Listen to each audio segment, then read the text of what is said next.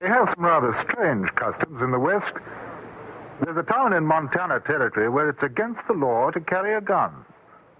The sheriff lives by this order, but other men can die because of it.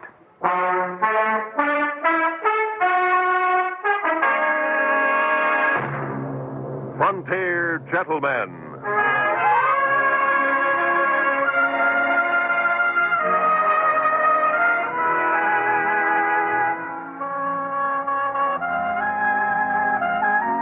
Herewith, an Englishman's account of life and death in the West. As a reporter for the London Times, he writes his colorful and unusual accounts. But as a man with a gun, he lives and becomes a part of the violent years in the new territories.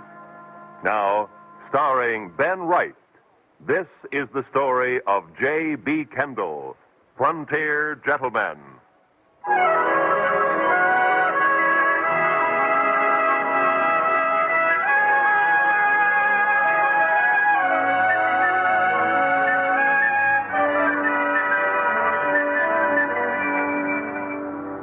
The journey had taken 98 days from St. Louis. I'd come by riverboat, up the Missouri, the little stern wheeler climbing, churning, scuttling over 2,000 miles of sandbar and rapids. Then into the lonely wastes of another, swifter stream, the Yellowstone, until we finally docked at South Sunday in Montana Territory. My ticket had cost $300, which left me about $50 in my pocket, and the slim hope that there'd be a letter at the express office with my remittance from England.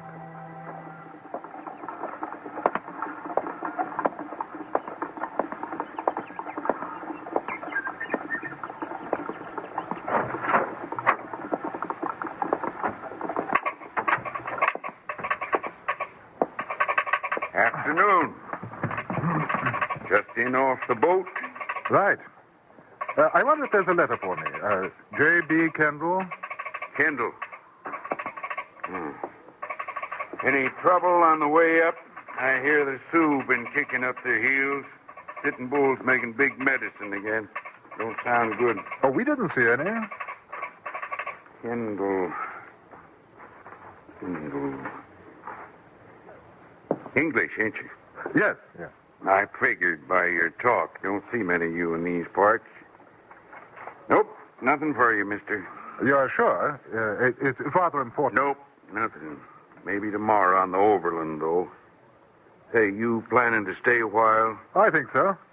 Better get and register, then. Register? Over to Sheriff Clanton's office. There's a notice on the wall. Maybe missed your attention. All strangers to South Sunday will, within 1 hour of arrival, register at the office of the sheriff or be prosecuted. That's Clanton's orders.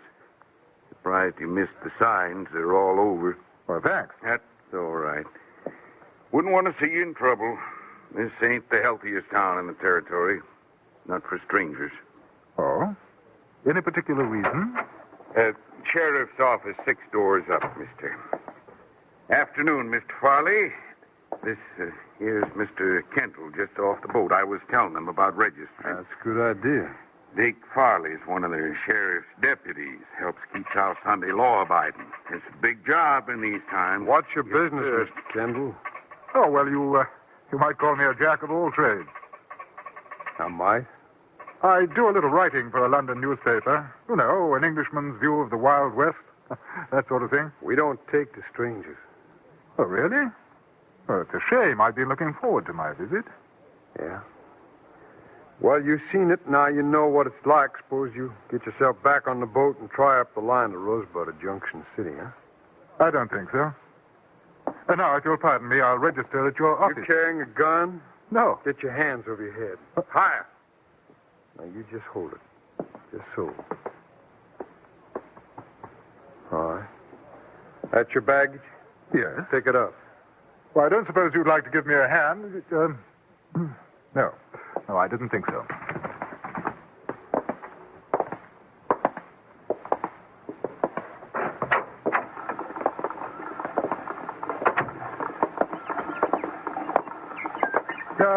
Farley, isn't it? That's right. Tell me, Mr. Farley, how did your town get its name? How should I know? Civic pride, perhaps? Mister, I don't like the way you talk or what you say, so you shut your mouth. Inside here. You just come in off the boat, Frank. Says he's a writer, a newspaper in London or something. He ain't carrying nothing. I searched. You're Sheriff Clanton? Yeah. J.B. Kendall. I understand I have to register. Yeah. You want to write about South Sunday? I might. How come? Well, as a matter of fact, the name intrigued me. You kidding? No, not at all. I write about the West, and you're in the heart of it. From what I understand, there might be trouble brewing with the Sioux and the Cheyenne. I'd like to be here if it blows up. What's the name of your paper? The London Times. You ever hear of a Duke?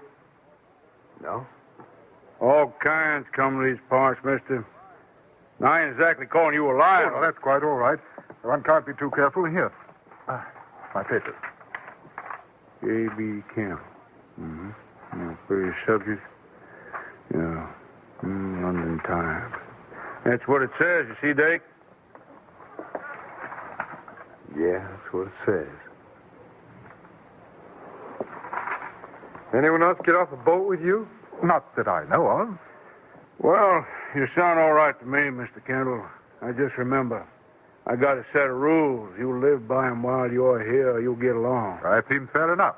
No man except them authorized by me carries a gun in South Sunday. That way we don't get a bunch of crazy, liquored-up miners and the like shooting up the place. It seems the usual thing for a man to be armed in most places. Well, it ain't usual here. It's again the law. I see. You got yourself fixed up the hotel? Not yet. Now, you go over to the Empire, Mr. Kendall. Tell them Frank Clanton sent you. They'll take care of you. Oh, it's very good of you. Dake, take a look at his baggage. Right. You're going to search my luggage? That's right, mister. No guns in South Sunday, not worn or hidden. That's the law. I haven't got one. Glad to hear it. I like a peaceable man. Yes, sir. A fella like you might think of settling down in South Sunday. The quietest little town in Montana Territory. It's an opportunity for a man. I'll keep it in mind, Mr. Clanton. There's nothing in his bags, Frank. Well, now, Mr. Kendall, you enjoy your stay. Anything you want, you just ask me. And I'd appreciate it if you put my name in your paper, sir. And whatever you want to say is okay with me.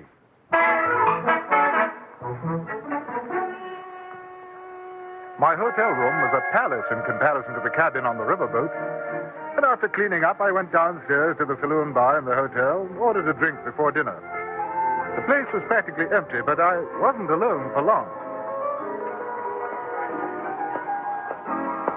Hi. You're the English fella, ain't you? Kendall? Yes, that's right. I'm Lila. I work here. Frank Clanton said to be nice to you. I'm being nice. Want to buy me a drink? It's on Frank. Well, I'd be delighted to. Bartender. Champagne, Harry. Yep. Frank says it's not ladylike to drink whiskey.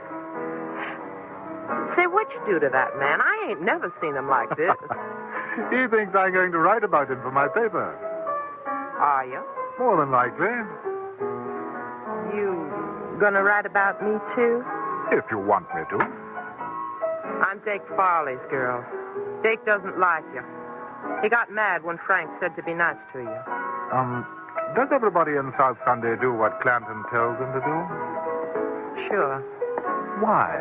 Your drink. Ah, well, good luck. Look here, Lila. What about Clanton? You seem like a nice fella. Don't ask questions. Oh. Well, what about you then? Me? What do you care? Where are you from? I was born in Ohio, got married, and came out west. 5 years back, my husband got killed in a gunfight. I don't know. I kind of drifted around, ended up here. One place is as good as the next. Is it? I guess. What about you? Your home's in England, huh? It was. You one of them lords or dukes or something? Oh, not exactly. Married? No. Must be interesting traveling around, seeing new things. It has its advantages. But I suppose you'd like to get back home. Oh, let's just say that one place is as good as the next. Oh. You can't go back, huh? Trouble? In a way. It's a... Oh, look, your friend's just come in. Who? Mr. Farley. Listen, you be careful with him. They can get awful mean.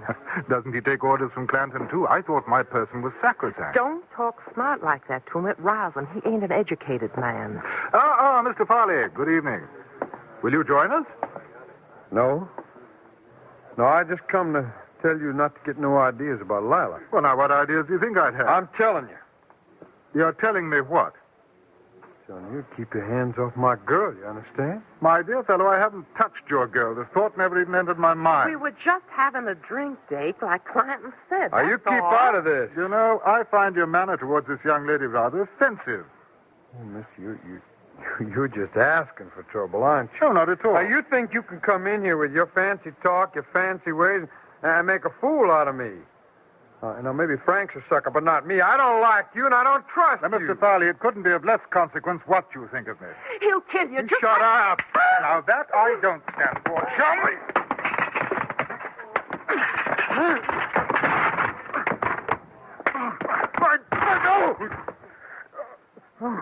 As I imagine, it's broken. Oh. And now, if you don't mind, I'll relieve you of these. Really, a chap of your disposition has no right running around with even one gun, let alone two. You should have killed him. What on earth for? Listen, there are two more beside Dake and Clanton. They'll get you. You won't have a chance. I think you'd better clear out before Mr. Farley stops bleeding. He's not going to be in a very nice mood. Where are you going? Down to Mr. Clanton's office. I've got to have a little talk to him.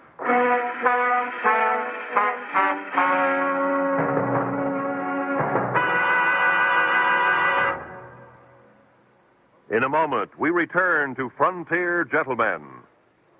People who live in glass houses maintain a fine view of the world, but they do give up a great deal of privacy in the process. Folks who like their privacy but want to know what is happening in the world satisfy their needs another way. They make it a practice to keep their radios tuned to CBS Radio every day of the week. That way, they can enjoy their surroundings and still take advantage of our far-flung CBS News facilities. To keep an eye on the world, keep an ear on CBS Radio 7 days a week. Now, Act 2 of Frontier Gentlemen.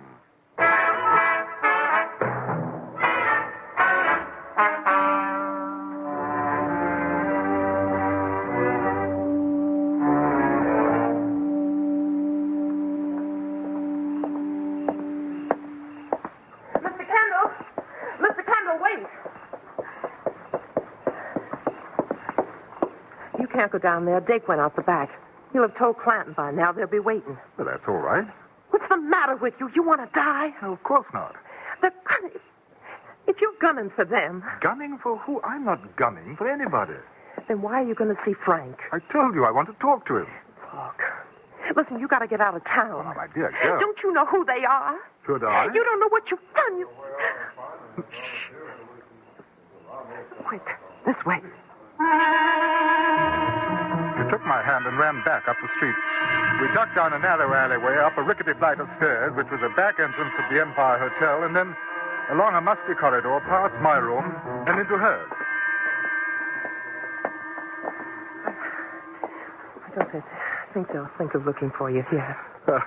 Your friend Mr. Farley is going to be quite upset if they do. His name not Farley. Clanton isn't Clanton. They're the Shelton boys. Shelton? The New Mexico Shelton boys? There are 4 of them, brothers. What are they doing in South Sunday? Hiding out from Billy the Kid. They killed one of Billy's men down south. Billy swore to get them all for it. That's why Frank won't let anybody around here carry a gun. But how do you know all this? It was my husband they killed. Your husband with Billy? We were both crazy young. Harry joined up with Billy for excitement, I guess. One time he was gone out of town 3 months. I was lonesome, and I met Dake. Harry came back. They had a fight over me. Dake outdrew him. We ran away together. I see. And you thought I'd come after them and that Billy had sent me? They'll think it now, too. Who made Frank sheriff here? Nobody. There wasn't one when we came. He just took over. Funny thing is, I guess he's a pretty good sheriff. He quit the old ways, kind of likes it here. Why have you told me all this, Lila? I don't know. He talked with me like I was a lady. Indian treats a squaw better than Dake treats me. Maybe I want to see you finish him. Well, it's not going to be very pleasant for you anymore. Pleasant? Mister, you got a funny way of saying things. Is there anywhere that you could go? Friends? In South Sunday? Well, what about home? I mean, Ohio. Home?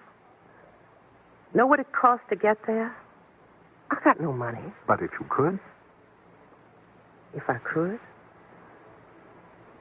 I had nice folks, but I don't even know if they're alive or dead.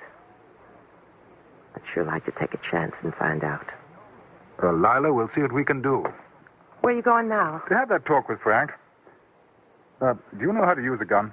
Yes. You take this one. Lock yourself in after I've gone.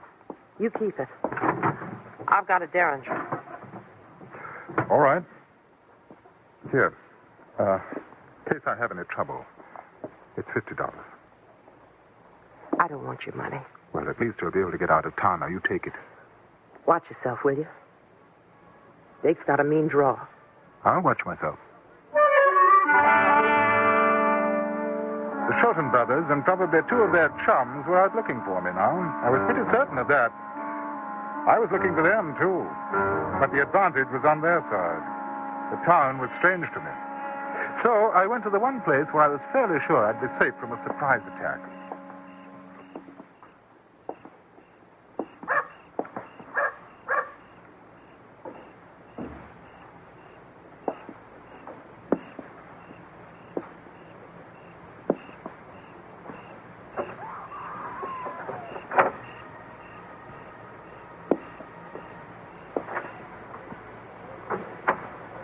Sheriff ain't here. What do you... Careful. Keep your hands where they are. You're Kendall? I'm Kendall. Billy the Kid sent you. Now listen, You may very slowly, carefully unbuckle your gun belt and let it drop to the floor. Now, if you try to be foolish and brave, I shall be delighted to shoot you in the stomach. Oh, not me, Mr. Kendall. You see, just like you Which say... Shelton are you? Monroe. Very well, Mr. Shelton. I wish you to walk to that cell in the far corner, go in and close the door behind you. You will then stand with your back to the door. You wouldn't kill me? Oh, yes, I would. Now, off you go.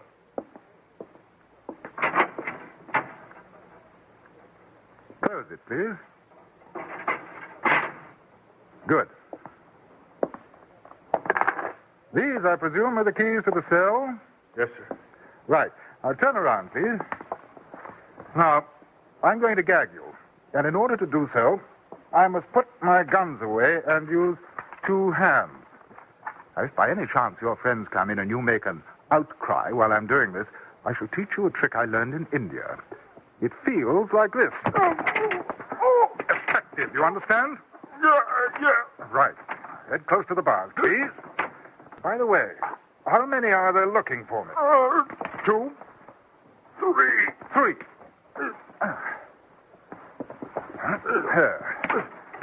Now we'll make ourselves comfortable and wait for your brothers.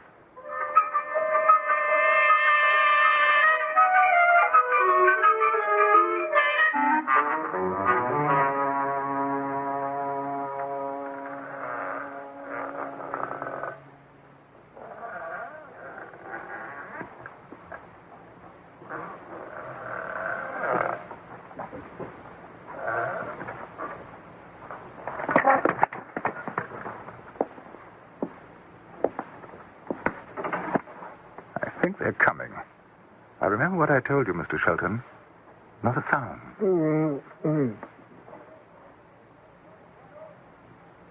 Kendall! We know you're in there. Blast. Kendall! You hear me? Is there a back door? Mm-mm. Come out with your hands up, or we're coming in after you. All right, let's get that gag off. I can see I'm going to need you. What are you going to do? I'll probably have to end up killing you. Nothing personal, you understand. What do you say, Kendall? Out you come. Open the door and throw your guns out. I've got a much better idea. You open the door and throw your guns in. Monroe, you in there? Tell him. Yeah, I'm in here, Frank. Kendall, you come on out. Maybe we can make a deal. You can keep your gun. I think it'd be safer if you came in without yours. We could rush you. You couldn't get all three of us. You have my permission. I don't know how your brother will feel about it. You want to tell him?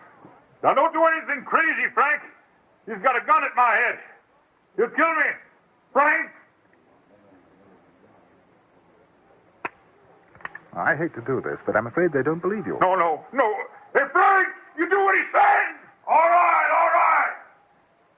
Kendall, we open up the door. Throw down your gun. You give us your word you won't shoot? Not unless you do.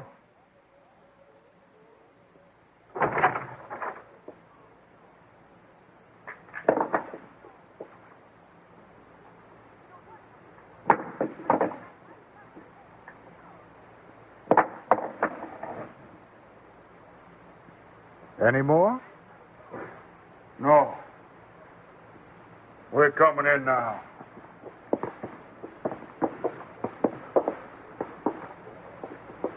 Well, pleasant family reunion.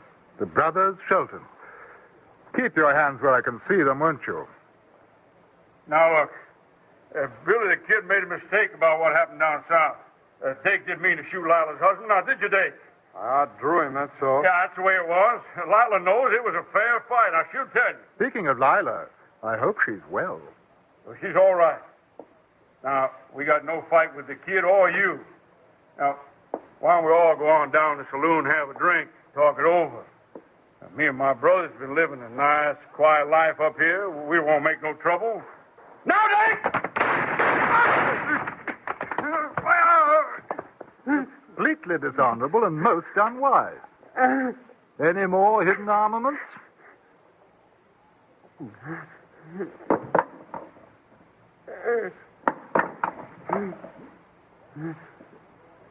You going to... That depends. Mr. Shelton, have you got $500?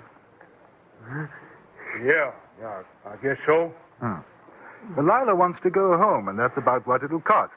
You have the money here? It's in the safe. Sure, she could take the boat out when it leaves in the morning. Ain't that so, Dave? Sure. Get it? Yeah.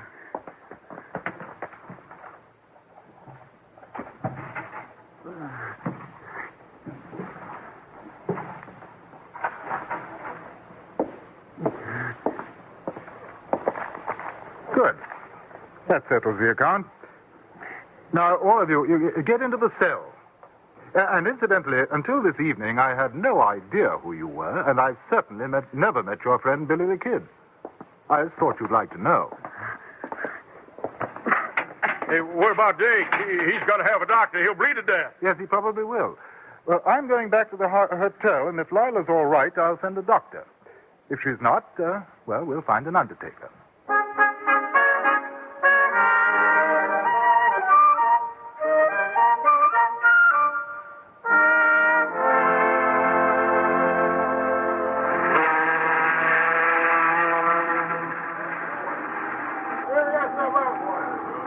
Thank you, Mr. Kendall. Oh, that's nothing, Lila.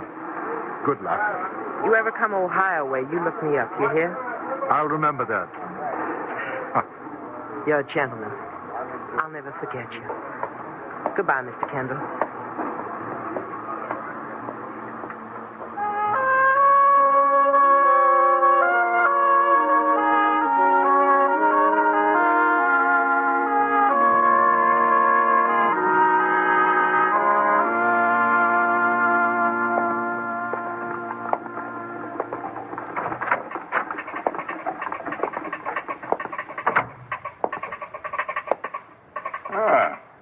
Morning, Mr. Kendall.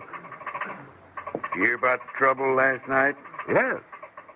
Sure must have been something. According to the sheriff, a whole gang rode in and tried to shoot him up. He ran 'em off, though. Oh, really? I wonder, has that letter arrived yet? Nope. Afraid not. Mail's already come in. Won't be any more until next week. Oh, well, when it does come, perhaps you'd be kind enough to forward it to me. Sure. What address? In care of the express office, Rosebud, Montana Territory.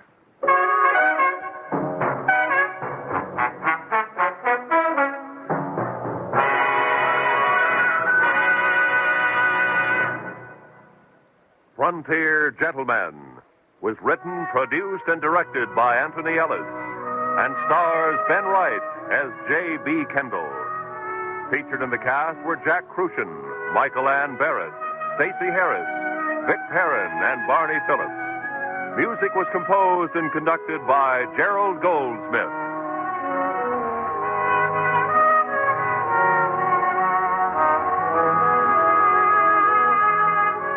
Join us again next week for another report from the Frontier Gentlemen.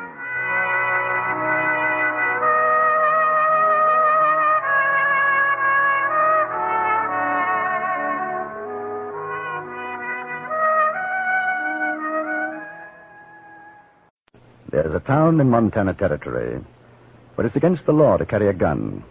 The sheriff lives by this order, but because of it, other men can die.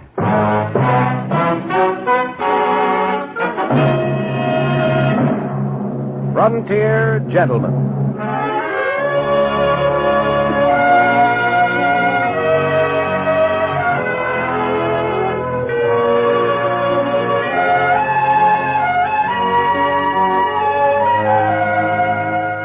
Herewith, an Englishman's account of life and death in the West. As a reporter for the London Times, he writes his colorful and unusual accounts. But as a man with a gun, he lives and becomes a part of the violent years in the new territory. Now, starring John Daner, this is the story of J.B. Kendall, Frontier Gentleman.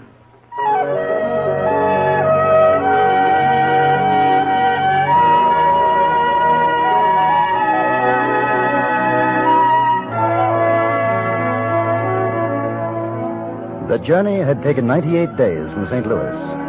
I had come by riverboat up the Missouri, the little stern wheeler climbing, churning, scuttling over 2,000 miles of sandbar and rapid.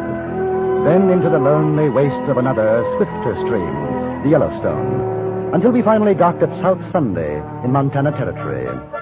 My ticket had cost $300, which left me about $50 in my pocket, and the slim hope that there would be a letter at the express office with my remittance from England.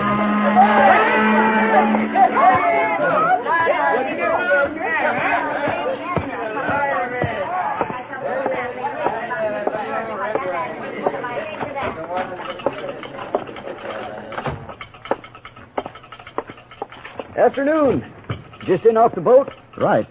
I wonder if there's a letter for me, J.B. Kendall. Kendall, any trouble on the way up? I hear the Sioux been kicking up their heels. Sitting bulls making big medicine again. Don't sound good. We didn't see any. Kendall, you English, ain't you? Yes. I figured by your talk. Don't see many of you in these parts. Nope. Nothing for you, mister. You're sure? It's rather important. From England? Nope. Nothing. Maybe tomorrow on the overland, though. They say, you planning to stay a while? I think so. Better get and register then.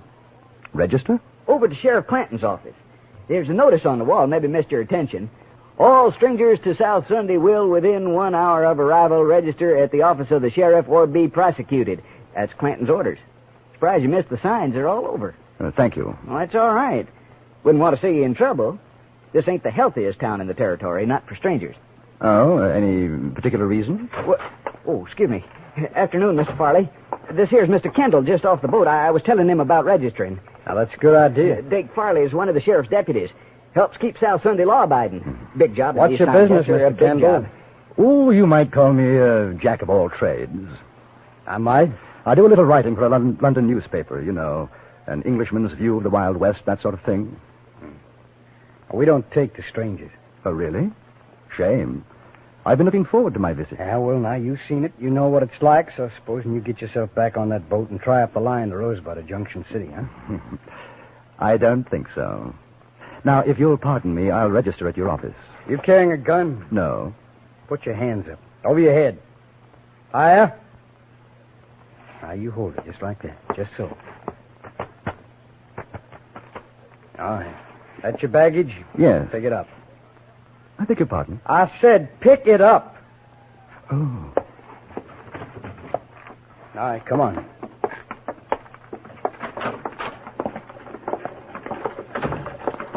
Tell me, Mr. Farley, how did your town get its name? How should I know? Well, I thought you'd take an interest, just as a matter of pride. A civic pride. Mister, I don't like the way you talk or what you say, so you shut your mouth. Here? Well, inside. Where you been, Dake? I've been checking on this fella, Frank. He just come in off the boat. He says he's a writer at a newspaper in London or something. He ain't carrying nothing. I searched him. You're Sheriff Clanton?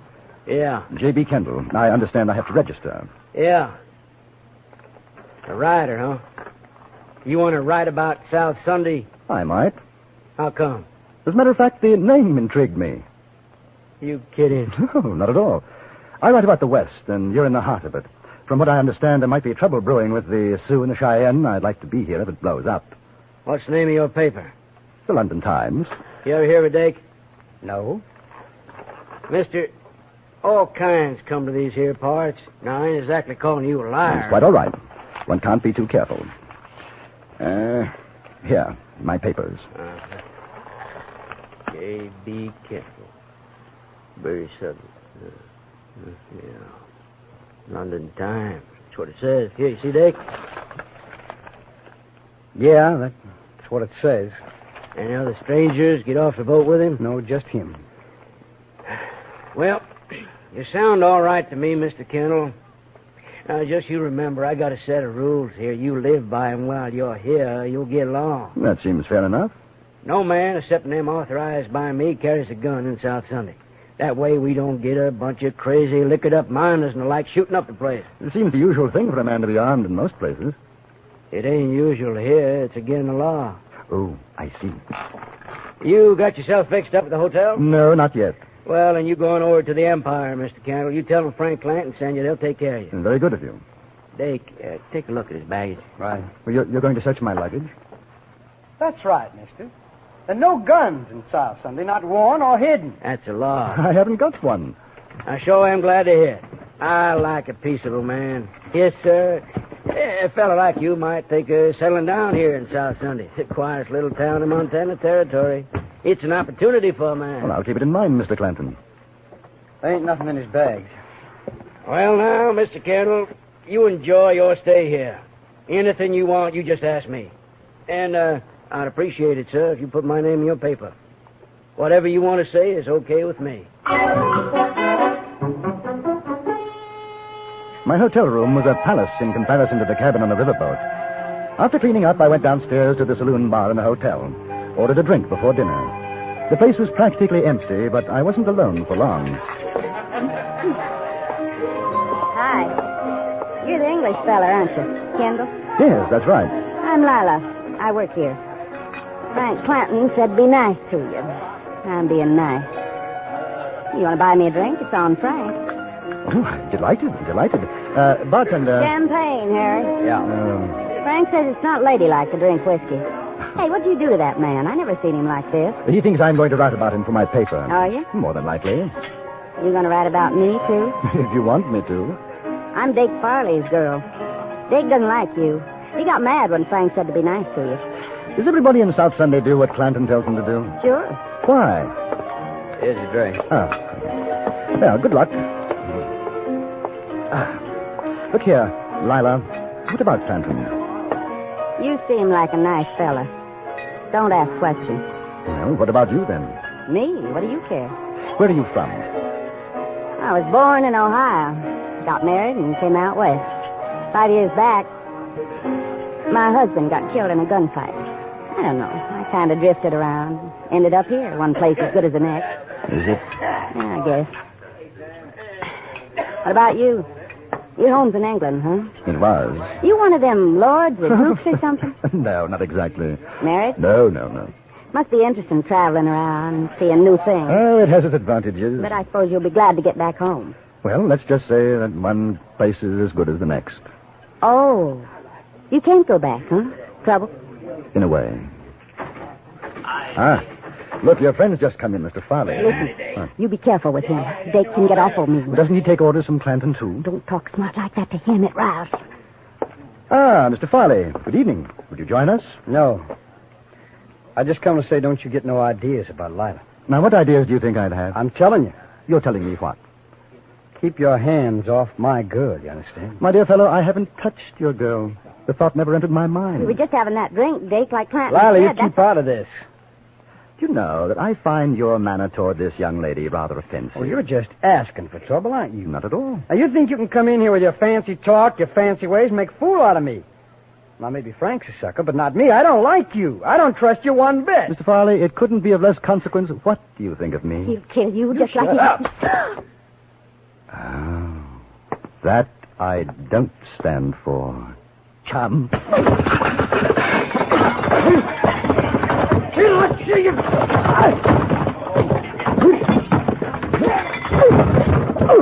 Oh, my God. My nose. Imagine it's broken. Now, if you don't mind, I'll relieve you of these. A chap at your disposition has no right running around with even one gun, let alone two. Hand up, will you? You should have killed him. What on earth for? Listen, there's two more besides Dake and Clanton. They'll get you.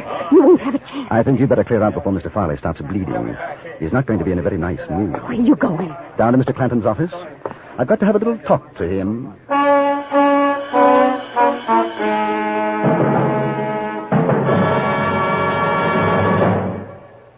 In a moment, we'll return to Frontier Gentlemen. Who gets the last word? It all depends on who's playing CBS Radio's fascinating game Tuesday evening with Dr. Bergen Evans.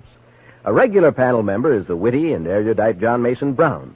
Other guests vary from week to week. This Tuesday, they'll be Gary Moore and Lael Wertenbaker.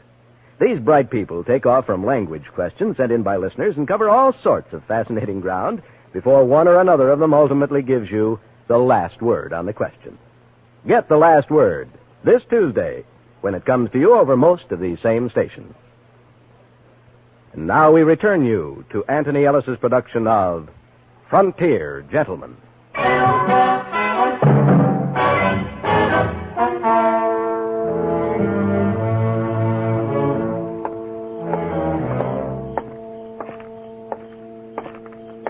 Mr. Kendall, no, wait. Oh, you can't go down there.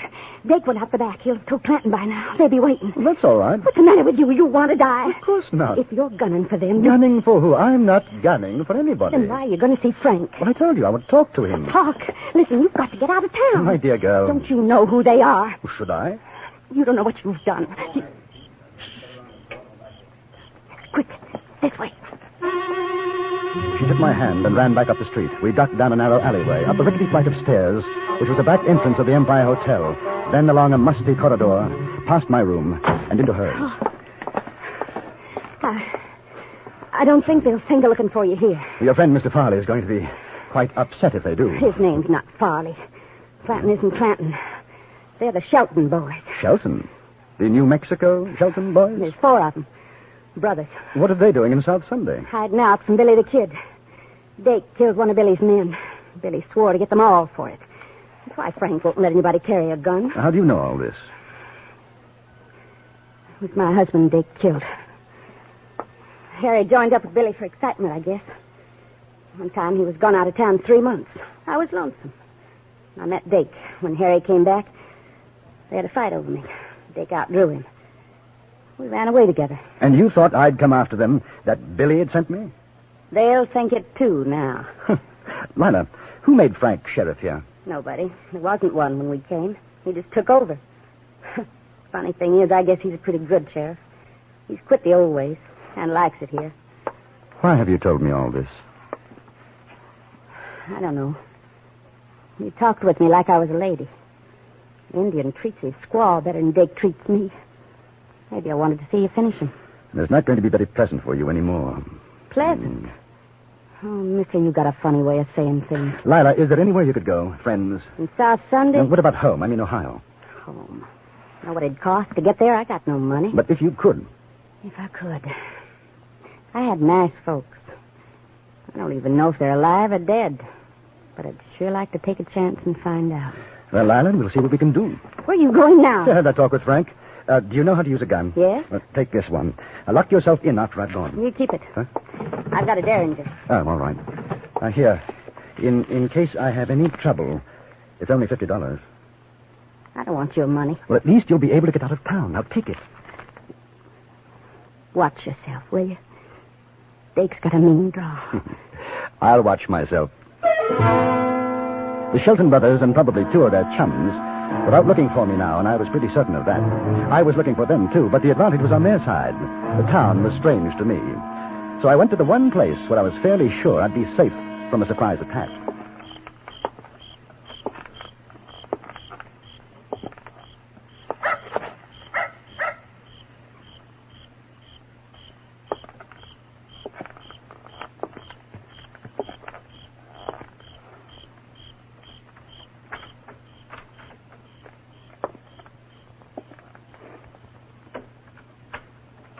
Sheriff ain't here. What are you... Careful. Keep your hands where they are. You're Kendall? I'm Kendall. Billy the Kid sent you. Now listen, You may very slowly, carefully unbuckle your gun belt and let it drop to the floor. If you try to be foolish and brave, I shall be delighted to shoot you in the stomach. Not me, Mr. Kendall. You see, just like you say. Which Shelton are you? Monroe. Very well, Monroe. I wish you to walk to that cell in the far corner, go in, and close the door behind you. You will then stand with your back to the door. You wouldn't kill me. Oh, yes, I would.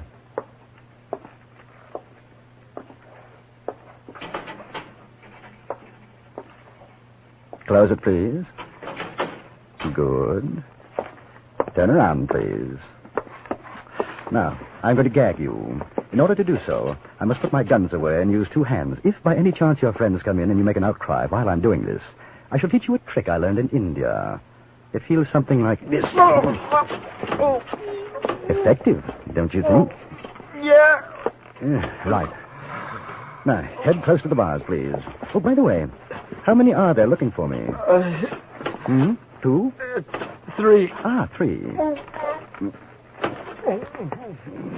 There. Now, we'll make ourselves comfortable and wait for your brothers.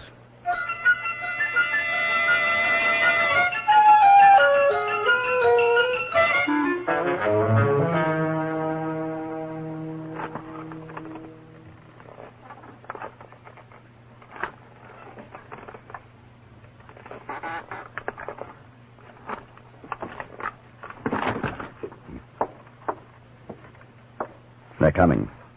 Now remember what I told you, Monroe. Not a sound. Kendall! We know you're in there. Blast. Kendall! You hear me? It's at the back door. Come out with your hands up. Oh, we're coming in after you. Let's get that gag off. I can see I'm going to need you. What are you going to do? I'll probably have to end up killing you. Nothing personal, you understand. What do you say, Kendall? Out you come. Open the door and throw your guns out. I've got a much better idea. You open the door and throw your guns in. Monroe, are you in there? Tell him. Yeah, I'm in here, Frank. Kendall, you come on out. Maybe we can make a deal. You can keep your gun. I think it'd be safer if you came in without yours. We could rush you. You couldn't get all three of us. You have my permission. I don't know how your brother will feel about it. You want to tell him? Now, don't do anything crazy, Frank. He's got a gun at my head. He'll kill me. Frank! I hate to do this, but I'm afraid I don't believe you. No. Hey, Frank, he's going to shoot. You do what he says. All right. Kendall, we'll open the door. Throw in our guns. You give us your word you won't shoot? Not unless you do.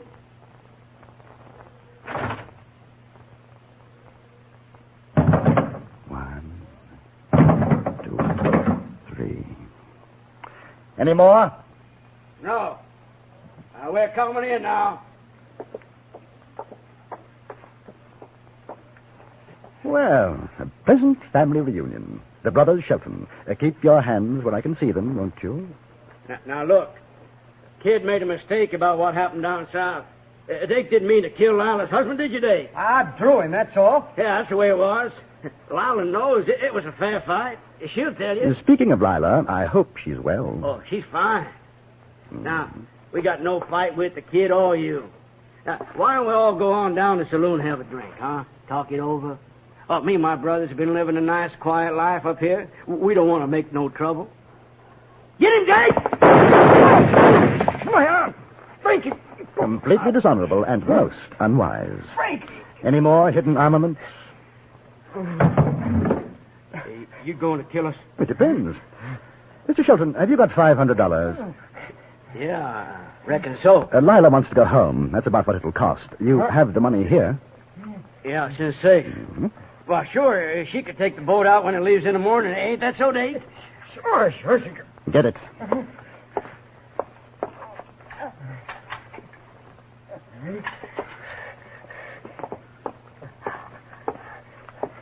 Good.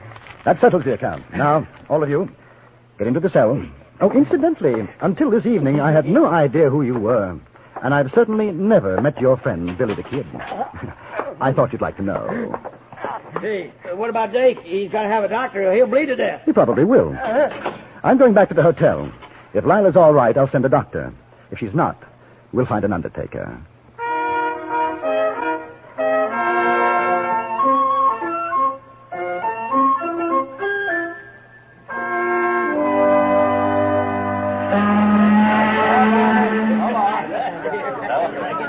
I want to thank you, Mr. Kendall. It's nothing, Lila. Good luck. You ever come Ohio way, you look me up. You hear? I'll remember that. Oh. You're a gentleman. I'll never forget you. Goodbye.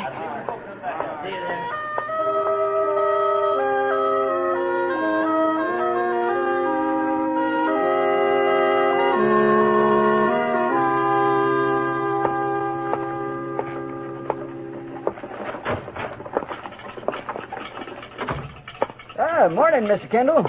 Hear about the trouble last night? Yes. Sure must have been something. According to the sheriff, a whole gang rode in trying to shoot him up. A gang? Yep. 6 of them. Dake Farley got hit in the arm. Really? The sheriff ran him off, though. Marvelous. I'll have to mention that in my article to the London Times. Now, I wonder, has that letter from England arrived yet? No, I'm afraid not. Mail's already come in. Won't be any more till next week. Well, when it does come, perhaps you'll be kind enough to forward it to me. Sure. What address? In care of the Express Office. Rosebud, Montana Territory.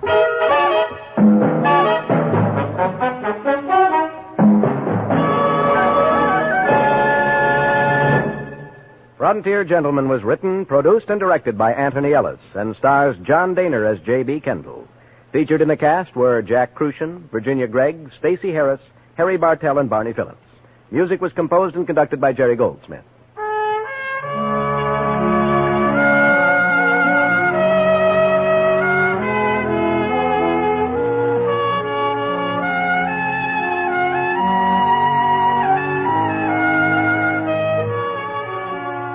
Join us again next week for another report from the Frontier Gentleman.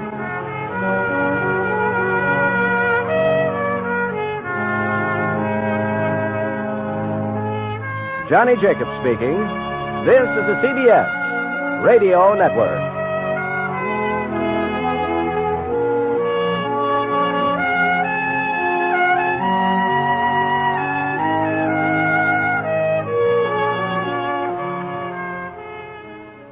The great chief of the Sioux Indians is Sitting Bull. He's a rather difficult chap to meet, especially when he's planning for war.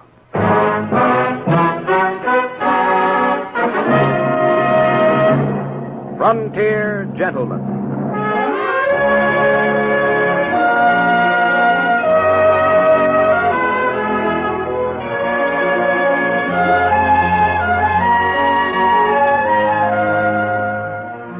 Herewith an Englishman's account of life and death in the West. As a reporter for the London Times, he writes his colorful and unusual accounts. But as a man with a gun, he lives and becomes a part of the violent years in the new territories. Now, starring John Daner, this is the story of J.B. Kendall, Frontier Gentleman.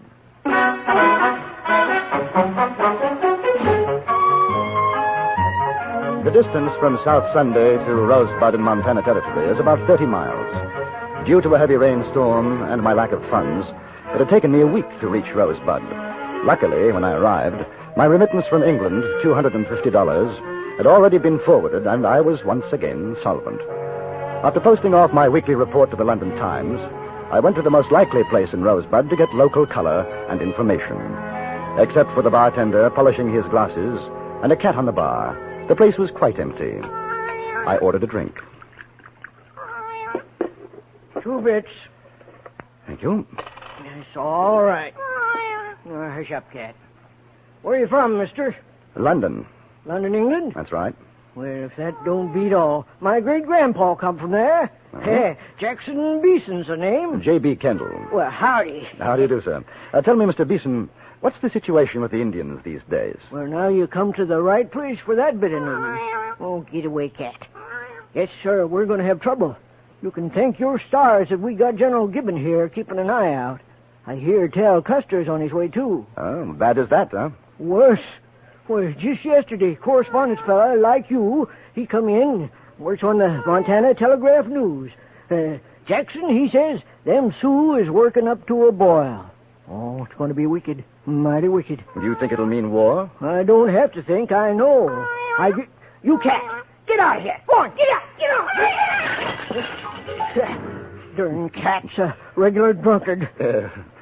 This correspondent chap, is he still here? Charlie Meeker? Oh, sure. He's around somewhere. I'd like to meet him. Right nice fella.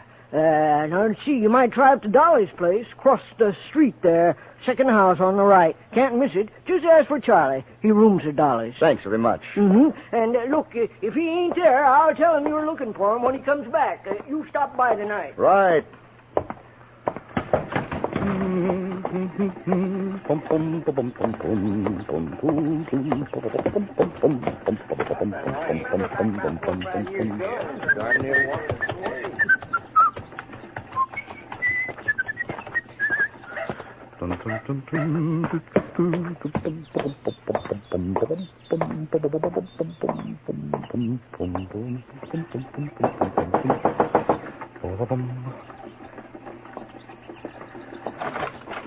Well, hello, early bird.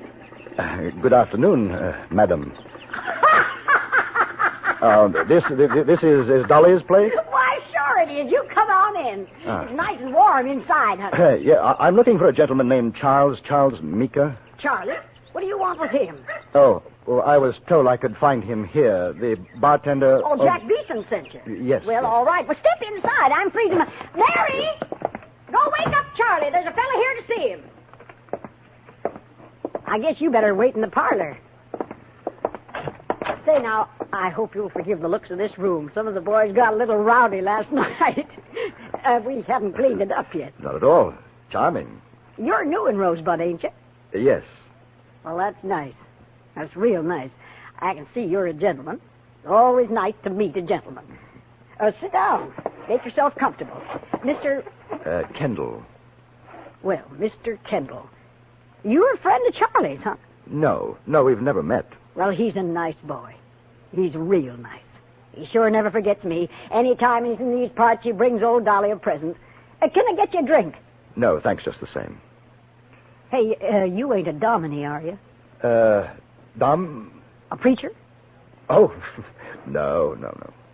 Well, I sure do admire to hear you talk. I wish you'd say something else.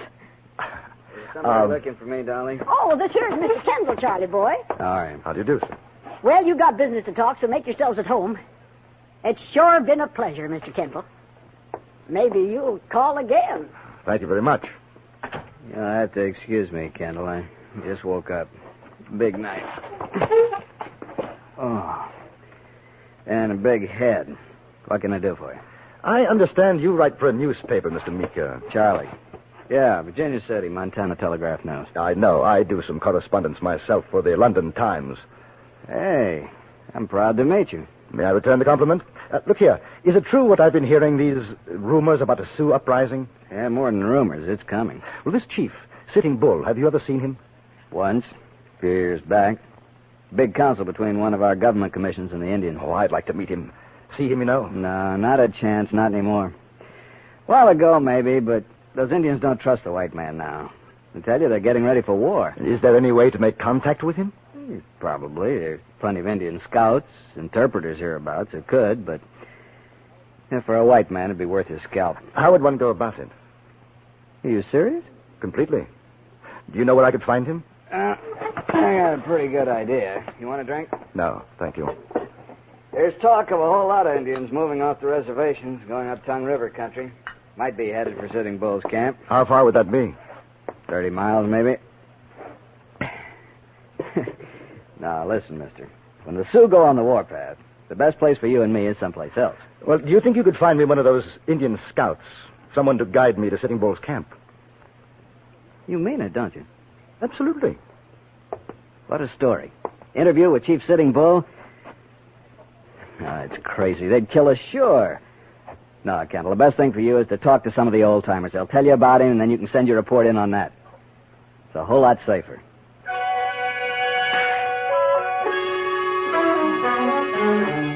That evening in Beeson's saloon, Charlie Meeker found a half-breed interpreter, Johnny Duchelle. He was a big man, dark, with handsome features, and when he smiled, which he did constantly, there was something at odds in his eyes, veiled, a coldness.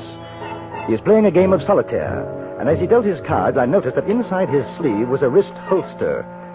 Strapped to it, a derringer. You want to talk with Sitting Bull? That's right, Johnny. Him too? Me too. Suppose he don't want any talk with you. Suppose he want to take your scalp. That would be rather awkward. Johnny, how well do you know the chief? How well does any man know another? Charlie says you've done scouting work for General Crook. Well, doesn't that make you Sitting Bull's enemy? Yesterday I scout for the soldier. Tomorrow maybe I fight with the Indian. Who knows? Yes. Well, the point would seem to be, whose side are you on if you do guide us? If I do this thing, you put your trust in me. I see. Well, what do you say, Johnny? Can you take us to him? Black ace on the red 2. Yeah. You got $50, silver? Kind of high, isn't it? Sitting Bull, one big chief. You want me to take you to Red Cloud, Crazy Horse? Maybe cost less. What do you think, Kendall? I'm not sure. Maybe you find somebody, do it for less. He'd take you to India and cut out your heart, huh?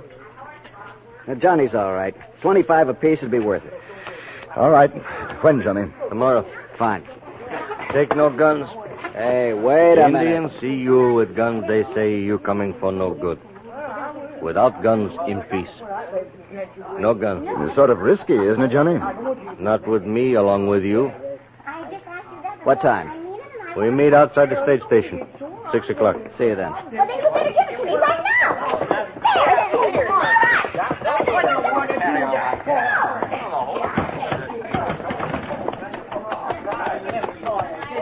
Well, you still want to go? I'm not sure about that, fellow. That's a chance you take these days. We can back out. No. But to be on the safe side, Charlie, I think 2 guns in shoulder holsters would make me feel a bit better. Sure. You got them? Never use a gun myself. Oh, yes, I've got them. Look here, Charlie. Now, this is my idea. No need for you to come along, you know. What's the matter? You want the story for yourself? No, not that at all. I'm sorry. I only thought that... Forget it. We'll go together. Hey, how about coming over to Dolly's with me for nightcap? No, thanks, not tonight. Sleep for me. Oh. Well, see you in the morning. We can pick up horses at the livery stable. So long.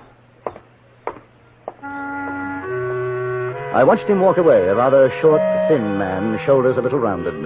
And then he was lost in the shadows, and I had that odd sensation of having lived this moment before. It had been in Peshawar, in northern India. I remembered a good friend who had walked away from me in the night. The next morning, his head was thrown through the barracks windows.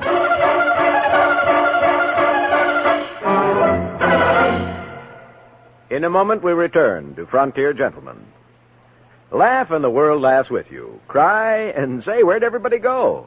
Chances are they've taken off in the direction of CBS Radio's Peter and Mary show. Peter Lindhays and Mary Healy have a magic way of banishing the blues. Their amusing notions about practically everything, the easy way they sing their songs, and the exciting personalities who visit them all make CBS Radio's Peter and Mary show a cure for the blues.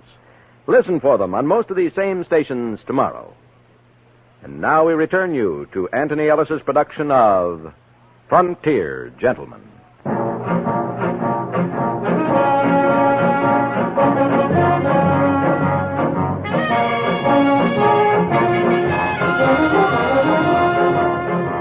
The morning was gray, a bit windy. We left Rosebud at 6 o'clock and rode steadily toward the southeast. I could see no sign of a gun on our guide, Johnny Duchelle, but his bulky jacket could have hidden an arsenal. For perhaps over an hour, we didn't speak.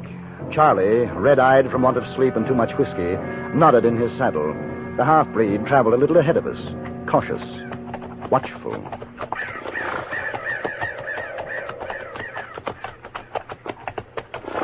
Hey, Kendall.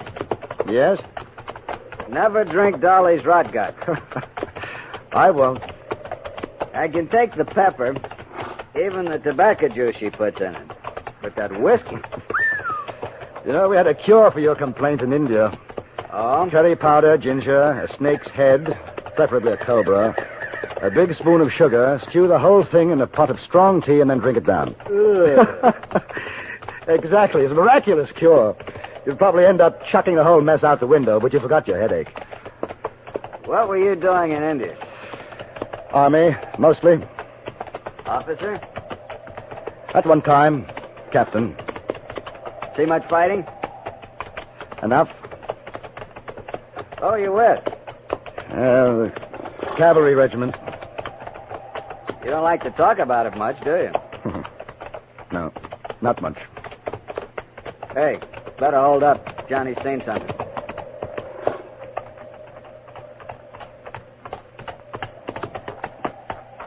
In timber.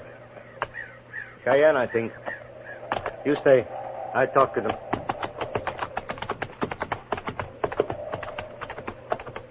How many? Can you see? 5 or 6. Might be others in the woods. Hey, you know something funny? I'm scared. Think about your headache. No, thanks. Too close to my hair. You ever see a scalped man? No. But I shouldn't worry. The tribesmen do much nastier things to get their trophies in India. Johnny must know them. Look. All very friendly. Hello. They must have given their blessings. You think so? Either that or Johnny's made an arrangement with them to cut our throats. He looks happy enough. That tall wolf and his brave. They will ride to the council. Tell of our coming. Glad to hear it. We go on now. Johnny smiled, turned away, and we rode on. I had the distinct feeling that he knew exactly what he was doing, and we didn't. Another hour passed. If there were more Indians about, we didn't see them. The terrain was becoming more rugged, and when we reached a narrow stream, Johnny called a halt. We rest the horses. All right. I think I'll get myself a drink. Water, that is. Funny, we haven't seen any more Indians, Johnny.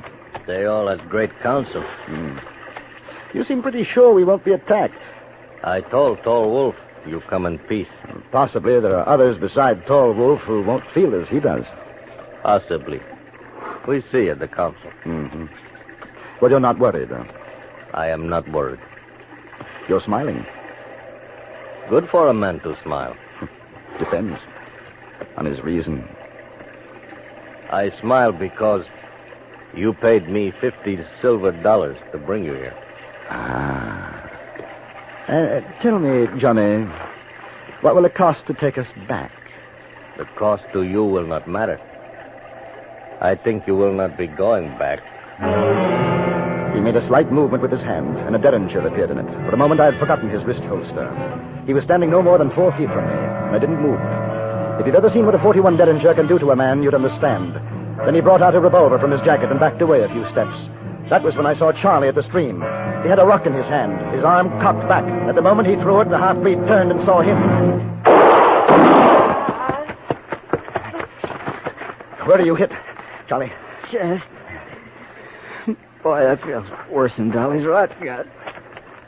He's not dead? No, I'm not dead, you stinking breed.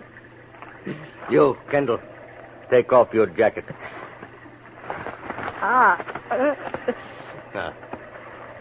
Untie those shoulder holsters.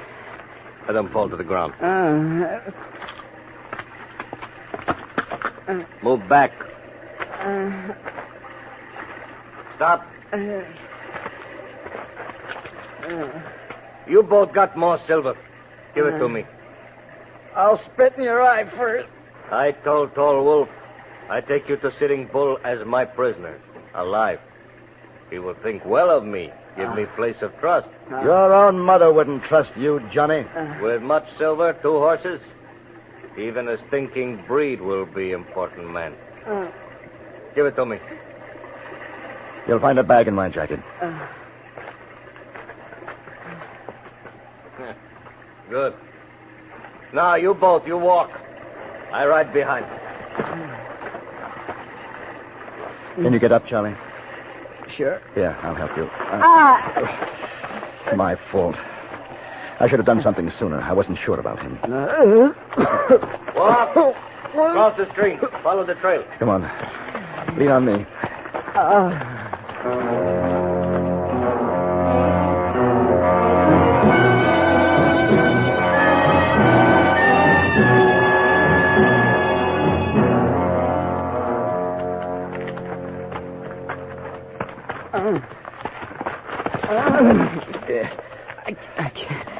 I can't go on anymore. He is dead. Let me put him on a horse. He called me stinking breed.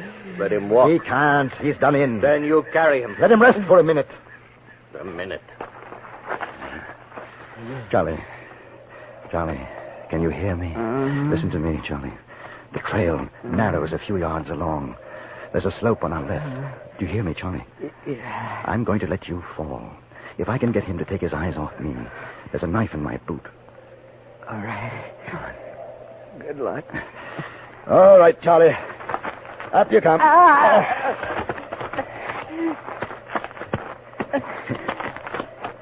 Getting close, Charlie. Now, when you fall, keep your head down in case he starts shooting. What a way to die. I could hit Dolly's right now. If we get back alive, I'll join you.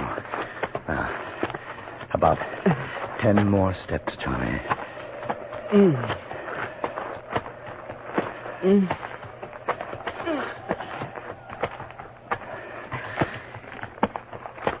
Now, Charlie. For a moment, I had a glimpse of Charlie sliding, falling down the hill slope. Then he disappeared into the underbrush. I turned to face Johnny Duchelle, the knife in my hand. Johnny was standing in his stirrups, craning his head to see over the trail's edge. He was no more than 15 feet from me. It must have been the horse shifting its weight that disturbed my aim. I threw, and the knife struck high on his shoulder. He half fell from the saddle, and I ran for him. I felt one of the bullets from his gun burn my cheek. Then we were rolling down the hill. Somewhere on the way, he lost the gun, but the knife was stabbing. Cut it at me.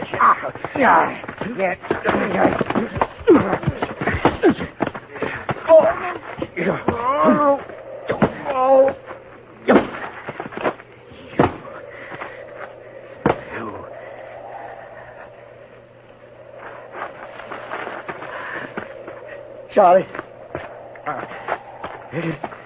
Charlie. It's all right. It's all right, Charlie. He's finished. He's finished.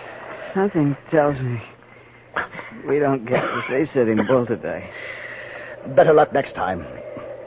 Hey, Kendall. Whiskey's paid for. But I owe Dolly for room and board. It's only...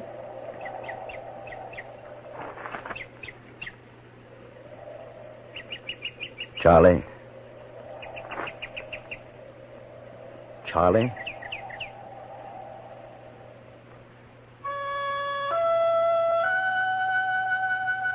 I took Charlie back to Rosebud, to Dolly's place.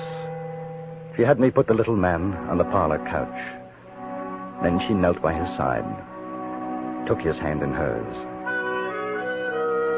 Charlie, boy, it's Dolly.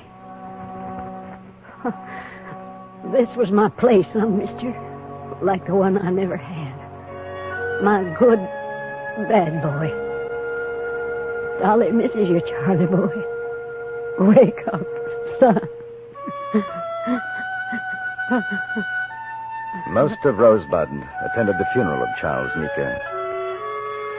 I sent the story to his own newspaper, as well as to the London Times.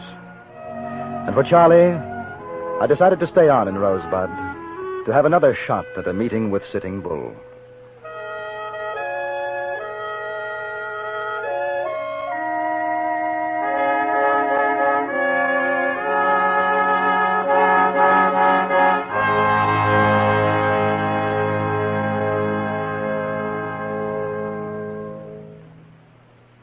Frontier Gentleman was written, produced, and directed by Anthony Ellis and stars John Daner as J.B. Kendall.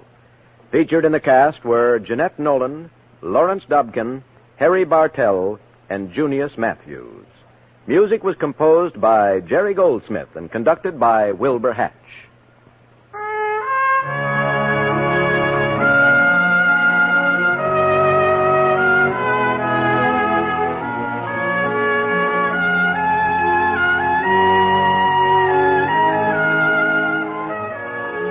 Later today, you'll have 5 more engrossing dramas waiting for you on CBS Radio, starting with Suspense, which today stars Herbert Marshall. You can look forward to plenty of action and plenty of thrills with yours truly, Johnny Dollar, the FBI in Peace and War, Indictment, and Gunsmoke. For good listening, keep listening to CBS Radio. Now, stay tuned for the Ford Road Show, which follows immediately over most of these same stations. Join us again next week for another report from the Frontier Gentleman. Johnny Jacobs speaking. This is the CBS Radio Network.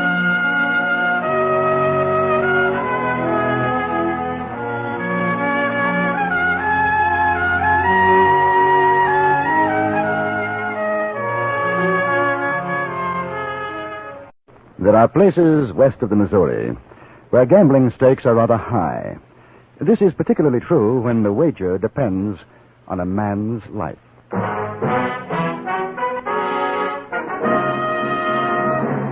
Frontier Gentleman.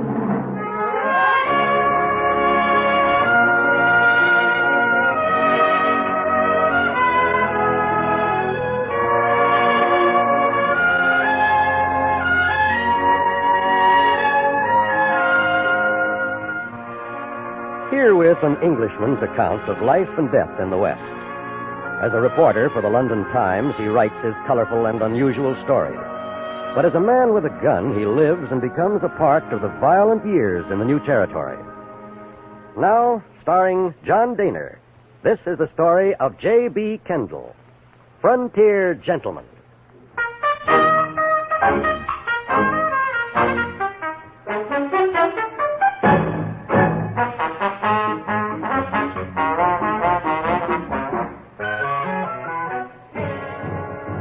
I had stayed in Montana Territory hoping for an interview with Sitting Bull or even Crazy Horse.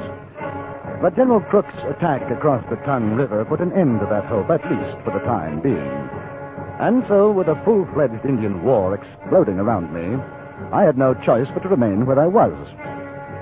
The settlement with a normal population of perhaps 100 had swollen to 4 times that number. The saloon keeper, gambler, and others were doing a thriving business, and the most popular spot in town was undoubtedly a place bearing the rather, sanguinary legend, Jug of Blood. It was what is known as a honky tonk. I was passing outside when the trouble began. The doors flew open and half a dozen brawling men erupted in the street. In sheer self-defense, I became a combatant.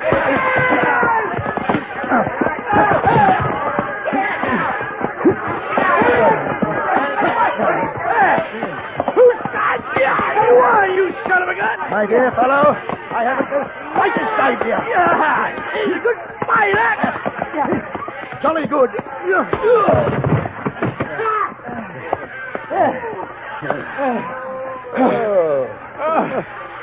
It's just some no good son of a gun was cheating at poker. And no good son of a gun. Really? Yeah. One of those? How should I know? I wasn't playing. I just heard it all. You know, if there's anything I hate, it's no good cheating son of a gun. Yes. Bad form. I don't blame you. Hey, what's your hurry? Now, if you'll pardon me. Hey, come on in and have a drink. No, I don't think so. Thank you. Oh, come on. There's mighty pretty little gals in there. You know, Jake Carter hired them all the way out from back east. They was on their way up to Virginia City. But his Sioux ruckus was held them out. I'm sorry to hear it. But now, really, I must be going. Oh, mister, you ain't seen such dancing, such carrying on. I'll be a son of a gun if I let you move on without seeing the nicest bit of female woman flesh this side of St. Louis. Son of a gun, come on, let's go. You won't be sorry.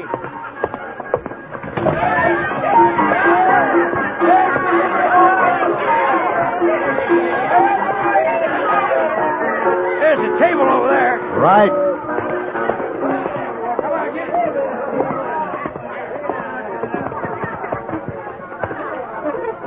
Well, it's kind of early. It's still a little quiet. You'll warm up by and by. Hey, her name is Smith, Walleye Smith. J.B. Kendall, Mrs. Howdy. Smith. Hey, what are you drinking? Oh, I'll take a beer if you don't mind. Oh, don't make no never mind to me. Jake? Yeah? A beer from a pound of whiskey for me. Tell Andy to bring him over. Okay. J.B. Kendall, huh? J.B. Hey, you any kin to Arizona Kendall's down at Tombstone? No. What's your business, mister? I'm inside from fighting. I'm a newspaper correspondent. Oh. Well, I'm a cowpuncher myself. Got paid off last week. This here's a good place to pay your money. Hey, how you like that there picture over the bar? Ain't she something? There's quite a bit of her, isn't there? What'd you say? I say there's quite a bit of her, isn't there? Yeah. A little out of proportion here and there. Ample. Well, son of a gun, I like you, Kendall. I like you. Son of a gun. Hey, what paper you write for? London Times. Well, son of a gun.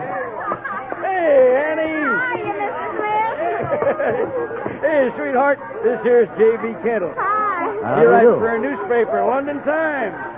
He's an important man. Now, you go call Crystal. Drinks are on me. Sure, Mr. Smith. Yeah, me, I go for the nice fat one. Something you can grab a hold on. Never did like dancing with them skin and bone gals. I gather Annie is your choice, huh? Yeah. She's some looker, huh? Oh, no doubt of it, Mr. Smith. Of course, now, there ain't nothing wrong with Crystal. She's the one close herding with that son of a gun, Bill Baskin. Oh, See? I paid $5. I don't think he's taking kindly to your friend Annie's suggestion. He's a raunchy buzzard, ain't he? He's drunker than all. I say, look here, old boy, we don't want to cause any more trouble. You and your young lady have a nice evening. I'll be running along. Oh, sit down. Huh? I owe you for that fight. I always pay my debt. Well, here they come. Ladies, meet J.B. Kendall. This here's Crystal, J.B. Crystal, how do you do? Go on, sit in his lap, sweetheart. The poor fella ain't feeling his oats yet. Well, no, I'm sure Miss Crystal will be much more comfortable in a chair. Come here, Annie. Here, would you, care for a drink? No, thanks. Oh. The gentleman you were dancing with, he seems rather upset. Oh. Are you sure I can't get you something? What's the matter? You don't like me? Ain't I good enough to sit in your lap? Oh, well, not at all. I'd be delighted, but... I'm Wild Bill Baskin. Ain't no man nor dog would take my gal away from me. You riding herd on Crystal, Bill? I'm riding herd on no one. But I paid good hard cash, and I'm going to have my dance out. You go rattle Hotch out of here. And I said good hockey to you, Walleye. Gentlemen, I think the language is getting a trifle ripe. After all, there are ladies present. Well, who are you son of a gun? The name is Kendall. Well, goose hockey to you, You Kendall. had your ride, mister. I ain't dancing no more with you. He'd like to I'll stomp my pay you feet off, Mr. Kendall. I rather think it's up to the lady. Don't you, chum? Lady? She ain't no lady. Bill. Son of a gun. Bill, You I'm got- giving you 1 second to rattle Hawks out, and then I'm going to blow your ears off. No. Oh, no need of you that, are. Mr. Smith. You'll go along quietly, won't you, Mr. Bascom? You think you're a pretty big son of a gun, don't you? Well, you don't stampede me, mister. Now, come on, girl. Not at all polite. You're breaking my heart. Then be a good chap, and as Mr. Smith puts it, go rattle your heart. Ain't no son of a gun telling me what to do. I'm Wild Bill Bascom, and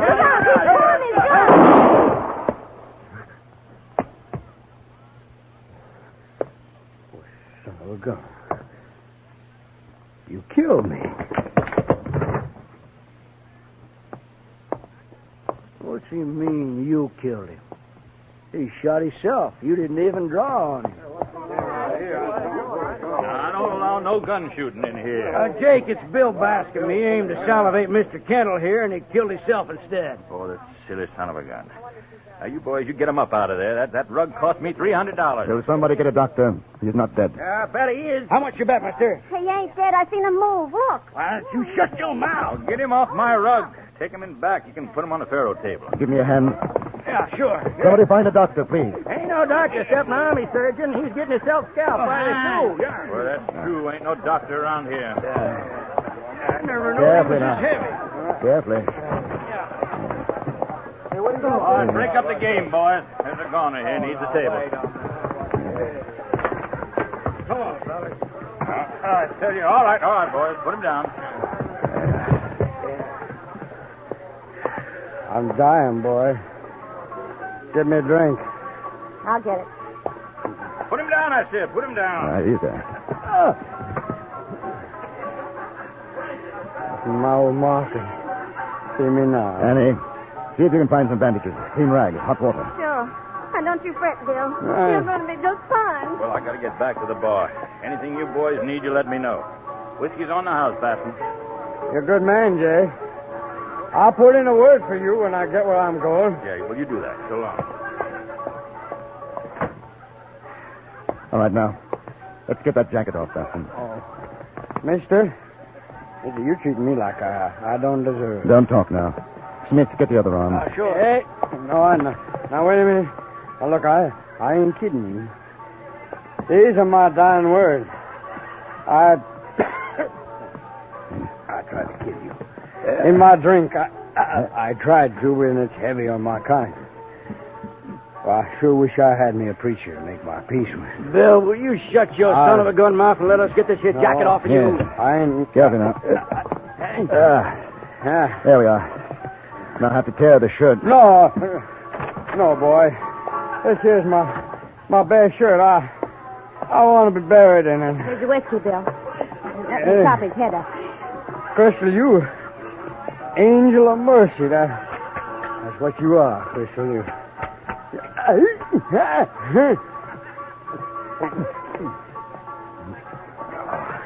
Crystal girl, asking your forgiveness, sweetheart. I acted purely like a boomtail with you. Forget it, Bill. Finish your drink. Does look mean, don't it, Mr. Kendall? Smith, come over here.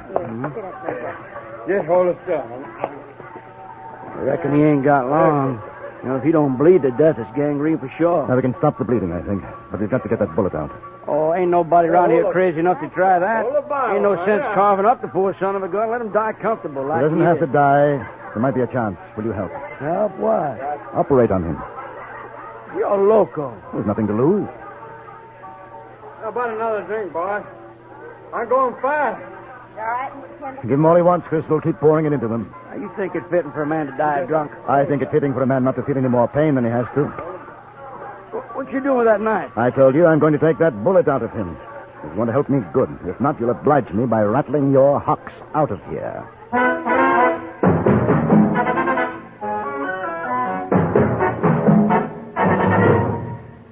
In In a moment, we return to Frontier Gentlemen.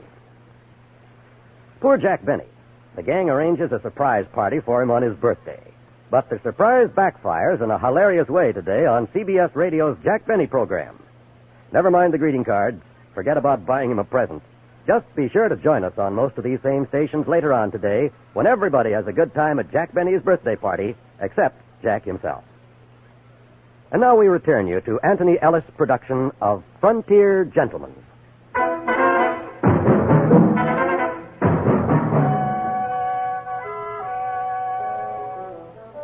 There are some men who possess a rather odd sentimentality about pain and death. They don't hesitate to empty a gun into a living body. With clear and shining conscience, they do this deed. But for those same men to retrieve a life, to cut into flesh to do so, that is a different matter. Walleye Smith was of this type. The thought of operating on Bill Bascom offended his sense of delicacy. Oh, you ain't no doc. You can't do that. I can bloody well try. I couldn't find no bandages, so I tore her feet up. And here's the water. Good girl. Put it down on the table. Now, which one of you ladies will help? I will. Oh, sure, me too. All right, we'll try to stop the bleeding first. How do you feel, Bill? I'm dying, partner. How about another drink? Annie, Sure. Crystal, take some sheeting. Press it over the wound. Keep holding it there. Now, come on. Oh, the son of a gun, Kendall. I say you can't do it. My dear fellow, will you step over here for a moment? Now, Smith, look here. The fact that Bascom might die is partially my fault. How come? He shot himself. Circumstances. Kismet. Well, you ain't no doc. So you said. You'll kill him. If we're lucky, I won't. If a man's luck runs out, that's the end. It don't pay to go against nature. At a less pressing moment, I should be delighted to enter into a philosophical discussion with you, Smith, but not just now. Now, be a good chap and don't argue. But I ain't arguing, you son of a gun. I'm telling you, you ain't going to cut Bill up. Smith, I took you for something more than a thick-headed clodhopper. I see I was mistaken. Oh, mister, you go on talking like that, there's going to be another dying man in here. Oh, dear.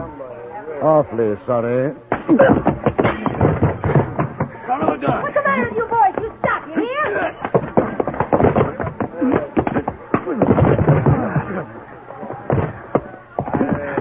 Now, Smith, clear out and stay out. Oh, son of a gun.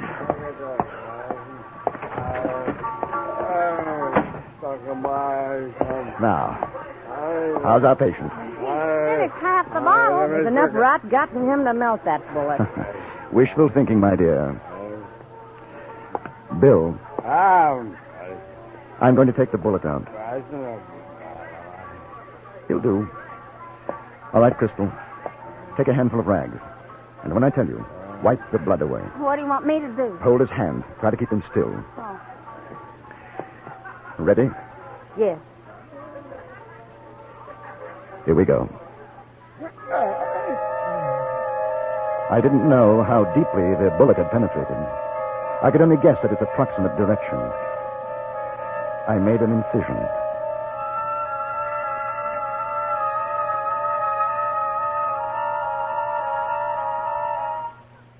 Wipe.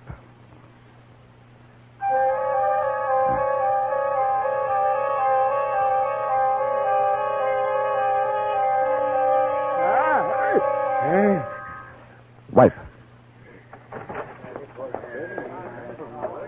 There, you see, son of a gun, carving him up like a piece of buffalo meat. Hey, you can't do that, mister. I'm doing it. Get out. 100 said Bascom makes it. Who said that? Me. You're on. Wipe. He ain't breathing so good. I know. Will you get out? No, not me. I got money on Bill. Anybody else want to make a little bet? Yeah, 50's still alive in 2 hours. Odds on that, 2 get you 1. A bet. Wipe. Oh, why don't you go on out? We're trying to save him. You go right on trying, Annie. Anybody else? Well, I'd like maybe... Kendall, what do you think? Has he got a chance? How the devil should I know? Sure is a mess, ain't he? Poor old Bill, he was a good man. Yeah, sure could top a horse. Jake, 200, he's still alive come 4 o'clock. It's midnight now. I'll take it. All right, now, Kendall, you son of a gun, you pull him through. You want a chance to win. Well, sure I do. Get these people out. All right, come on, Jake. No, Everybody, no, come on. no, I'm staying. I got a big investment in that boy. Very well. I'm finished. You stay here. I won't go on. Let him die. Let him die. All right. We'll wait outside. Now, Walleye, you stay. You give us a word every 5 minutes. Well, sure. Hold him down. Hold him. I got you, Billy boy. Hey. Rest easy. Easy. Please. No. I can't find it. I can't find it. Give me a rag, Crystal. Here. Thank you. Look at the color of him. He's going. Annie, give him whiskey, quickly.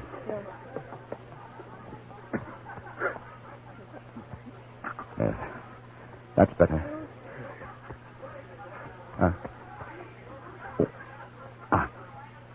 I can feel it. I can feel it. Yes. It's there. Yes, I've got it. White crystal. There. Now, ain't that something? I never did see a piece of lead dug out before. Son of a gun.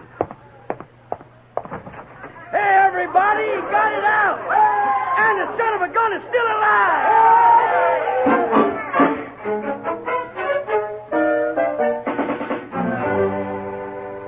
We bound up the wound, made him as comfortable as we could. He'd lost a great deal of blood and was terribly weak. There was nothing to do now but wait. The two girls stayed in a room with me, and there was something very different about them.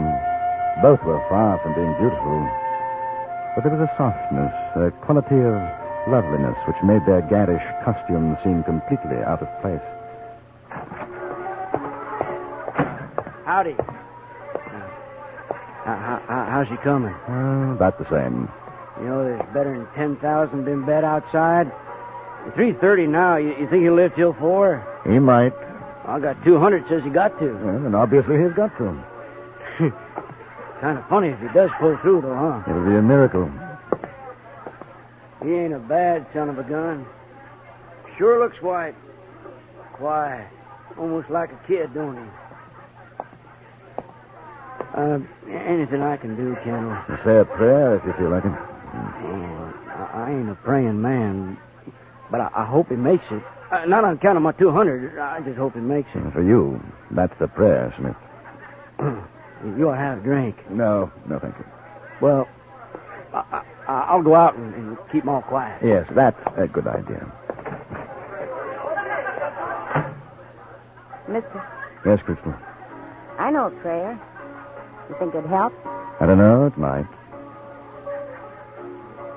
The Lord is my shepherd. I shall not want. He maketh me to lie down in green pastures.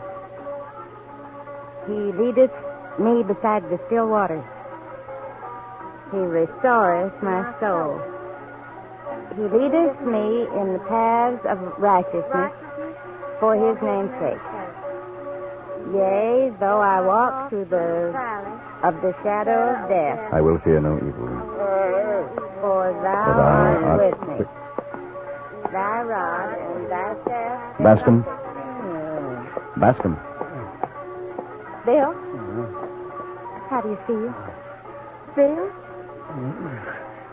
Can you hear me, Bascom? I'm dying, boy. Give me a drink.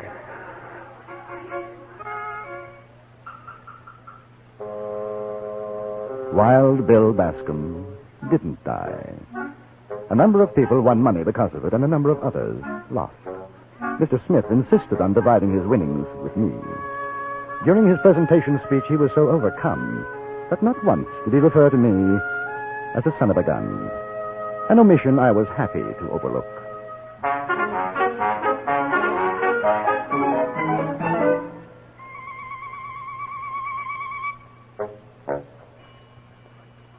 Frontier Gentleman was written, produced, and directed by Anthony Ellis and stars John Daner as J.B. Kendall.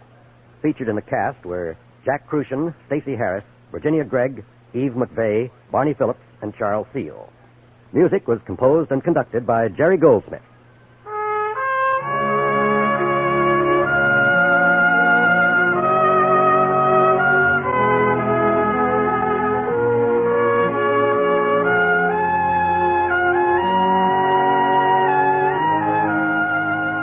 Pearl Bailey, Nat King Cole, and Eartha Kitt may not tell all to Mitch Miller tonight, but knowing Mitch as we do, we're sure his talented visitors will feel free to talk about anything and everything of interest. For an informal get-together with some of the brightest names in show business, hear The Mitch Miller Show every Sunday night on most of these same stations. Now stay tuned for the Ford Road Show, which follows immediately over most of these same stations. Join us again next week for another report from the Frontier Gentleman. John Wall speaking. This is the CBS Radio Network.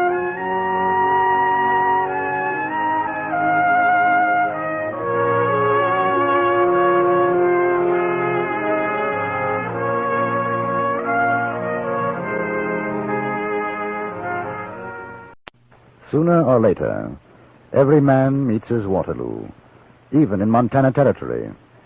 At the time Colonel Custer was meeting his, I very nearly met mine.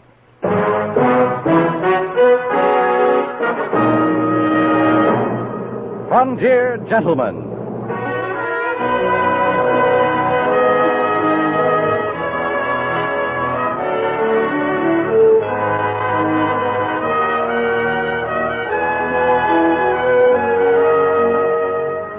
Herewith, an Englishman's account of life and death in the West. As a reporter for the London Times, he writes his colorful and unusual stories. But as a man with a gun, he lives and becomes a part of the violent years in the new territories. Now, starring John Daner, this is the story of J.B. Kendall, Frontier Gentleman.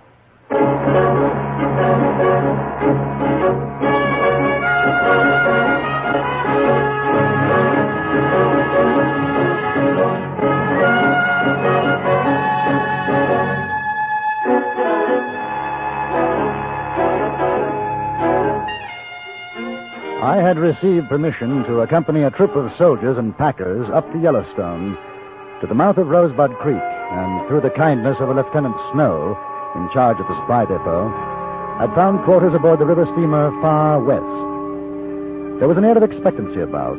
A scout had brought news that the main concentration of the Sioux Army had been sighted somewhere between the Rosebud and the Bighorn. It was Lieutenant Snow who informed me. Well, they've sent Custer in the 7th, Mr. Kendall. We'll see an end to it now. He'll finish the Sioux. I wish I had known. I'd like to have gone with him. Well, maybe Custer will bring back Sitting Bull or Crazy Horse. You'll be able to have your interviews. I've about given up hope. Oh, don't worry. If they're still alive when the colonel's through with them, you'll get your chance. Glad to hear it. Oh, they should have let Custer attack the Sioux a long time ago. Well, now you'll see. He'll massacre them. Lieutenant. Oh, how are you, Mr. Kendall? Well, thank you, Captain. Lieutenant, just got word there are civilians up at Castle Butte. I haven't got anybody else for the job, so you'll have to do it. Bring them in, Captain? Yes. We haven't had any reports of enemy movement in that area, but watch yourself. I can't spare you more than 4 men and a Crow scout. Now, if you do run into hostiles, turn back. Don't engage them. That's an order, Snow. Yes, sir. And the civilians? Well, that's their lookout. They were ordered in a month ago. If you can get them out safely, good. If not, don't risk the lives of your men. There's been enough heroics around here. I won't risk the lives of the men, sir. Very sensible. See that you don't. Now, you'll leave immediately, and the location is here. You better cross west of Porcupine Creek and then head north. Captain Thomas, I wonder. If Lieutenant Snow has no objection, may I go with him? Well, I don't suppose there's any reason why you shouldn't. No? Fine with me, sir. I thought you'd want to be here, Mr. Kendall, when the conquering hero returns. Make an interesting story for your London Times. I beg your pardon? Oh, we'll be back in time, Mr. Kendall. Captain Thomas is referring to Colonel Custer. Oh. The young lieutenant and I don't see eye to eye about the colonel. No, we don't, sir. Well, it's a matter of opinion. I won't bore you with mine, Mr. Kendall.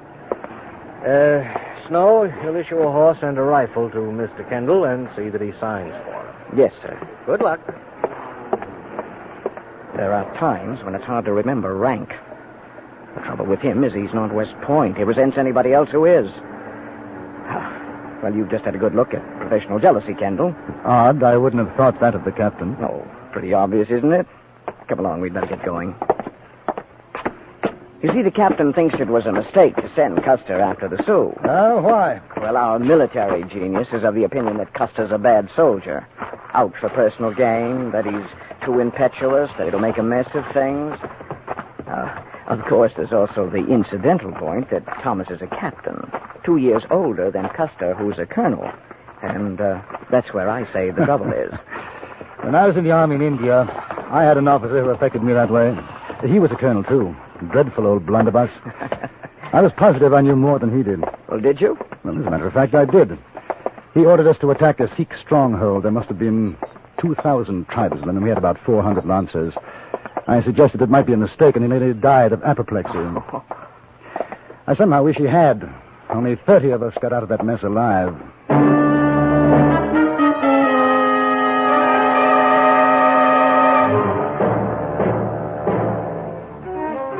Our destination was some 15 miles north and west of the mouth of Rosebud Creek.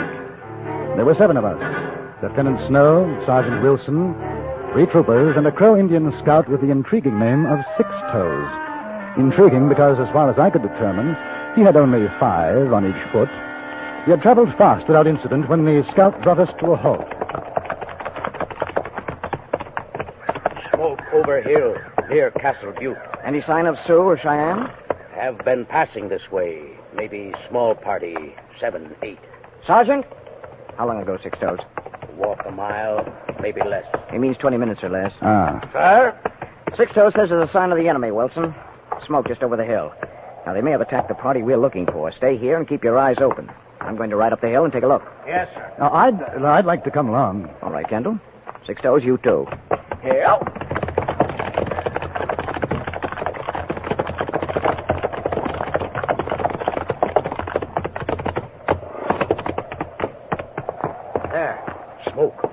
Can't see what it's coming from.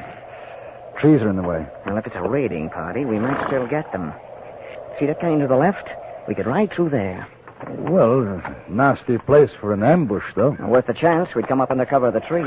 Not good place if Sioux got big party waiting. No reason why they should. There haven't been any reports of any big war parties up here. Probably a few renegades.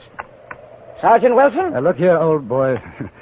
It's none of my business, but 4 men in those rocks could hold off a small army. Wouldn't it be safer to take the direct approach? Open country? You'd stand a better chance.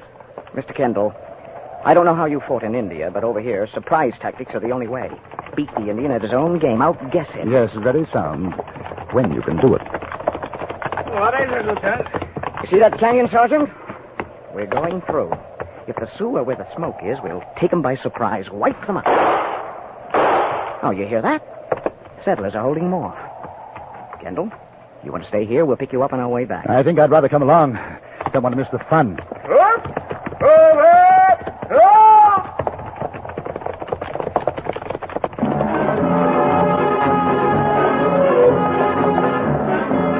We rode down the hill toward the narrow canyon. Lieutenant Snow sitting erect in his saddle, eyes sparkling with excitement, a smile on his lips. I had seen such a look before in young subalterns going into their first battle, unafraid, not knowing. Up together!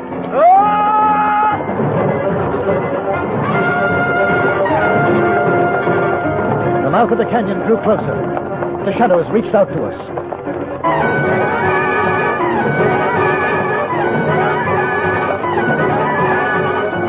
Then we were in it, the walls looming on either side.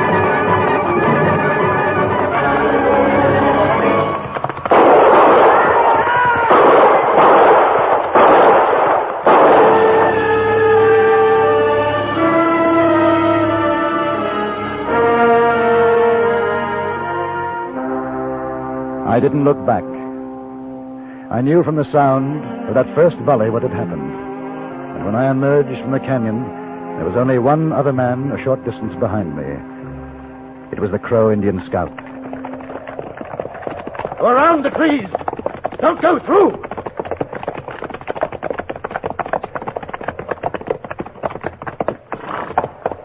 Yeah. Now take a look.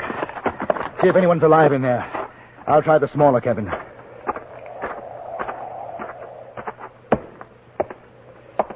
Where are the others?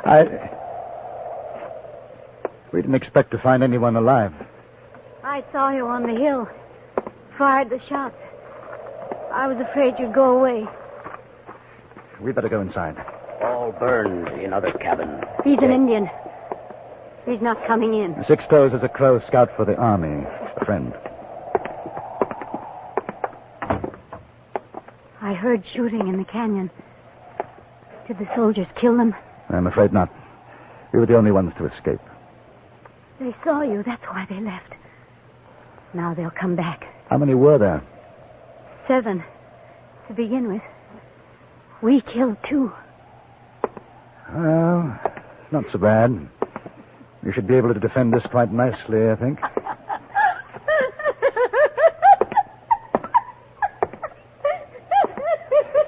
Yes. I'm sorry. Six Toes. I'm going out to the horses to get the rest of the ammunition and our canteens. Cover me from the window.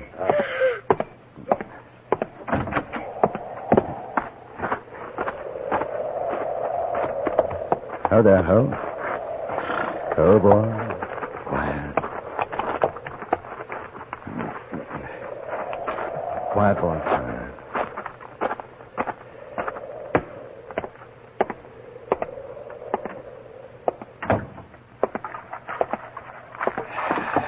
There. I'm sorry. That was a very foolish thing to do. I'm all right now. Good. I've got a gun and ammunition. I know how to shoot. Couldn't be better. Six Toes, keep watch where you are. The lady and I'll take this side. My name is Amelia Mitchell. How do you do? I'm J.B. Kendall. Did you see a little boy out there? In the other cabin? No, but perhaps he... He was in there. With my brother and the other men. They were putting up a stockade when the Indians started to shoot. I was in here getting some nails. I saw what happened through the window. It was so quick. Then there was the fire. And the cries. I hope he died before the fire. Your boy? My son. 10 years old. It's not right, is it? No, it's not right. You, tall man. Yes? Indians coming. Cheyenne. See them through trees. Where? Wait. You see.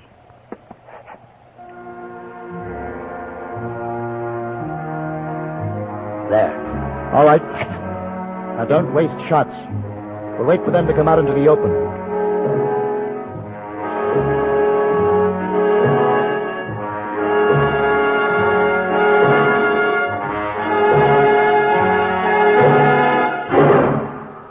In a moment, we return to Frontier Gentlemen.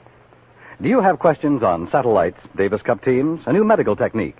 Answer, please, with Walter Cronkite as your answer.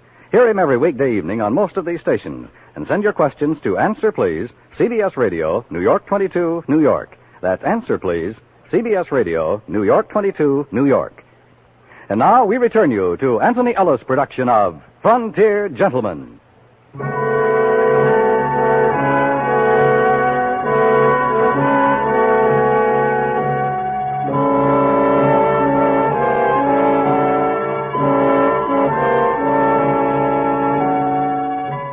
We waited for the Cheyenne to come out into the clearing, away from the cover of the trees, but they didn't. Neither did we get a chance for a decent shot at them. The sun began to go down. Shadows lengthened. In the little cabin, a shaft of pale sunlight poured through a crack in the heavy shutters. It was very warm. Amelia Mitchell, possibly 35. Rather tall, her face glistening in the heat, the Winchester rifle held firm in her broad hands. I was suddenly and unaccountably very conscious of her.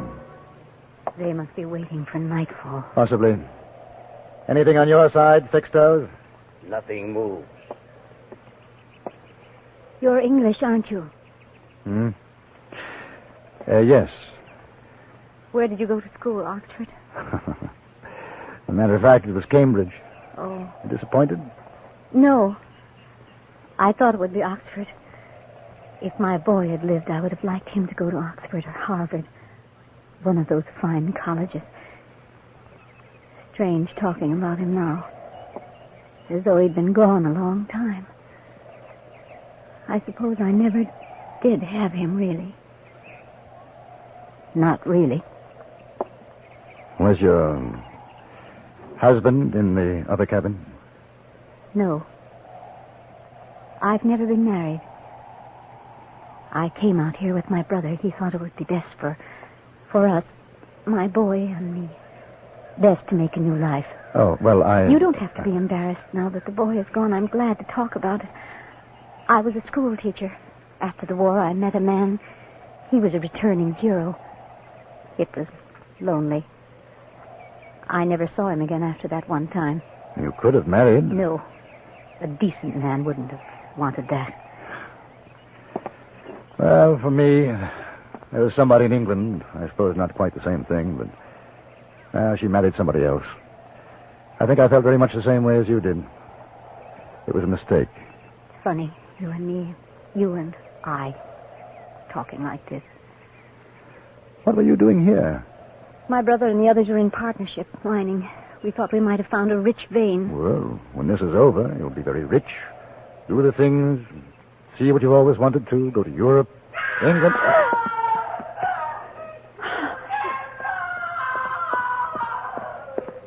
Is Lieutenant Snow. They are... I know. There's nothing we can do. Better go back to your post. Soon dark comes, tall man. Maybe then they attack. Is not good thing to hear. That's a pretty good reason why they're doing it. You afraid? I am a crow. I'm not afraid of noise. I know what Cheyennes do. Of this I am afraid. We'll try a diversion. Might bring them out. And no more than 3 rounds each. Fire between the trees. Perhaps one of us will be lucky enough to hit poor old Snow.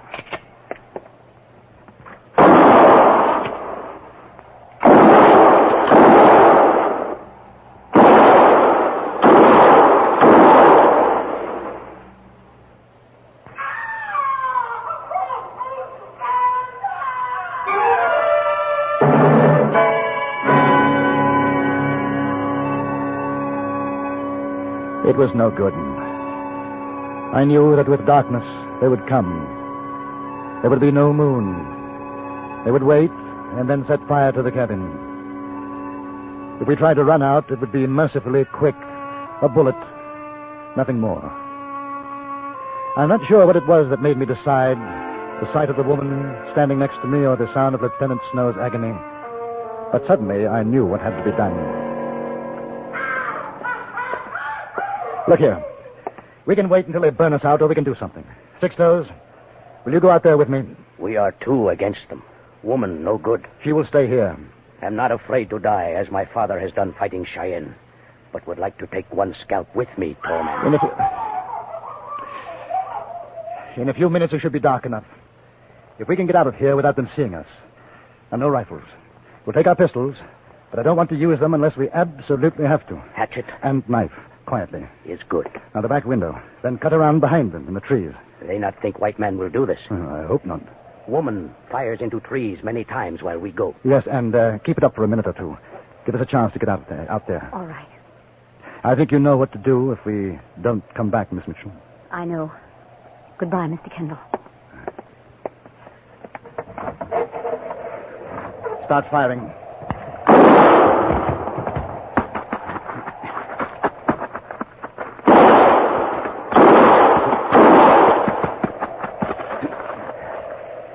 Wait.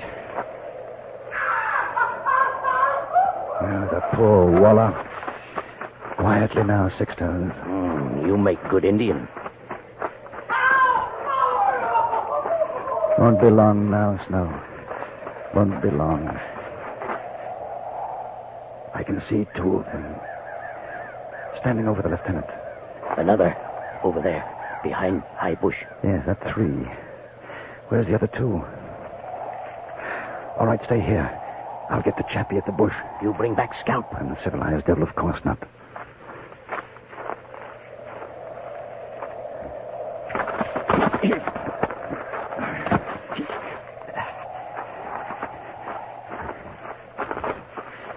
You get him? I get him. Your turn, dear fellow.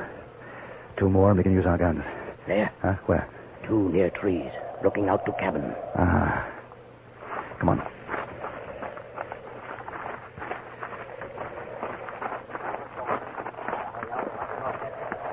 We'll never get across the clearing without them seeing us. Can you throw the hatchet? Very good at throwing. You watch. Together. 1, 2, 3. Oh, blast, fine bloody aim you've got. Quick. Barely see them now. Shoot, and for Lord's sake, don't miss. Shoot!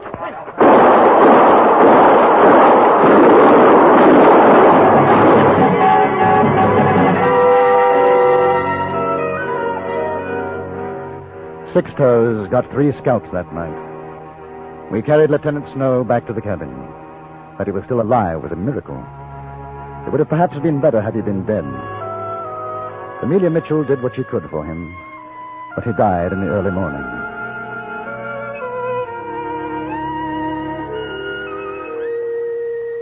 When we returned to the Rosebud the next day, the Battle of Little Bighorn was over. As Lieutenant Snow had predicted, it had been a massacre. Custer's troops had been wiped out. Those other wounded under Major Reno's command were being carried aboard the riverboat, the Far West. I stood with Miss Mitchell and Captain Thomas, watching the wounded being carried aboard.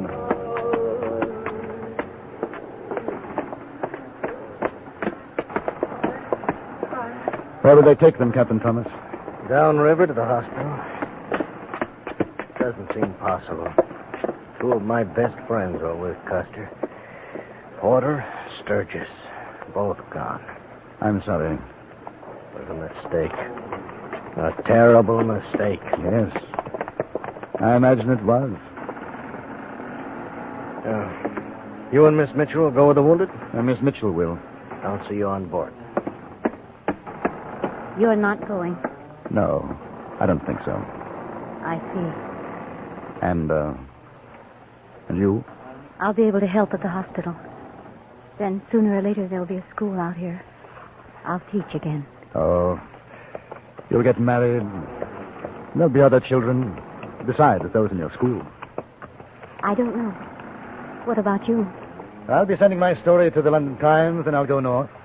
There's a town called Fort Benton. I hope we shall meet again, Mr. Kendall. I hope so, Miss Mitchell. Well, you'd better go aboard now. Good luck. Goodbye.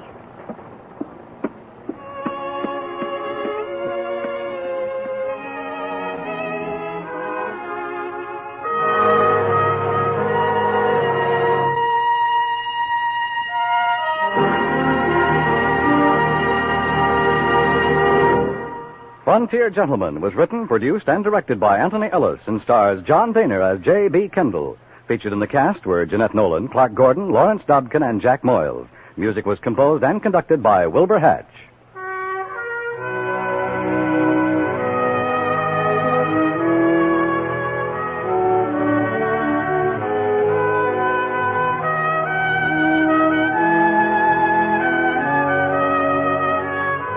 The eventual success of the fight for freedom depends upon our getting the truth to people behind the Iron Curtain. If the spark to freedom is to stay alive, Radio Free Europe must remain on the air. You can help keep it there by contributing your truth dollars now to Crusade for Freedom. Just send your contribution to Crusade for Freedom in care of your local postmaster. Join us again next week for another report from the Frontier Gentleman. Dan Cubberly speaking. This is the CBS Radio Network.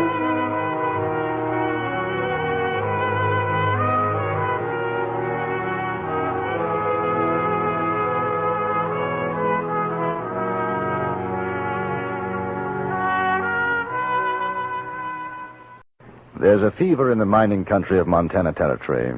It's known as gold colic. Once a man catches it, it can only mean one thing: life or death.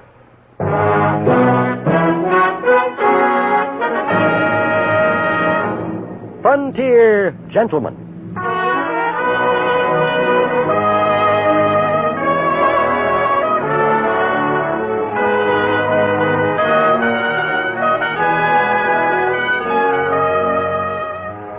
Herewith an Englishman's account of life and death in the West. As a reporter for the London Times, he writes his colorful and unusual story. But as a man with a gun, he lives and becomes a part of the violent years in the new territories. Now, starring John Daner, this is the story of J.B. Kendall, Frontier Gentleman.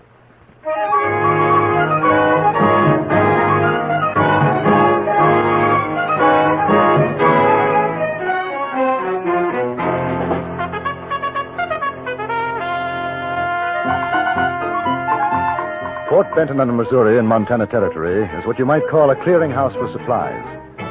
They're shipped by riverboat up the Missouri, food, clothing, guns, ammunition, whiskey, tobacco, and from Fort Benton on to the west and north by pack train and wagon.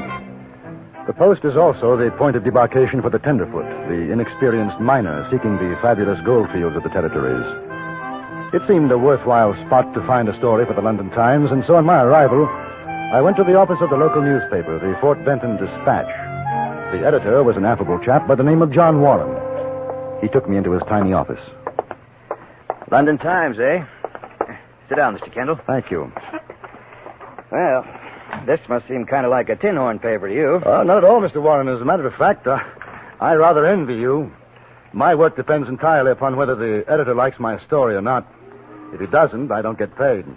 If he does, well, I'm in luck. Mm-hmm. Well, let's hope I can put you onto something good. That's very kind of you. Of course, the best thing you could do is to talk to some of the old-timers around. They've got 100 stories. Well, first I wondered, has there been much gold found in this vicinity? Around Benton? No, most of it's north and southwest of here. Big strikes over to Virginia City and Bannock. Mind you, there's talk, you hear it around once in a while, of gold in these parts. But I never heard of anyone striking it rich.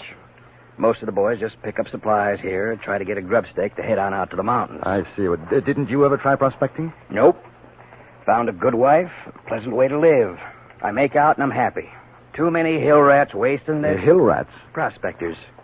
Too many of them wasting their lives for that one big chance. I guess I'm not that much of a gambler.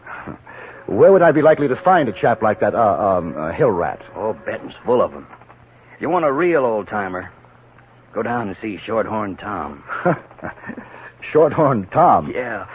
Nobody knows his real name, and he's probably forgotten it himself. You'll find him down at the shacks end of the street here. Turn left. His place is the first one on the left. Good. I'll call on him. And look, don't let him talk you into grub staking him. He's got a lot of crazy ideas about finding a lost mine. He's been at it for 6 years, they say. Well, I'll be careful.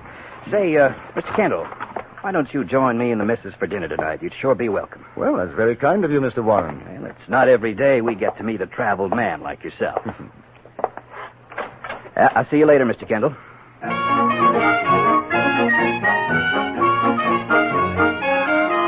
It wasn't hard to find Shorthorn Tom's place. I could have discovered it on a foggy London night by the smell alone. A ramshackle lean-to affair, it had the odor best described as rotting fermented cabbage, which a moment later I found emanated from the gentleman himself. The old prospector was the most unwashed individual I've ever come across in my life. Bleary-eyed, he greeted me at the sacking that passed for a door. Shorthorn Tom? I wonder if I could have a few words with you. What's the matter, boy? You got the heaves? No, I don't believe so. Sound like it. You want words? Come on in. Got me a mess of fruit stewing. Light and rest your saddle, mister. What's your business? Well, I'm writing about the territory for a newspaper, Tom. I thought possibly you might be able to give me some information.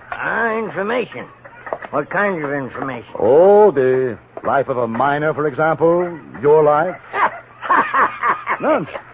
No, I'm quite serious.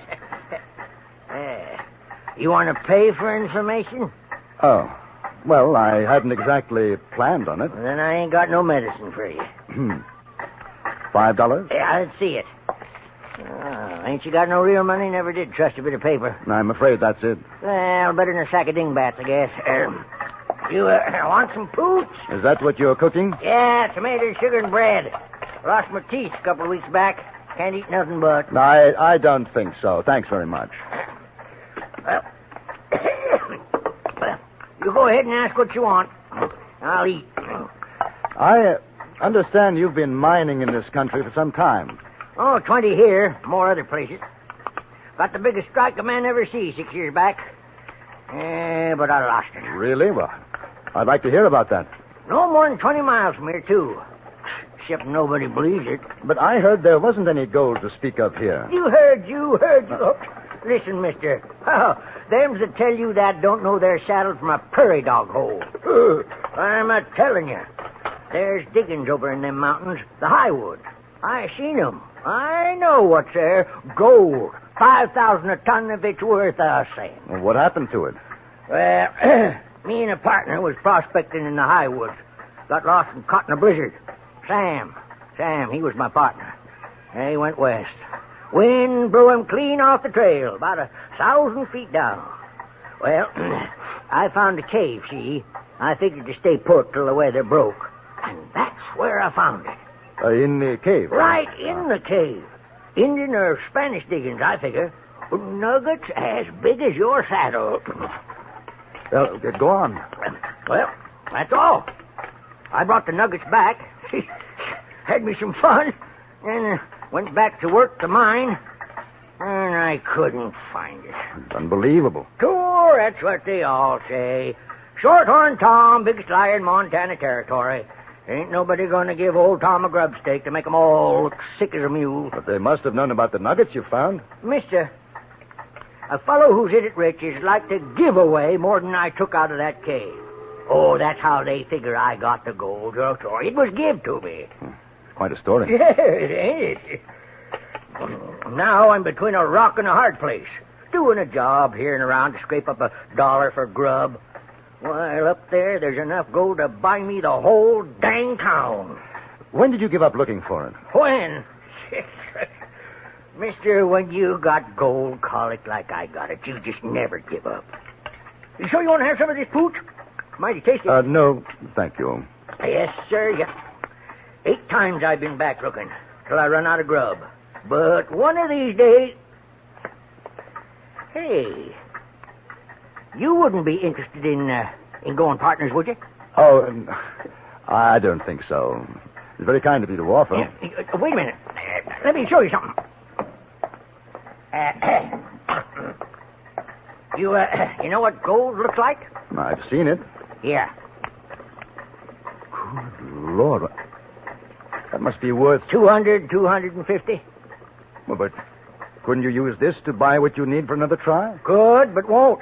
If I spent this and didn't find the mine, there'd be nothing left to prove what I know. Now, it wouldn't cost more than $100. Man could take 1 mule for packing. Pretty good outfit. Oh, I ain't saying the best, but it'd do. Only on 20 miles from here. And how about $50? No, 100. And you know what? I got a feeling. If a man wanted to put up $100, this could be the lucky time. Oh, I've been feeling it for a week. The weather's good. This trip out, I'd find it. Well, Tom, I have an idea, for nothing else but the experience, it'd be worth it. All right. Here. 50, 70, 90, 100. If you don't find it, I'll be in your shoes. Flat. Busted. Oh, mister. Hey, what's your name? Kendall. Well, Kendall, you got yourself a partner. Yes, sir. I'll take this here money and get us fixed up. We can leave right away. Bed out tonight. Where are you staying? No, I've got a room at the American Hotel. Meet you there in 2 hours. Oh, Tom. There's nothing personal, you understand, but I think a little security is indicated in case of accidents. Oh, you figuring me to deal from the bottom? All right, I'll tell you what. Now, I'll give you the nugget, see? You trust me with your 100, I trust you with my nugget. And if I don't show up in 2 hours ready to travel, you made yourself a profit. Fair enough. Mister, you may not know it, but you're going to be one of the richest men in Montana. Or the poorest. I'll meet you at the hotel.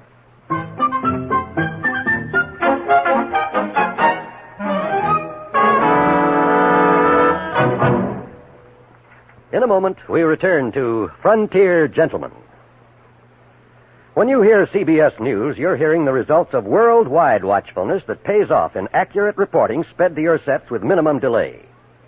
CBS News has reporters in every corner of the world.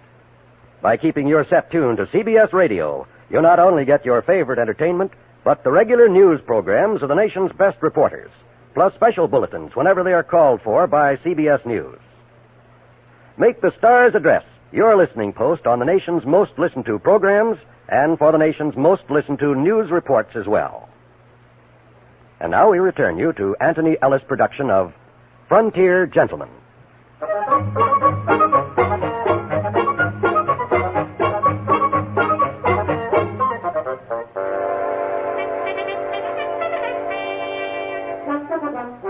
I had left Shorthorn Tom at a general store to buy supplies.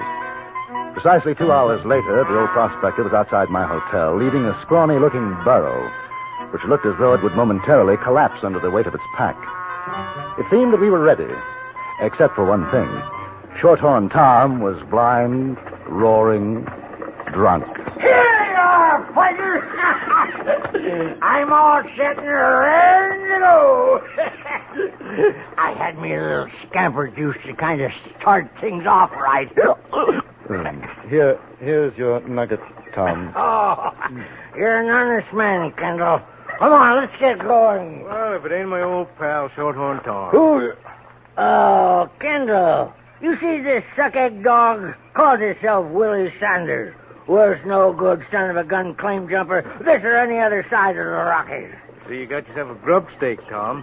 This fella you playing for sucker? Sucker? You see this nugget, you river sniper? We're gonna get more like it. You've been laughing at me and my gold in the Highwood Mountains, huh? Well, we'll see who's the sucker. No good varmint, but I got a good mind there. Tom! Ain't no good trying to rouse him, mister. He does it every time. You bet he poured a whole bottle of whiskey in him. Gets stiffer than a board. He'll be like that for hours. Give me a hand with him, will you? I'll take him up to my room. They won't let that old buzzard in the hotel. I think they will. Come on. I had the boy take the burro to the stable. Then together, Saunders and I carried old Tom into the hotel, up to my room, and put him down on the bed. He was snoring quite peacefully. My companion, Saunders, was not of the nicest type.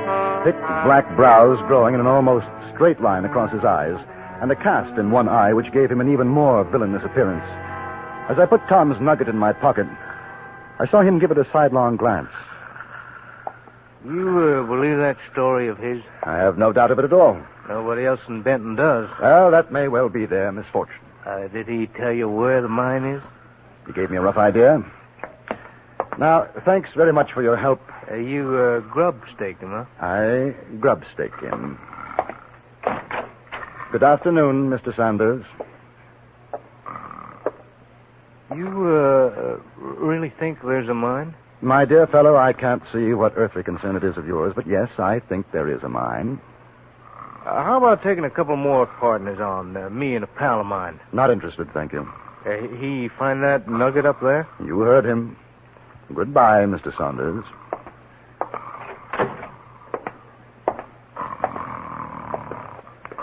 Tom.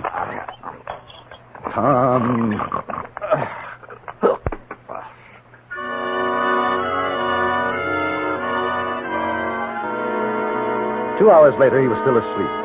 I locked him in the room and went downstairs for dinner. The bill came to $6, leaving me with exactly $2 in my pocket and a growing doubt as to the wisdom of my investment.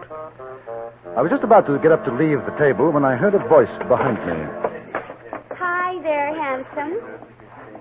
Yes, you. Good evening. Mind if I join you? Why, no, not at all. Won't you sit down? I've been watching you from over there. You know what I said to myself? I said there's a real lonesome man. A real lonesome man. So I come over to make you feel better. Oh, well, as a matter of fact, I'm in quite high spirits, really. That's swell. That's real swell. I'm glad. My, you got a beautiful way of talking. Thank you. You're good looking, too. Nice and tall and good looking. Very kind of you. You know what I bet? I haven't the remotest idea. I bet you're from the East and you're going to look for gold. And I bet you find it. What do you think of that? Extraordinary. I'm Alice. What's your name? J.B. Kendall. J.B.? What does that mean? Oh, just initials, you know, J.B. Everybody calls me J.B. I like that. It's strong. J.B. Would you like to go someplace quieter to talk, J.B.? Not particularly. You see, I have a friend upstairs in my room. Oh? No. You don't understand. A gentleman. Not feeling too well. I am sorry. Then if you like, we could go to my place. Charming thought, but not tonight. You don't like me. Well, the contrary, I find you irresistible, but I must say I question your motives. Hmm? Run along, dear. Your friend, Mr. Saunders, is much too interested in our conversation. Saunders? Who's he? The gentleman behind the pillar, see? I saw you come in with him before. Would you be good enough to give him a message? Just say, no partners. Good night.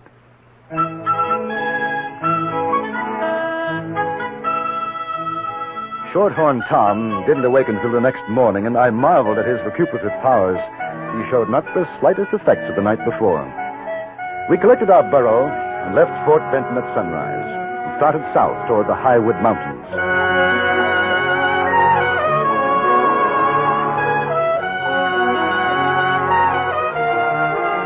2 days later, we were in the heart of the mountains. Tom was in excellent spirits. He seemed to know exactly where he was going. You see that gulch, bro? I swear I got sight of it before that doggone blizzard closed in 6 years back. Yes, sir, we're on the right trail this time. Do you mind stopping for a moment? Oh, sure. I thought I heard something. Oh, man gets that way in the mountains. Hear a lot of things ain't really there. No. It sounded like horses. Oh, just echoes the old burro, that's all. What's your real name, Tom? Oh, I ain't had none except Shorthorn Tom for so long I near forget sometimes. When I was a sprout, I had me some folks called Weatherly. That was a long time back, Kendall. What about Shorthorn? Where did you find that name? Never found it. It was given to me. That's what they called a tenderfoot down south a ways, and the name stuck. Hey, you got a handle, except Kendall? J.B. J.B. Jeremy Bryan. Jeremy Bryan. Oh, partner, I'm sorry. Mighty sorry. Man could get killed out here with a name like that. Trail's getting narrow yonder. You better watch your step. It's a long drop down. How much further from here? Oh, not much ways. It don't look like much, just a hole in the rock, but when you get inside, she opens up to a sizable cave. Look, there she is! Come on! Well, it looks like a cave, all right, but you said the opening was small. Oh, it's the one, I tell you. You see inside. Come on now. Watch your step. I will. Watch it. Yes. Yes. Now, I can't exactly recollect whether it was on this side or the other. Can you see any sign of diggings? No. Oh, might have been a fall covered it up. Say, I'll use my pick here. You try where you are.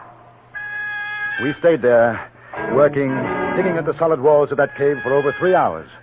Tom must have known it was hopeless, but he wouldn't give up. Only shouted words of encouragement to me and dug into seams the harder with his pick. Then quite suddenly he stopped. I turned and saw him lying on the other side of the cave. Tom. Tom? Oh, pain. My stuffing's up to my chest. Ain't easy to breathe. Oh, here. Lie on your back. There we are. Oh, that's better. I tell you, J.B., I tell you. Oh, it's a cold trail. I know that sometime back this ain't the place. Don't feel it. It just don't smell right. I was kidding myself. It ain't the place. Oh, that doesn't matter. No, I guess not. Not no more. Oh, here, you take this. What for? I don't want the nugget. I told you. It's worth $250 maybe. I won't need it now. I'm going up Salt River, partner. Do you mean you're going to die? Nonsense. Boy, one thing a man knows when he's old, buzzard bait like me, he knows when it's time to die. But listen, you go on looking and see. Them diggings is around here somewhere. Maybe further along the trail. Maybe there's another cave along a bit. No, Tom, lie back. No, out of my way. Tom. I'm going to find Tom. it just along the trail. Tom!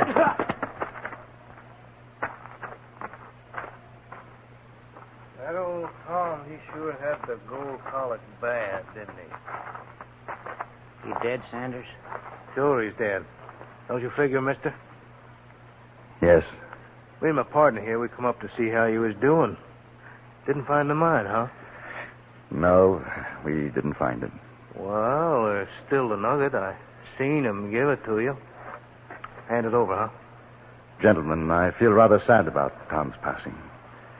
Be good chaps and let well enough alone. You kidding with that talk? Oh, he's a dude. He can't help the way he talks. Yeah, you give us the nugget, huh?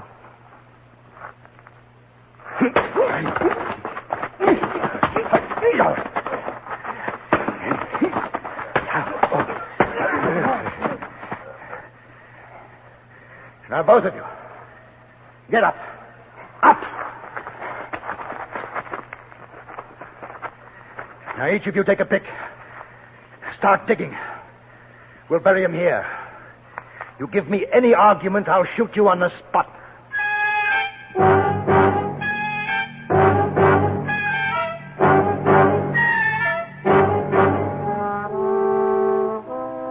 After Shorthorn Tom was buried, I took the horses belonging to Sanders and his friend and started back to Fort Benton. I had the idea the walk would do them good. After sending my story to the Times, I had a drink for old Tom, then packed to leave for Helena in Montana Territory.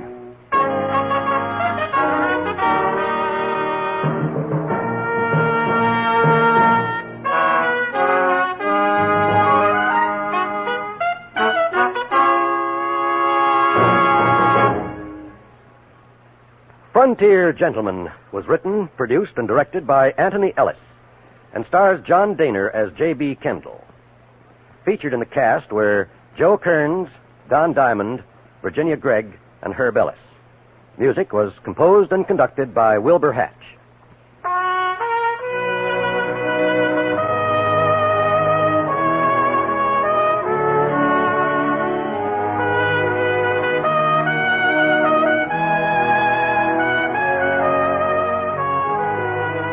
Now, stay tuned for the Ford Road Show, which follows immediately over most of these same stations.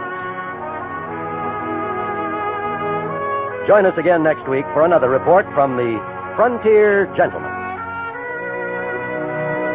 John Wall speaking. This is the CBS Radio Network.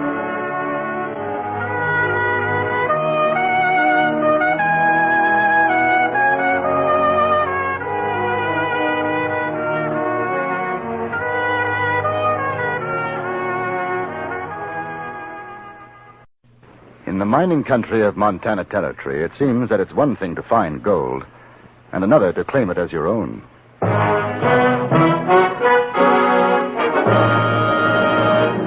Frontier Gentleman.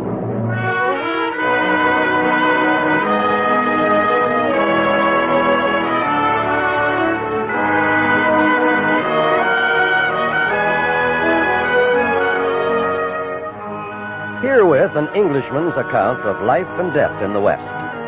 As a reporter for the London Times, he writes his colorful and unusual stories. But as a man with a gun, he lives and becomes a part of the violent years in the new territories. Now, starring John Daner, this is the story of J.B. Kendall, Frontier Gentleman.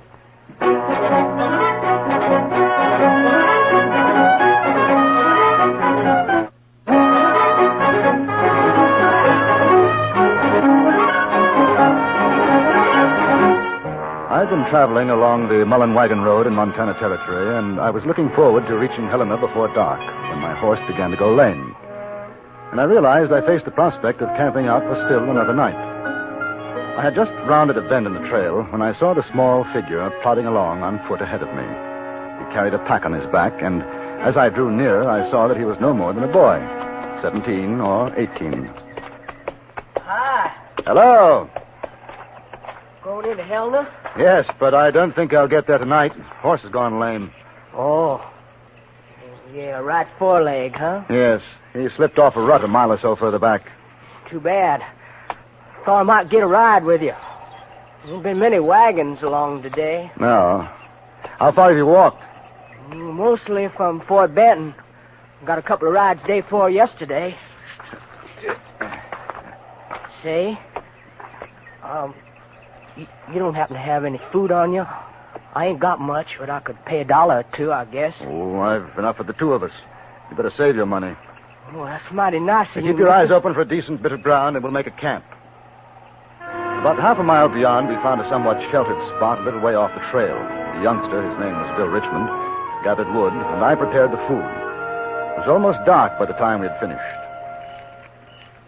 Well, that was as fine a meal as I've ever eaten, Mr. Kendall. And I'm glad you enjoyed it, Bill. Did you smoke? No, sir.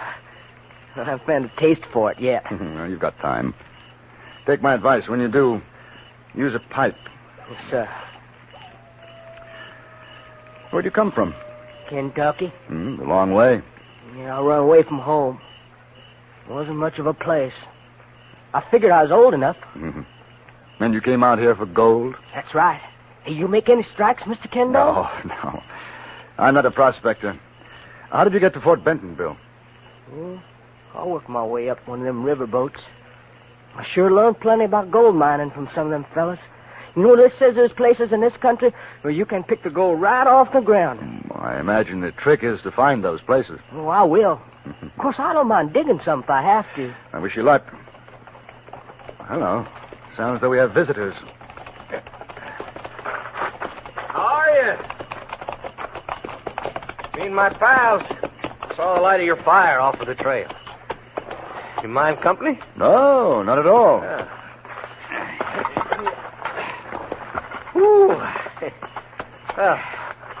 My name's Jack Hinton. This is Rod Goodall. Howdy. And him with a long face there, that's Dauncey Abbott. How are you? J.B. Kendall. The nipper is Bill Richmond. Howdy. I'd offer you some food, but I'm afraid we used the last of it. Oh, that's all right. We got our own grub. But how's the firewood? Enough, I think. Dauncey, your turn for the grub. Get going. Nothing I hate worse than... He hates cooking like thunder, but he sure knows how to make a son-of-a-gun stew. Oh, now that fire sure does feel good. You and the kid have any luck? Find any traces around here? As a matter of fact, Mr. Goodall, I haven't been looking. I'm on my way to Helena. No, Bill is the prospector. Oh, that's so? Boy, we just camping down for the night. I aim to try my luck west of Helena. So, huh? Well, now, boy, how come you wait until you get there? Well, I heard tell of big strikes. That's how come, mister. Oh, now, you listen to me, boy. There ain't no sense going everybody else goes. Why, for all you know, you're sitting on a bonanza right now. Oh, you're joshing me. No, I ain't. Here, Rod, ain't that the truth? It could be. Why, sure it could. Now, listen. I heard stranger had... Oh, they're pulling your leg, Bill. No, sir, no such of a thing, mister. Now, listen here.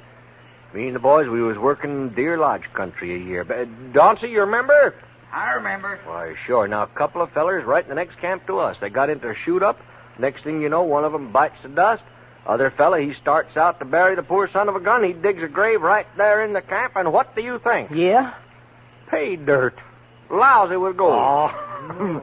Mr. Hinton, you'd take first prize with that one. In a minute, you'd have me believing you. Oh, but that's the truth, though. Oh, we've seen stranger things than that. And that's a fact. It was a pleasant way to pass the night. 3 prospectors, hard-bitten, rough men, spinning one tale after another. They'd never find a better audience than Bill Richmond, and they knew it. I could see him absorbing every word. And it wasn't until the fire was getting low that we finally turned in.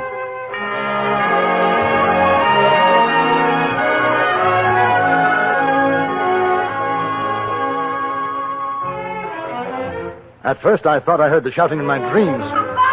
And then, I knew that I was awake, and it was beginning to grow light in the east. Stuck in, Mr. Kendall! Look here! I'm rich! I made it! What are you talking about, Bill? Just like they said here. I found it. Found what? The gold! Gold? Boy, what's the gold? What? Look, Mr. Hinton, sir, look here, gold.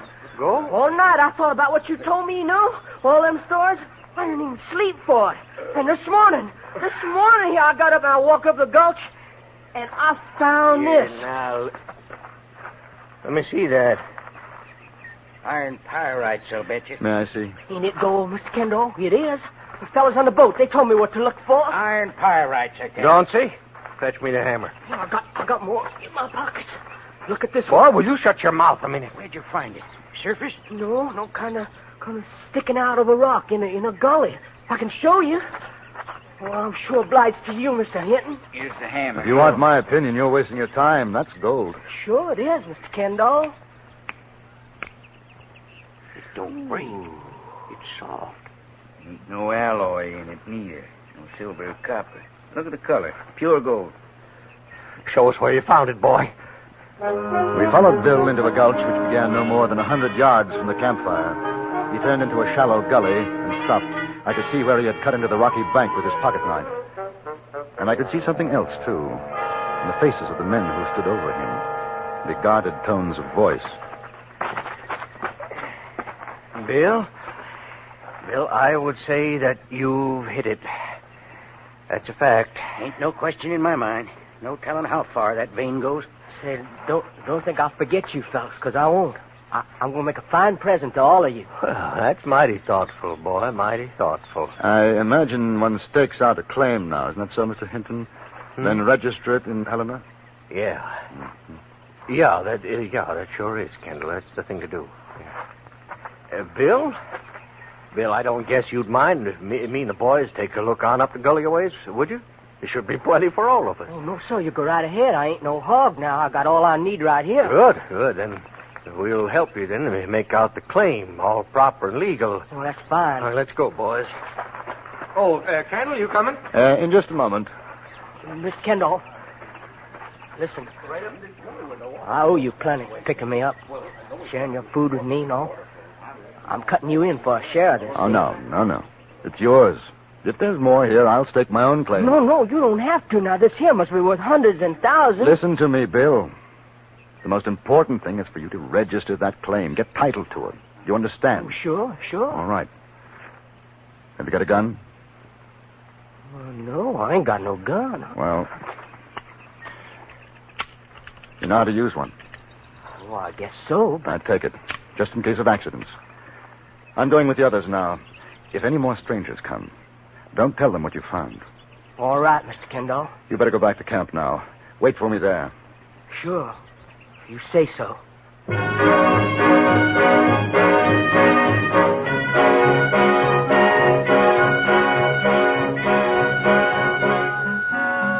I stayed with the three prospectors almost the whole day. We found traces, all right, low-grade ore, but nothing really worth working. It was late afternoon when we retraced our steps to the camp. On the way, we passed through the gully and the site of Bill's claim. The sun had already fallen behind the mountains to the west, and there was a chill in the air. Can't just figure it. Just the one vein. Possibly it's a question of digging. Seems to be a number of gullies running off. We looked around these parts a couple of years back. Remember, Rod? That's right. I'd swear what the kid found's a freak. Might not go more than a foot or two, and then peter out. No, don't look that way to me. I'd say she'd show better than, $2,000 a ton. Lucky boy. Yeah, ain't he, though? Say, Kendall, you and the boy, you partners or something? Oh, no. Oh. I met him yesterday for the first time. Oh? A man can search a lifetime, not find anything like that. Yeah. Kind of crazy, ain't it? We tell him stories, and he takes us up on it and finds it.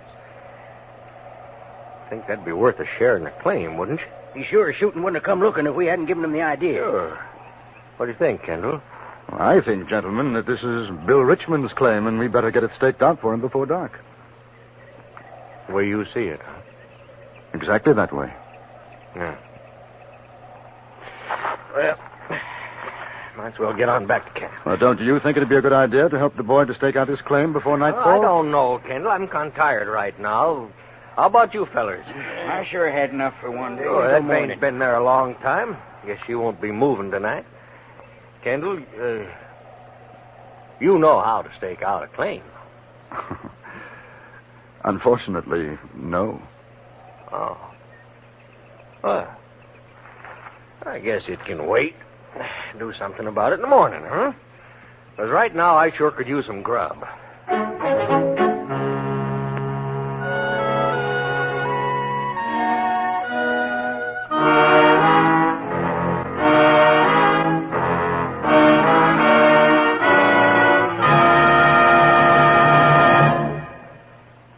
a moment, we return to Frontier Gentlemen. A suspense story starring Agnes Moorehead and the latest action-packed adventure with insurance investigator Johnny Dollar are two of the exciting dramas waiting for you on CBS Radio today. If you like your listening on the thrilling side, don't miss Agnes Moorehead on Suspense. And don't miss Johnny Dollar's tense tangle with a spy ring on most of these same stations today. And now we return you to Anthony Ellis' production of Frontier Gentlemen.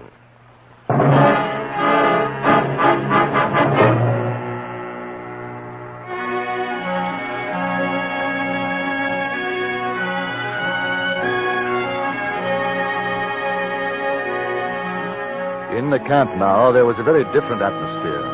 Sullen, I think is the best word for it. A subtle hostility had settled like a gray mist.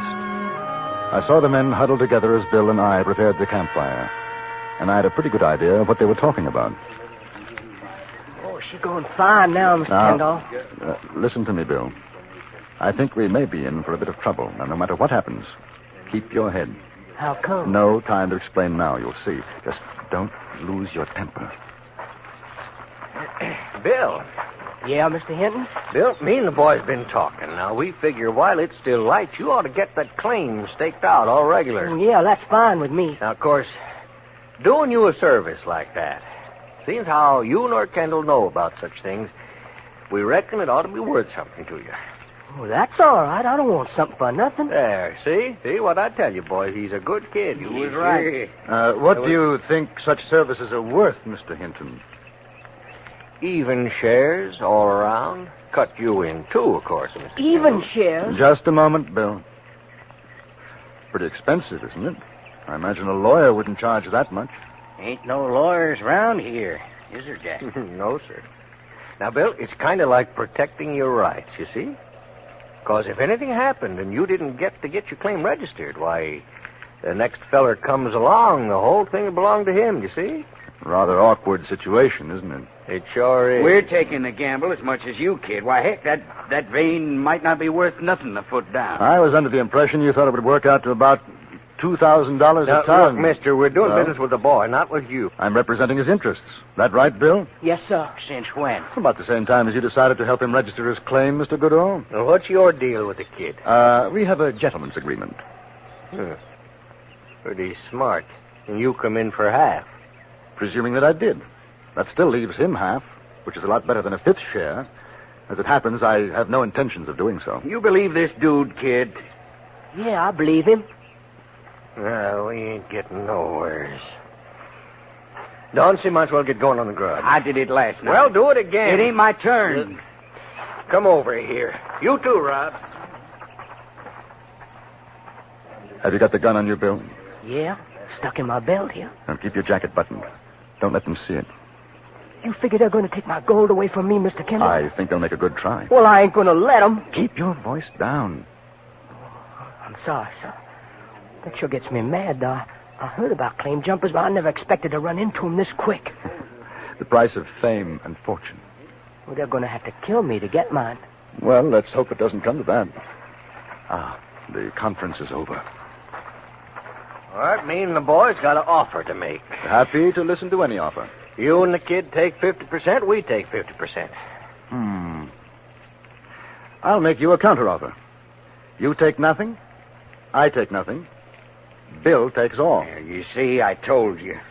Now, look, mister, you ain't in no position to make an offer. Till that claim gets registered, it don't belong to no one. Now, if me and the boys decide to stake it out for ourselves, what are you going to do about it?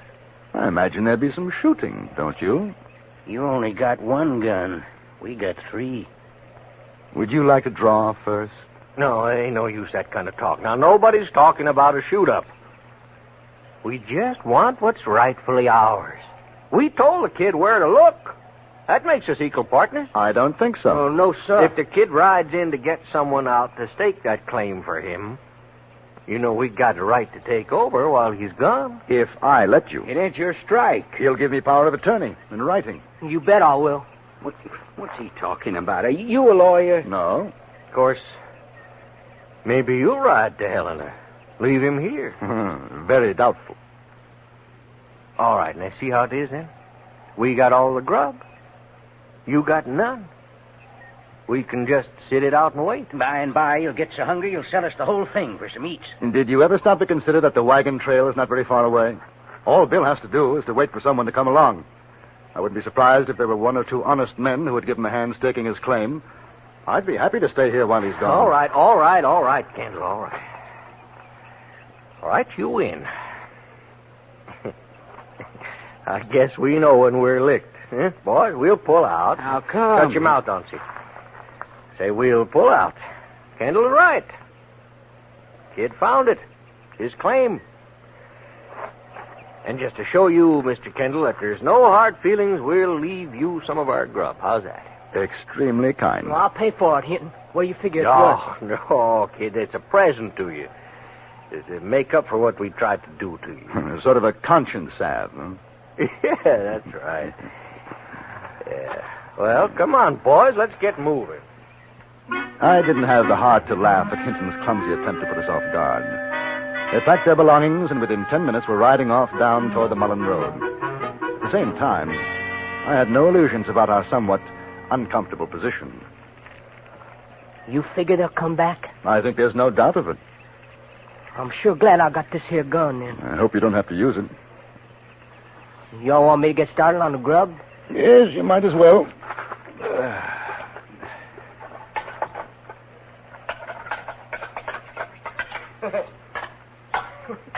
Sure is something. What happens to fellas when they get a sight of gold, ain't it? History has a way of repeating itself, Bill. I went through something like this only a week ago in Fort Benton. You know what I'm going to do if that stock's really worth something? I'm going to sell out. And I'm going back to Kentucky. I'm going to fix things up just fine for my mom and pa. And the kids. Brothers and sisters? Oh, yeah, a whole slew of them. 8. That's one of the reasons I took off. Well, the immediate problem seems to be our friends. If I send you to Helena now, they might be waiting for you. On the other hand, if I go, they could come back here. I'm feared either way. No doubt. But your claim won't be worth much to you if you're not alive to enjoy it. Mr. Kendall? What are you doing in Montana? Oh, nothing much, really, Bill. I think the word is drifting. I drift about, do a little writing for a newspaper in London. London, England? So, you know something?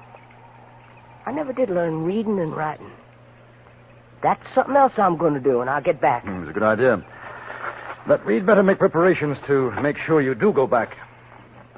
As far as I could determine, their most likely line of approach would be up a shallow draw. We packed everything we could find under our blankets to make it appear we were asleep in the clearing. An hour passed. The moon rose. Mr. Kendall. Yes. Yes, I heard it. Take out your gun, but don't shoot unless I tell you to. All right, sir. And keep down behind the brush.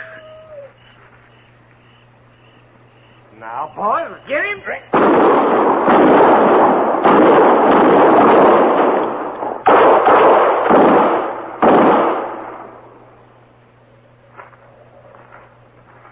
Well, that should ought to have done it, boys.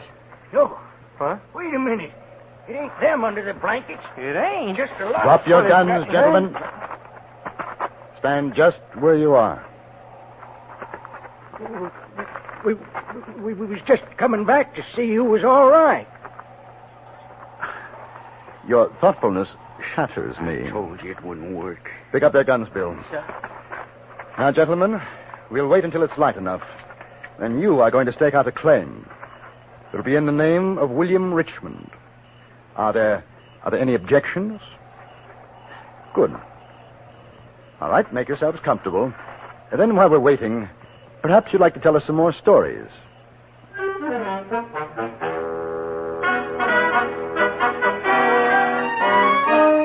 The next morning, bright and early, Bill's claim was properly marked off. And to doubly ensure that there would be no more dirty work, our dishonest friends were led, well trussed, into the sheriff's office at Helena. Bill's strike didn't make him a great fortune, but it was enough to take him home a richer man when he came out. I allowed him, under the circumstances, to reward me. And he did. Very fairly. $1,000.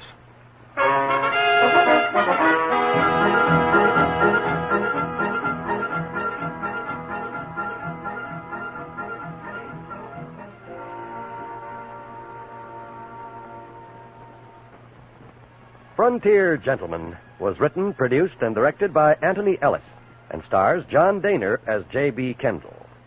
Featured in the cast were Eddie Firestone, Larry Dobkin, Jack Moyles, and Vic Perrin. Music was composed and conducted by Wilbur Hatch.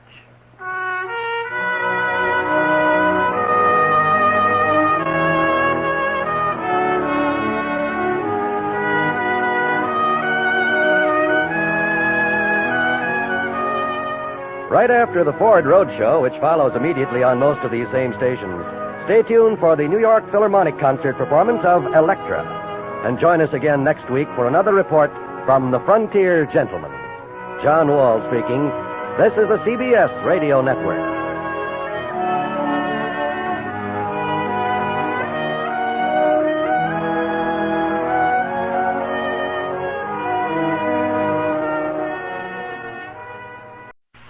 Sam Hobday was a very important man in Helena, Montana Territory. He wanted to be even more important and insisted that I write about him. This is what I wrote.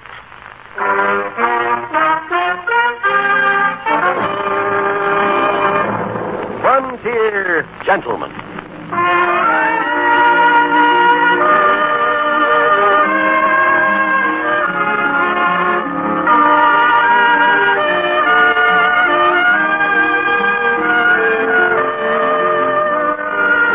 An Englishman's account of life and death in the West. As a reporter for the London Times, he writes his colorful and unusual stories. But as a man with a gun, he lives and becomes a part of the violent years in the new territories.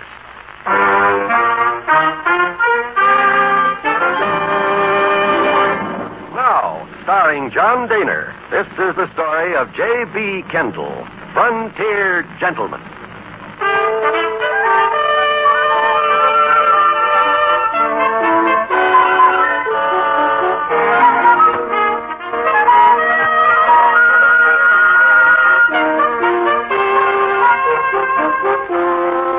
Been 4 days in Helena, the capital of Montana Territory.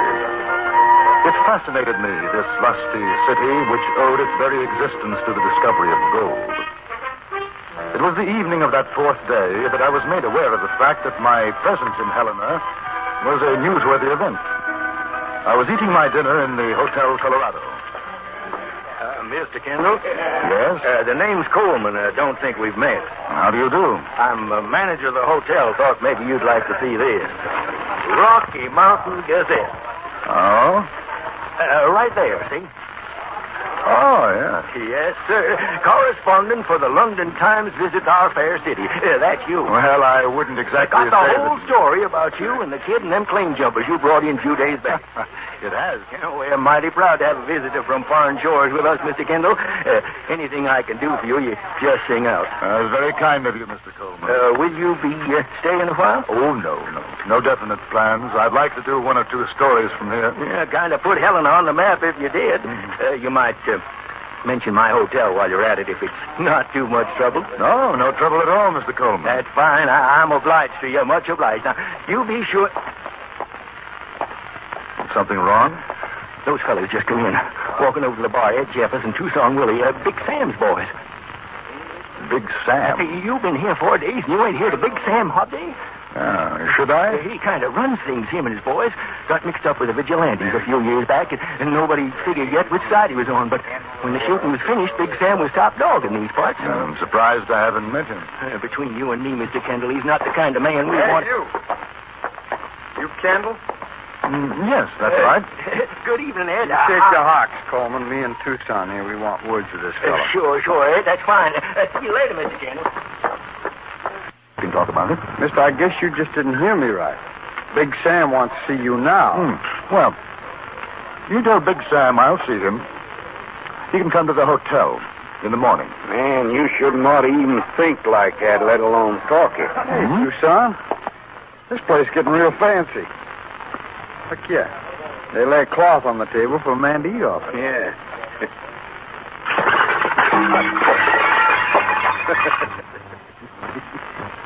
You know, I seen a fella do that once. He whooped the cloth off and not a dish was broke. It stayed right there on the table. I'm sorry you did that. Mister, you try and draw iron, I'm going to shoot you full of daylight. Tucson's got the drop on you, Kendall, for a fact. He's an awful fast gun. So I see. This friend of yours, Big Sam, he must be rather anxious to see me. Oh, sure. Big Sam just wants a nice, quiet talk. Ain't that so, Tucson? Yeah. So let's burn the breeze out of here. I was relieved of my gun, and we left the hotel. I noticed that most of the men passing by gave my companions a hurried nod and a wide berth as we made our way down Main Street toward the saloon. It was called a Bonanza, and from the look of the business that was being transacted at both bar and gambling tables, the name was a fitting one. I was taken upstairs and shown into a quite gaudily furnished room. Sitting behind a table was one of the largest men I'd ever seen, literally shoveling food into his mouth. Lolling on a couch nearby, a woman of rather extraordinary proportions was sipping champagne. Oh, Kendall, how's your dinner? And I was having it. There was a slight interruption. What's the matter, you jabber? Ain't you got no manners? Well, it ain't our fault, Big Sam. He wasn't going to come. That's right. We had to persuade him. Go on, get out. Grab a chair, Kendall. All right, Millie, get a plate. Give Mr. Kendall some of them lamb fries. Best doggone lamb fries you ever ate, Ken. I'll go ahead. Sit down. This here's Millie. Best looking gal this side of Chicago. How do you do? Tell you what I want to see you about, Kendall. I figured you want to write something about me in that London paper of yours. Here's your lamb fries, Mr. Kendall. Oh, yes, thank you. Champagne, Millie. You see, the Rocky Mountain Gazette says you're in town, Kendall. That was a fine thing you done for that kid the other day. Fine thing, yeah. No good scissor bill cream jumpers got what they had coming. Should have hung them, though. What'd he do? I ain't read the paper. Shut your mouth, Millie. Where's your champagne? Here's your champagne, Mr. Kendall. Thank you. Now go lie down and don't bother us. So like I say, Kendall, I'm a pretty big man in these parts, and I figure folks read your paper and want to know. Well, is there something particularly interesting about you? I mean, aside from the fact that you own what is obviously a successful business? Hey, mister, this town only breathes when I tell it to. Ain't that so, Mel? Sure. That's right, Mr. Kendall. I got myself one of the biggest strikes in the country. Taking out better than $1 million. How's that? Congratulations. The saloon, that's just a sideline with me. I'm a man that's going a long way, Kendall. You write about me, it'll help. Sally? In what way?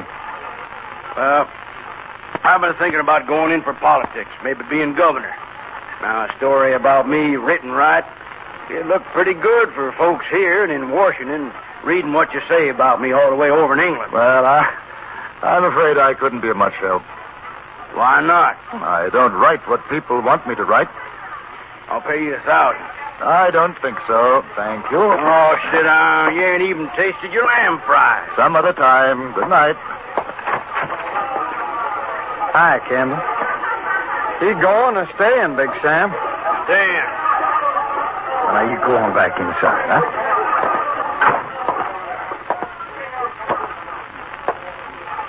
Tell you what, Kendall. I'll pay you $2,000. Easiest money you'll ever make. Sorry. Look, I'm being nice to you.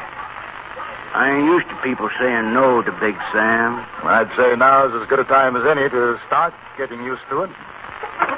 Mill, go to bed. I ain't sleepy. Get sleepy. Kendall and me want to be alone.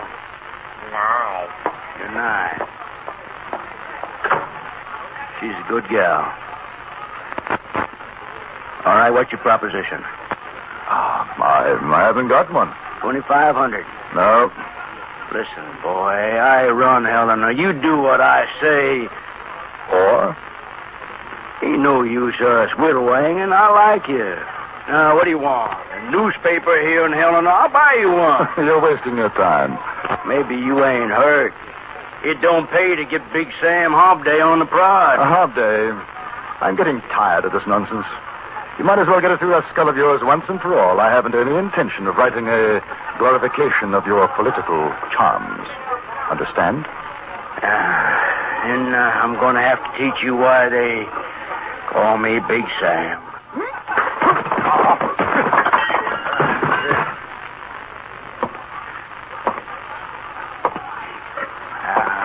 Maybe you understand now, huh?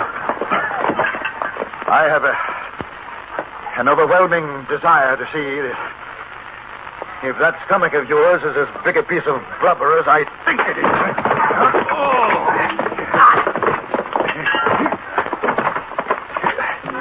He must have weighed 280 pounds, but I found out very quickly that looks can be deceiving. There wasn't any fat on him. He was as hard as rock, so were his fists. I vaguely remember getting in a beauty on his nose. Then something sloshed me over the left ear, and I was finished.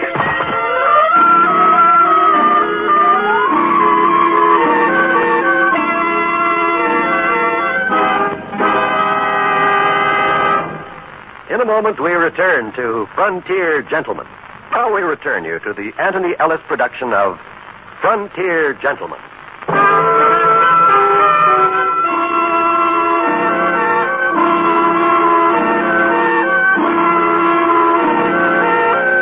I woke up to find myself lying on a very large bed.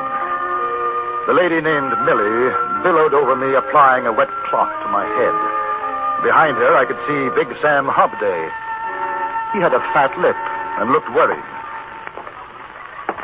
Hey, come out of it, huh? Yes. Yes, so I have. I feel. I've got a headache. That Tucson, he could have killed you. Tucson? And it wasn't you? Ain't you never been pistol whipped? Him and Jeffers come busting in just when we was going good. Kendall, I sure do admire your punch. I'm going to have a little talk with that gentleman. Oh, don't you worry none about that. I told him plenty. Yes, I'll bet that made an impression. Mill, go get Mr. Kendall some coffee. Sure. You just take it easy, Mr. Kendall. Millie will be right back with the coffee. Sure glad to see you up. I thought for a while you'd seen the pale horse. Let's go in the other room. How about a drink? Name your port. Brandy? Sure. You're all right, Kendall. And when Big Sam says so, he means something. Now, I want to do something for you. I think you've already done more than enough. Yeah, you're all right. Here. Now, how about it? How about what? You writing a piece on me? I thought we'd settled that. We ain't settled nothing. Must we go through it again? I told you I write only the way I see things, not as you or anybody else wants me to. Then you ain't going to do it? Oh, I'll send a story about all this, but I don't think you'll like it. But you're stubborn as a bobtail mule. No doubt. Now, if I can have my gun, please, I'd like to go back to the hotel. You ain't going nowhere, Kendall. I've been real friendly to you. Now I asked you a favor, polite and nice, and you turned me down. Well, I ain't asking no more. I'm telling you. Big Sam wants you to write what he says to write. Yes. Well, you tell Big Sam there's not a chance. Jeffers! Tucson! That's the trouble with me. I get easy with folks like you. They take the bit in their teeth. Something you want, Big Sam? Oh, sure, there's something I want. How come you figure I called you? Now, get some writing paper, quill and ink. Kendall here's going to work. Sure. Tucson, you stay here. I'll be right back.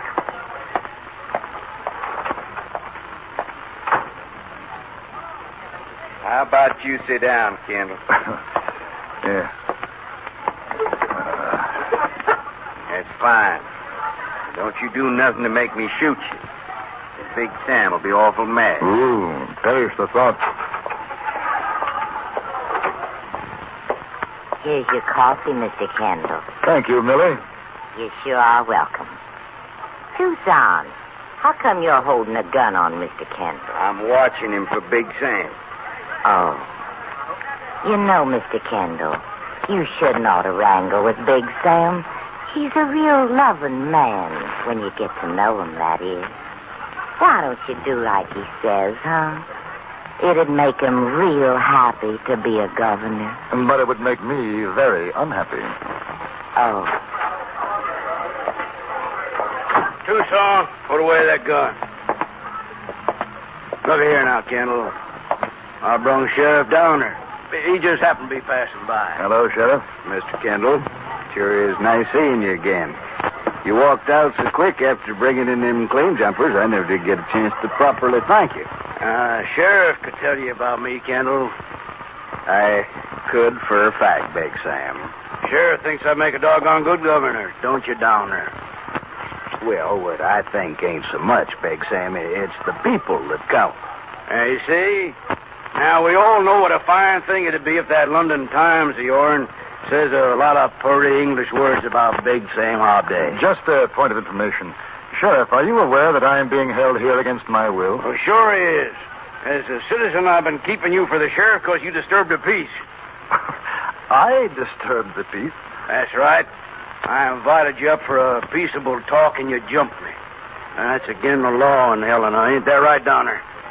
If a man wants to bring a complaint, I guess it is.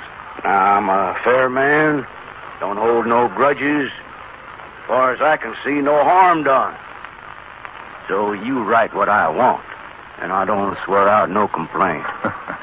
You know, if I didn't have more respect for the people I've met in the territory, I'd do it. What does that mean? The answer is still no. Downer, take him over to the jail. Oh, now... I got my rights. I'm sorry, Mr. Kendall. That's all right. And while we're at it, I want to serve a counter-complaint against Big Sam. Same charge. If I go to jail, he goes too. We'll settle it in court. My word against his. The judge in town gonna believe you, Kendall. I'm Big Sam. I'll take the chance. You arrest me, Sheriff, you arrest him, too. He's in his rights, Sam. What do you mean in his rights? He ain't got no rights. You do like I say, Downer, we're getting a new sheriff. I got to uphold the law, Sam. If I take him, I got to take you. He's made a complaint. Downer, you get me hog wild. I'm mighty sorry, Sam. You gonna do like I say? Well, I can't. I swore to uphold the law. You remember when I was swore in? I'm warning you, Downer. It don't make no difference. All right.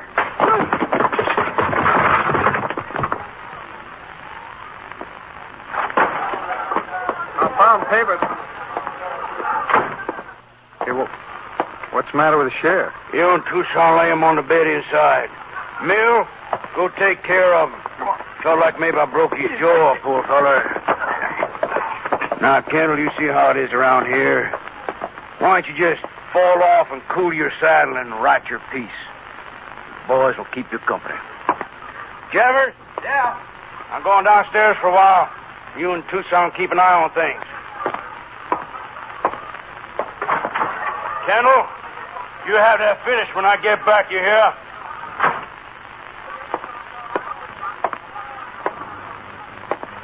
You heard what Big Sam told you? Yes. Oh, yes. Now, how's the sheriff? He's fine. Didn't break a thing. He'll be coming around. Now, you get going, huh? I'll put the paper and the quill there on the table. I may need some help. What kind of help? Oh, things about Big Sam's background, his past. Well, Tucson here can tell you. You've been with him longer than me. Good.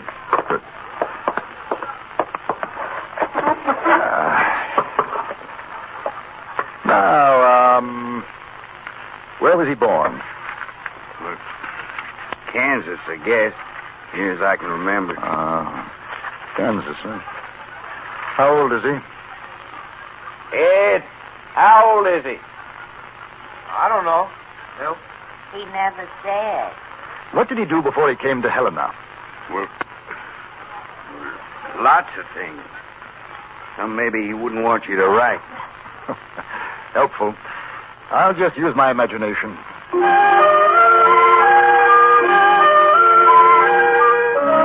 I began to write flowery, revolting nonsense. Tucson came closer, leaning over my shoulder. From time to time, I asked him a question. I knew if I could take him off guard for just a moment, it would give me a chance to get his gun. I had filled almost 2 pages when the time came. Well, now, what do you think of this, Tucson?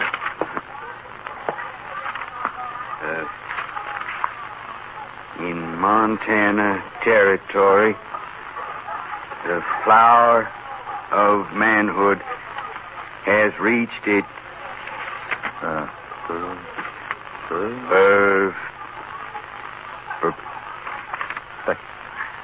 perfection. That's right. In the mining town of Helen. I refer to a stalwart citizen who bears, and with good reason. Put your hands high over your head, Jeffers. I'll take your gun if you don't mind. Another patient for you, Florence Nightingale. Pick him up, Jeffers. Take him in there. Kendall, Big Sam ain't gonna like this. I have an idea there'll be quite a few things Big Sam won't like. This is the least of them. Move over, Sheriff, honey. You got company. I'm all right. Let me up. Millie, you souse him with water. Get him awake. I'm arresting him. And you, Jeffers. Big Sam, too. Mr. Kendall, I'll ask you to be a witness at the trial. My pleasure, Sheriff. Hey, now, you can't arrest Big Sam. Listen, boy. Maybe I ain't the best sheriff in the country, but there ain't a man alive gonna bust me in the jaw and get away with it. Oh, he didn't mean nothing, Sheriff. He's just a big, playful puppy. Kendall! Tucson! Jeffers! Shall we break the news to the playful puppy? Sam, I'm arresting you for doing me a bodily harm. You're fired, Downer. I'm firing you right now. Roll your blankets and pull freight out of here. We'll let the judge decide that. The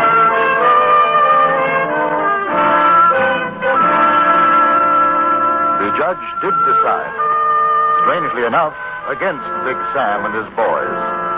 7 days in jail and $200 fine. It was a small thing, but it broke Sam Hobday's hold on Helena. The whole town stood against him, and he knew it. I sent the story off to the Times, but I don't think that it will improve Big Sam's chances for governorship of Montana Territory.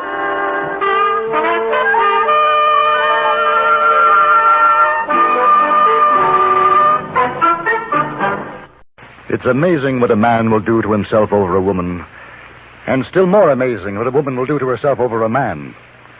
This story happened in Virginia City, Montana Territory.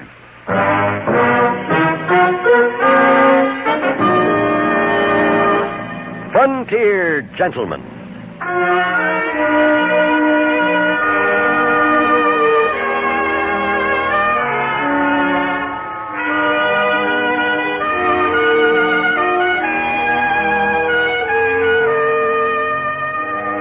Herewith an Englishman's account of life and death in the West.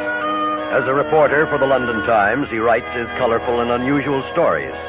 But as a man with a gun, he lives and becomes a part of the violent years in the new territories. In just 1 minute, we will bring you this latest report from the Frontier Gentleman. What are you stopping here for, Clark? The country club is still a half-mile away. I know, Scarlett, but I don't want to drive up to the club in this low-priced car. But the snow is 6 inches deep, and I'm wearing my ballerina slippers. Well, you'll just have to hoof it, baby. I'm not driving any further. You're much too big for piggyback. Oh, the snow is cold. Take bigger steps. Oh, that won't help. Why don't you get a big car like a swept-wing Dodge? A Dodge? I can't afford a big car like that. Oh, yes, you can. Even though Dodge is a big car, it's priced below 59 different models of the low-priced field. What? You mean I can own a big swept-wing Dodge for less than I paid for my car? That's right. And you get all that big car roominess and big car luxury. With a Dodge, you get all the car you're paying for. Okay, Scarlett. Let's forget the dance, dear, and go see our Dodge dealer. Oh, wonderful, darling. On these cold feet, who could dance anyway?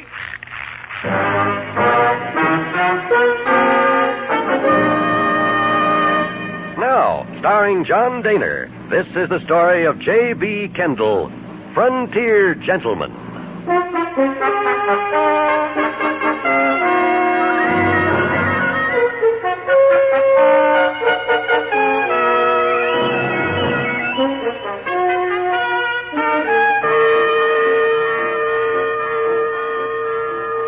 Virginia City, Montana Territory, was particularly noted for three things: its gold, Henry Plummer and his band of outlaws, and the vigilantes. The vigilantes disposed of the Plumbers and were replaced by a more lawful authority, so that by the time I arrived, only the gold remained, and of course those who sought it, the miners. They filled the town day and night, spending their hard or easily won money in saloons, gambling houses, and hurdy-gurdy establishments. I was attracted to one of these on the night of my second day in Virginia City. It was a brilliantly lit saloon called Skinner's, and outside was a large sign proclaiming the appearance of Miss Eulalia Robinson. I went inside.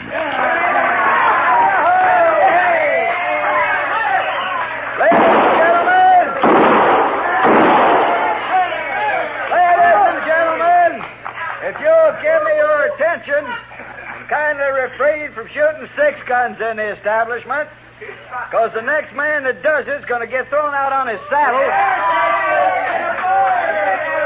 With your kind permission, I have the honor of presenting the world-famous actress, Miss Eulalia Robinson. She has appeared before the crowned heads of Europe and honors us with a presence tonight by special appointment to Her Majesty, the Queen of England. Ladies and gentlemen, Henry Irving's leading lady, Miss Eulalia Robinson.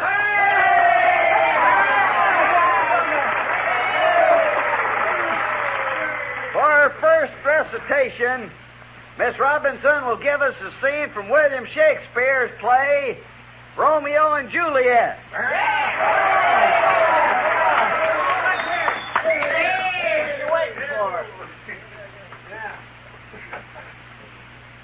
Thou knowest the mask of night is on my face, else would a maiden blush bepaint my cheek. For that which thou hast heard me speak tonight, fain would I dwell on form, fain deny. She was in her late 30s. Not a good actress, not even beautiful. But her manner, the dignity of carriage, created an illusion of beauty which captivated her audience. She remained on the stage for a solid hour, and by the time she was finished, I could see that every man in that saloon was completely taken by her, and more than one imagined himself to be hopelessly in love. Boy,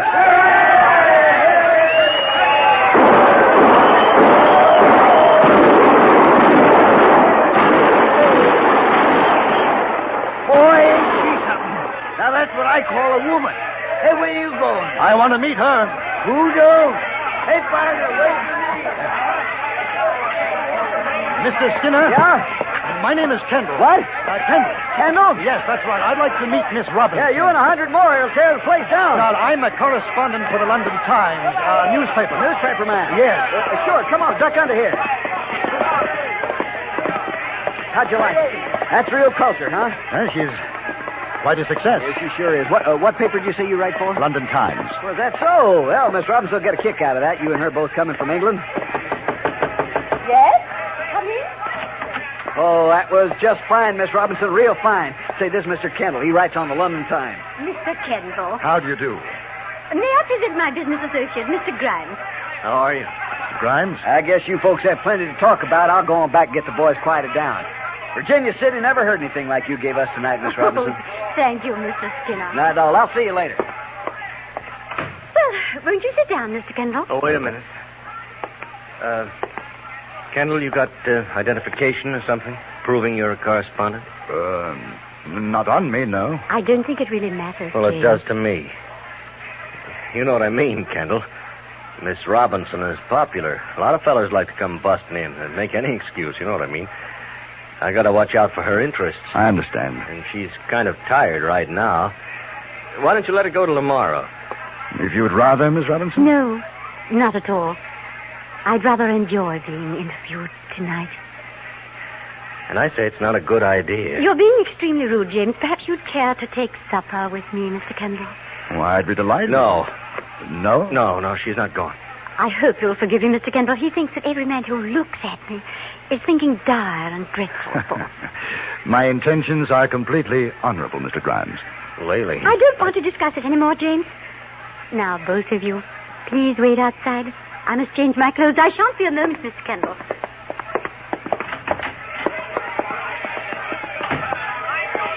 Listen, Kendall. I'm sorry I acted the way I did, but if I don't keep an eye on her, nobody's going to. You know what I mean? I think so. I mean, nothing personal, but as her business manager, I've got to take care of things. Now, she gets awful tired traveling around this way. Best thing for her right now is to go back to the hotel and get some sleep. As a business manager, Mr. Grimes, I should think you'd be happy to have a newspaper interview. Oh, sure I am. But you know how these actresses are. They're like kids. They don't even know what's good for them. I hadn't been aware. Well, take my word for it. So you go on ahead. Now, I'll tell her you see her tomorrow.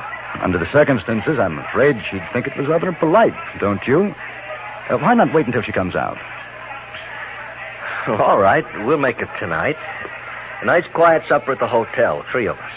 Mr. Grimes, I get the distinct impression that for some reason or other you don't want me to be alone with Miss Robinson. Am I right?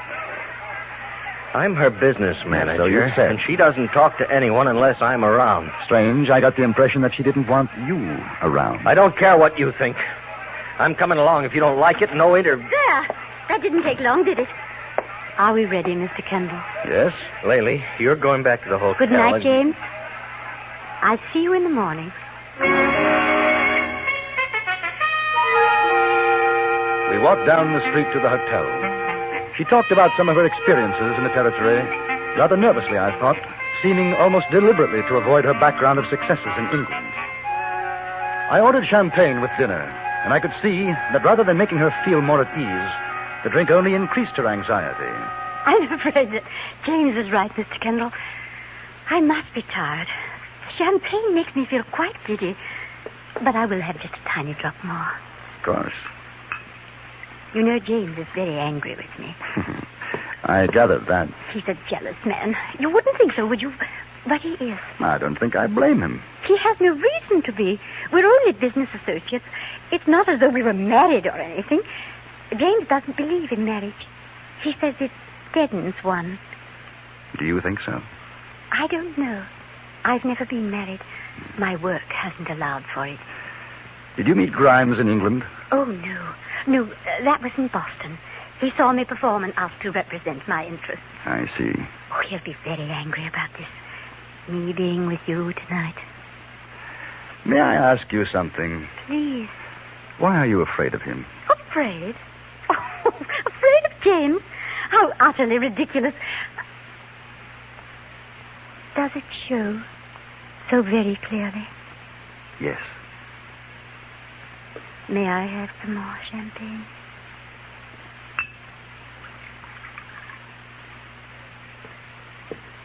You know I'm not English, don't you? Yes. I never played with Henry Irving. Never saw England. Never did any of the things they say I did. I didn't think so. By appointment to Her Majesty. James thought that sounded fine. He took it from a bottle of Scotch whiskey. Do you know what I am, Mr. Kendall? I'm a liar. My whole life is a lie.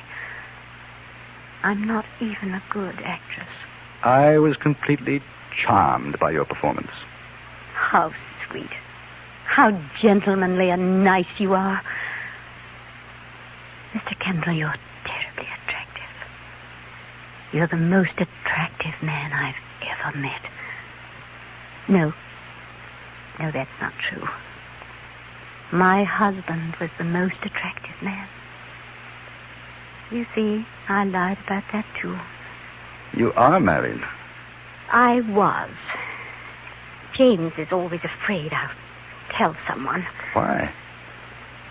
Well, the marriage didn't end very nicely. Why do you tell me? Too much champagne. I don't think so.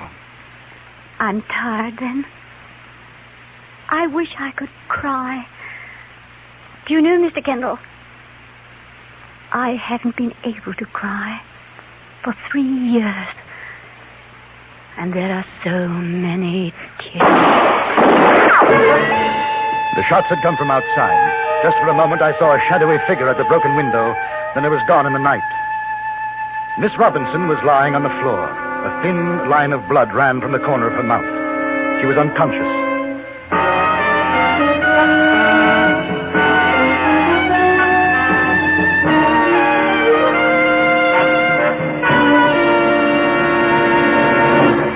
In a moment, we return to Frontier Gentlemen. Today on CBS Radio's Suspense, Vanessa Brown and Jim Amici will co-star in Affair at Loveland Pass, a Western thriller with a psychological twist. Exciting dramas waiting for you, too, on yours truly, Johnny Dollar. Join us on most of these same stations later today as action-packed stories come your way on CBS Radio's Suspense and yours truly, Johnny Dollar. And now we return you to the Anthony Ellis production of Frontier Gentlemen.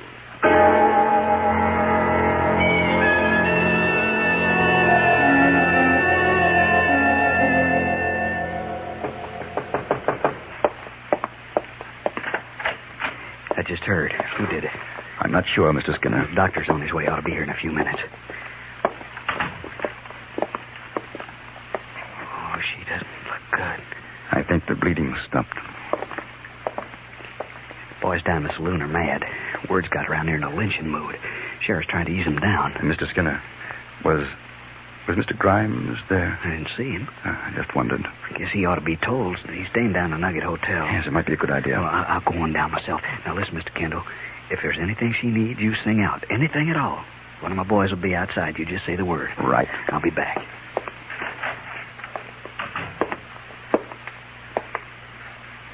What a strange feeling.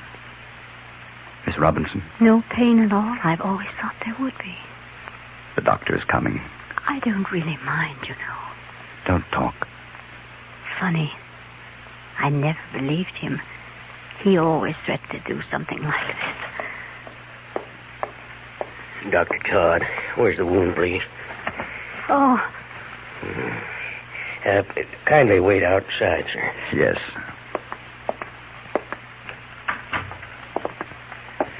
I'm Dave.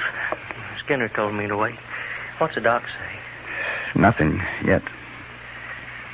I'd sure like to get my hands on that feller that done it. Yeah, I imagine a lot of us would.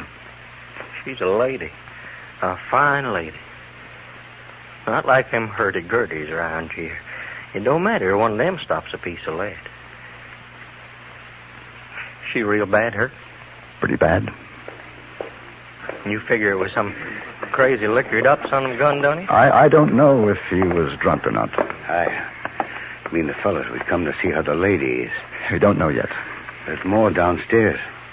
We just wanted to know we're going to get the son of a gun that dry gulch, sir. Doc Todd come yet? He's in there now. Well, you give him this. There's $300 of better gold dust than that. You tell Doc he pulls her through, he'll get another like it. The boys wanted to know they're with her. Sure do. I'll tell her. You do that. I got a couple of dollars. That goes for me, too. Give it to the doc. I will. I can't operate yet. She's lost too much blood. She gonna be all right, huh, Doc? Don't ask fool questions, boy. I'm not God. Right now, she's asleep. Well, you're Kendall, aren't you? Yes. Lucky for her you were around. If she'd lost any more blood, she'd be dead. Well, you might as well get some shut-eye. I'll stay with her.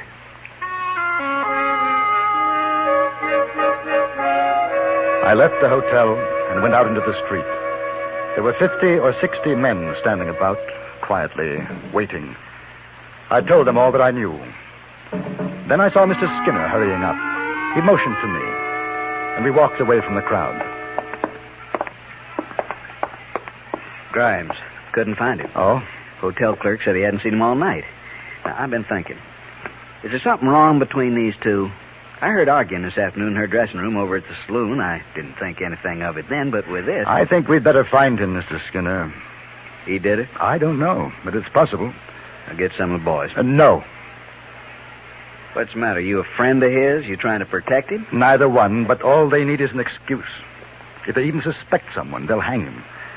I prefer things more legal. He's a killer. We've handled that kind before in Virginia City. Miss Robinson is not dead. No, what I suggest is that you talk to some of the men who aren't likely to take matters into their own hands. Tell them we're trying to find Grimes, but he doesn't know what's happened to Miss Robinson. They can bring him back here. Then what? We'll let the sheriff handle it. All right. But I'll tell you, Kendall, if he puts up a fight, I want to be there. It'll be a pleasure to shoot him. The search began. At first, only a handful, picked by Skinner, knew what they were looking for. But the word spread, and with it, rumor. Grimes was the man. Grimes had done it. In an hour, every man who knew or cared about what had happened was a hunter. The quarry, innocent or guilty, was James Grimes. And it was obvious that if found, he'd have very little chance of standing trial. At about 3 o'clock in the morning, I returned to Miss Robinson's room. Any change, Doctor? No. They get the fellow that did it? Not yet. Makes you wonder, doesn't it? How come a man would want to kill a woman like this? She's the way I remember a woman should be. Why don't you get a cup of coffee, Doctor? I'll stay with her until you come back. I think I will.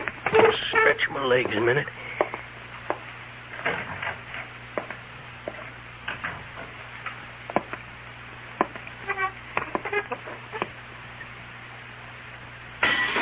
Turn around, Kendall. Don't move. You look a little worse for wear, Grimes. Well, they're after me. They're trying to kill me. Any reason why they shouldn't? Is she dead? No. I warned her. I've been warning her what had happened. Put away the gun. And get myself killed? You'll be safer with me than the mob outside. You're the trouble, the reason for everything. It's been men like you everywhere we go. Every town she has to find someone. I warned her. I told her I wasn't going to stand it any longer. Well, I heard a different reason. A different reason? What did she tell you? About her husband. An unhappy marriage. She said that? Told you about her husband? Yes. You want to know what really happened? She had a husband, all right. In Boston. I didn't know it at the time. I met her. I fell in love. She went away with me. After we were married, she told me. She is your wife? Surprising? Look at her. It's another one of her little ways. She thinks it's better if people don't know. She thinks I don't know why she wants it that way. I guess you could say we killed her husband. He committed suicide after she left him. Oh, you don't know. You don't know what it's been like. But I told her what I'd do if she went after another man. I'm sorry. It doesn't matter anymore. I hope she dies, then I won't have to feel these things. If she dies, they'll hang you. Yeah. James? Laylee.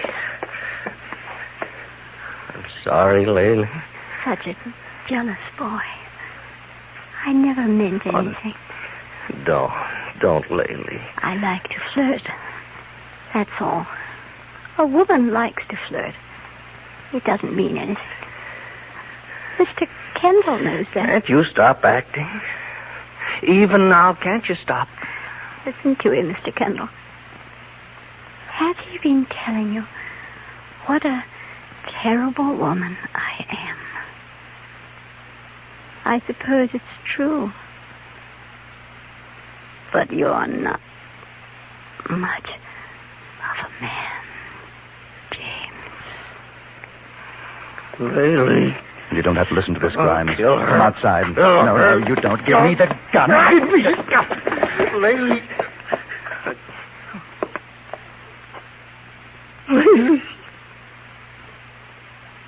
She's dead.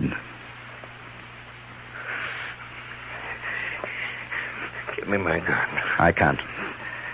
You'll get a trial. Perhaps they'll understand. There'll be no trial. Now, Grimes, come back. Grimes!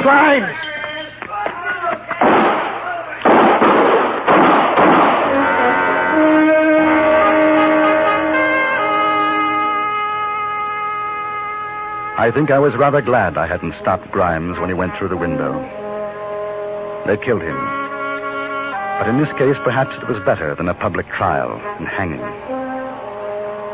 Miss Eulalia Robinson and James Grimes were buried side by side in Virginia City, Montana Territory.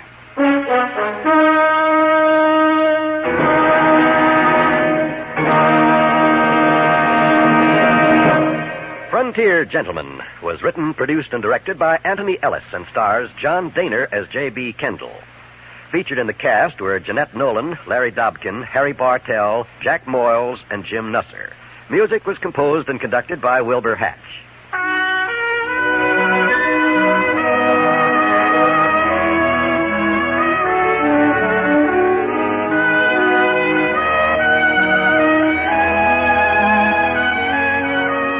Now stay tuned for the Ford Road Show, to be followed by the CBS News over most of these same stations.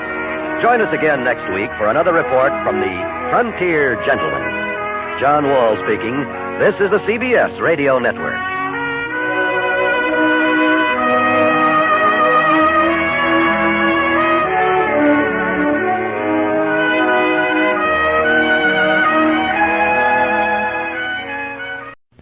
At Deer Lodge in Montana Territory, I met a very unusual young lady. Her Chinese name was Chen Shuk Yi, which in English means gentle virtue. This is her story.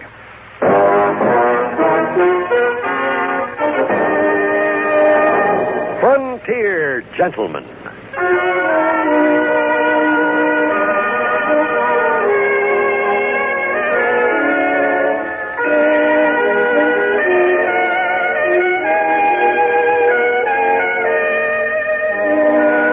An Englishman's account of life and death in the West. As a reporter for the London Times, he writes his colorful and unusual stories.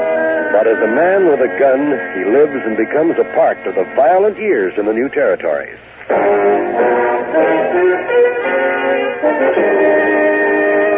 Now, starring John Daner, this is the story of J.B. Kendall, Frontier Gentleman.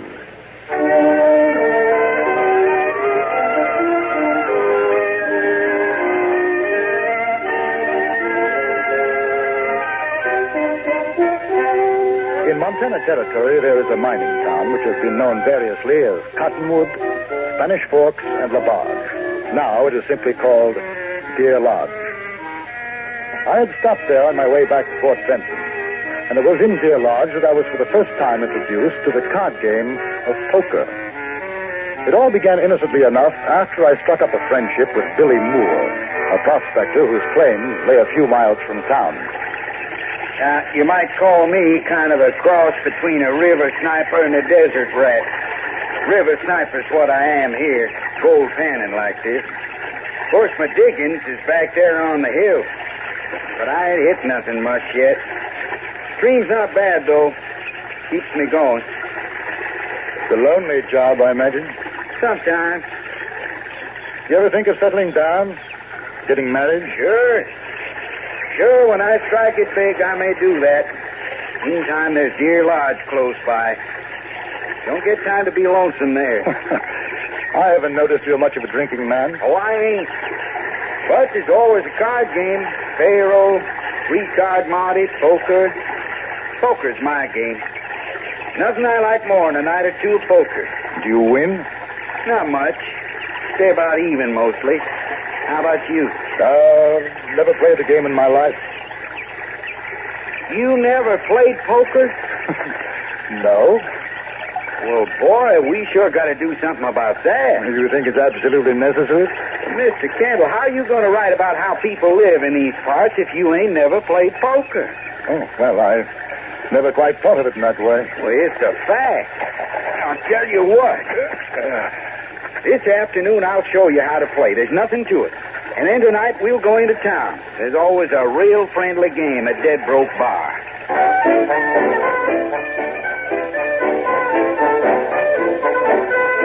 That evening, we rode back into Deer Lodge. Billy had pronounced me an able student, and that with caution, I might even add $1 or two to my diminishing funds. I had promised to limit myself to play with $50 and no more. When we arrived at the bar, Billy led me to a table in the back room.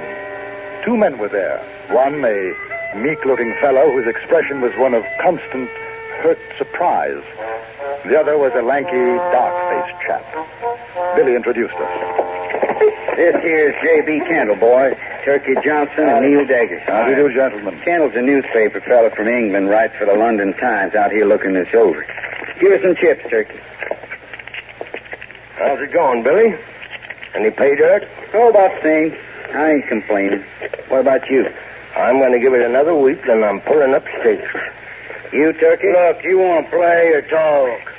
Turkey ain't in the mining business right now, Kendall. Oh, I see. Trying to get a stake play in poker. The trouble is he keeps on losing. You feel lucky tonight, Turkey? And one of these days you're going to get lead poison if you don't shut your mouth. Nice friendly cuss, ain't it? Them blue chips is worth $5, Kendall. The red's 2, the white's 1. High card deals. King, Jack, 8, 4. Your deal, Kendall. Oh, yes. Stole the cards for. 5. 5. Oh, now, wait a minute. Something the matter? In these parts, we cut the cards, mister. He's kind of... he don't need no harm. I'll cut him. Roll him around. I really cut you playing with a greenhorn. Sorry. Oh, just deal, mister.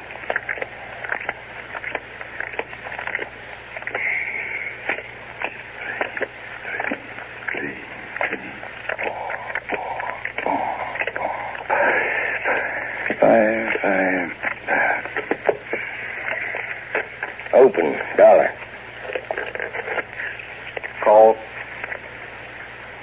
Raise $1. No, thank you. Not for me, neither. I got a feeling you're telling a windy turkey. I'll see you. Give me 3 cards, Kendall. I'll take 2. Billy won the first hand and the second. I played very carefully, and at the end of an hour was about $5 to the good. I could see that Turkey Johnson resented both me and my playing, even more so because he was losing. His temper slowly deteriorated with the quality of his cards. Then the door opened, and a small, pigtailed Chinese gentleman walked in.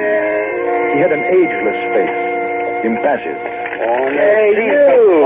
Oh, in a chair. I didn't think you'd be coming tonight. Right and rest your saddle. This is J.B. Kendall. He's from England. Mr. Kendall, I am honored. Is it Mr. Yu? Yes. How do you do, sir? Good evening, Mr. Daggers. Mr. Johnson. Come on. Come on, Moore, it's your deal. I know it. Well, deal. Chips, please, Mr. Johnson. $50. You keeps a string of burros, sells them and rents them. Orneriest critters you ever see. Oh, very intelligent. Very noble animals. Oh, is that pretty girl of yours, you? Ain't seen her around. He keeps her hid from the like to us, huh? You ought to see her, Kendall. Real nice little filly. Is your daughter, Mr. Yu? Oh, no, daughter, no. She's girl from Hong Kong. She helps me with business. Talk. It's your play, Kendall. I'll open for $1. Mr. Yu proved to be an astute but unlucky player, and Johnson began to win. For the next 2 hours, the game seesawed back and forth, and after that it became obvious that unless there was a startling change, the big winner would be Johnson. The loser, Mr. Yu. Billy, Neil Daggers, and myself were about even. Then an extraordinary thing happened. I found myself at the end of the draw sitting with 3 aces and 2 queens. The betting was up to Neil Daggers. At that time, there was $50 on the table. 2. No, I'm folding. 2, and I raise 3. This is a big one, huh? All right, boys. I'm calling and raising 5 of my own. You take it easy, Kendall. Shut your mouth, Moore. Ain't no side playing this game. Now, don't get riled, Turkey. Just keep your mouth shut. I'm sorry, gentlemen. Just give me a moment. Very well. I'll call. $10. Kendall, you know it's going to be a pleasure to make you holler calf rope. Ain't going to be no beginner's luck in this game. Your play, Mr. Yu. I'm 25. Sure am glad I'm out of this one. You're 25 and up 25. Kendall, you better get out. Son of a gun, I'm saying for the last time, Moore, you shut your mouth. Now listen, Turkey, he's a friend of mine. Mr. Johnson, he's quite right, Billy. I'd like to buy some more chips, please. 100. Well, what's your play, mister? It cost you 50. You better not... 50. Man, you ain't going to have enough left to dust your fiddle. 50 and raise 50. There's near 300 in there. Yeah, so there is. I got the deadwood on you boys, but you keep her getting fat. I ain't grumbling. You're 50, you and my 50. That's another 100, Kendall. Yes. I see. All right. I'll call. Mr. Turkey, there is $500. I am now without money. Still, I wish to call you back. Oh, that's too bad. Maybe you can get a loan, huh? I no take a loan. Well, what do you say, you? You in or out? Oh, how about them burrs? You want to stake them, huh? No, not burros. But, maybe cane shoki?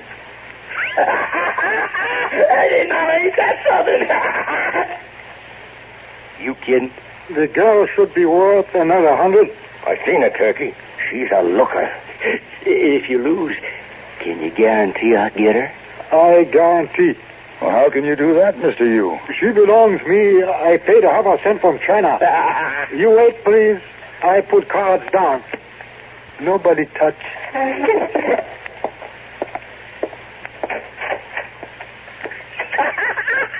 What you got, Turkey? Head's gonna make all you happy as a duck in Arizona. What's the matter, Kendall? This game too rich for you, huh? No, not at all. I find it very interesting. Well, boys, my luck has turned. Yeah, I'm going to get me a grub steak with the winnings and have me a real nice score to take care of grub slinging and like. Say, how about me and you going farting it? Yeah, we might do that, Diggins. You might at that. At that moment, the door opened, and Mr. Yu came in, followed by the girl, Chen Shuk-yi. She must have been in her early 20s. She was quite beautiful.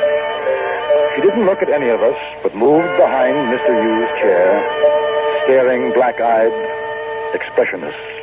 You tell her what happens if you lose? She has been told. You betting her? Yes, I call you bet with Shuk-yi. All right. What do you got? Flush.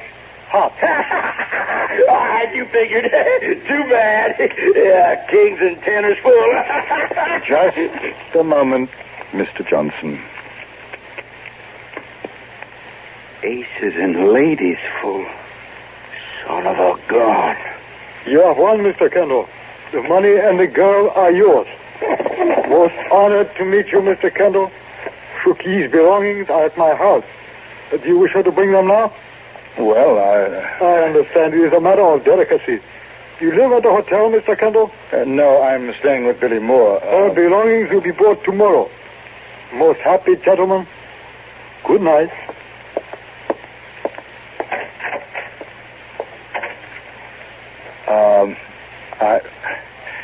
I'll cash these in if you don't mind, Mr. Johnson. $565. That was pretty smart, Moore. Pulling in a grifter to clean this out. Oh, now, just a minute, Turkey. Are you suggesting by any chance that I'm a cheat, Mr. Johnson? Well, I'm saying there was more than luck in your deal. You're saying I cheated? Here's your money. Come on, Decker. Never thought I'd see it. Turkey Johnson backing down. You sure got his number, Kendall. Say, what about her? I've been wondering.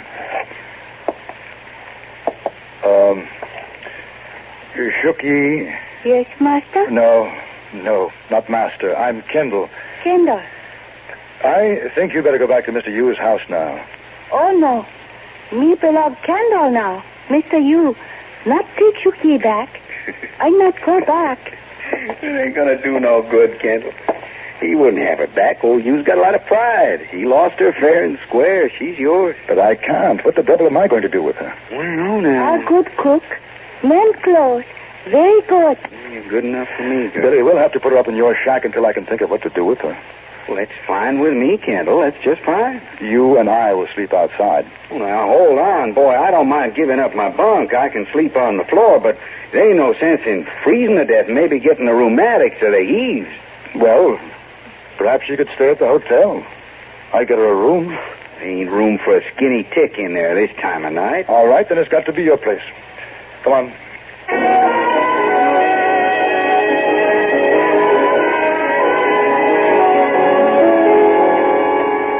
Kind of nice night, ain't it, Kendall? Yes. Stars sure do look pretty.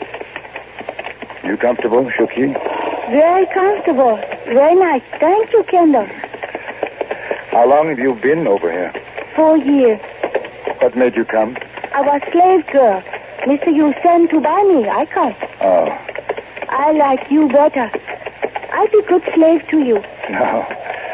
A slave is not a good thing, Shooky. No one should be a slave.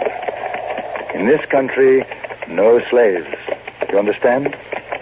No. If I no slave, what I do? Well, what did you do in China? Slave. Very rich gentleman. Lots of slaves. But he get dry gouged by other rich gentlemen. Then I keep slave. Then second rich gentleman sell me to Mr. Yu. He sell many slaves come to America. Now are you slave? No. I don't want a slave. Then why you buy me? I didn't. I won you in the poker game. If you lost, you would have paid money?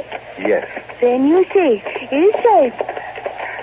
I am glad I not be won by that no good son of gun, Turkey Johnson. She sure got him pegged. You shouldn't say that, Shooky. Bad words. I hear many people say so. I no like the way he look at me, son of gun. Oh. Here, Shooky, I'll help you. I'll get the horses fed and watered. You want to show her where to sleep? All right.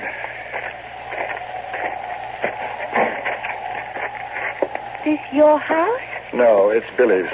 Oh, he very rich man. Mr. You not have wood floor. You'll sleep here on this bunk, Shooky. Where you sleep? Outside with Billy.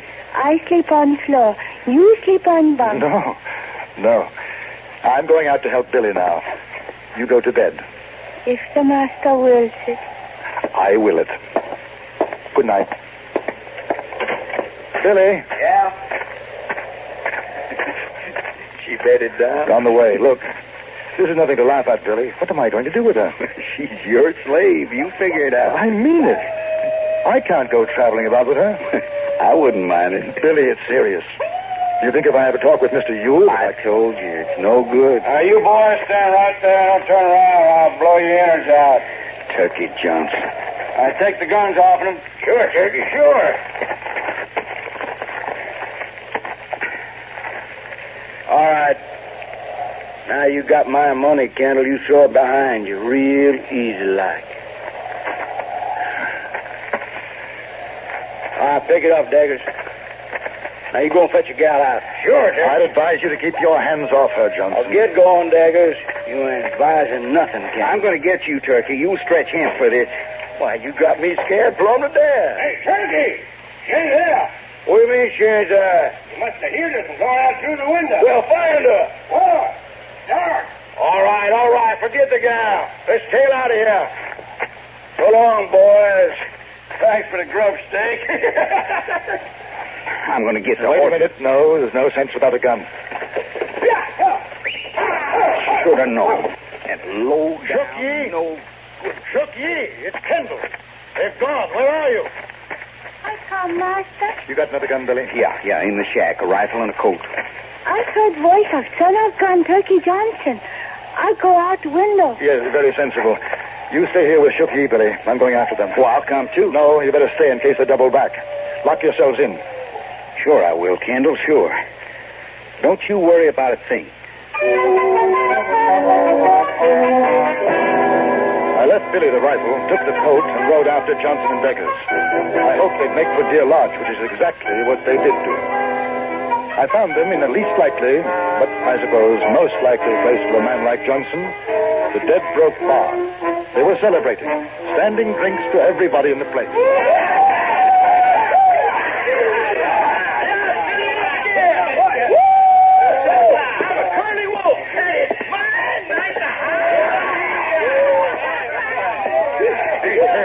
Turkey. Oh, don't bother me, boy.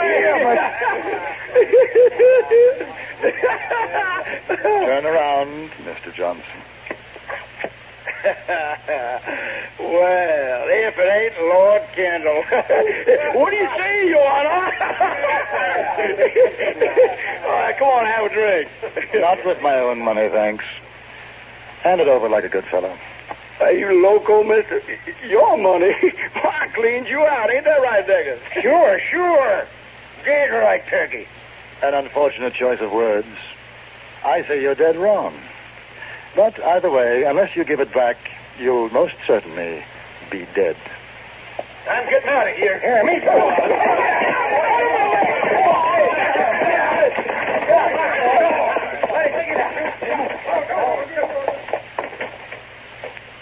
You want to draw first? No shooting in the bar, boys. You take it outside.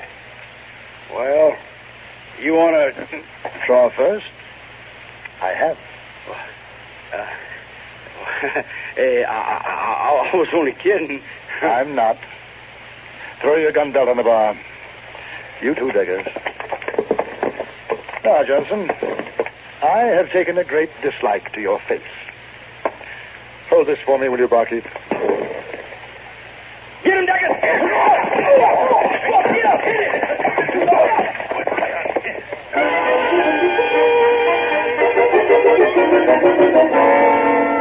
Billy, it's me, Kendall.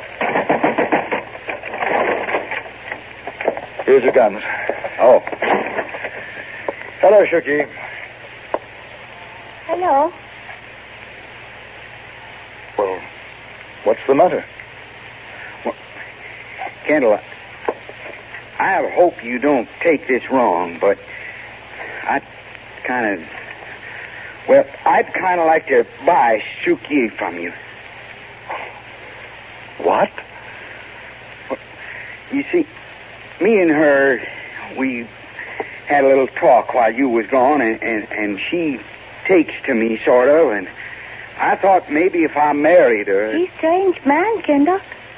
You sell me to him. He wants to marry. Well, do you want to marry him? I like.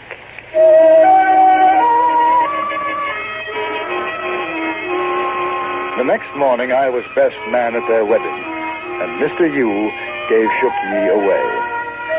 After the breakfast, which took place at the Dead Broke Bar, I started off for Fort Benton, where I planned to take the river steamer down the Missouri to write my reports of another part of the West.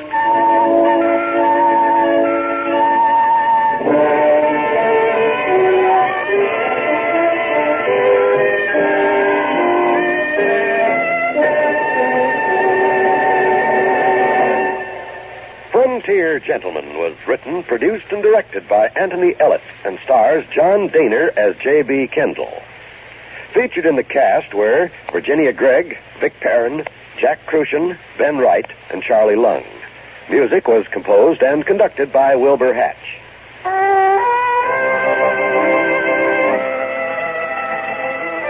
Be sure to be with us again next week at this time for another chapter from the Journal of J.B. Kendall, Frontier Gentleman.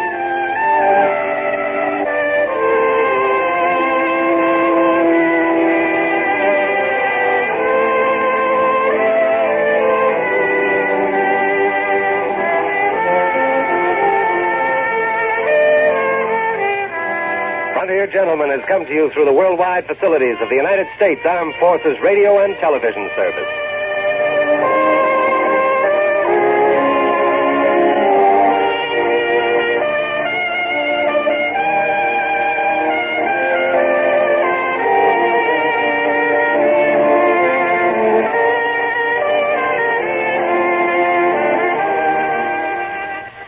There seem to be only two kinds of people in Montana Territory, the good and the bad. Sometimes it's hard to tell which is which.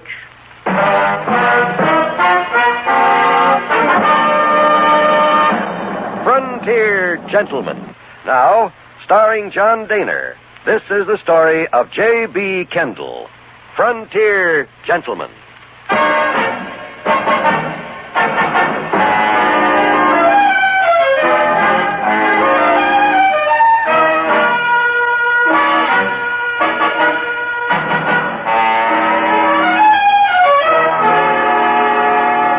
I was on my way back to Fort Benton on the Missouri River when I reached Helena. There, I was lucky enough to receive an offer of transportation in a wagon. So I sold my horse, and we set out on the Mullen Road. My companion, or bullwhacker as he called himself, was a leathery, stringy chap who might have been 50 or 70. It was hard to tell. His name was George Scales, and he seemed more than happy to have someone to talk to. Yes, sir. I was one of the first out of the California Gold Rush. Went out with my father in 49. How old did you figure I am, boy? Well, 58. 58. Wouldn't think it, would you? Well, 58. Never had a sick day in my life. Been married 3 times, buried 2. The third got took by Apaches down in Arizona Territory. I pitied the poor son of a gun Indian that hooked up with her. Boy, she was the meanest piece of calico you ever set eyes on. It was a lucky day for me. Are you married? No, You take my advice, boy. What'd you say your name was? Kendall. Kendall. You ain't kin to the Brown County, Texas Kendalls, are you? No. Well, come to think of it, their name wasn't Kendall, it was Pridgeon. Now, how come you figure I misremembered that? What was we talking about? Well, I'm not quite sure. Now, you take my father. 86 years old 2 weeks back. I'm taking him home to bury him. Oh, I'm sorry. Oh, anything for sorrow. All got to go up Salt River sometime. Old Buzzard's been out in California better than 30 years. That ain't no place for a man to sack his saddle, so last trip out I said, Pa, I got to take you back to Kentucky, because when you bite the dust, it ain't fit to do it in this here place. That's what I said. I see. Yeah, we got us a place in Kentucky. Figure he ought to rest comfortable there. Oh, did he die on the way from California? If he did, but since you got on back in Helena, so the old buzzard ain't dead yet. He's asleep in the wagon. Oh. Eats and sleeps. Ain't much else to do, I guess. Old buzzard, deaf as a post. When he wakes up, you just say hello, smile at him, and he'll think that's just fine, just fine. Oh, you want a chaw? No, thank you. You don't talk much, do you? No, I suppose not. What's your business? I'm a newspaper correspondent. Writer? Yes. Newspaper feller, huh?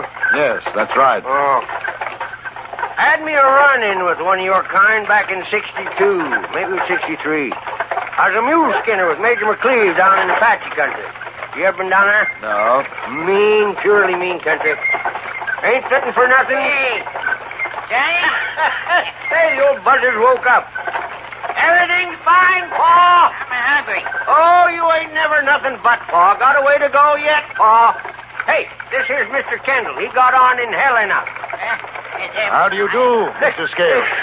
Don't matter what you say, just talk good and loud. Yes. I understand you're going back to Kentucky. What is he saying? There's no telling. You go on back to sleep, you old buzzard. I'll tell you when it's time to eat. He's gonna do it. Guess he didn't like you. Oh? Pa meets a stranger, he'll talk your ear off. Talkingest man I ever seen. If he don't take you, he does what I tell him. Like as not, he'll keep his mouth shut now till you get off in Benton. I'm sorry. Oh, no cause, mister. Man can't help what he is. I just hope you ain't like that sheep-killing dog of a newspaper feller I was telling you about. I sure did sharpen my hoe on him. Well, whatever he did, I assure you, I'll be very careful not to make the same mistake. Newspaper fellers. At midday, we stopped for our meal. Scales, Senior, and Junior kept up an extraordinary conversation, during which time I was completely ignored. The pair reminded me a little of Dickensian characters, a certain gentleman and his aged parent. After his food, the aged parent clambered back into the wagon and presumably went back to sleep as we continued on our way. An offering of tobacco mellowed Scales somewhat, and I felt that possibly I might be forgiven for my sin by association. It was late that afternoon when we saw the three riders. They were halted by the side of the road. If when you know how to use that gun of yours, Kendall, you better be ready to reach. You think they're outlaws? Man's bone seasoned. He don't take chances, not in these parts. Looks as though one of them is hurt. Well, that's a fact, and well, I'll be a whey-belly stump sucker. A woman. One's a woman. Look at that. If that don't beat all. Whoa! Whoa there! Whoa! Hey! Hey, you got trouble?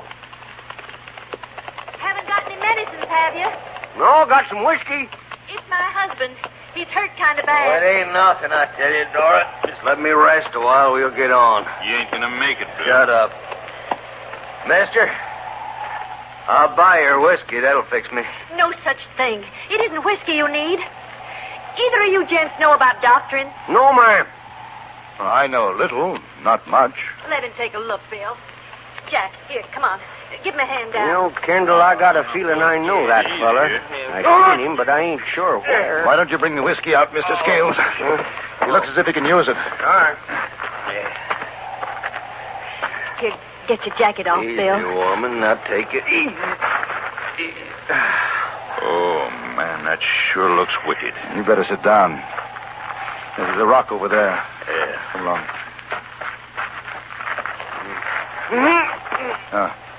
When did it happen? 3 days ago. Did you get the bullet out? No. I'm all right, I tell you. Just let me rest. You're not all right. That's gangrene, the shoulder and arm.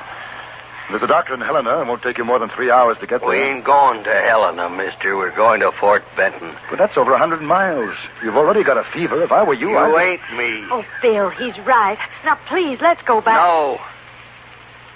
I think I could remove the bullet, but that won't help. You ain't no doctor. Hey, pour some of this panther juice in your gizzard. Cure everything from the rattles to... No. Ain't gonna cure that. Give me the bottle. Take a good big slug, Bill. Hey, don't I know him someplace? Not likely to, mister. I ain't never forgot a face. I swear I seen his. Mind if I ask your name? I'm obliged for your whiskey. Now, we'll be moving on. Oh, Bill, what good is it going to be? You're sick. You can't ride all that way. I do like he says. Dora, you heard what I said. Come on. Oh, Bill. He'd fainted. We carried him to the wagon, put him inside. The aged parent woke up, smiled pleasantly at the newcomers, and watched with interest as the wife and the one called Jack did what they could to make the wounded man comfortable. I felt a tug at my sleeve. Scales drew me away from the wagon. I know him, I remember. I know who he is. I'll never forget a man's face. Only difference now, he ain't got that mustache he used to wear. The Powder River Kid, Bill Logan, that's who. Ah? Oh, ain't you got no savvy? The Powder River Kid. He's wanted in more territories than even the James boys. Oh, I've seen the posters. There's $2,000 reward for him, dead or alive. Well, what do you say? Make pretty good sharings, huh? Muy dinero, 1,000 for you, 1,000 for me. Because his wife and his friend might have something to say about that. Then we shoot him. Sure, shoot him now, and then we take the kid on into Benton and collect. I don't think he'll live that long. Not without a doctor. We're talking about alive. Posters say live or dead. Come to think of it, we would be better off if we shot him. Might save a sackful of trouble. I seen him draw once, down in Virginia City it was. He fanned 2 men down so quick he had his gun back in the holster before they hit the ground. Mister? Yes, coming. Hey, other fellas getting out of the wagon, too. We gonna kill him? No. He's still unconscious. Mister, You said you could take out the bullet. Maybe it'd do some good. There's too much poison. He's got one chance, and that's to take him back to Helena. Is this your wagon, Mr. Kendall? No, ma'am, it's mine, George Scales. Mr. Scales, I'll pay you $200 if you'll turn around. Take us back to Helena. Well, now, that's a mighty attractive offer. I don't know, Dory. Bill said... I don't care what he said. Right now he's dying. No, I ain't. Mister, my wife offers you $200 to take me back to Helena. You let me rest a while in your wagon till I'm fit to ride the other way. I'll make it $300. That's fair. Yes, sir, that's a fair deal. I'll do that. Make yourself to home. The old buzzard's my paw. If he talks at you too much, just better good and loud. Go to sleep, you old buzzard. You ride in here with me, Dory. Jack, stay on your horse. Sure, Bill. Just take it easy. All right, boys, let's vamoose.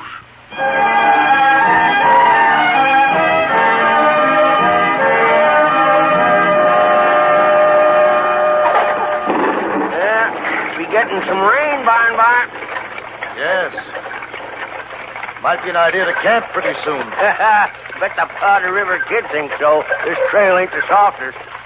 Hey, how long you figure till he hangs up his axe? I don't know. But I wouldn't worry about it. I ain't worrying. I've been doing some thinking. How come you suppose he don't want to go back to Helena? Somebody's after him, I imagine. That's my guess.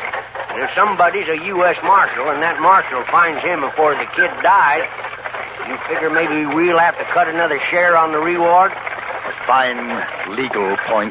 Well, I ain't going to worry. Dark coming on. There's a likely looking clearing up the road. Yeah, I got to feed the old buzzard. Hiya! Hiya! Yep! Fire!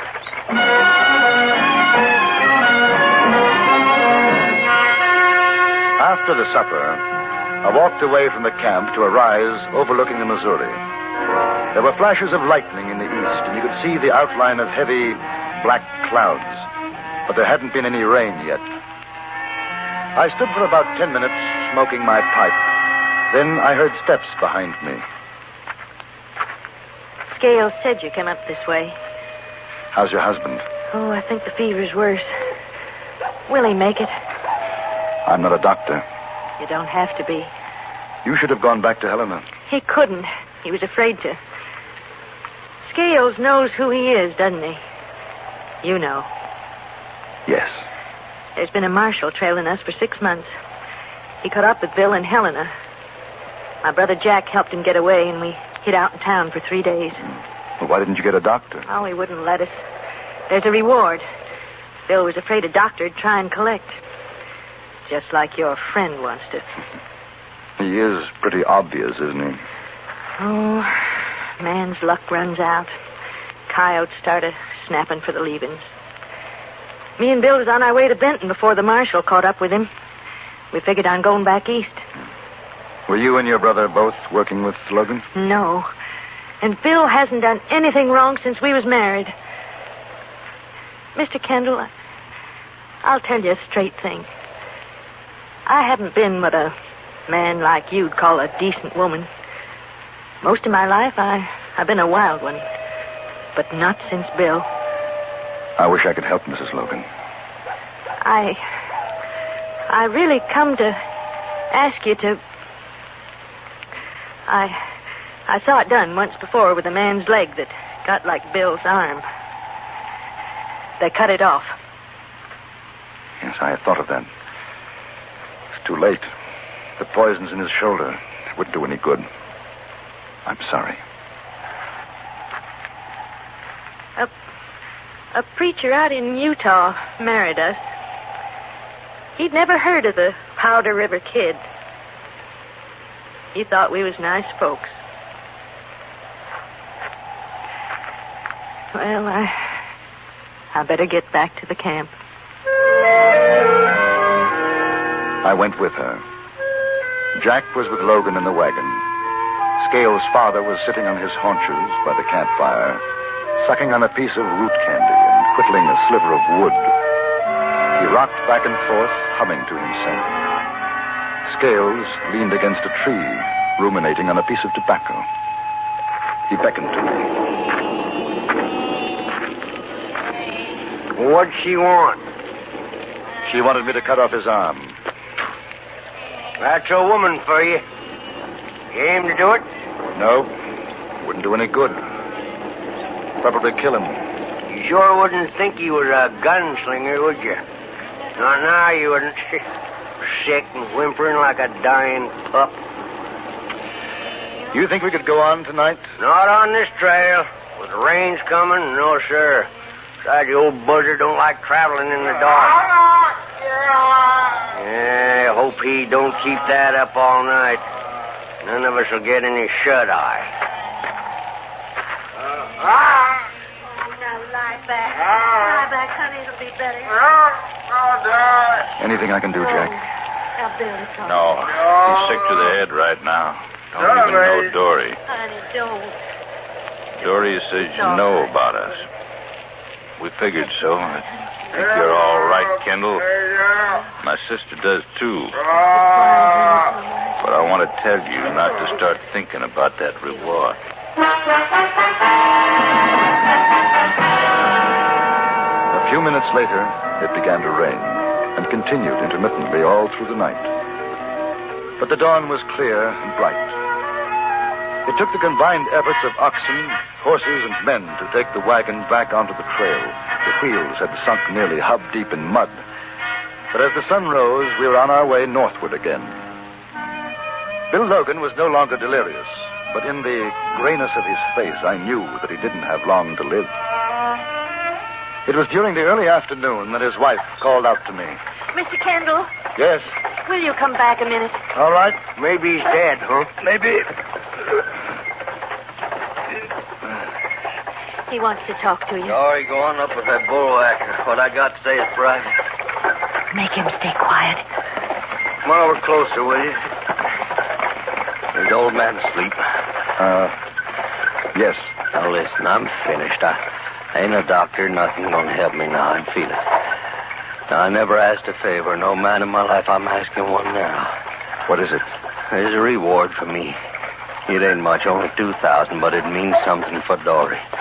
I ain't gonna pay no reward for a man that's died natural like. Or if they do like as not, go to that Marshall fella for starting me off. I want you to fix it so Dory can get it. Well, how? You fill me full of lead. Shoot you? Yeah, shoot me. No. I trust you. You see, I trust you to give the money to Dory. Oh, you're out of your head. No, mister. I ain't last night, but not now.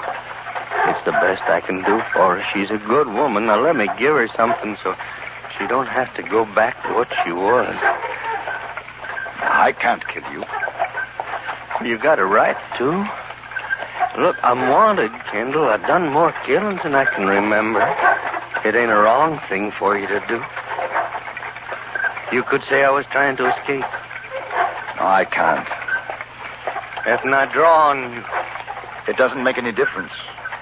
We both know you wouldn't shoot. I'm sorry.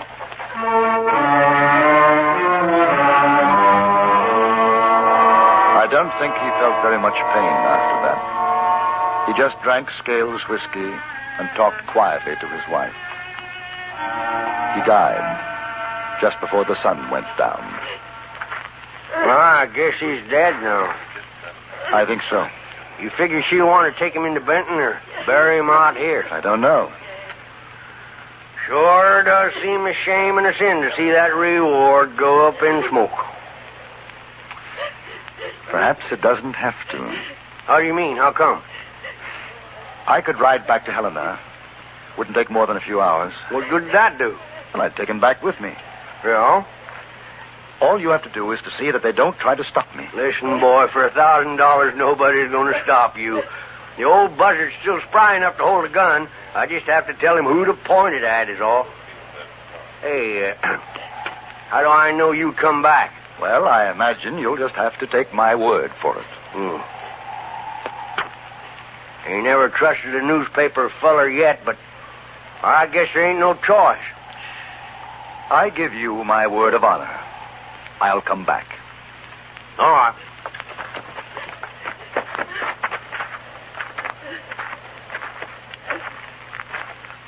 Oh, curry's in 2. Why, ain't going to be nothing to it. All right, Curry, you keep your hands high. Both if you get over to the other side of the wagon. Now, Powder River Kid's going back to Helena. Scales shouted instructions to his father, who disarmed the dead man and Curry, then held a gun steady, a smile on his old face, head nodding approvingly. I took Logan's body out of the wagon and tied it onto a horse. Just before I rode away, I saw Mrs. Logan watching me, crying, a soundless, terrible cry. I must have traveled 10 miles in the night before I found the courage to do what I had to do. I led the horses off the road, tethered them, and took down Logan's body. He looked peaceful.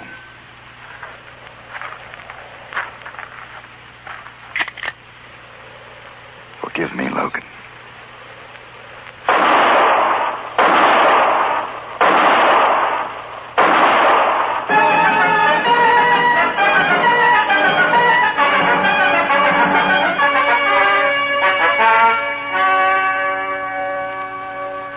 I delivered the body to the marshal in Helena and collected $2,000 reward for the capture and killing of Bill Logan, alias the Powder River Kid. Then I took the horses and rode back to where I'd left the wagon. Did you get it, boy? Did you get the money? I got it. One of these days, I'm going to catch up with you, mister. Get on your horse. You too, Mrs. Logan. Go on. One of these days.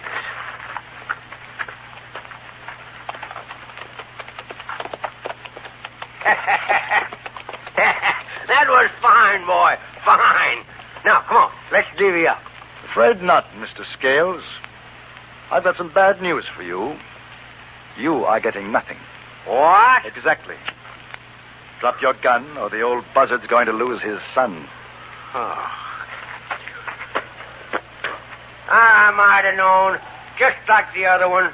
A stinking, no good, low down Goodbye, newspaper Mr. fella. Scales. It's been a most unpleasant association.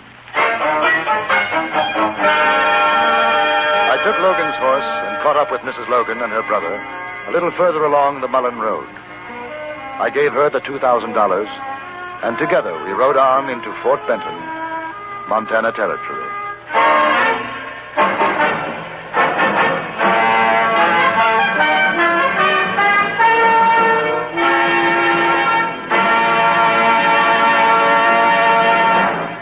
Frontier Gentleman was written, produced, and directed by Anthony Ellis and stars John Daner as J.B. Kendall. Featured in the cast were Joe Kearns, Paula Winslow, Larry Dobkin, Barney Phillips, and Robert Roudier.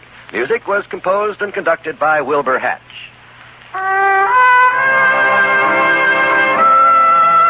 Frontier Gentleman has come to you through the worldwide facilities of the United States Armed Forces Radio and Television Service.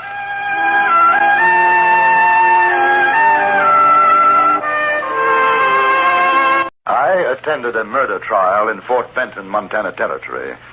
To say that it was unusual is putting it mildly.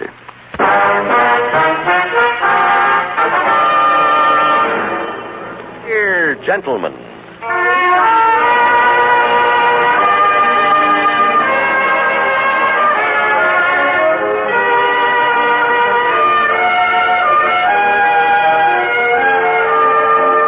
Herewith an Englishman's account of life and death in the West. As a reporter for the London Times, he writes his colorful and unusual stories. What is a man with a gun? He lives and becomes a part of the violent years in the new territories. Now, starring John Daner, this is the story of J.B. Kendall, Frontier Gentleman.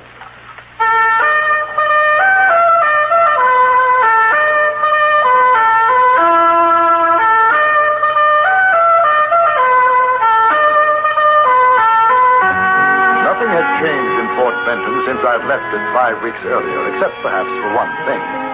It was spring now. You could feel it in the streets, smell it in the sun-warm air. I walked up to the little building and housed the Fort Benton Dispatch, a newspaper run by John Warren, whom I had met during my last visit. Outside, a group of men were standing about, peering through the windows. I thought that they looked at me rather strangely when I went inside, and it only took a moment to see why. The newspaper editor, Mr. Warren, sat pale-faced, looking at a rather fierce individual who stood a few feet away from him, wearing 2 pistols and cradling a shotgun in his arms. Mr. Kendall.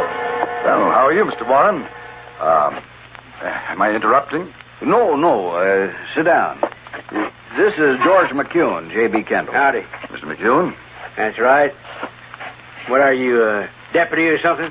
No. Mr. Kendall's a newspaper man, writes for the London Times. Oh, is that right? Well, what do you say, Warren?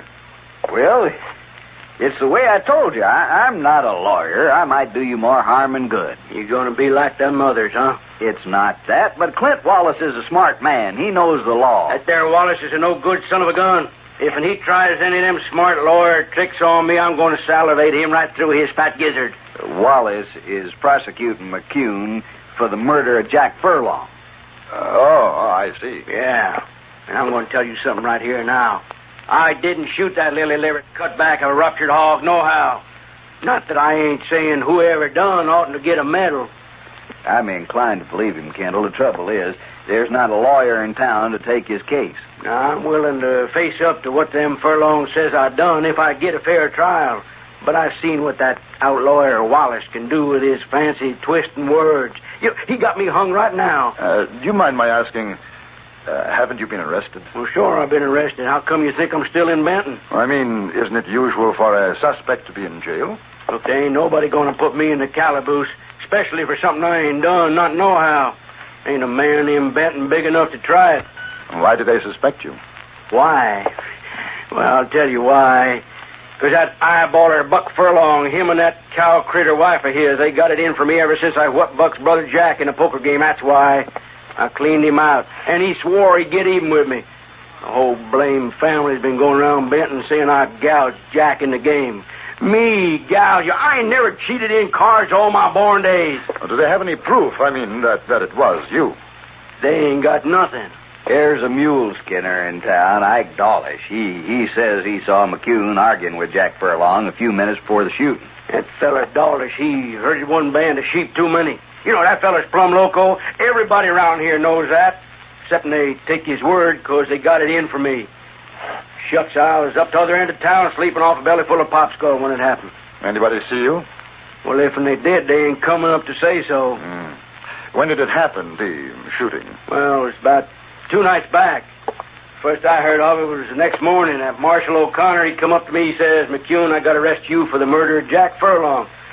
Well, sir, I says to him, Marshal, I hear tell you like to talk a windy. Don't you try it on me this morning, because I got a head on me. It's giving me the orc. Well, sir, he comes back at me and he says, I ain't lying, McCune. You've been identified as a murderer. You'll have to come down to jail with me. And I says, you must be seeing black, O'Connor. If you think I'm going to do any such thing and you try and draw on me, I'll be happy to swap shots with you. But I ain't going to pull freight out of here if that's what's worrying you. I'm an innocent man, and you're going to have to prove me otherwise. The trouble is, like I keep telling you, McCune, you're the one who's going to have to prove otherwise. They've got the witness. Oh, why can't you get a lawyer to defend you, Mr. McCune? Well, sir, now I'll tell you why. Because that there Buck Furlong's wife, Maggie, is Barry's daughter, that's why. And Dad Barry's the justice of the peace, and there ain't no lawyer with stuffings enough to stand up again that old whistling britches. That does make it rather awkward. You know something? It ain't right nor fitting in these times that a man can be telling the truth and no one believe him. Now, look, Warren, you ain't afeard of that Dad Barry, are you? You know I'm not. Well, then I'll pay you 100 in silver if you talk for me. I'd like to, McCune, but... All right. You don't have to say no more. I'm walking me up to the trial house, and I'm going in and let them say what they want, and then I'm walking out. And the first man tries to stop me, he's going to get lead poison. Well, what do you want, O'Connor? George McCune is marshal of this here town, and authority vested in me. O'Connor, come on, talk horse. What you want? I got to take you down for the trial, McCune. I'm asking you polite-like to give up your gun. I'm going to go with you, O'Connor, because you got a duty. But if you think I'm giving up my sixers to this here goose gun, you don't know no more than a mule-eared rabbit. Now, let's rattle Hawks out of here.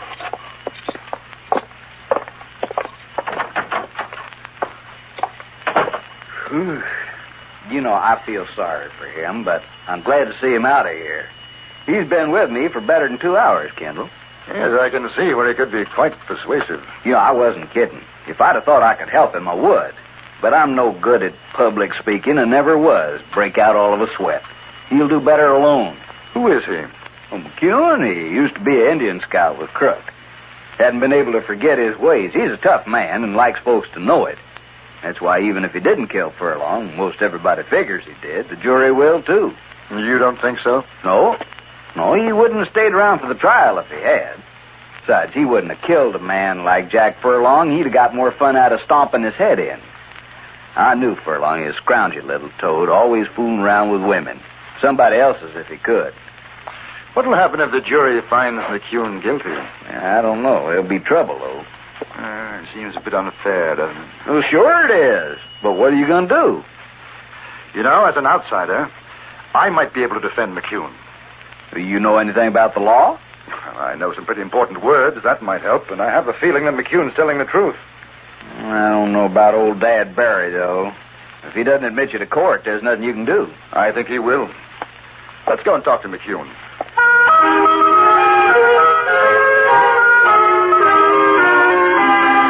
When we arrived at the saloon, it was already half full. The accused man was sitting in a small storeroom drinking a glass of beer, his gun still very much in evidence. Marshal O'Connor stood in the entranceway trying to appear as though he were guarding his prisoner, although he seemed extremely nervous and was obviously unhappy with his job.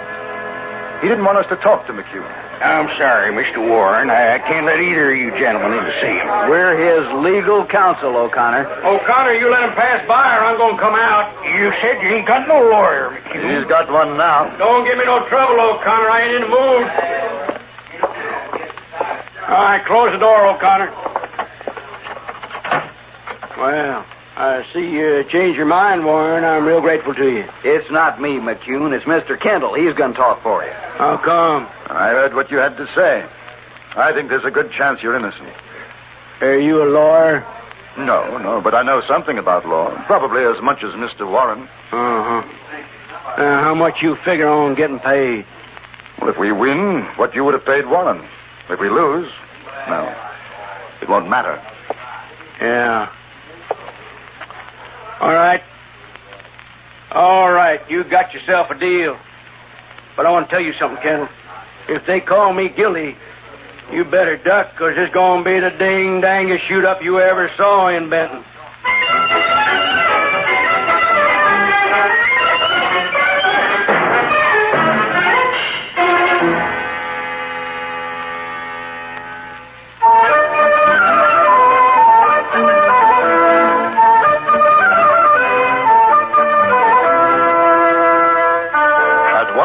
The saloon courtroom was full. The judicial bench was the counter, and whiskey barrels set up on end in front of it served as the legal bar. 12 good men and true sat at tables placed to the side in a row. They were highly conscious of their importance to the community, and only 4 were taking advantage of the convenience of whiskey close at hand. Windows and doors stood open for the comfort of those inside who might feel the spring warmth, and for the accommodation of those crowded outside, unable to obtain even standing room. At 1 o'clock, court was called to order, the clerk hammering on the bar with the butt of his whip.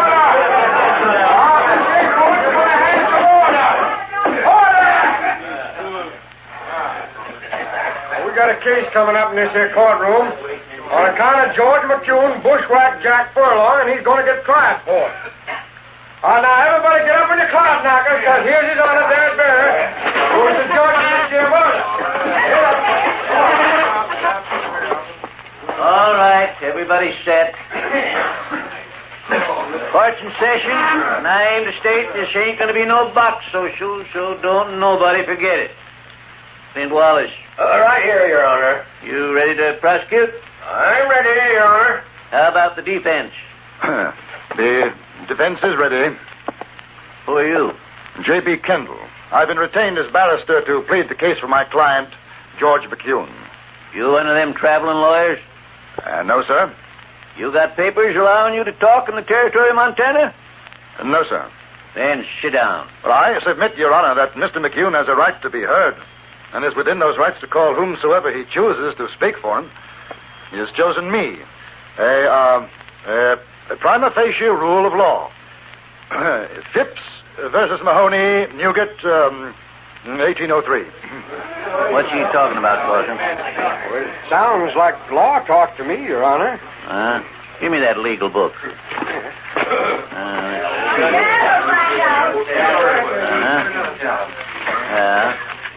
Well, I ain't gonna hold up this trial whittle-whanging with you, mister. Ipso facto. So don't go trying any jackleg stuff with me, or by ziggity, I'll fine you for contempt of this here judicial court. You savvy? Bring in the prisoner. I'll bring in George McCune. Ain't nobody bringing me in. I'll bring him own self. Mind you, this hombre's on trial for murder. What's he doing with them shooting irons and the shotgun? McCune, you better give me them guns. I ain't giving you nothing. Marshal, you Marshal, hear what I say? Take them weapons off and give. Hey, Your Honor. Now, I got a big respect for things legal. That's how come I'm here. But if anybody tries to take my sixes, there's going to be a mess of trouble. These here weapons is to protect myself. Marshal, I'm telling you. Dad, you want them guns, you go get them yourself. What are you objecting about, Clint? Ain't your court. I'll get on with the trial. Gentlemen of the jury, we're going to prove that George McCune did with malice and plain ornery cussedness killed poor old Jack Furlong on Thursday last at 9:30 o'clock. The way she's carrying on, you'd think she was married to Jack instead of Buck. We will prove that the killer McCune did take... Objection. What's the objection, mister? The learned counsel refers to my client as a killer. This has yet to be proved in trial. Ain't no call to object. Go ahead, Clint. The killer, McCune, did take a .45 and blew 2 holes in said deceased Jack Furlong. It killed him. We got witnesses to say how it happened. That's all, Your Honor. All right. Hey, you. What's your name? Kendall. Yeah. Well, go on and make your speech. Thank you, Your Honor. Gentlemen of the jury, I shall not take up your time with a verbose statement. I will only say that when the trial is at an end, you, the peers of George McCune, will send him from this courtroom a free man, exonerated of any complicity in this crime. Well, what does it mean by that? Clint, call the first witness. I call Buck Furlong, the dead man's poor brother, to the stand.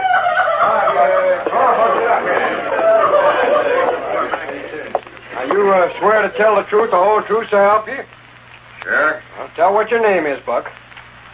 Shucks, you know my name, Slaughter. Now, Buck, this here's a court of law. We got to do things right. State your name. Buck Furlong. Oh, Mr. Furlong, I'd be obliged if you'd tell the court just what happened on Thursday night. Sure, Clint.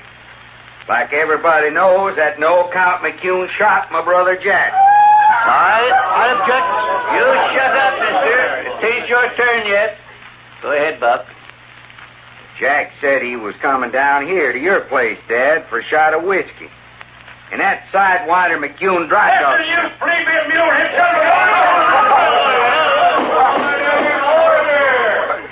McCune, I'm fining you $20 for pulling the gun in this here court. That is contempt. No more questions, Your Honor. Cross-examination. Go on. Mr. Furlong, you say that McCune killed your brother? He sure did.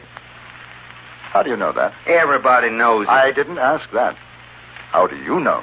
Because he's the only one could have done. Ike Dawlish seen him do it. And Mr. Dawlish told you? Well, sure. Ain't that right, Dad? That's right, Buck.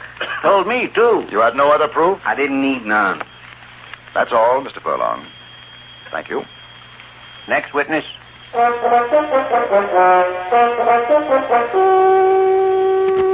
There were 10 more witnesses after that, all proclaiming Jack Furlong's good name and damning McCune.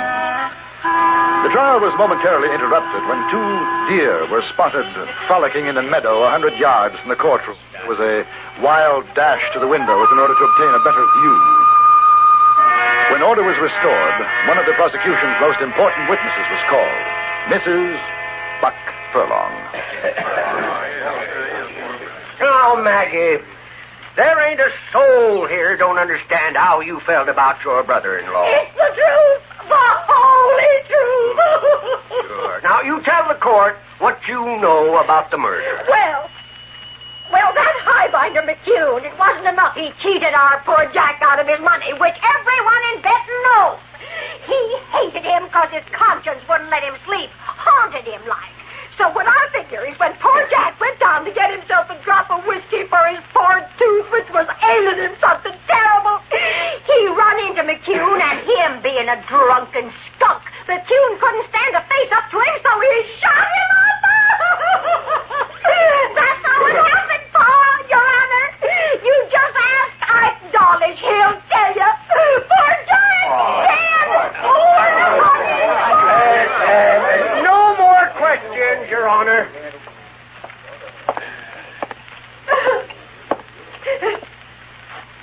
Mrs. Furlong. And you, mister, you ought to be ashamed defending a suck-egg coyote like that. Ain't nobody. Man, nobody told you. Come on. McCune, when you're done again, that's contempt. Court fined you $20. Now, Your Honor, I feel that my client is showing admirable control under the circumstances. You got more questions to ask, mister?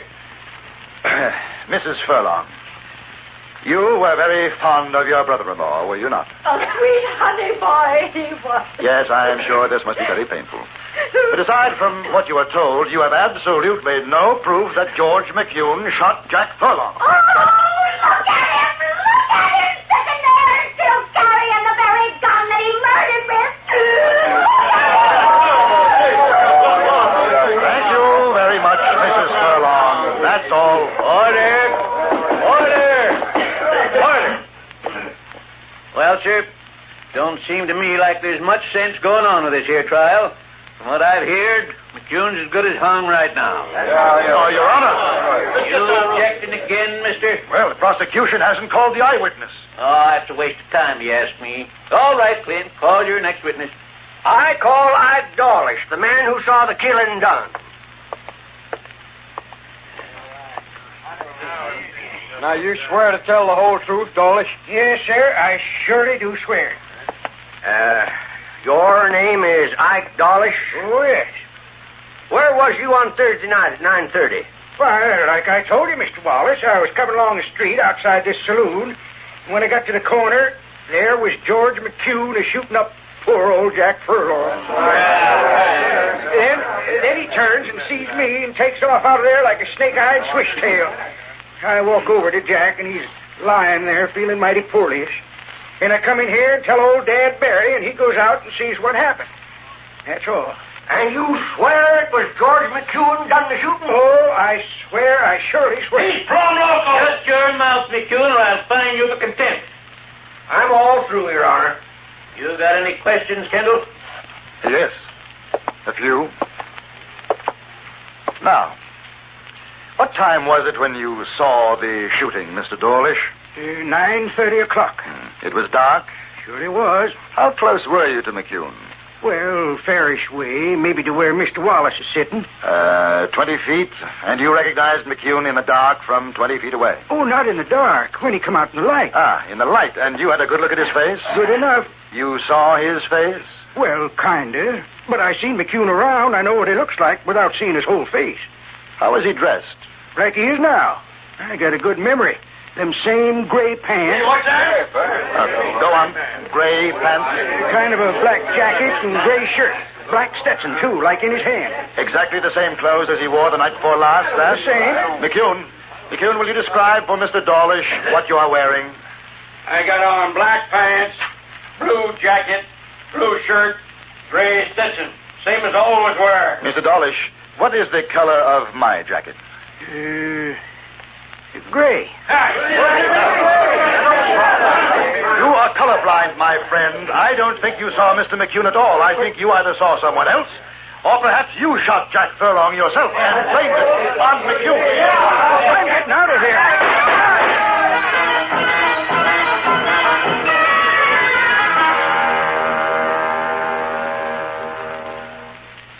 did you know, Kendall? I didn't. Not until Dawlish made that slip about color. The rest was luck. You know, I feel kind of sorry for Little Runt, even if he did blame it on me. Has he said why he did it? Oh, well, it seems Jack Furlong was rather romantically inclined toward Dawlish's wife. He knew Mr. McEwen would be the easiest person to blame for the shooting, and, well, that was that. Hey, not that it makes no never mind, but listening to that Maggie Furlong, you figure maybe she and Jack was romantically inclined? I figure that Jack Furlong had a very bad case of spring fever. It killed him.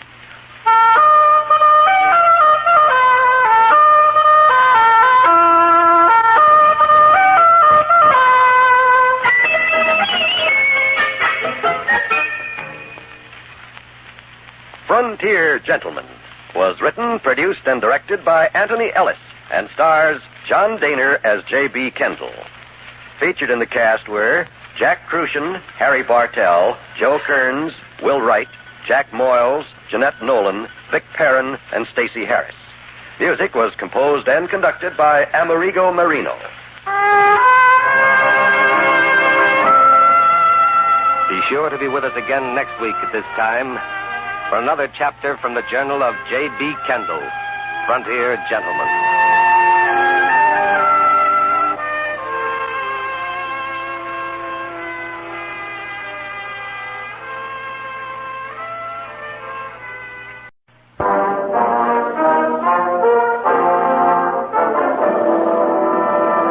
Frontier Gentleman.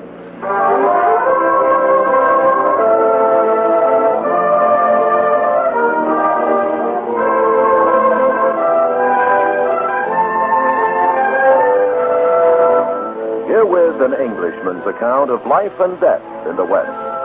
As a reporter for the London Times, he writes his colorful and unusual stories.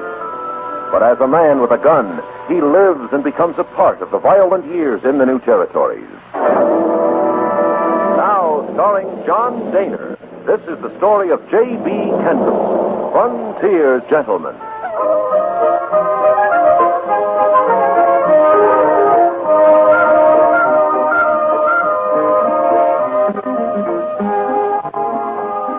I had gone into the store of an outfitter named Judd Scott in order to purchase a new pair of boots.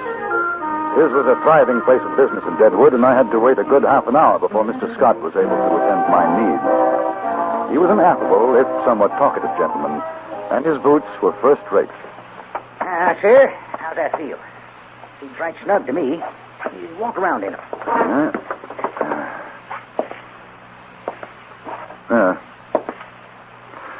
Well, the left one might be a little tight.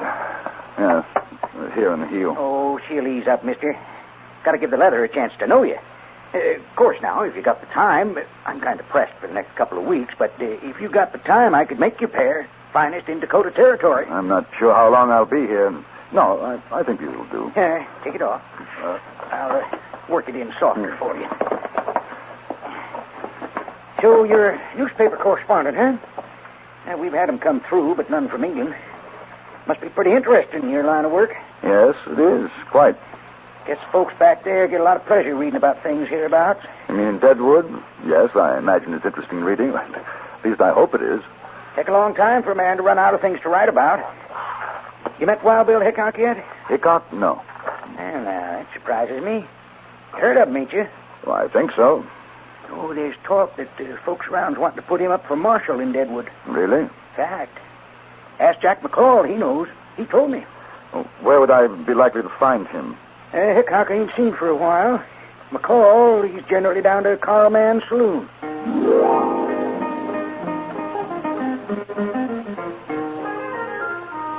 I bought the boots and then walked down the street to Carl Mann's saloon. Even though it was early, I was rather surprised to see that the place was practically empty. A hatchet-faced woman was drinking at the bar, and I found McCall, a broken-nosed, sullen-looking man, sitting at a table playing a game of solitaire. Yeah, that's me. Who's asking to know? And J.B. Kendall. And what might your business be, J.B. Kendall? Well, Judd Scott mentioned your name. He runs the general store down the street. Judge Scott? Yes, that's right. Well, how come you want to talk with me? Well, as a matter of fact, I'm a newspaper correspondent. I write stories about what I see in the West. What kind of story you writing about in Deadwood? Wild Bill Hickok. You know him? Why don't you ask her? Hmm? Over at the bar. Calamity Jane. Figures she knows him better than most. Well, thank you, I will. Perhaps I can buy you a drink after. Sure, suit yourself. I ain't going nowhere.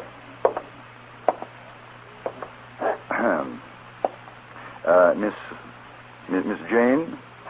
You talking to me? The name's Calamity. Ain't no miss on it. Calamity Jane. Sorry. I'm J.B. Kendall. A gentleman over there mentioned that you were a good friend of Wild Bill Hickok. Who? That ain't no gentleman. That's a stinking pig by the name of Jack McCall. You've been sitting with him. Don't foul up the air around me. Hit the trail, mister. Well, I was hoping you could introduce me to Mr. Hickok. Hey, you English? Yes. Thought so. Knew an English feller down in Abilene. Wouldn't quit riding herd on me. Had to shoot him. Oh. New in town, ain't you? Yes, just arrived. You ain't friend of McCall? Oh, no, I only met him a few minutes ago. What brings you? Oh, I'm a writer. Newspaper articles for the London Times. You want to know about Hickok, huh? Guess you heard about me and Wild Bill, huh? Oh, yes. Fastest man with a gun you'll ever see. I ain't too bad myself, but I ain't nothing to Wild Bill. Come on over to the table. Bring the bottle, and I'll tell you about me and Wild Bill.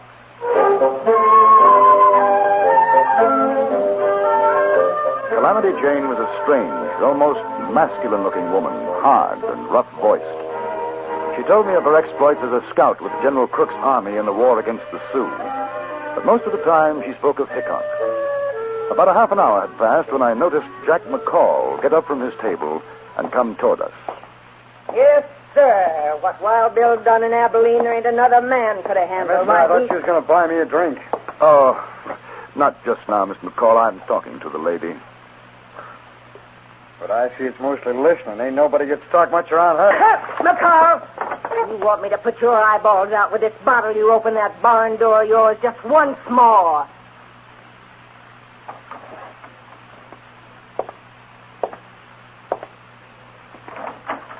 Kendall, you come on down to the Boot Hill Saloon when you're through.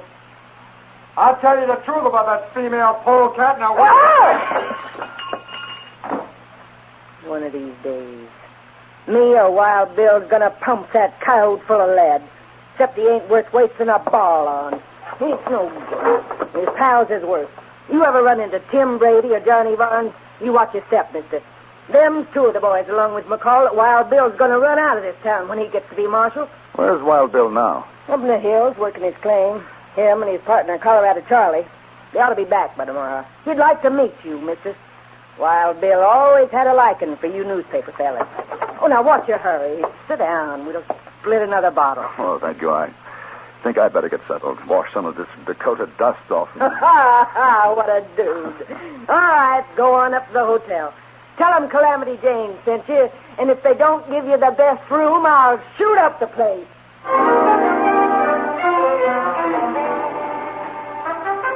The recommendation was most effective. I got the best room in the hotel. 2 hours later, in spite of Calamity Jane's warning, I wandered down to the Boot Hill Saloon.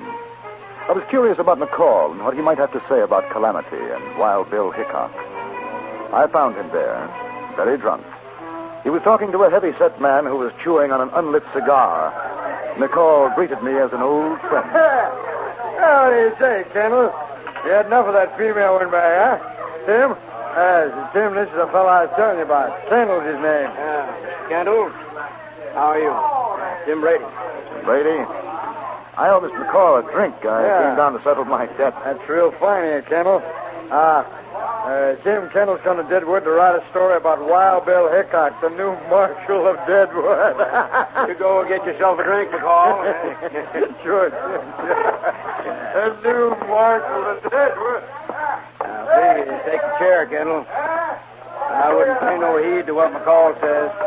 Not when he gets too much whiskey in him. Did he say something? About Hickok being marshal. Don't you believe it? The fellas around here, they don't want his kind.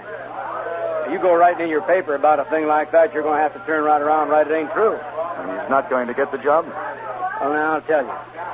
He does a lot of ear greasing, well, like that crowbait mare Calamity Jane. But all the things you hear are just a lot of brag. Hickok never plugged a man unless the feller's back was turned. No, I was down in Abilene when he dragged out Bill Cole. Was the worst thing you ever seen, shot him in the back. And by mistake, he goes and kills his own pal, Mike Williams. No, sir, Deadwood ain't going to put up a man like that for Marshall. You think so? I don't know. I suppose it depends on how many want him. There you are. Well, there's a lot of them miners up in the hills. They're the ones. They figure he's a real big man. They heard all them crazy stories about it. You want to know what I think? I'd be very interested. Well, now, I don't think he lasts 2 minutes as a marshal before somebody shot the daylights out of him. Yes, sir. Best thing for Hickok to do is to get out of Deadwood and to stay out. And you see him, you tell him that.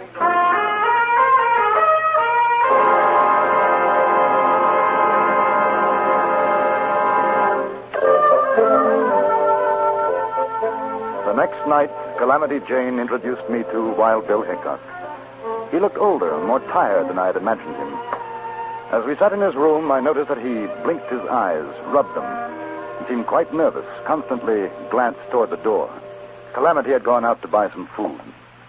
Me and Colorado Charlie had a rough week up in the hills. Kind of feels good to get back. You ever done any mining, Kendall? Oh, very little. Well, the best way is to get somebody else to do the work for you. Well, what do you think of Deadwood? Not much like London, I'll bet. No, it isn't. Do a little cleaning up like I did in Hayes City, Abilene. We'll have a right nice little town. When do you expect to begin as marshal? Any day now. Boys are getting things moving. I saw a man yesterday, Tim Brady. Brady? He asked me to give you a message. Best thing for Hickok to do is to get out of Deadwood and stay out. That's what he said. Yeah. You know why? They're afraid of me. They know what's going to happen after I get sworn in. I run them out. If they don't run, we have a showdown. Brady and his pal Vaughn, they ain't got stomach for that. I gather they're the somewhat unsavory element in Deadwood. Mister, you ain't just milking pigs. Them miners up in those hills, they'd be dead ducks for Brady and his gang, wasn't for me. This is the worst mining camp in the territory. Ain't been no law here since it started. Brady don't want none. That's how come the miners want me for marshal. Protection. I'm surprised he hasn't tried to get rid of you before this. That Jayhawker knows what had happened to him in a shoot-up. He ain't likely to try nothing. Fella like that gets somebody else to do his dirty work. Hey! Oh, it's only me, Bill. Put away the gun. Told you, Charlie ought to knock. I keep forgetting. Here's J.B. Kendall.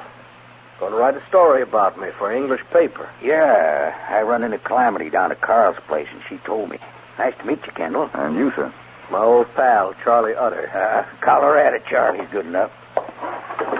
Kendall's been talking to Brady. That's so? Rest your saddle, Bill. You make me tired standing. Brady says I ought to get out of town. Oh, he'd like that fine. Yeah, he'd like that. Well, I guess I'll go wash up before Calamity gets back. Charlie, you staying around? Yeah. So maybe we can get out of Carl's later and play some cards. All right. I'll be right back. Sure. Got a lot on his mind, says Wild Bill. He ain't usually like this. He seems to have trouble with his eyes. Oh, you noticed it? Yes. I wouldn't want you to say nothing in front of Bill. He's been scared he's going blind. Things sure don't seem like the old days. Oh, I gotta get these boots off. My feet's killing me. How old is he? The Wild Bill? Let me see. 39. Of course, to hear him talk, you'd think he's closer to 60. I sure do fret over him sometimes. Always talking about dying, this and that. Ain't like the old days. He sure was a rip snorter. Oh, well, maybe when he gets to be marshal, everything will be like it always was.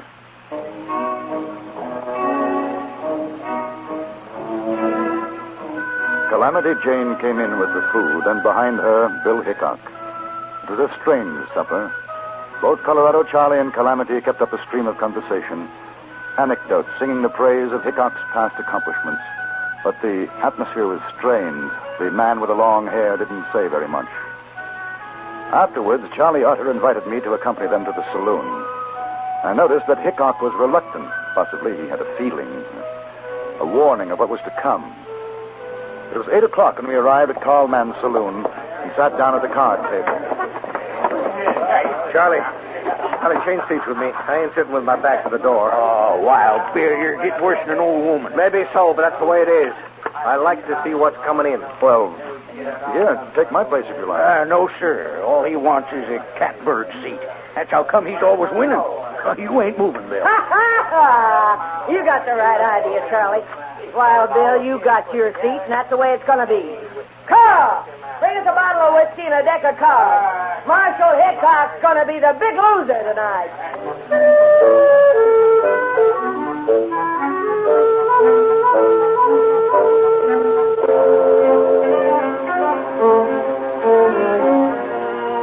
It was a friendly game, and we could see Hickok beginning to relax.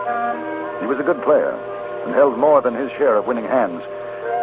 But while the game went on, there was something happening down the street in the Boot Hill Saloon. We didn't know it then, but after it was too late, we heard what had taken place. 3 men sat in a back room, one of them drinking heavily. This was Jack McCall. The other 2 were Tim Brady and Johnny Varnes, the leaders of the Toughs in Deadwood. I'm telling you, Jack, you'll be a big man. Why, sure. They'll look at you when you walk down the street. You know, they'll say, there goes Jack McCall. Yeah, sure. Why, he killed Wild Bill Hickok. You hear what Johnny says? Yeah. Give me another drink, boy. Huh? Why, sure. You know, Give me a drink. he's in Carl's place right now. You could get him easy. Might not be so easy. Oh, Jack, you ain't afraid, are you? Oh, I ain't afraid. You sure? I ain't afraid, but it just won't be so easy, that's all. Of course, we could get somebody else to do it. We just figured, Now, him listen. and me. No, we figured that you was the I man ain't for the saying I job. won't do it. See? Now, Johnny, let me tell you, you know what we could do? What? We could maybe get that there newspaper fellow. You know, Kendall. He could write something about Jack in his paper. Sure. How'd you like that, Jack? In an English paper, it says there, Jack McCall shoots down Wild Bill Hickok. Why, you could go on the stage and make a lot of money over that. Sure. He's right down the street, Jack. I seen him myself. And you know what? He's sitting with his back to the door. Well, now, you listen to me. How come if you was there, you didn't plug him yourself? Oh, Johnny, it ain't no use. He don't understand. No, all right, no, forget it. No. Forget it, Jack. Now, look. Go on, get out of here. Just Forget all asking about him, it. that's all. Just tell me, huh? How come? Because Calamity Jane and Colorado Charlie's with him. If they seen me, they'd know something was wrong. Right. But not you, Jack. They wouldn't figure you drawing on Hickok. Yeah. That makes sense. Sure Well, that's does. all I want to know. I just want to know what's why, that's all. Oh, Jack, what do you say? Well, sure. Sure, why not? Sure. Give him a gun, Johnny. And don't you miss, boy, you hear?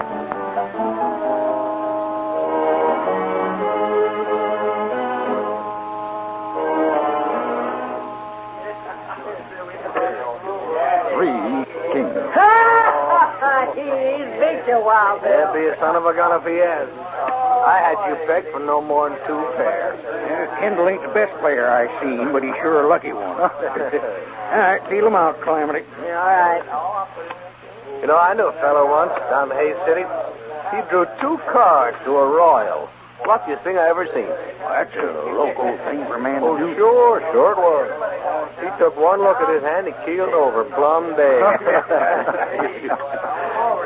You know, I had a hand something like that. I won a Chinese girl with it a few months ago in Deer Lodge. Chinese? No kidding. What'd you do with it? Oh, I gave her to a man I knew. He married her. Yeah. I'll open for $1. Wait.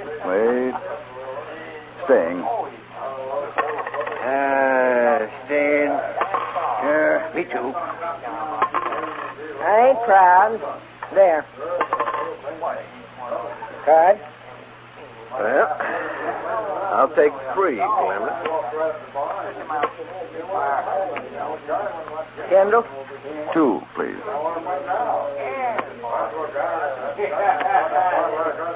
Oh, give me 1.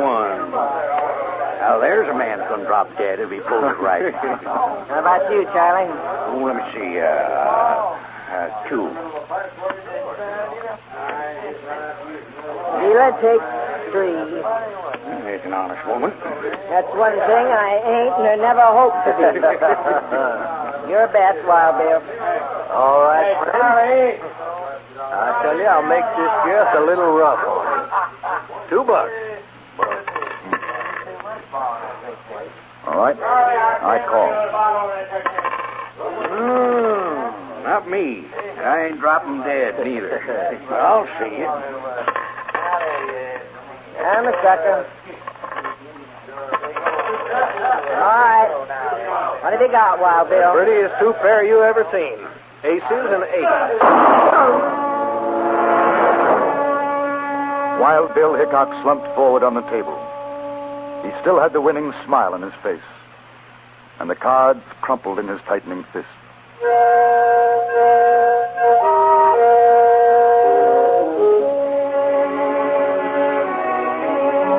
It was Calamity Jane who found Jack McCall. He was hiding in a butcher shop nearby. Colorado Charlie and I dragged him away before she had a chance to use the meat cleaver she was holding. We found 6 cartridges in McCall's gun. The only one to fire was the first, the one that killed Hickok. The other 5 were defective. Before I left Deadwood, McCall was tried for murder. But Brady and Barnes must have chosen the jury themselves, because the final verdict was not guilty.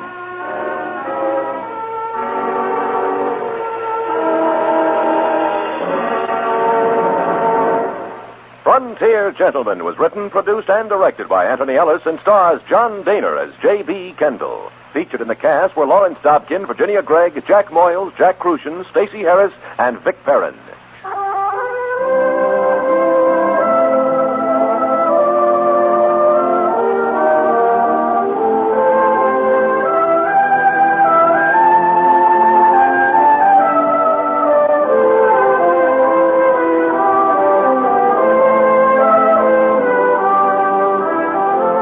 Join us again next week for another report from the Frontier Gentleman. Bud Sewell speaking.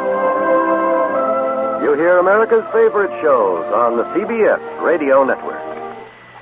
And KNX AM and FM Los Angeles, the first word in news and the last word in entertainment. It occurs to me that in my reports to the London Times, there are many incidents which I've omitted, things seen and heard during my past 3 months in the American West. Here, then, some random notes.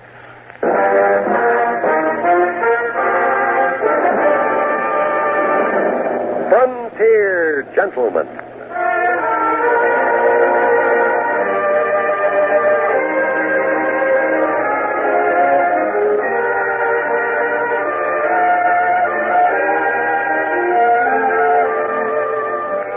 Herewith an Englishman's account of life and death in the West. As a reporter for the London Times, he writes his colorful and unusual stories. But as a man with a gun, he lives and becomes a part of the violent years in the new territory. Now, starring John Daner, this is the story of J.B. Kendall, Frontier Gentleman.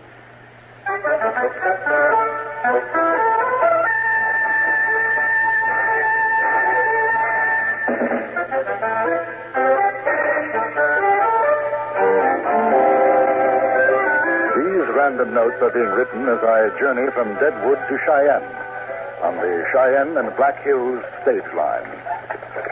I recall an incident in the Montana Territory town of Helena.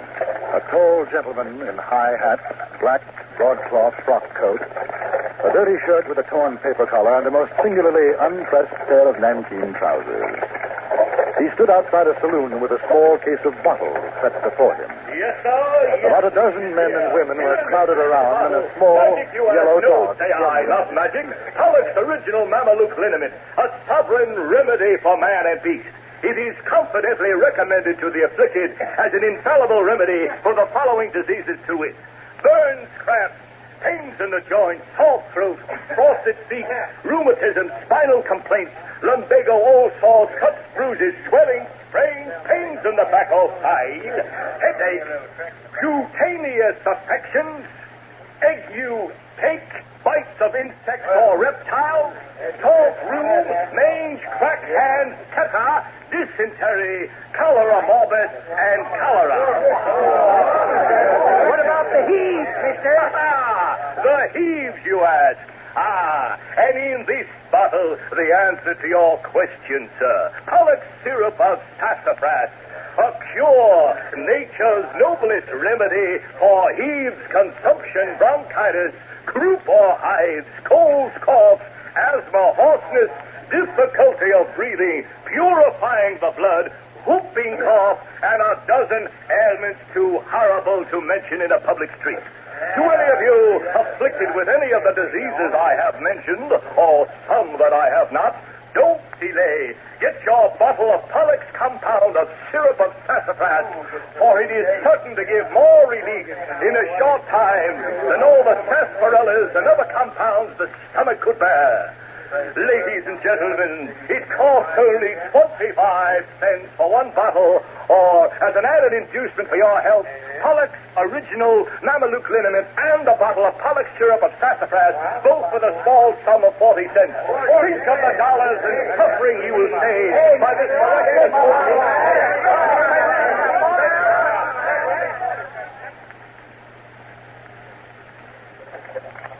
I remember the game of baseball that I witnessed between two small Nebraska towns. Suffice to say that the match began at 2 o'clock. By 6 that evening, the score stood 97-25, and a gun battle ensued which lasted for 3 days. I shall give a more complete account of that incident at a later date. Then there was a duel fought between two ladies, rivals for the dubious hand of a swaggering young Lothario named Fort Thompson. The entire town turned out for the event. The duelists were Mattie Silks and Katie Fulton. They were to fire at 10 paces, and all was in readiness. Well, sure, if you ask me, my money's on Mattie. Mattie? Sure. Everybody knows Mattie Silks. You mean you ain't visited? No. I got $10, says she'll blow Katie Fulton's bustle clean out of the county. Aside from Court Thompson, Mattie ain't standing for Katie's bar being on the same street. Oh, there's real bad feeling there. Which is Court Thompson? Fella standing next to Mattie. Oh, he's a one, he is. You got to excuse me now, mister. I've been selected to count off the steps. All right, folks. Stand back. Get on with this here tool of honor. Mattie, Katie, you know the rules. 10 paces, then I count 3 and you start shooting. Now, let's go. 1, 2, 3, 4, 5, 6, 7, 8, 9, 10. There you go. Ready, ladies? 1, 2, 3. You killed me!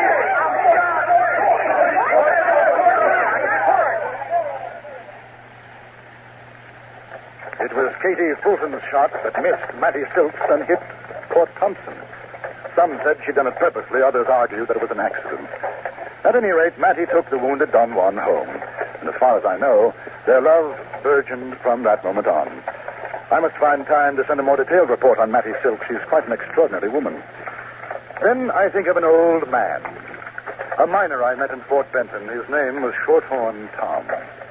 On our journey to locate his lost mine, he gave me an insight into Western speech which I have found to be most valuable. He was leading a balky mule along a winding trail, and the air was rather blue with invective. I think really cussing just sort of air in your lungs. Now you take that mule. I call him a son of a gun. Now, that ain't rightly so, because anybody can see he ain't nothing but a son of a mule. But he's a no good son of a gun, because that's the way it goes, see? Yes, I follow you. Speaking of that, what exactly is son of a gun stew? Son of a gun stew. Shucks, I'll tell you. That's just about the best thing a man ever put in his inside. It's got brains and sweetbreads. Oh, gotta be a fresh killed calf. Oh, gotta be. And tongue, liver, light, heart, kidney. I tell you, mister, that is a something. Better than pooch any day. Yes, sir, when I find this claim, I'm going to get me a new set of teeth, and I'll show you how to make son of a gun stew. Throw everything in it except in the hair, horns, and holler. Well, that's a real grub. Sounds it. Tell me, what is hardtail? Oh, just a mule, like this ornery stump-sucking son of a gun. Hardtail mule. Correct. Stump sucker. Ain't you never seen a horse getting his teeth against something and sucking wind? That's what a stump sucker is. Oh, you don't want nothing to do with a critter like that. No, sir. I heard the expression riding herd on a woman. Oh, that's courting riding herds. Courting. Boy, you stick around those short-horn toms, he'll have you talking as smart as a bunkhouse rat. Hey, you know what a woman is out in these parts? Oh, what? Calico, painted cat, sage hen, cow bunny, long-haired partner, quail, squaw. You know what we call a fellow like you, green from the east? Tenderfoot, button, dude, prune picker, pilgrim, soft-horn, a greener. Yes, well, what about you? Me? A rawhide, coffee cooler, pocket hunter, river sniper. Of course, fellas call me a lot of other things, too. It don't really matter what they call you, though. It's what you are that counts. Now, I take you for a good partner, mister. A real good. Shorthorn Tom never did find his lost mine. He died up in the Highwood Mountains. I was with him. Then there was a performance of Othello that I witnessed in Kansas, the Frontier Theatrical Players. Othello was a fine, powerful fellow with a broad Texas accent, a cowhand recruited by the wife of a ranch owner. Needless to say, the wife played Desdemona. Unfortunately, Othello had a scant 3 days in which to memorize his part. The resultant scene, I report. That handkerchief which I loved and give to you, I'll give it to Cassio. No, by my life and soul. Send for the man and ask him. I don't want no sweet talk, honey. Y'all take heed of perjury, because you art on thy deathbed. I, but not yet to die. Yeah. So you confess freely about all that's in it. For to deny each article. For to deny each article with oath. Cannot remove or choke. Something. That I do grunt. Honey, you all gonna die. Mercy. Amen. And have you mercy, too? I never did offend you in my life. Never loved Cassio, but with such general warranty of heaven as I might love. I never gave him token. Look, I saw you. You know the handkerchief. Everything. He found it then. I never gave it him. Send for him hither. Let him confess. What, my lord? Well, you know, he been dealing off with the bottle. He will not say so. He won't for a fact. Honest Iaga stopped his mouth. Oh, my fearing turkey. What is he dead? Had all of his hair been alive, my great revenge had stomach for all of them. Alas, he is betrayed and I undone. I'll stump. Weepst thou for him in my face? Oh, banish me, my lord, but not kill me. Down, stump. Kill me tomorrow. Let me live tonight. No, sir. But half an hour. Being done, there is no pause. But while I say it one is prayer. too late. Now. Oh. You take your hands off me, spoon, Sam. I'll come up there and rip the hide.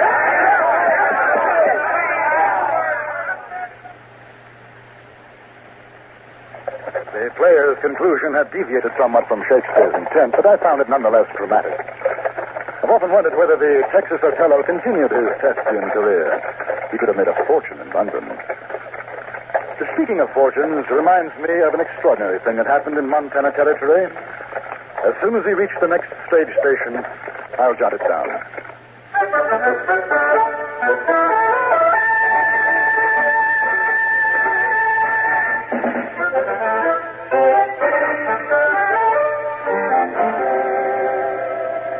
visiting coach of the Cheyenne and Black Hills stage line had crossed into Wyoming territory.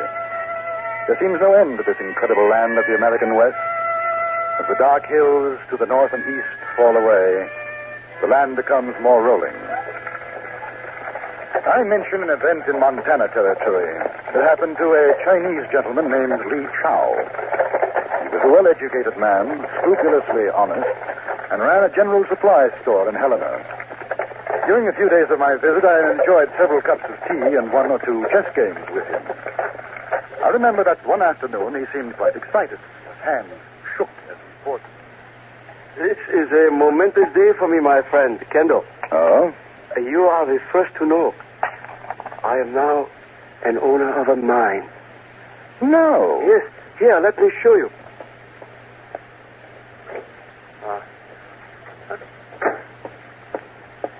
There. A legal document which gives me possession of the Lucky Hand placer claim. Well, is it good? Good. Oh, my friend Kendall, I have paid for it with my life savings. $40,000. You know that some men have been bringing me their gold dust to keep for them, as in a bank. Yes, I remember you telling me. It was their claim which I bought. I took much time, much trade talk, but finally they agreed to sell. And now I am a mine owner.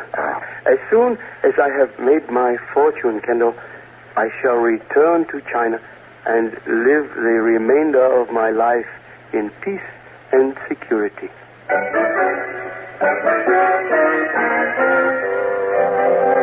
Li Chao was evidently the last, or next to last man in Helena to find out what had happened. I heard it 3 days later from the barber who was shaving him. Why, mister, it's the biggest joke in Helena since old man Hornsby strung up that mule for taking his wife. You mean you ain't heard? No, I really haven't. well, there's a Chinese gent along the street, Li Chao. I know him. You know he bought himself a mine? Yes, I know. You know it's salted? Salted? He paid $40,000 for a salted mine. What the boys done was to take him a bag of gold dust every day to hold for them. Lee figures they got a whopper claim. He wants to buy in partners. No, sir, says they. Then when Lee's prime real good, the boys figures how they've done enough work and they're ready to sell out. Li Chao buys for $40,000. The fellas take that dust and vamoose, leaving Li Chao with a deed to a vegetable farm. That's all it's good for. Hold your head still, mister. I don't want to slice you. Does he know yet? If he don't, he's the only man in Helena ain't. What about the men who sold the claim to him? Well, last I heard, they was headed for California.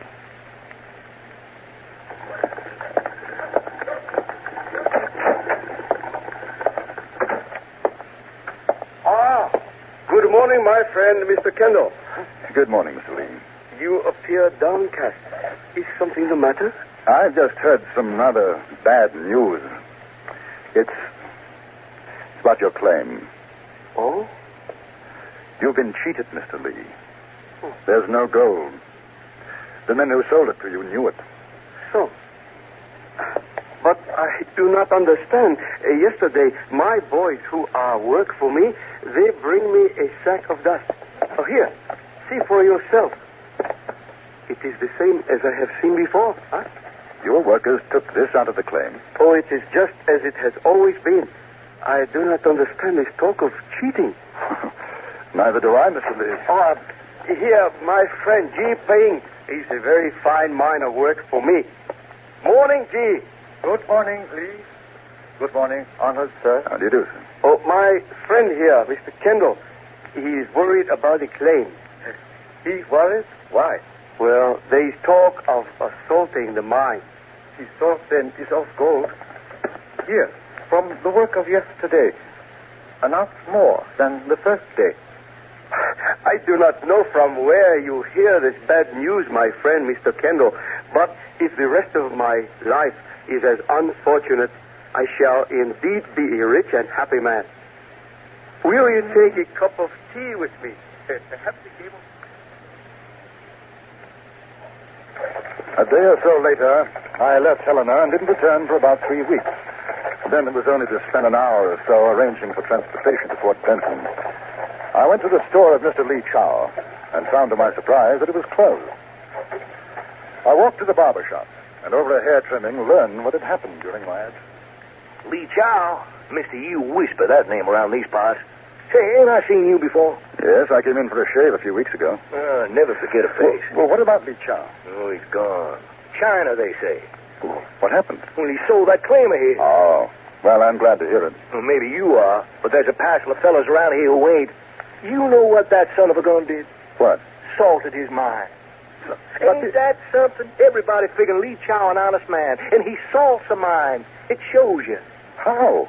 I mean, I thought the claim had turned out to be good. What do you call it, a bonanza? That's what everybody thought. Well? You know what he was doing?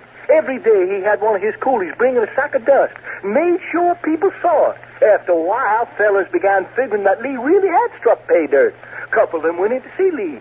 He showed them a sack of dust. Yes, he showed it to me. Well, sure he did. And he had one other sack. That's all he had. One he kept in the store, the other he gave back to the coolie who'll bring it in the next day. It ain't nothing to laugh at, mister. You know what he done? No, I haven't any idea. Well, he sold that worthless bit of ground for $100,000. Yes, sir, $100,000. Then he skipped off to China. Biggest swindle I ever seen in the territory. Fellas who bought it found out the next day. Ain't enough dust in the claim to cover a flea, but it was too late then. I have thought of the outlaw Dick Gillis and the interview I had with him in Virginia City. He had been convicted of holding up a stage and the murder of 2 men. I only spent 5 minutes with him, but I learned a great deal. We talked in his cell, the marshal sitting outside at his desk, keeping a watchful eye on us. Gillis was quite proud to be the subject of an English newspaperman's report. Perhaps he colored his life for that reason. His language was, to say the least, unusual, and so were some of his thoughts. I'm 36. 36 years out of a mother's arms I never knew. She went up Salt River when I was born. Savvy? My pa, he were wicked old so-and-so. He used to beat the tar out of me. I run away from home when I was 10. Where did you go? Nebraska, Kansas, Colorado. I've been all over. I've seen more than most men see in 5 lifetimes. Less than I wish I had. What made you start this, being an outlaw? Man, don't start, mister. Shucks, I was born outlaw. Did my first killing when I was 10. Shot me my pa's horse. That's how come I run away. Why did you shoot his horse? I don't know. Because I guess the old varmint cared more for horse flesh than he did for his son. I sure hated that critter. If I hadn't killed the horse, I'd have killed the old man, that's for sure. How many men had you killed? A fair fight, 2. Don't matter telling it now, because I'm going to hang anyways. 7. 7 I killed in hate for killing's sake. Do you have a girl? I got a wife. I ain't seen her for 3 years now. There's a kid, too, but I never did go back. I guess it's how they'll manage along. You know, a man like me oughtn't to take up with a wife, nor kids. There's something all fired wrong. Wrong? A fella like me. I know I done bad. I know I'm going to hang. There ain't no one going to sorrow. Kind of wish that weren't so. What do you think? I know what you mean. If I had me a 44, I'd shoot my way out of here. I'd head me for the hills and live, you know? Funny how quick a man forgets the smell of grass and sage. I should have been one of them poet fellas. I knew Jack Crawford once. You ever meet up with him? No. When you think of hanging, I sure never figured that when I was a kid. Not when you're walking around straight up. You sure don't think of that. I'll tell you something. I got me a feeling inside. Oh, it's twisted. Looped up like it. I'd like to ask you a favor, mister. And what is it? You write what I'm telling you in that English paper of yours. You say maybe somebody sorrowed when I got my neck broke, huh? Make it up maybe like my wife or my kid heard, and they sorrowed. I will. Day comes when a man gets to be alone. Ain't nothing more to look at except what's inside. I sure hadn't ought to kill that horse, you know?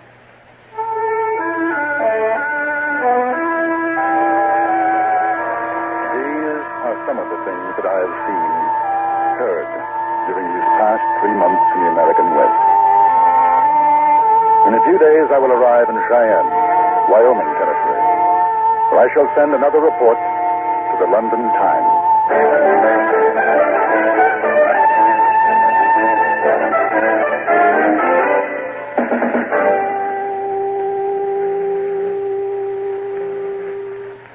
Frontier Gentleman was written, produced, and directed by Anthony Ellis and stars John Daner as J.B. Kendall. Featured in the cast were Virginia Gregg, Jack Moyles, Peter Leeds, Vic Perrin, Joseph Kearns, Jack Crucian, and Winston Ross. Music was composed and conducted by Wilbur Hatch.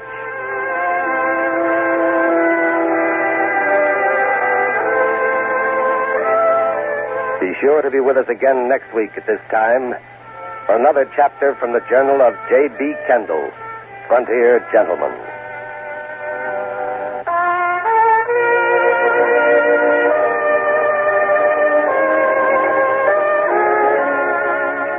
Frontier Gentleman has come to you through the worldwide facilities of the United States Armed Forces Radio and Television Service.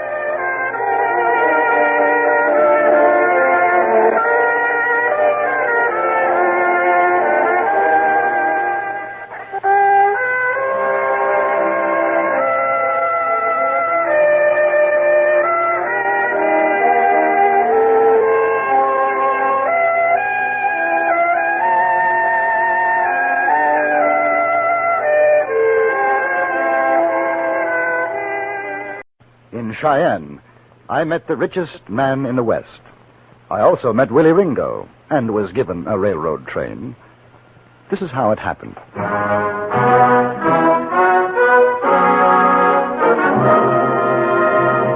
Frontier Gentleman.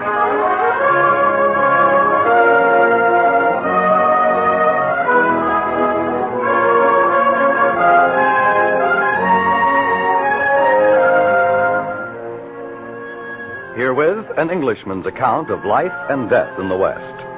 As a reporter for the London Times, he writes his colorful and unusual stories.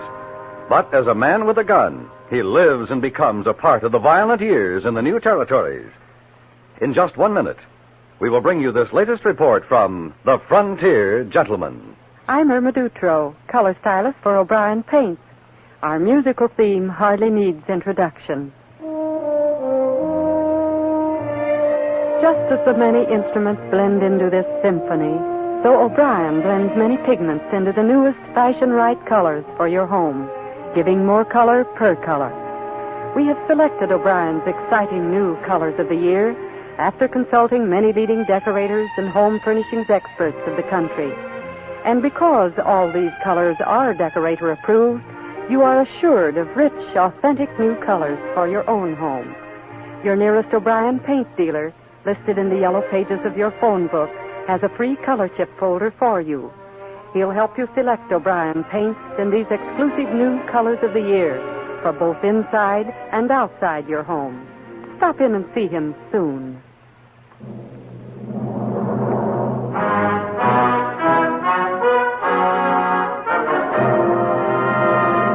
Now, starring John Daner, this is the story of J.B. Kendall, Frontier Gentleman.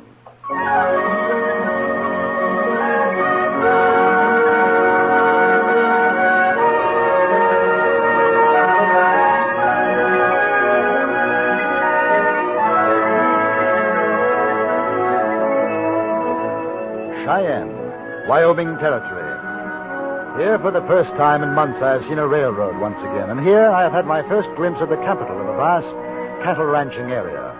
The town itself was a sprawling maze of streets, thriving business establishments, one feels a vitality which springs in no small part from the presence of that slender but tough link between East and West, the railroad. 2 days after my arrival, I met a gentleman by the name of Carey Chase. He was editor and owner of the Daily Press, and insisted that I join him for lunch at the Cheyenne Club. There's probably more Englishmen at the Cheyenne Club than you'll find in the rest of the country. Oh, really? Sure. I tell you, Kendall, this cattle business is the biggest thing that's hit the West. Bigger than all your mining. Lots of English money in it, too. And your countrymen are over here to protect their investments. Well, to tell you the truth, Mr. Chase, I didn't come to Cheyenne to write about my countrymen. I'm here to write about yours. Well, you'll meet all kinds at the club. If you're lucky, you might get to see Buck Wharton. Guess you heard of him. No, I don't think I have. Just about the richest man in the West. They say he's worth $10 million, and that's just from cattle. Yeah, he'd make a fine story for you. Of course, it depends on whether he likes you or not. Got to get him in the right mood. Real important man in these parts, I tell you. Young man? Buck Wharton, 75 if he's a day. Claims to be 60, but don't you believe it. Wicked old devil. Married to the prettiest little thing you ever saw. Little Minnie. Say, found her in Denver. She was a dancer in a traveling theatrical show. Buck took one look at her and the dance she was doing and married her the next day. That's how the story goes. Do they both live in Cheyenne? On and off. She's here with him now. Oh, here we are.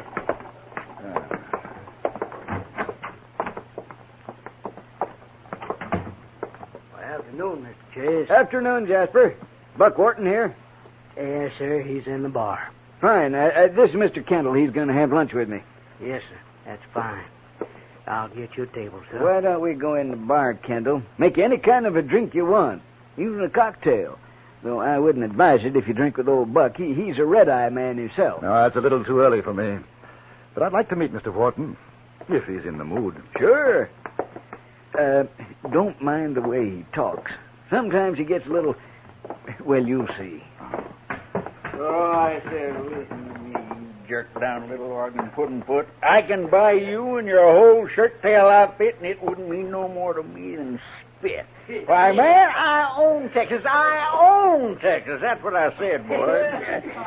Buy 'em out or stomp 'em out. That's the way I made my money. Now, you boys take my advice. If they won't sell to you, just stomp on 'em. Just stomp on 'em. Yes, sir. Hello, boys. Buck? I'd like you to meet J.B. Kendall, correspondent for the London Times. Gentlemen? I'm Buck Wharton, mister, and there's two things I hate. Sodbusters and sheep hunters. And if you're either one of them, get out of my sight. He writes for the London Times, Buck. Who asked you, Chase? You got more lip than a muley cow. Ain't nothing I hate worse than a leaky mouth. Sit down, mister. I reckon you want to ask me how come I'm the richest son of a gun in the West. All right, boys. This is a private party. Roll your wheels. Go on, kid. Sit down. Sit down. You too, Chase. Sit down. What you boys drinking? Whiskey. Nothing for me, thank you. Listen to me, boy. I ain't never yet trusted a man who don't drink. There's something all fired wrong. Man who don't drink drags a long loop.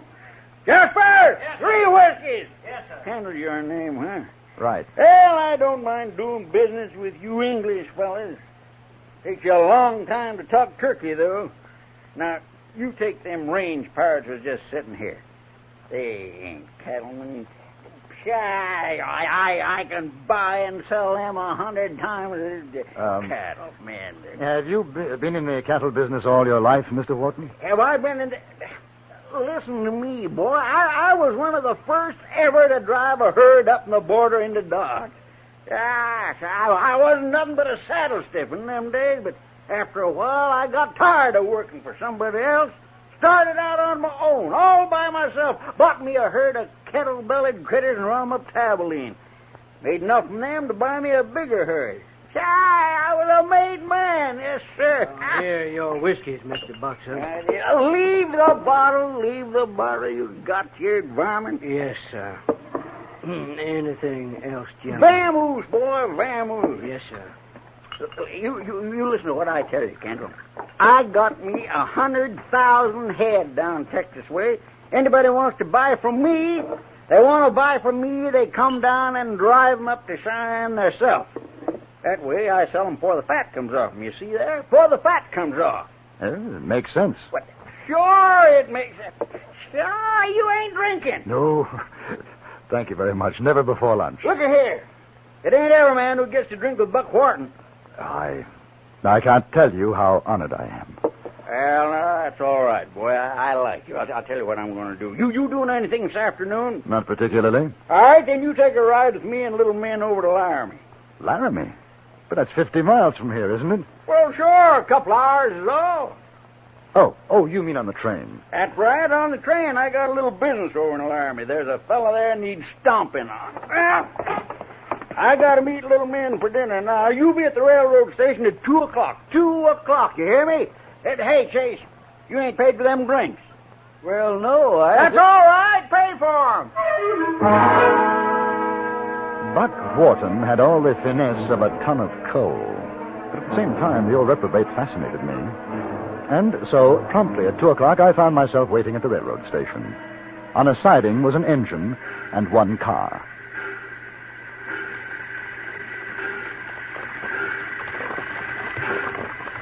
You be waiting here at 7. You hear me, boy?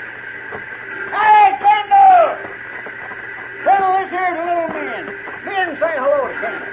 Mr. Kendall, Mrs. hello. Wharton? Buck told me you was coming with us. I think it's just fine. Have you ever rode an engine before, Kendall? No? Well, you're going to today. Well, I've always wanted to. Boy, when you're with Buck Wharton, you do what you've always wanted to do. That's because I could buy and sell any jughead in this whole territory. Buck owns part of the railroad, don't you, honey? Yeah, and before I'm through, I'm going to own all of it. Me and you ride in the car. I don't want you getting no cinders and dust on that there new dress. Now, set me back $300, that dress did, Kendall. $300. Ah, it's beautiful. Beautiful. I'm glad you like it. Yes, y'all fired up, Hank? Yes, sir, Mr. Warden. You go ahead back in the car now, honey. We'll see you in Laramie. All right, honey. Now, you drive careful now. You own this train, Mr. Wharton? Well, of course I own it, but I'm a rich man. A rich man. Kendall, you call me Buck. You got a handle? Yes, J.B. Well, then let's get on this iron horse, J.B.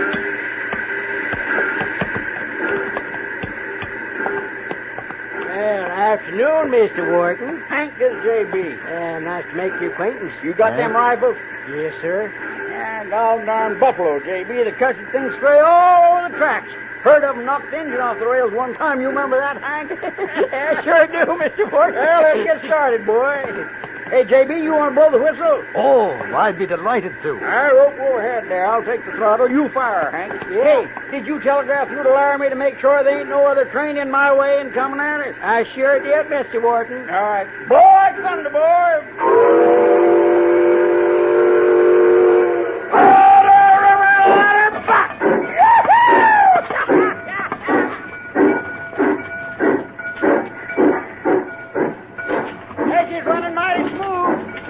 Have you ever drove an engine, J.B.?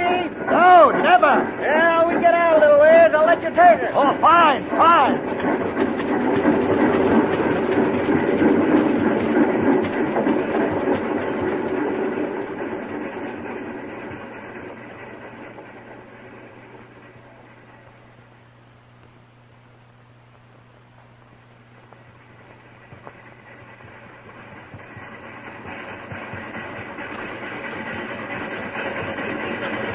That's Dale Creek Bridge up ahead there. Oh? Yeah, I better slow her down. Why the bridge? Well, it's the highest in the world. Hey, Mr. Warden, the brake!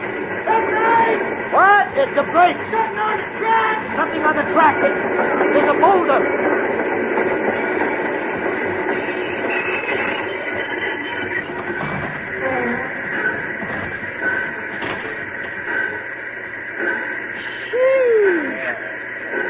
Now, how do you figure that happened? Buck, if you come over to this side, you'll see. Done bushwhack. All right. You all climb down out of there. Me and the boys got you covered. Good. Now you all try something, and there are going to be windows in your skull.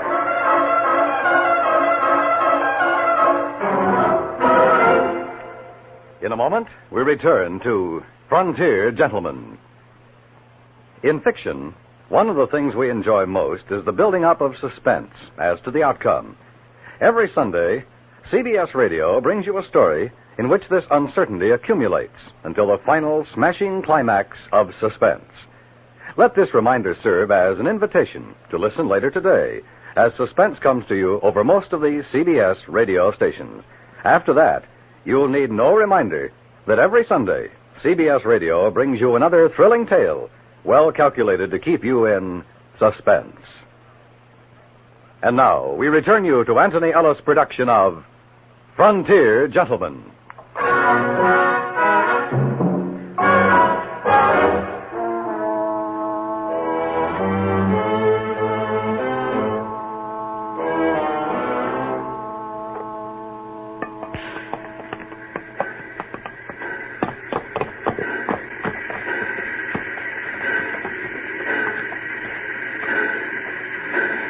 You fellas carrying shooting irons?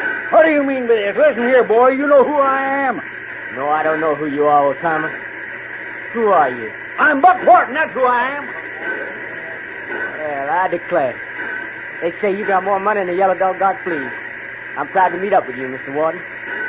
Now, you know who I am? You're a turn-dash calf who ain't got no better sense. I'm Willie Ringo. If you don't shut that flannel mouth of yours, I'm going to cut out your tongue. Who are you? Hank Marble. And you? J.B. Kendall.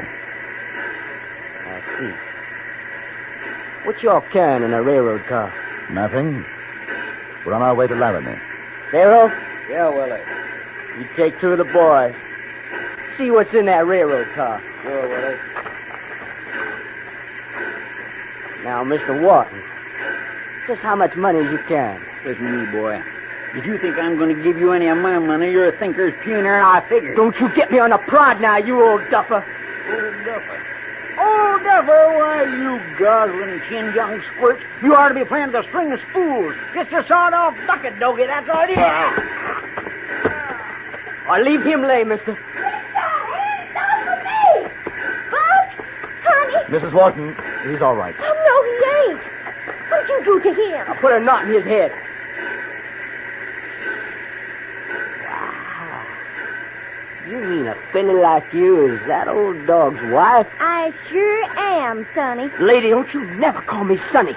You hear? Hey, Willie, let's get out of here. There ain't nothing in the car. We can move up the line, wait for the next one. Shut your mouth, Phil. We got plenty of time. Guys, I got an idea there's good diggings right here. Al, Frank, you pick up that old man and put him in the car. Then you get that bowler off that track, too. What are you going to do with him?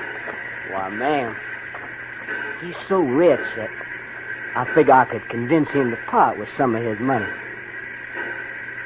You, mister. What'd you say your name was? I said my name was Kendall. I see.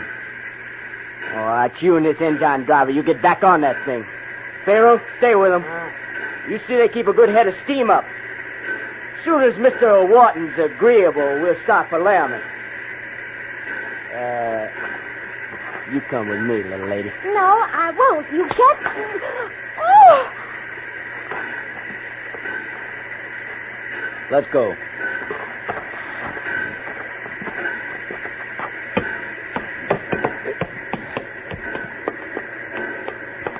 All right. Stand over there, both of you. This thing got enough steam, like Willie says? For a while. If you want to stay alive, you see it keeps that way. Where are the rifles Buck was talking about when they left Cheyenne? Up there? Yeah, you seen them. You see up there on the rack? Loaded? Yeah.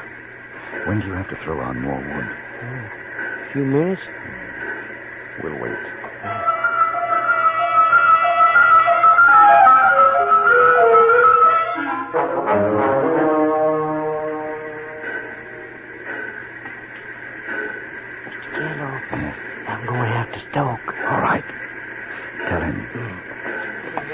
mister. I better get some wood on. Fire's going down. Go ahead. I'll help. No. It's better with two. Fire goes down pretty quick. All right. Watch yourself.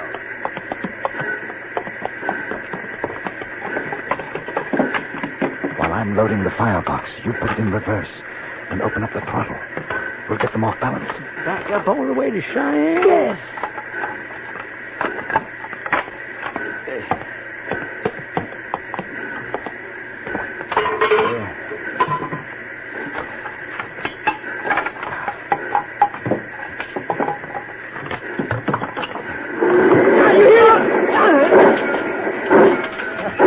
You all right, Hank? Yeah.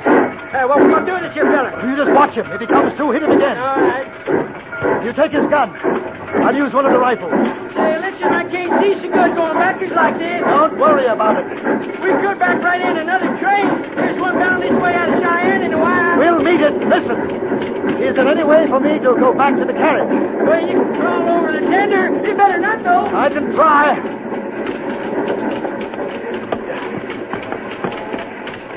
I started to crawl over the wood-loaded tender toward the carriage. The little train jumping, rocking over the uneven rails. Hey! It was a sudden lurch that saved me. The bullet struck a log beside my arm. I felt a splinter tear my cheek, and I fired back. I hit one of them, saw him fall off the carriage platform. Then Willie Ringo darted back inside. I made a jump for the platform. And there were two of them inside now. I stood to the side of the open door and waited. There. Hey, Kendall! Kendall! What is it? You stop the train, I'll make a deal with you. You throw out your guns. How do I know you won't come in and shoot? You don't. I'll kill the old man and the girl. It won't do you any good. You'll die for it. Kendall, this here's Buck. Listen to me, boy. You gotta stop. There's another train coming toward us. I can see it. Ringo, give your guns to Mr. Wharton and I'll stop the train. All right. All right, you better get out of here, Buck. Yes, he's coming up fine. No, it's all right. Hank has seen it. Jump, Mr. Will, I'm gonna get killed. You stay right where you are, Sonny, or I'll blow out your lamp.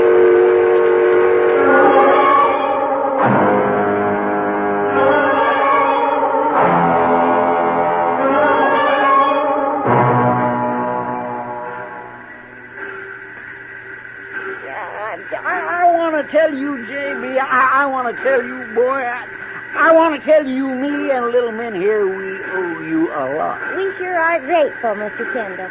Why, you saved our lives. You sure did. Money just can't buy what you done for us, J.B. Money can't buy what you done for us, so I ain't going to insult you by offering any.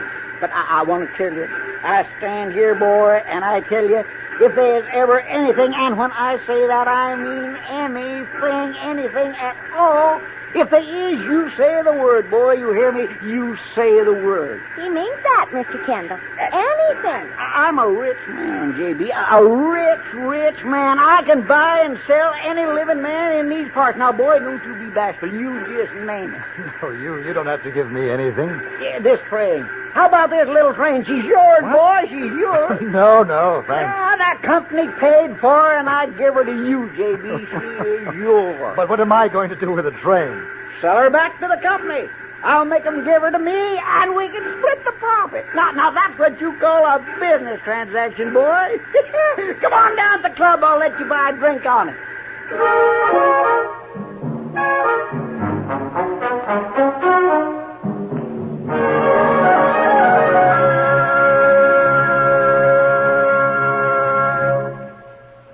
Frontier Gentlemen was written, produced, and directed by Anthony Ellis and stars John Daner as J.B. Kendall.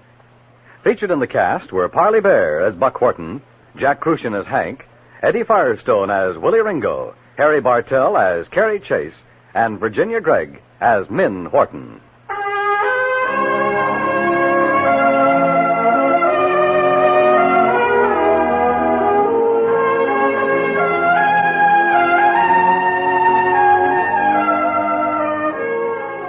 Sundays on most of these same stations, it's the FBI in Peace and War. Here's drama that pulls no punches, revealing how unsung heroes of the Federal Bureau of Investigation operate to track down criminals and saboteurs. Listen later in the day as the dragnet closes on another public enemy. It's 30 minutes of thrilling, spine-tingling drama on the FBI in Peace and War.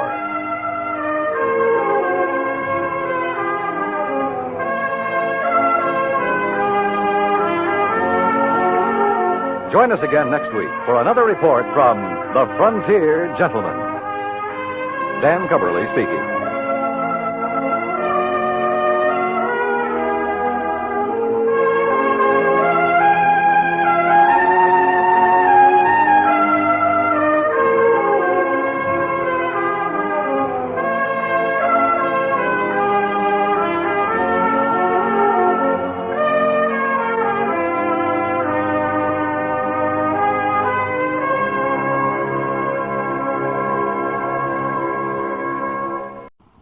Chugwater, Wyoming Territory, there is a way station for the Cheyenne and Black Hills stage line. Because of a rainstorm, I witnessed a tragedy there.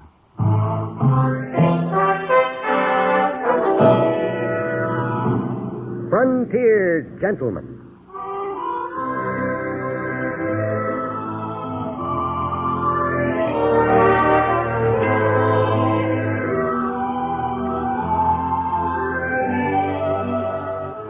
Herewith an Englishman's account of life and death in the West.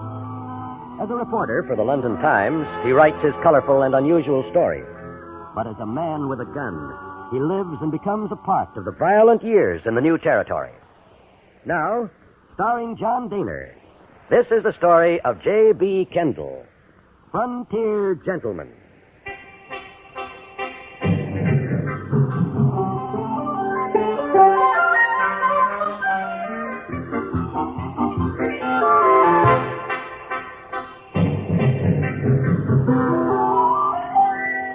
I was on my way to Chugwater.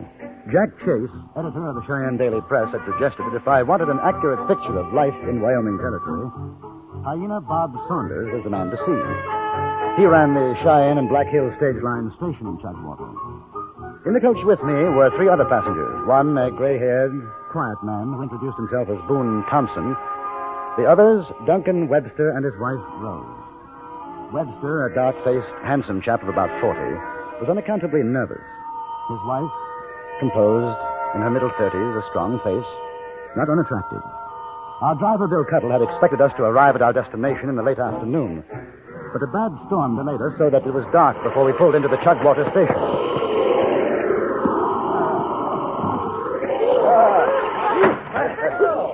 Howdy, folks.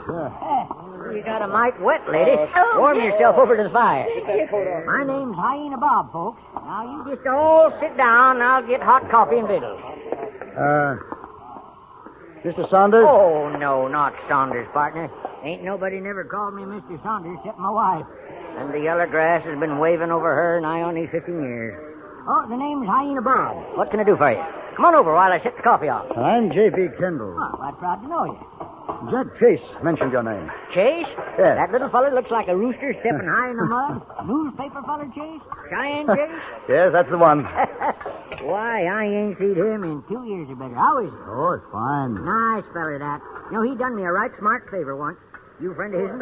No, not a close friend, no, You but... still got that newspaper of his'n? Yes? Oh, here, you stir that, will you? I'll get the mug Yes, down. certainly. You, on your way up to Deadwood, mister? No. As a matter of fact, I came here to see you. Who you say? I'm writing a series of stories on the West for my paper in England. Who you say? Newspaper feller yourself, huh? Yes, Jack Chase thought you'd be the most likely person for me to talk to in Wyoming. Don't see what call he had to say that. Of course, I ain't saying I ain't got a story or two. Well, that's what I'm hoping. Hey, Cannibal, how goes it, huh? Hey, you old frizzle heel. You call up this blue whistler? I ain't seen so much rain since the big one in 74. You're going to see more before this one blows over. Southbound pulled out a couple hours back. Ruth Hockaday says you can't get through the gap anymore tonight. She's flooding all over. Well, I better get them animals fed now. Yeah. I'll see you later. Well, folks, we ain't got the most comfortable shakedown here, but it'll be better than bedding out tonight. You want to get the coffee? I'll spoon out the grub. Take her over to the table about 5, all right? Well, I don't mind the rain. Snow and cold. That's what I don't like. I come from the east. Of course, we get it cold back there, but not like this country. Kendall, the old man say how long we'll be here? Well, I got an idea it'll be the night at least. Well, I ain't staying the night. Well, now, don't get riled up. I ain't huh? riled. Saying I ain't staying the night, that's all. Well, if you ain't, mister, you'll be enjoying mighty poor health outside. Listen, old man, I paid for my ticket. Seeing as how you come in on the stage, I figured. A little rain ain't gonna hurt. We figure on making Deadwood. Oh, it doesn't I haven't- matter, Doc. What do you mean it doesn't matter? To you? Maybe it doesn't matter to you. From what I understand, the trail is blocked anyway, Mr. Webster. Flooded. We'll have to wait. Not me. How about horses? You want to sell a couple of horses, old man? You call me old man again, Sonny, and I'm going to jump down your throat and gallop your insides out. Name's Hyena Bob. No, I don't want to sell no horses. There ain't no horses to sell. Who was thinking it'll only be until morning? Sure, it's not so bad. Now, you eat something, Dunk. You'll feel I better. don't want anything to eat. Now, leave me be, Rose. I apologize for him, gentlemen. He's not himself. There's been sickness. Well, there's no offense to us, ma'am. I'll take him a plate of food if you'll excuse me. Yes, of course. There goes a woman. Kendall, did you ever see it to fail? A strong female like that has to follow her man around wiping his nose for her. Look at him, sulking in the corner like a whipped kid. Well, here's your grub, boys. More where that comes Oh, thank you. That looks good. Tastes good. Stew is all, just stew. I tell you, just the smell of it makes me so hungry my belly thinks my throat's cut. Do you mind my asking how you make it? Well, I don't mind you asking, Kendall, but I'd mind my telling. It's a secret stew. My old woman made it for me, and her ma taught it to her. And I had to swear I'd never tell how they done it. And I ain't broke my word yet. Wonderful. Wonderful. Hey, what's ailing him, the feller or the woman? Mr. Webster? Oh, I think he's just in a hurry to get to Deadwood, that's all. That's the trouble these days. Everybody in too much of an all-fired hurry. What kind of business you in, mister? Thompson's, Boone Thompson's mate. Farm machinery. Well, bust me to flinder jigs, a hay slayer. Yeah. Well, ain't no plow chasers in these parts, mister. Oh, there will be, Bob. I'm out here from the factory to get things started. What kind of machinery, Mr. Thompson? Oh, plows, harrows, seeders, binders, threshing machines, and only the best. Our factory's back in Illinois. Bob, it's all cattle out here in your territory, but there's too many. The range won't feed them. You'll have to grow fodder. You'll need my machinery to do it. That's again nature and can't be dead. Bringing nesters in. Oh, I hope I ain't overspoke myself with you, Thompson, but No, that's all right. You're not the first. Don't tell me nothing. I say what's right and what's wrong for me, and that's the way it is. All right, Uncle. Now, go on. Just do like I tell you, will you? Old man never talked to me like that before I got through. His face looked like a dimer of a dog meat, I'm telling you. Feel sorry for her. I really do, for a fact. She's coming over. And now I got to tell you about the time I hauled a load of pussycats from Cheyenne to Deadwood. Yes, sir. That was something. Can I get you some more grub, ma'am? No, thank you very much. I was wondering, would you happen to have any whiskey? Whiskey? I'd be happy to buy it from you. You see, my husband isn't feeling good, and I... Sure. Well, sure, ma'am. I got a bottle somewhere. I'll bring it over. Thank you very much. That's all right. Oh, that woman sure is cluttered with trouble. Well, all right, you boys go on with your grub. I'll be right back. That don't seem right. Making his wife ask for liquor for him. I think a man would do his own asking. Well, there might be reasons. But none good, I'd say. Oh, close that door.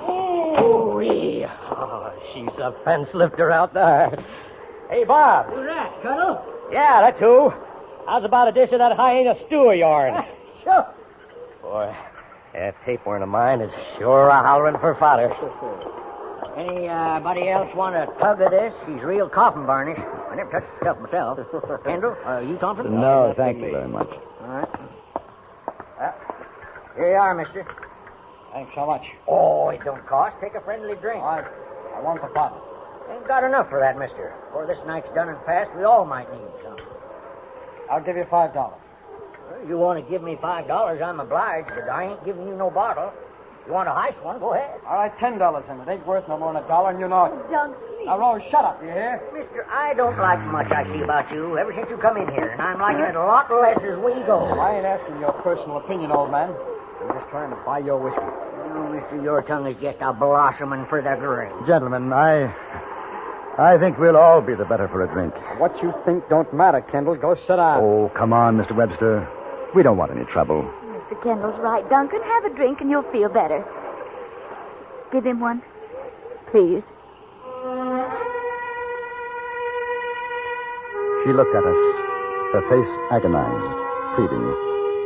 It was Hyena Bob who poured the tin mug full of whiskey. And as Webster reached for it, I saw the black snout of a derringer protruding from under his sleeve.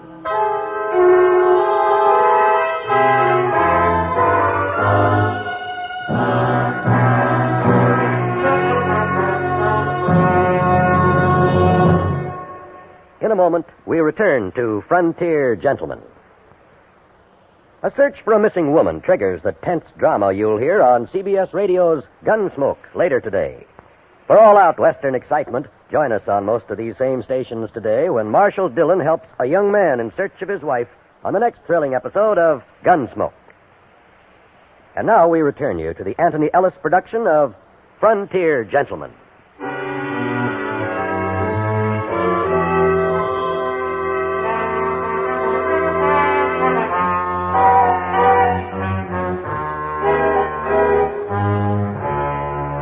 Duncan Webster drank his whiskey. I noticed his hand shaking as he put down the empty mug. Now his manner changed completely. He became quieter, apologetic. I'm sorry. I thought the way I was. It just... He ain't been feeling good. Yes, that's the truth of it. No counting how a man can feel. Sometimes it comes over me myself, and I get full of wrath and cabbage. Well, I'll go clean up them supper things. Well, let me help you. Why, ma'am, I take that as a real kindness.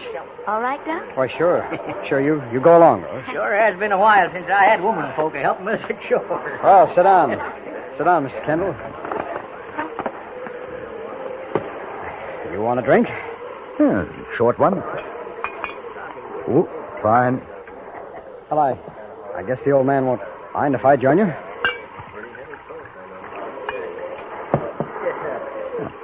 Good luck. Yeah. Good luck.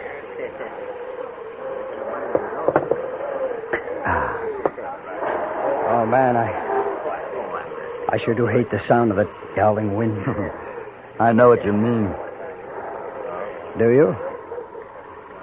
Well, how about some cards? Thompson? Yeah? What's the driver's name, Mr.? Cuddle. Oh, Cuddle. How about some cards, you two? Oh, well, yeah, sure, I'll play. Something I promised the wife I wouldn't do when I came out west. First, I promised her a lot of things. I guess what she don't know isn't going to hurt her. Yeah? Here. Have a drink, boy.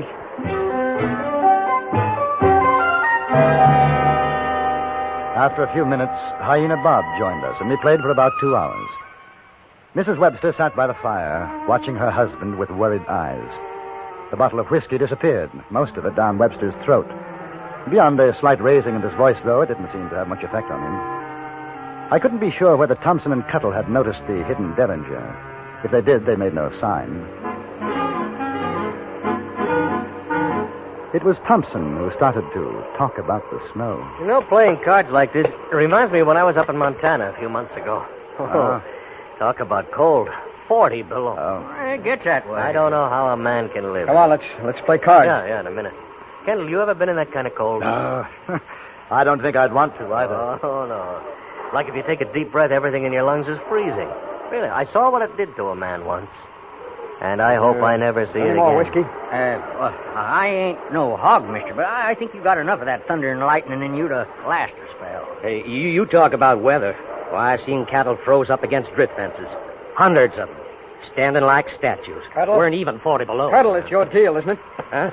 Oh, yeah. Have you ever been lost in the snow? No, I was. I haven't. I was. Only a few minutes, but I tell you, I was plenty scared. It was a blizzard, regular blizzard. Couldn't see your hand in Cuddle, front of your there's face. no call to shuffle And a you know spot there's problem. no Just feel 'em, huh? feeling as lonesome. I know. I was lost once in a fog.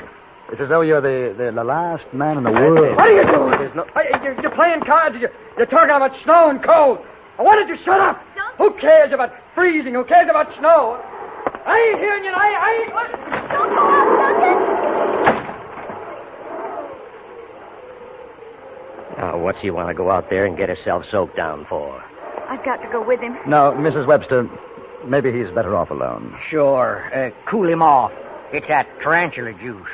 Why, ma'am, you ought to have been proud of him holding it the way he does. Now, I seen a man take 2 drinks of that stuff, and he was reeling around like a blind pup trying to find out where his mama's at. Well, me for some shut-eye, I guess. Yeah. You still got that mangy hound of yours sleeping on the bunks, hyena? He won't mind your fleas, Cuddle. Well, I'm kind of particular who I breed my fleas with. Good night, ma'am. Good night, Cuddle. Hyena, you got a place for passengers to get some sleep? Oh, sure. Just follow Cuddle, Mr. Thompson. All right. Ladies' quarters is on the other side of the hanging blanket, ma'am. We don't usually figure to have folks putting over at this stop. Thank you. Good night. Good night, Mr. Good night. I'll go out and see your husband ain't drowned yet, ma'am. When he gets like this, I never cross him. Just gentle him along. He's sick. Oh, I'll do the same. Bob. Oh, yeah? Bob. Huh? He's got a derringer in his sleeve. I know. I eyeballed it. I ain't worried.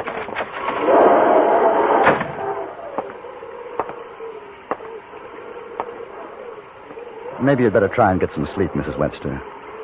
We'll see your husband doesn't drink anymore. I sometimes think he's better off with the drink. You say he's sick? Oh, it ain't nothing for doctor's cure. He wasn't always like that. Not a dark man when he was first married. It's a thing that happened to him once, and he won't talk about it. I guess maybe you can call it some kind of sickness. Is your home in the territory? Oh, it's been no one place for the past 3 years. Duncan's been a traveling man, one job after another. He don't hold 'em long. What does he do? Oh, a bit of everything. He's good at most all he tries his hand at, except mining. Now, that's one thing that he just...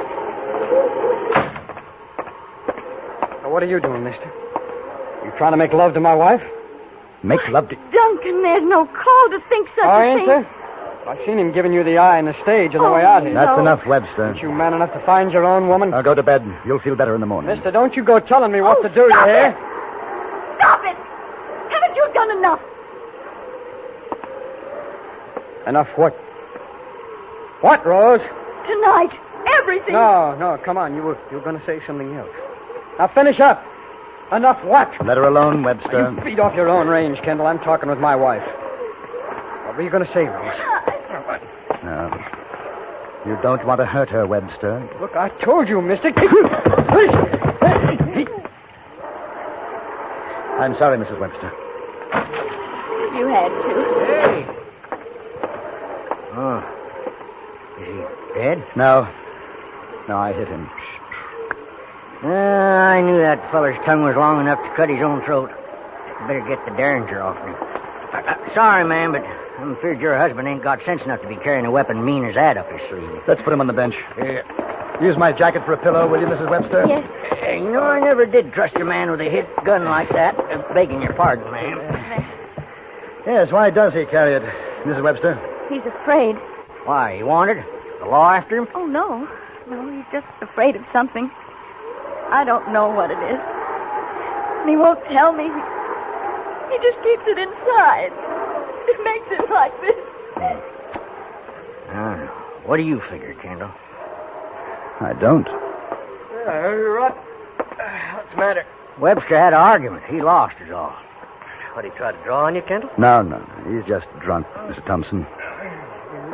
Hey, don't either of you say anything. I've been waiting for this chance for a long time. Duncan, why did you do it? Huh? What's he talking about? I don't know. Why? Why did you kill them, Duncan? Cold. Cold, yes. Cold and alone. You were alone? Yes, and what happened? I had to. You had to what? Hey, you let go of me. Hey, Let go of me. Help me.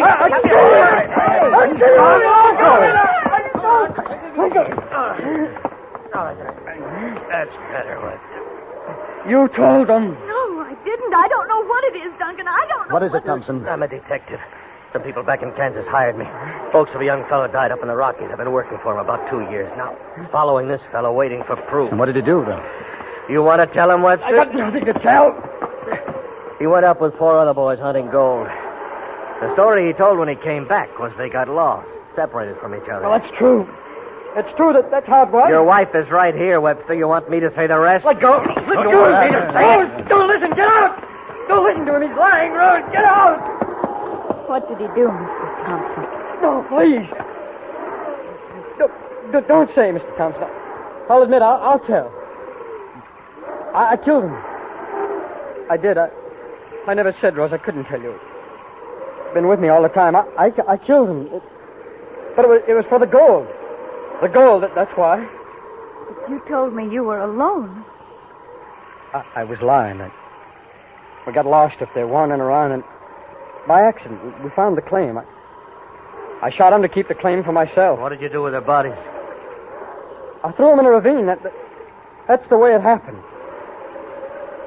That's the way, Thompson. Yeah. All right, Webster. That's the way it could have happened. Why didn't you tell me, Dunk? I couldn't tell you, Rose. I'm sorry. Sorry, Rosie. I just couldn't help it. We were lost. In the cold. I didn't know what I was doing, Rose. I dream every night. I dream it so bad I want to die. Maybe you'll be better off when you do, Webster.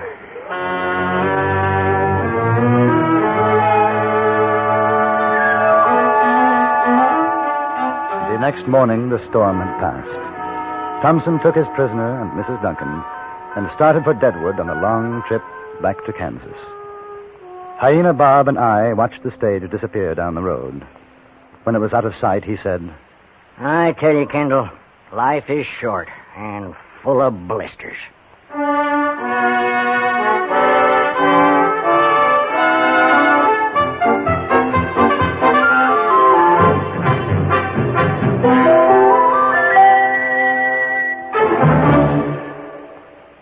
Frontier Gentleman was written, produced, and directed by Anthony Ellis and stars John Daner as J.B. Kendall. Featured in the cast were Joseph Kearns, Stacey Harris, Vivi Janis, Lawrence Dobkin, and William Lally. Music was composed and conducted by Wilbur Hatch.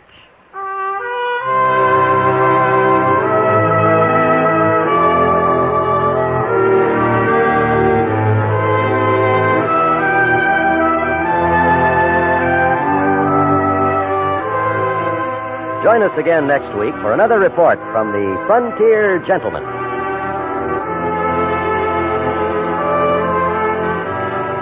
John Wald speaking. This is the CBS Radio Network.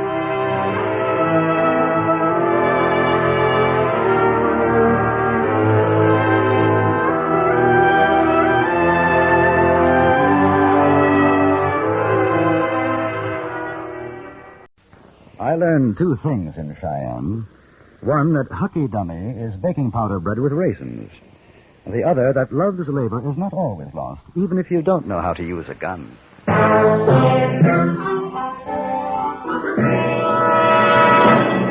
Frontier Gentleman.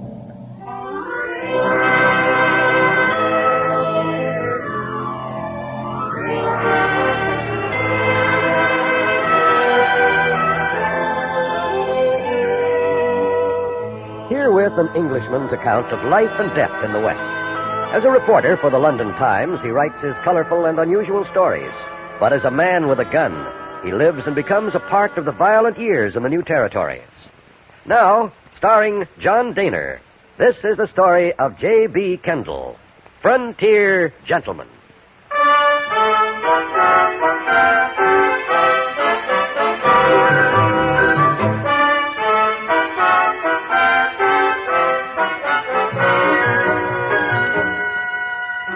I had spent a week in Chugwater with Hyena Bob Saunders, who ran the Cheyenne and Black Hills stage station.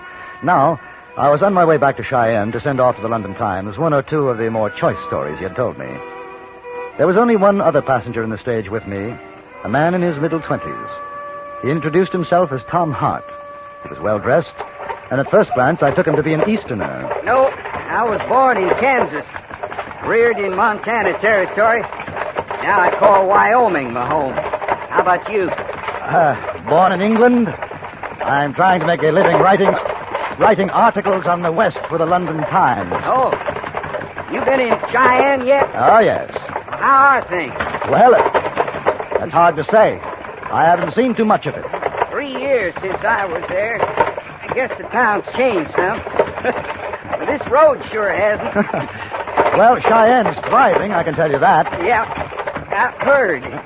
Big cattle interest. I gather you're coming back from the east. These fancy dude clothes, huh? Yeah, I've been in the east and other parts. Men get tired of drifting, though. Comes time to go home, that's where I'm headed. Cheyenne? Yeah. I made me some good money. Now I figure to get married, raise a flock of kids. That's a worthwhile project. There's a girl in Cheyenne, Kendall. We've been writing. Leastways, up to a year back, I got a letter from her when I was in New York. I wish you luck. Thanks. You married? No. Well, they say it ties a man down, but I figure if a gal's got her mind made up for marriage, you might as well drop your rope on her, because if you don't, somebody else is going to. I see you have the philosopher's attitude toward marriage. Well, I don't know about that, but I've been lone wolfing long enough. Carrie's her name. Carrie Hudson. Used to be a cookie pusher up at the Blue Star Cafe. A cookie pusher? A waitress. Oh. I'll tell you what, when we get in town, you come on up with me to the Blue Star. Used to have the best eats in town. I guess they still do. I'll be proud to have you meet Carrie.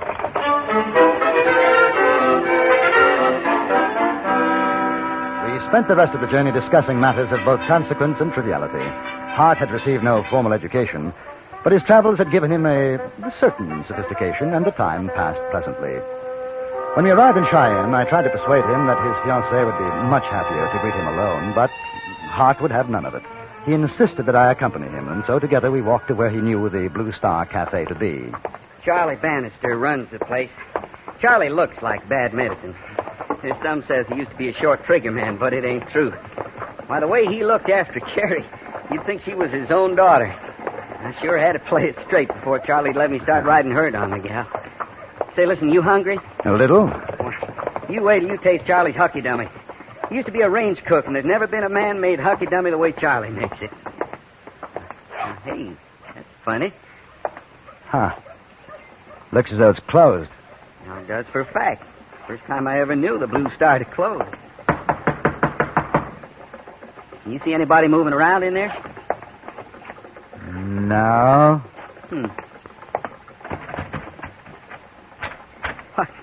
She's open. Hello, Charlie? Whoever you are, come on in back. I sure don't figure. Hey, Charlie, you... What do you say, Tom? Charlie, this is a fella I met on the stage coming in. J.B. Kendall. How are you? Hello, Charlie. What's happened? How'd you get like this? I guess you ain't heard. There was a shoot-up in here a year or so ago. Carrie. Is Carrie all right? When it was finished, the boys had done the shooting, robbed me, and hightailed it out. I ain't moved from the bed since, Tom. What about Carrie? She ain't here no more. Well, where'd she go? Ask Jack Feeney up to Holloman Saloon. I'm asking you, Charlie. And I ain't saying. You and me was friends, Tom. I'd leave, keep it that way. Now, what's Jack Feeney got to do with it? What, Charlie? All right, I'll tell you. Carrie took a shine to him while you was gone. That's a lie. I told Feeney to leave her alone. There was words. I threw him out. Same night he comes back with one of his boys, and they fill me full of lead. Well, wasn't this Feeney arrested then, Charlie? Sure, but it was his word against mine. Then Carrie took his side and swore at the trial it was someone else that come in and shot me up. Is she with Feeney now? I ain't seen her since that day. Hey, Tom, boy, while you're here, pump me a jug of water, will you? Old Doc Thorne says I got to drink plenty of water. And Mrs. Carroll's been helping out, but she ain't showed up yet today. Yeah, sure. I'll be right back, Charlie. Thank you. I ain't got the stomach to tell him all the truth of it.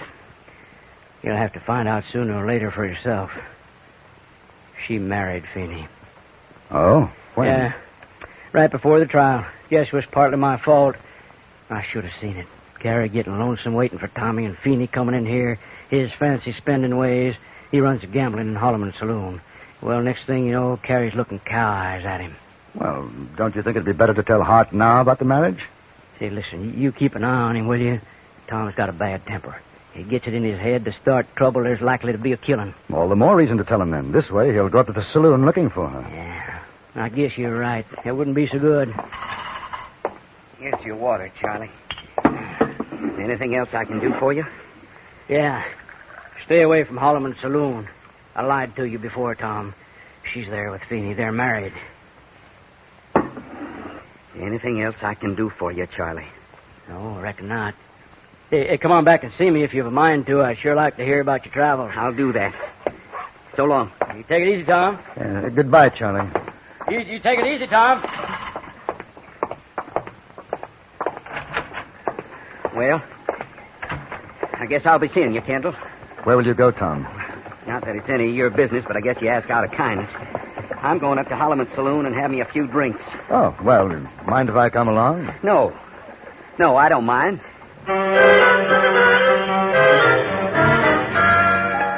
We walked down the main street. I knew it was pointless to tell him that trying to see his girl was the worst thing he could do to himself. I rather liked him, and I suppose that's the reason I went with him.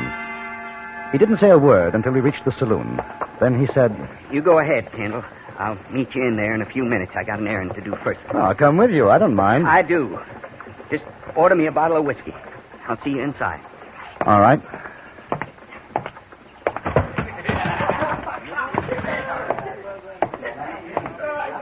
Well, hello, stranger. You're a little early, but what's your pleasure? Cards? A dance? Drink? As a matter of fact, I'm looking for Carrie. Oh, for what? Are you Carrie? Yes. Can we sit at a table? I don't sit with customers, mister. That's for the girls. You want to talk business, you can talk to my husband. A friend of yours is in Cheyenne. Tom Hart. Tom? He's just heard about you. He'll be coming in here in a minute. I thought you ought to know. Thanks, mister. How did he take the news? He got it from Charlie. Well, he'll probably get very drunk. I imagine I'd do the same. He won't make trouble. I'll try to see that he doesn't. Has he said anything about me? Only that he was expecting to marry you. He didn't write. I thought... Doesn't matter.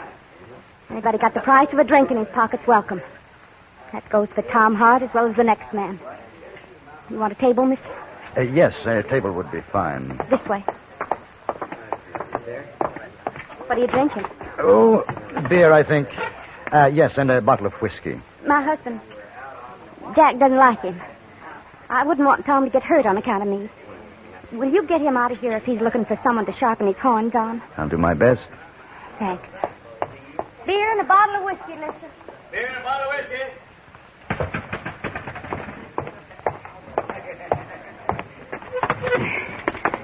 Well, where's the drinks? On their way, Tom. What's the gun for, Tom? She's right clean and shining, ain't she? Set me back $20. Put it away. I bought it, and I aim to use it. As soon as I get drunk enough, I'm going to kill me a skunk called Feeney.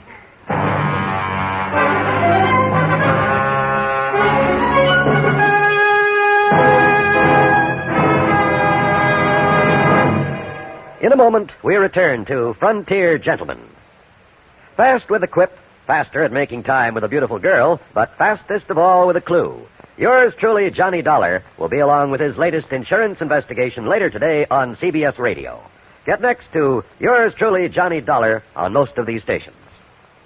Now, we return you to the Anthony Ellis production of Frontier Gentlemen.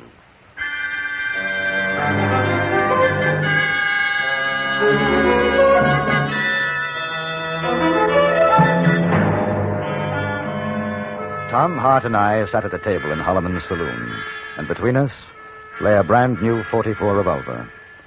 After a moment, Tom picked it up and slowly rotated the cylinder. He didn't turn as Carrie came toward us. Didn't look up as she put down my beer and Tom's bottle of whiskey. Yes, sir. It's a mighty pretty talking iron. How are you, Tom? Oh, Carrie. Yeah, I heard you was here. Well, you're looking good. You know, back east, they drink a toast to new married folks. So I drink to you, Carrie. Well, where's your husband, Mrs. Feeney? Jack's out. Don't make trouble, Tom. What's done is done. That's the way you see it, huh, Carrie? You never wrote. I didn't have to. You were my girl. I told you I'd be back, but you couldn't wait. I waited 2 years. You was in such a hurry, you had to get Feeney to put Charlie out of the way, too. That's not so, Tom. Charlie, he's lying in bed. He don't move anything but his arms anymore. Your husband did a right fine job. You ain't even been to see him since. That doesn't do much good, you know. She's not the same anymore. At first I thought she was, but she's not. She was a girl. A nice girl when I left. She got too much paint now. Looks like a honky-tonk woman. Finish your drink, we'll go. There's time. There's plenty of time. I want to have a talk with Jack Feeney. He shot up a friend of mine, you remember? You want to leave, it's all right, Kendall. You go ahead. I'll stay. You want a whiskey to chase down that beer? No, thank you. You know why I'm going to get drunk?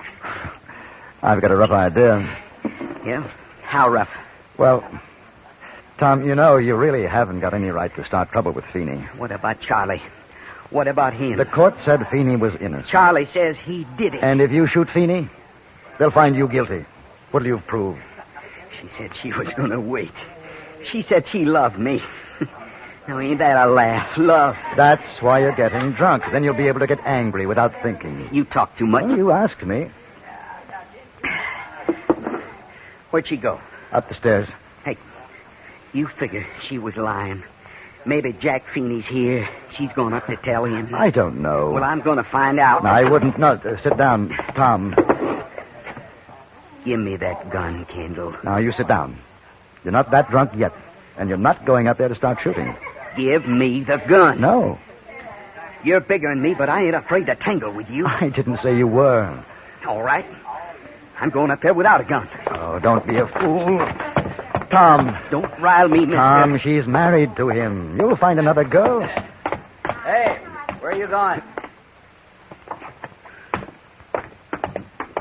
How come you're going up to me and my wife's room? I figured to find you there, Feeney. Well, Tom Hart. That's right. I stepped out for a while. If I'd known you was going to pay a visit, I'd have come back sooner. Have you seen my wife, Tom? Yeah, I've seen her. Well, we'll have to get her down and have a friendly drink together. I haven't had the pleasure of meeting your friend. J.B. Kendall. Put her there, Kendall. Carrie, come on down. Hey, Lester, bring a bottle of champagne. I didn't come to drink with you, Feeney. I came to kill you. Well, sure, you can do that any time, but you'll have a drink first, huh? Here, sit down, boys. When'd you get back in town, Tom? Today. And I seen Charlie. Yeah? I heard about Charlie. That's too bad, him getting shot like that. The way Charlie tells it, you did the shooting. Poor feller. They say it made him a mite loco. Here's your champagne, Mr. Feeney. And here comes the prettiest little woman in Cheyenne. Sit down, Carrie. I hear you've met Mr. Kendall here. And Tom? Yes. Well, it's like old times. Except a thing or two has changed. I got me a new wife. What'd you get back east, Tom? I'm telling you something, Feeney. I had a gun, which a friend of mine didn't figure I was drunk enough, or maybe sober enough to use. Well, I'm going out and get another one. And the next time I see you, I'm going to be using it.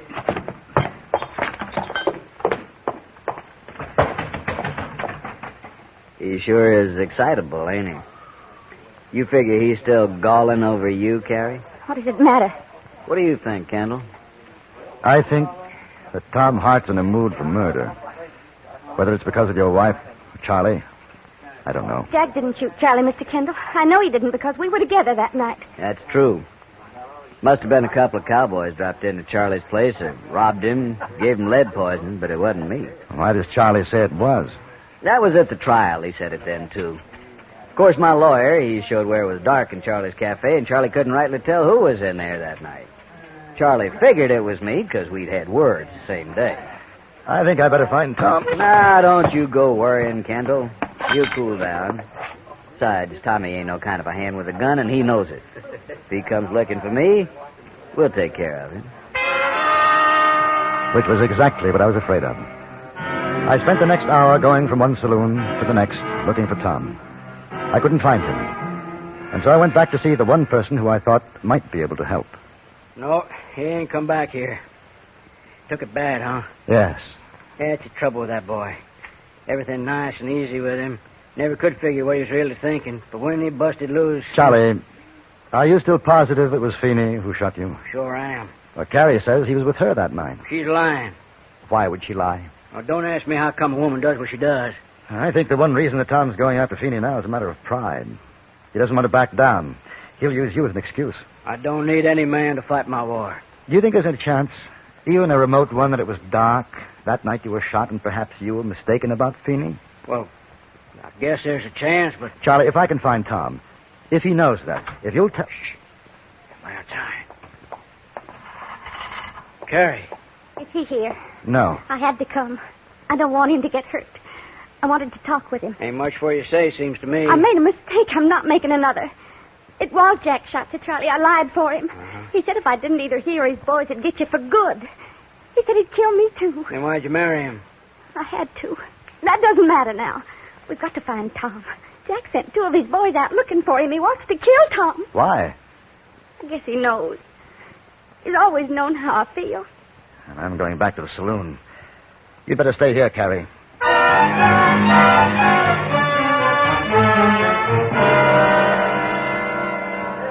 Couldn't find him, huh? No. Well, he's probably sobered up by now. He'll be all right. Yeah, nice fella, Tom. Just a little too hot-headed for his own good, that's all. Well, I imagine when a man comes home and finds his girl married to another man, it can be a little upsetting. Sure. And then seeing a good friend of his lying paralyzed, shot by the man who married his girl, it's likely to make a chap unreasonable. Even though he's wrong, yeah, I see what you mean. Then if he finds out that the girl's husband forced her to lie, and if he finds out that the girl still loves him, he'd be in quite a state. Yeah, that wouldn't be so good, would it?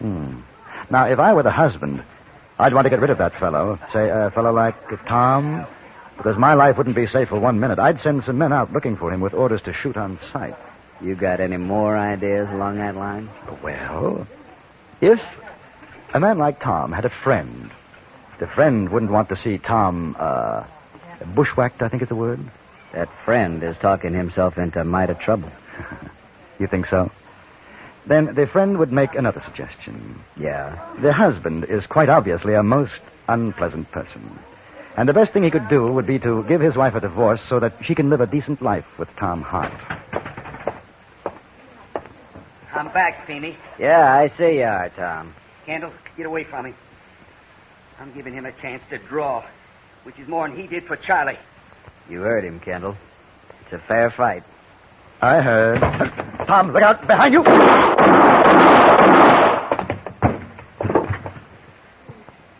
I thank you, Kendall. Oh, not at all.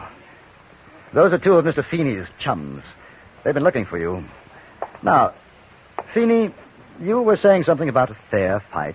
Now, listen, Tom. Draw. I ain't fighting with you. You ain't got the guts of a lizard. Draw. I told you I ain't... Hey, son of a gun! I ain't fighting. Well, I ain't. Oh, my. Sounded as though you broke his jaw, Tom. Yeah, didn't it? I think Mr. Feeney will be leaving town. I also think he'll want to give Carrie a divorce. Oh? I thought you might be interested. Incidentally, what would you have done if he had drawn on you? I don't know. Never thought about it. He probably would have killed me. Yes, I think he would. Well, I'll take care of the arrangements here. You better go over to Charlie's now. Carrie's waiting. Waiting? For me? Well, I don't imagine it's for me.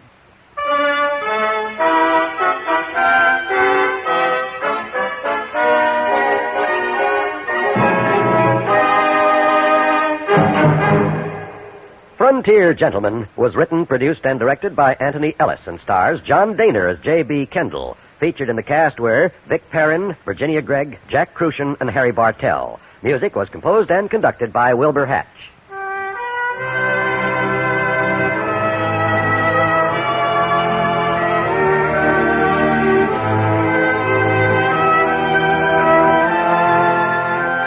Join us again next week for another report from the Frontier Gentleman. John Wall speaking. This is the CBS Radio Network.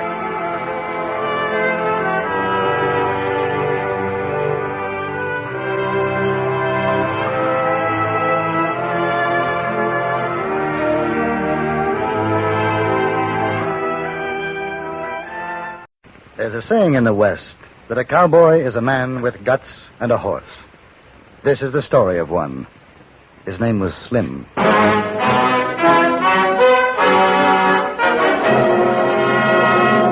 Frontier Gentleman.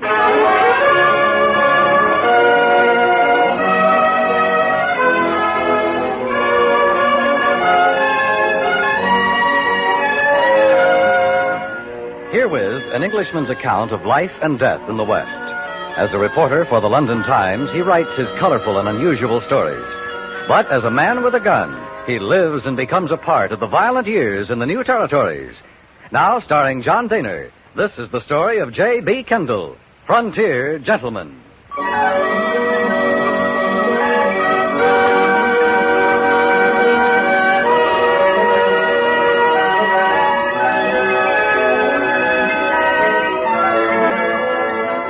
I bought a horse in Cheyenne and was riding to Laramie in Wyoming Territory. I wanted a chance to really look at this grazing country and the thousands of head of cattle dotting its plains. I rode north of the railroad tracks until the telegraph poles lining it were lost in a dusty haze. And I saw clouds, heavy and bronze, over the distant mountains. It was during the afternoon that I came upon the cowboy, a lean man of about 30, with a cigarette hanging from his lips. He was examining the right foreleg of his horse, and he looked up as I approached. Hello. Howdy. You need any help? That fool horse stepped in a gopher hole. Don't seem to be no spring, though. Fine-looking animal. He ain't a bad old buzzard head. Hey, you English? Yes. You a ranchman? No. Newspaper correspondent. Oh. Thought maybe if you was a ranchman, you'd be looking for a hand. I'm sorry. You don't make no never mind. I'm chassaying over to Laramie. Figure I'll get me a job one of them new layouts I hear tells open up. I'm bound for Laramie myself. Mind if I ride with you? Well, I take it as real friendly. Quit it, you moon-eyed son of a gun. Hold still.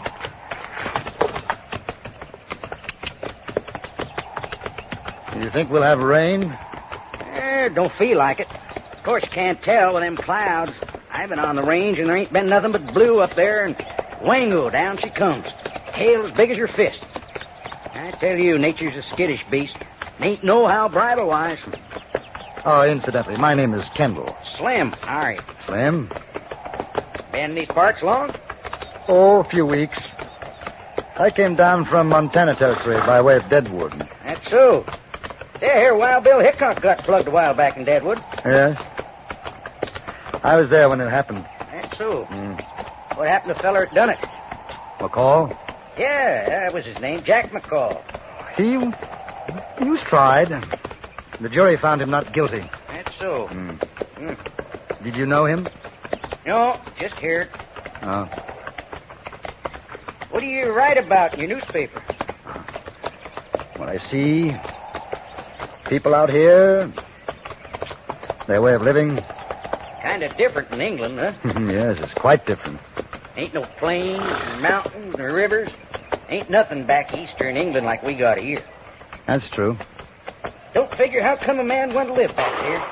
Well, let's see. Different kind of country, different kind of life. It's, What? Didn't sound like no regular shooting. Oh, hold still, horse, or I'll mash your sides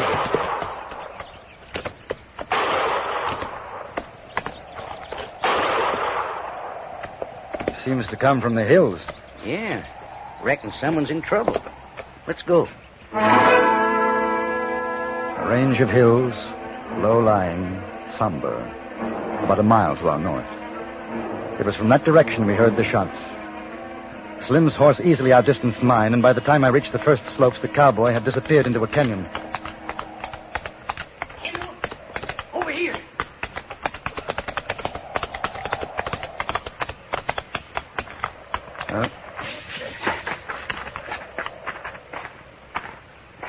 What's the matter with him? Looks like he's been locking horns with some Indians. I was just riding up to him when I fell down. There's half an arrow in him. Broke off. Now, take it easy, pard. Kendall, you better take his rifle. Keep an eye out. And no shells in it. Arapahoe's got it. Where? Where? Where did they go? Up the canyon trail. Wagon and horses. Clara. Oh, that's too bad. Too bad. He ain't gonna have no breakfast again forever. That's for sure. What about the woman? Clara. I guess she's still alive, though maybe she'd rather not be. Indians keep captured white women around, sometimes for hostage, sometimes for other things. Well, do you think we'd have a chance of catching up with them? It might. Depends on how long a start they got and how many. I'd kind of like to bury him first. Ain't fitting for a man to lie out in the open after he's curled up. But it'll take time. What about the woman? It won't go no better or worse with her for the time. Well, that ground's too hard for hand digging. We'd have to make a rock grave. Tell you what, though. You start on it. I'll work up the canyon a bit, see if I can find signs. Now, if you hear 3 shots, come a-running. I'll do the same for you. Right. Wait. He may have some shells left for the Winchester. Yeah. Well, that's something. 8 of them. You better keep the rifle here. So long.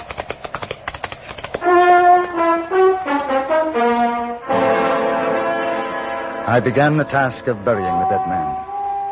From letters and a homestead deed in his pockets, I found that his name was Theodore Belding. There was also a tintype of a young, rather pretty woman whom I gathered to be his wife, Clara. It took the better part of 45 minutes to complete the grave, and it wasn't until almost an hour later that Slim returned.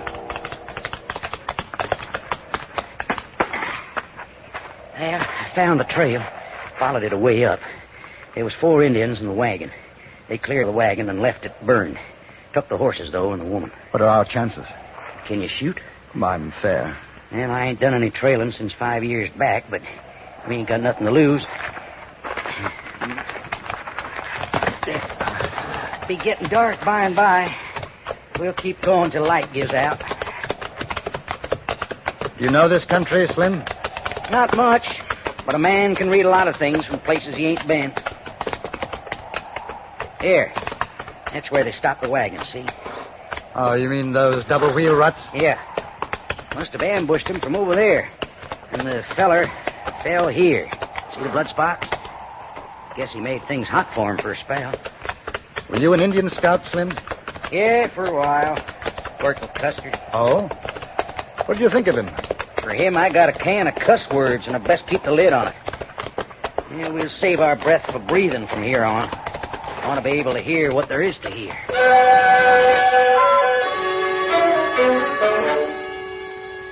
We went on up the canyon, Slim reading the ground, or, as he put it, following signs.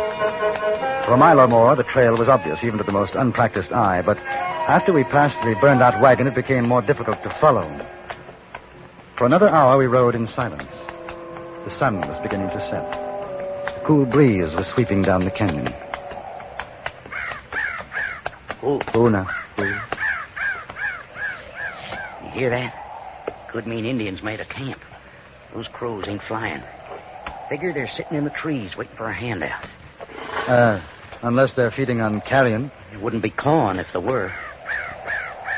Sounds as if they're in those trees. See, just over the rise? Don't seem smart enough for Indians to make a camp this early. Or they know we're following and they're waiting for us. Shut your mouth, you glandered, spavin coyote. Horse smells them. Now, we better tie the critters up. All right.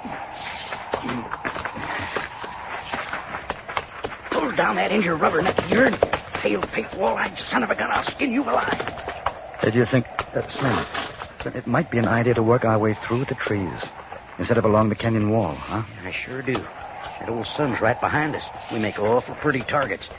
Keep in the shadows as much as you can. We'll just figure they got no weapons except in bow and arrow. That gives us a mighty advantage. You all set? Yes. Come on, then. And watch out for twigs and dry leaves. Walk soft. Ahead of us, through the trees and shrubs, lay the brow of the rise. We made our way upward until we were within 10 yards of the top. That's when I saw a glint in the sunlight and a trickle of sand moving down the slope toward us. Get down!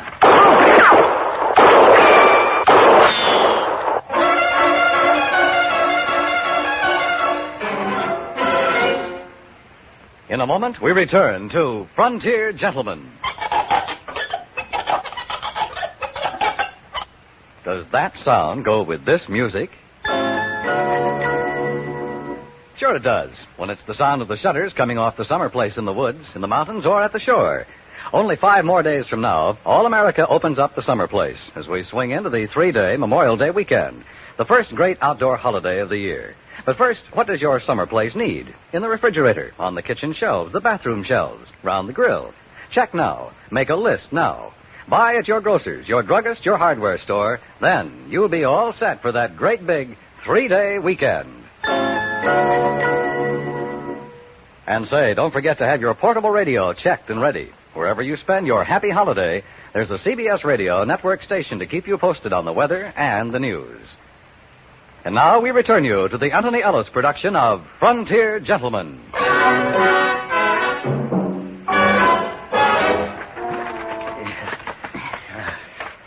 Phew. You got good eyes, Kendall. I sure could feel the sawdust in my beard that time. Where are they? Well, one of them's between the boulders, a little to the right of the clump of alders. There, you can see the rifle sight. Want to try a shot with a Winchester? No, not yet. Only 8 shells. We better save them. How many rounds you got for your gun? About 20. I got near the same. Say 50 rounds between guns and rifle. Not bad if it don't take too long. How many you figure we're shooting? 2, from the sound of it. Sharp's repeaters, that's for sure. Well, we sure cut a big gut that time. Seems to me the only thing to do now is to wait until it's dark. There's no other way to get at them without being seen. I'm wondering what our chances are after dark. We ain't in the best position. Might be we ought to pull back down canyon, wait for morning before we pick up the trail. And what about the woman? Well, if she's still alive, she knows there's help around. Nice man! Come out from trees. We'll make medicine. Here's the Indian couldn't drive nails in a snowbank. He's trying to draw a fire. Locate us. Well, let him. You want to make medicine, Siwash? You come down here. That came from the left, higher up. One of them must be in a tree. I think I can see him. Yeah, there's enough sticking out. Gone now. Not on this side. Now there's one good Indian. Where'd you learn to shoot like that, mister? Odd places. I'm hit. Where? Oh, I'm hit in the arm. Oh, man, that hurts. Oh, that hurts. Let me see now, Slim. Oh. Well, it ain't the gun hand anyhow. Can you bind it up? Yes. I keep down now. White man! You want white woman? We talk. Maybe you pay gold, get her back. Come down here.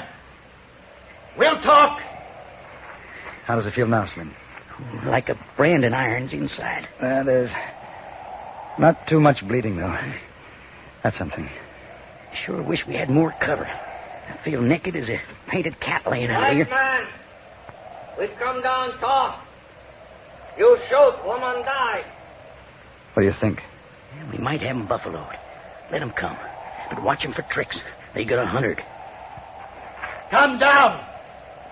We'll hold our fire. Only one of 'em. Now, if he ain't a setting duck against that sky. There's 2 more, though. They must be with the woman. Yeah, maybe. Keep your eyes peeled.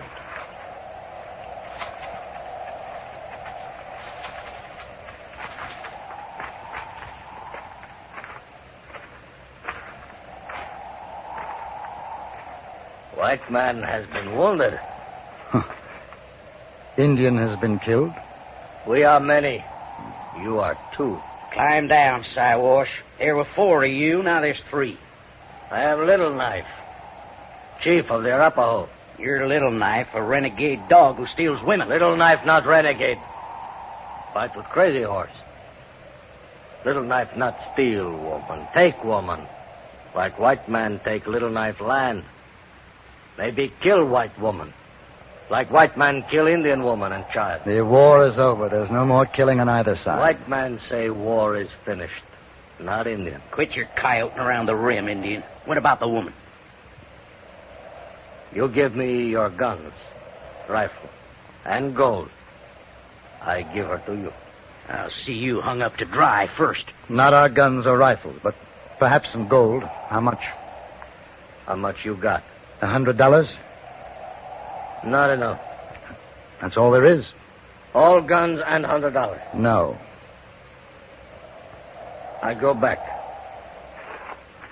Maybe you hear woman die, then you pay. Maybe you don't go back, Siwash. What about that? Like all white man, break word of truce. You speak of honor and murder with the same breath? We can kill you all. We wait for night, then we kill. I got a finger it's itching right now to wait for nothing. Little Knife not afraid to die. Little Knife, you took the belongings in the white man's wagon.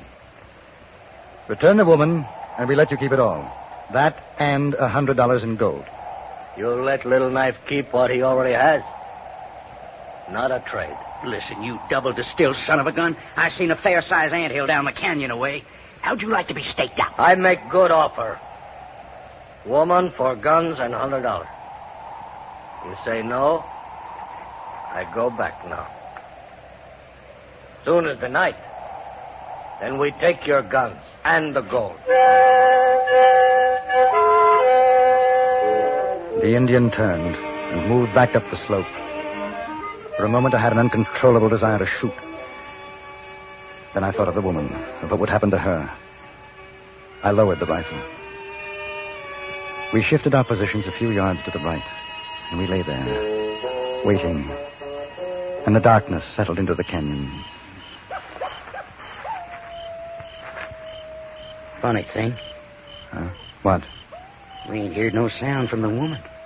Yeah, I was thinking that myself. Wonder if she's all right. Well, should be better than 3/4 moon tonight. Coming up in a while. They gonna try something. It'll be afore the moon. Slim, I think we'd better sit back to back in case they circle around us. Yeah. I was just thinking. Wish I had me a drink of red-eye right now. I know a place in Dodge. I tell you, Kendall, a shot of that tornado juice would draw a blood blister on a rawhide boot. I'd like to see that. Shucks, that ain't nothing. Feller what runs the saloon. He serves a free snake with every drink.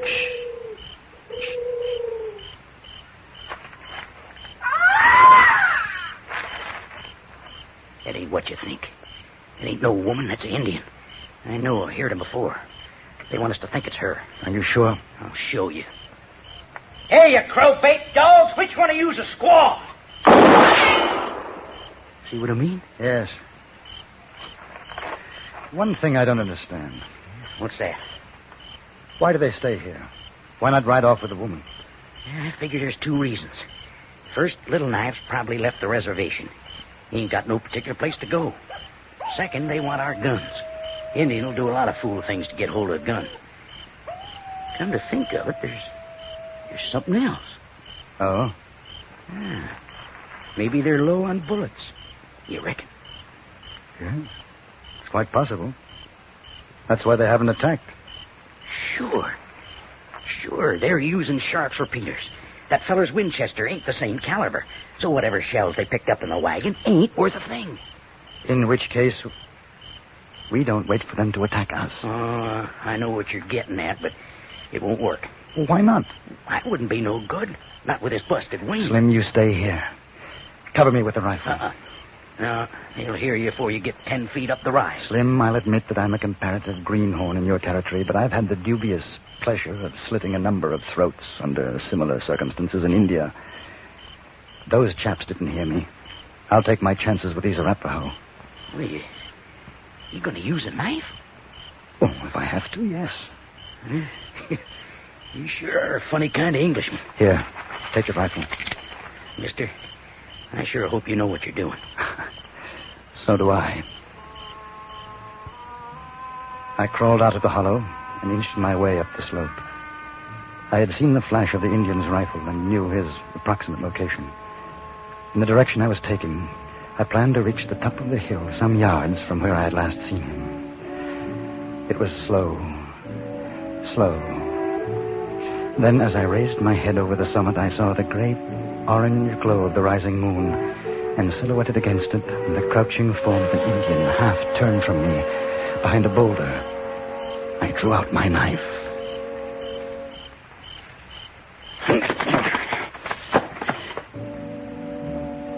He died without a sound. Then I made out Little Knife and the remaining Indian. They were a few feet away, standing over a gagged and bound body. And in the constantly growing moonlight, I saw the chief bend down, the glitter of steel in his hand.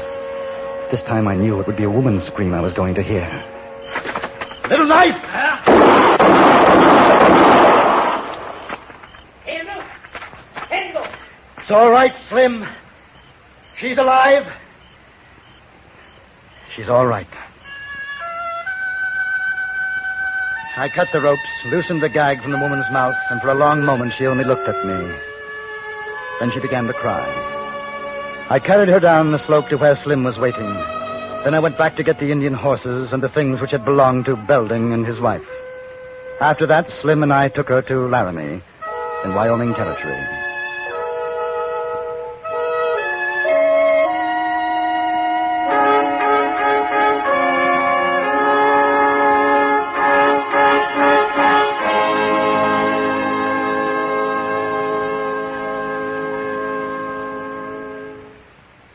Frontier Gentleman was written, produced, and directed by Anthony Ellis and stars John Daner as J.B. Kendall.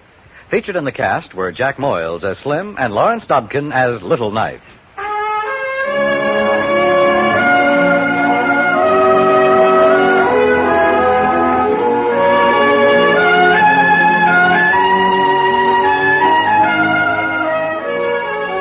Join us again next week for another report from The Frontier Gentleman. Dan Coverly speaking.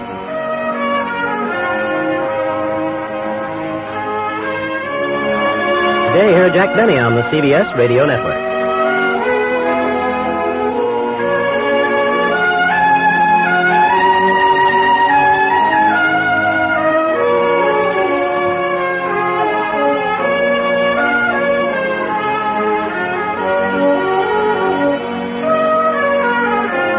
One of the prettiest women I've met in the West was very nearly the cause of violence and carnage. And to this day, I don't think she knows why.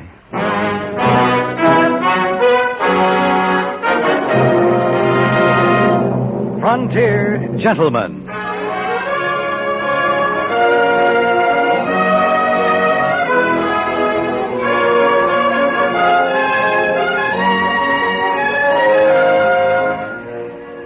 Herewith, an Englishman's account of life and death in the West.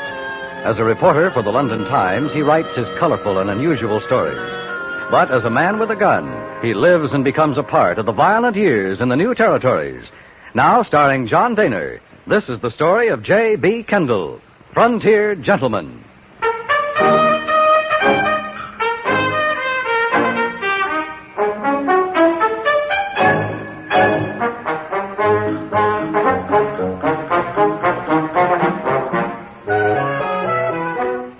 One of the first things I noticed in Laramie, Wyoming Territory, was the intense rivalry between that town and Cheyenne on the other side of the Laramie Mountains.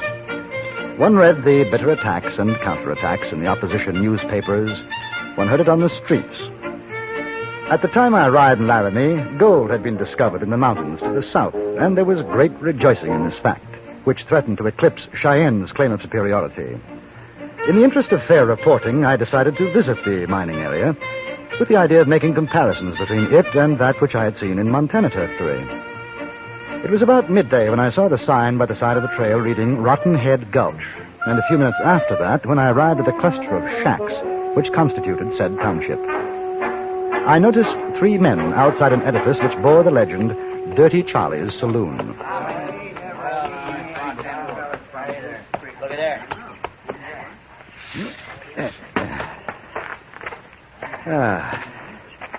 Good afternoon. Howdy. Saloon's closed.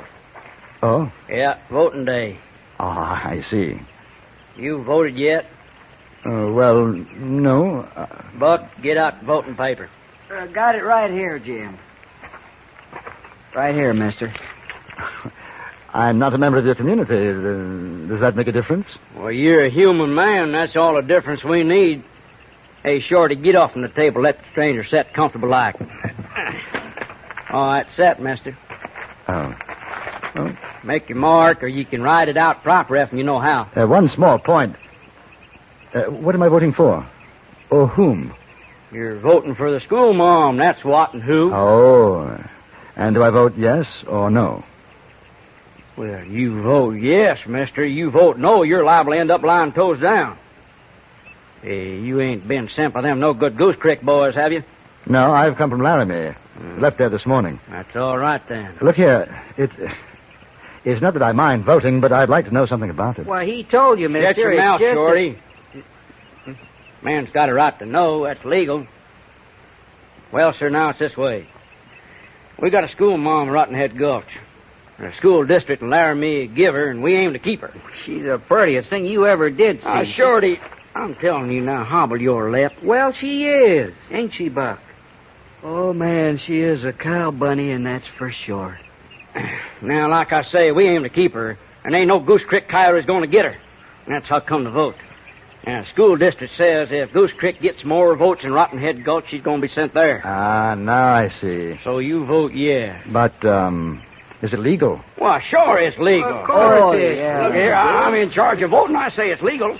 Anybody comes this here town on voting day is a citizen of Rotten Head Gulch. Honorable like. Now, as mayor, I make you a citizen. Now you vote. All right. Hey, Buck, where at's a writing quill? I don't know. What do you mean you don't know? We ain't had no voting since this morning. Guess maybe I left it in the saloon. Well, go get it. Sure, Jim. You know, I'm rather surprised to find a school teacher out here. I mean, in a mining town as small as this. Are there many children? Oh, shucks, mister. There ain't no kids around Shorty, here. One of these here days, that leaky mouth of yourn is going to get you a case of slow. Well, it's the truth, Jim. A school teacher with no children to teach? Rather odd, isn't it? Well, now, sir, ain't nothing odd about it. We aim to get us some kids as soon as we get us some women to marry up with and have a kid. But how did the school district assign her here in the first place? Well, ain't nobody asked to find out. They did, and she's here, and she's going to stay. She's been learning us.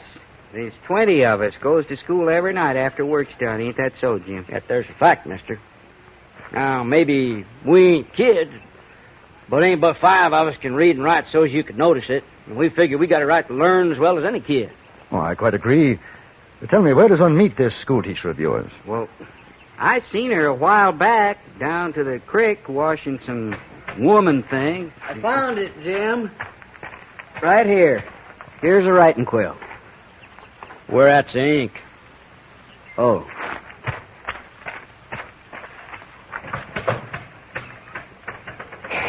You know something? I want to tell you that there, Buck. Well, school ain't going to do him no good. You know, he ain't got enough brains to start with. How many votes will you need to keep her here? Well, more'n Goose Creek, that's for sure. You see, we got 20 votes in Rotten Head Gulch. Goose Creek's got maybe 30. So we just got to vote more than they do, so when the votes is counted, then we'll win. Who counts the votes? Oh, back in Laramie. Well, as soon as the day's finished, we seal up the voting boxes and we take them up to Laramie. But won't they know that you've enlarged your voting? They must be aware of the population here. Shucks, no such thing. We just got to be sure we got more signed votes in Goose Creek. That's all. Well, how will you know that? Well, right now it is kind of a problem. I got thank, Jim. Right here. Thanks. There you go, mister. Good afternoon, boy. Well, now, good afternoon, Miss Jones. Howdy there. I've met this gentleman.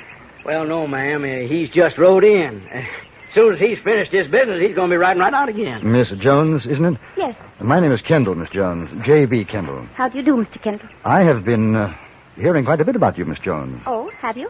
I'd like very much to talk to you as soon as I've voted. Voted? But you can't vote. James Ponder. Oh, now, ma'am, this here is men's work. I will not have a dishonest ballot. I told you that before. Oh, it ain't really dishonest, Miss Jones. Jim made this fella an honorable citizen of Rotten Head Gulch, didn't you, dear? I'm very sorry, Mr. Kendall, but you cannot vote. Oh, ma'am, you just don't understand these here political things. I understand that you're trying to stuff the ballot box, and I will not have it. Has everybody in town voted? Oh, yes, ma'am. We sure have. Then in my presence, I want you to seal the box. Oh, Miss Jones, oh, look, we can't do that. Look here, now, it ain't legal. Yeah, not till sundown. It just ain't legal. That's what it says right here in these here instructions from the school district in Laramie. Now, it just ain't legal. Not till sundown. If everybody's voted, it's legal. Seal the box. Yes, ma'am. That just don't seem right. Some of the other fellas didn't get to vote. Shorty, can you help me seal up this here now thing? Now, Miss Jones, why don't you take Mr. Kendall and show him the schoolhouse? I figure he'd like to see that. As a matter of fact, I would. All right. And no more voting. Is that understood? Oh, Miss Jones, I understand for sure. This way, Mr. Kendall. Are you a miner, too? No. I'm a newspaper correspondent for the London Times. Isn't that strange? I had a feeling, not exactly, but you're very much like my brother. He's a reporter on a Nebraska paper. How strange. It gave me quite a start when I first saw you. Miss Jones, how long have you been here? In Rotten Head Gulch, 3 months. Weren't you surprised to find no children? Yes. Of course, they kept it from me for almost 2 weeks. I think I can understand why. Can you really, Mr. Kendall? Oh, I see. You mean because they wanted to learn themselves? Yes, you're right. And that's why you decided to stay? Yes. I suppose you think it curious that a woman devote her time to teaching 20 grown men. Not curious. Unusual, perhaps. This is the schoolhouse, Mr. Kendall. The men built it. They built the desks, benches, everything. Would you like to come inside? Very much. They even built a wooden floor, Mr. Kendall. Wooden floors are quite rare in these mining towns. I'm impressed more than I can say, Miss Jones. They have a great desire for education. I couldn't leave them. Not after they worked so hard to build this. And now? Unfortunately, word reached the people of Goose Creek that there was a school teacher here. They are a slightly larger community and feel that the school district board should assign me to their town. Besides which, there are 2 children in Goose Creek. I see. The board decided to have it settled by a vote. If enough residents of Goose Creek require my services and outvote the men of Rotten Head Gulch, I shall have to obey the decision of the board. Well, aren't there other teachers available? Yes. That's the strange part of it. Neither town will accept anyone but me. Of course, I'm flattered. But I can't see that it really makes any difference. Can you? Well, yes. In a way. You see... Here she is, boys. You, mister, elevate your hands high. Now, we don't aim to hurt you none, Miss Jones. You just come along with us and everything will be right fine. Mr. Kendall? Now, look here. Take care of him, Wes. I'll do that,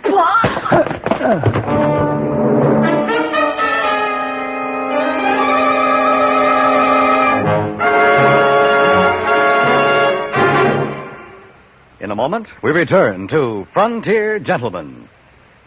Another fascinating adventure is waiting for you on CBS Radio today, as most of these same stations present the FBI in Peace and War. Today, these law enforcers go after a pair of swindlers. You'll be amazed by the cleverness of the swindlers. You'll be thrilled to learn, however, that the FBI in Peace and War is cleverer still. And now we return you to the Anthony Ellis production of Frontier Gentlemen.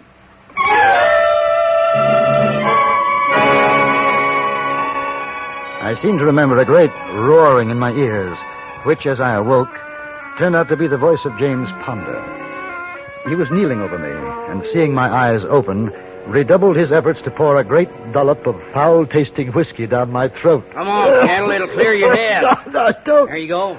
I don't need it, no. What happened? Yeah. What?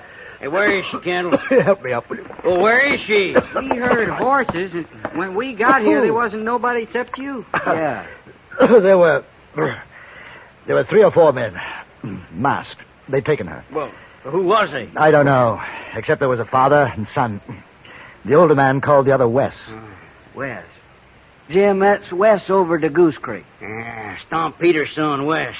I might have knowed it. You reckon they carried her off to beat the vote? That's what they done. What good would it do? Well, I'll tell you what good. They figured they got more votes than we got, and even if we maybe voted more times than them, they got her in Goose Creek. And by the time the school district gets around eyeballing around and maybe a recount, well, it'll be 2, maybe 3 months. And by then, there's going to be a new school district board in, and the whole blame thing will have to start up again. That no-account Stomp Peters, he's about as welcome as a rattler in a dog town. Now, dally your tongue, Shorty. Now, go fetch them other boys out of the hills. We got to do something about this. Oh, we sure have, Jim. I tell you, ain't no Goose Creek sidewinder going to rustle our school, Mom. All right, hit the breeze, Shorty. And you too, Buck. Tell the boys to wear shooting irons. This here's going to be a powder-burning contest. An hour later, 20 men, hard-bitten miners, some of them young, others grizzled, all armed to the teeth, were gathered in Dirty Charlie's saloon. Their mood was black, and it became blacker as Jim Ponder spoke to them. That's Stomp Peters. He's a no-good, bull-windy, oily bronc. He come here looking for our school, Mom, and he snatches her clean out of Rotten Head Gulch. Well, he ain't going to get away with it. Because we're going over to Goose Creek, and we're going to shoot up that there place like you never seen. And we're going to get Miss Jones right back where she belongs, yeah? And when we get through with Stomp Peters and that dingbat son of his, we're going to use them to trim a tree, yeah? All right, now get your horses, boys, and rattle the house out of here. You coming, Miss Kendall? Oh, certainly. Likely they'll be shooting. How far is it to Goose Creek? Oh, about half a mile. All right, now, let's go!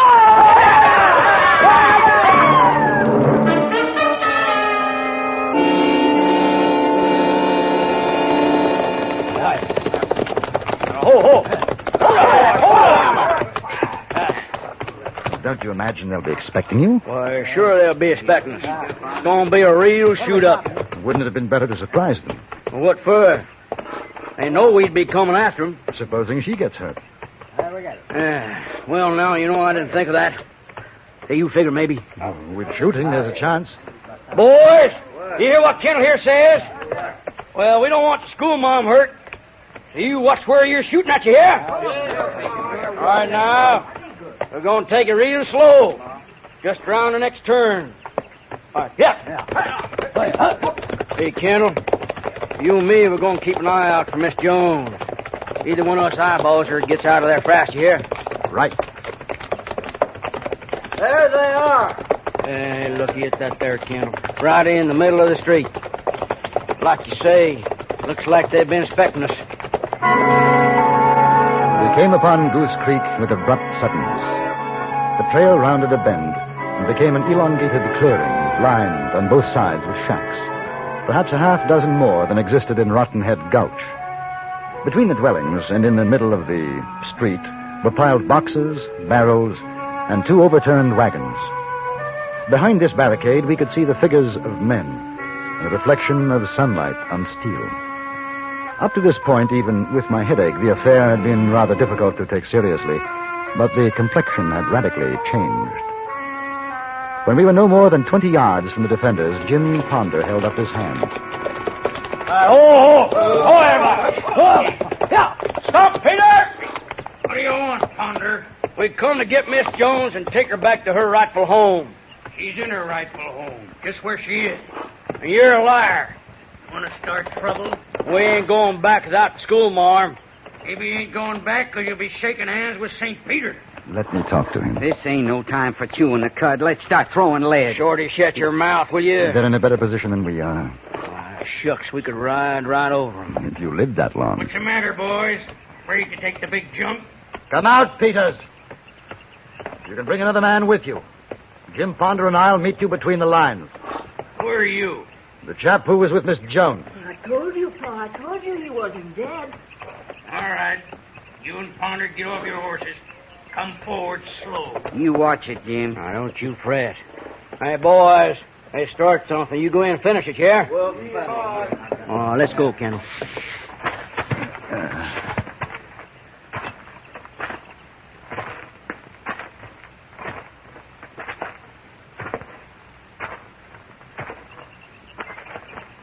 What's your name, mister? Kendall. This here's my boy, Wes. We figured he killed you. I told you I didn't, Pa. What do you got to say? Where's Miss Jones? In the schoolhouse we got built for her? Is she all right? Sure, she's all right. Ain't nobody gonna hurt that pretty gal. No, sir. Well, we aim to take her back, Stomp Peters. You're off your mental reservation if you think you can do it, Ponder. You ain't got no right to school ma'am nohow. Why, there ain't a kid in that broken-down flea-bitten town of yours. Well, that don't matter. We aim to get some by and by. School district give her to us. We just outvoted you. She's ours now. You better set your gun a-going, Stomp Peters. Well, that what you want? I'm willing. Draw. Now, wait. That won't settle anything. Well, I never seen a better way. You get him, Pa. Cut down this here Kendall fella. Young man, I owe you something for that clout on the head, but I have no desire to kill you. Now, both of you, keep your hands in sight. You too, Jim. Huh? Hey, what's ailing you, mister? I'm on your side. Then keep your gun holstered. There's no need for shooting. Peters, tell one of your men to bring Miss Jones out here. I ain't gonna do it. Hey, Sam, go get the school, ma'am. Bring her out. Just what you got in mind, Kendall. You'll see. Well, it better be good. Of course, effing it ain't. Effing Stomp Peters' boys don't get you, me or mine will. Ain't nobody pulls a gun on me and gets away with it. I think it's for the best. What are you men doing? Well, howdy, ma'am. We come to get you out of this here pest hole. We come to save you. I've had enough of this nonsense. First, I'm forced to accompany Mr. Peters against my will. Now your men are lined up waiting to kill each other. I will not have it. Do you understand? Yes, ma'am. Mr. Kendall, put away that gun. All of you. Put down those guns. All right, boys. Heard what she said. Now, pull them away. Now, Mr. Kendall, I should be obliged if you will escort me back to Laramie. Laramie? You going to go back to Laramie? Oh, she's going to Laramie. Oh, Miss Jones. It's gone too far.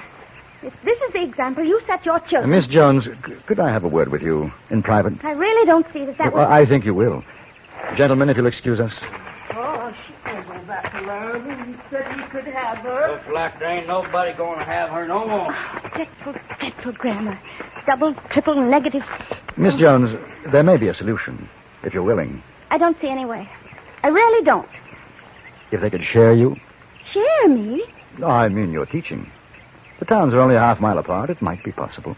No, Mr. Kendall. My mind's made up. Today is the final straw. Miss Jones, think of the schoolhouse in Rotten Head Gulch. You know, it was rather touching. They've built a schoolhouse for me here in Goose Creek as well. The floor isn't quite as good, but... They need you, Miss Jones. You think so? I do. Look at them. They are like children, aren't they? Very much like children. I think perhaps you're right, Mr. Kendall. But I wonder what the school district board will think. Well, I imagine a joint petition from both towns ought to settle the problem. Yes. Yes, very likely. All right. If the men will agree to your plan... I'm sure they will. All right. I'll stay.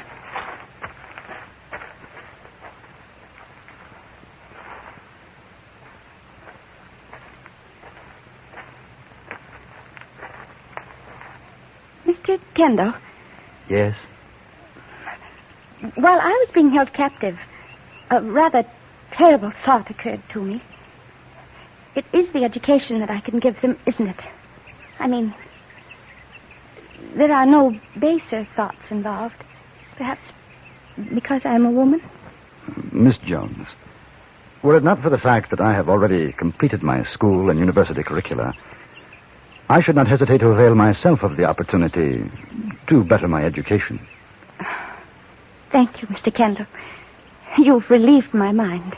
The matter was settled most amicably, and readers of the London Times will be interested to know that an extraordinarily pretty woman by the name of Miss Annabella Jones is now entrusted with the education of some 53 adults and 2 children in the mining towns of Goose Creek and Rotten Head Gulch in Wyoming Territory.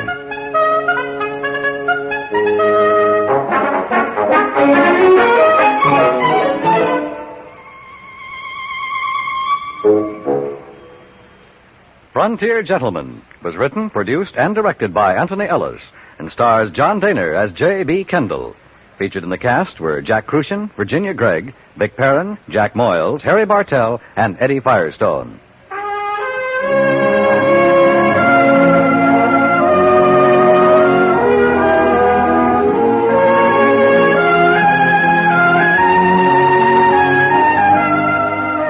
Today's 10th episode of Gunsmoke proves no gambling stakes were too high along the frontier.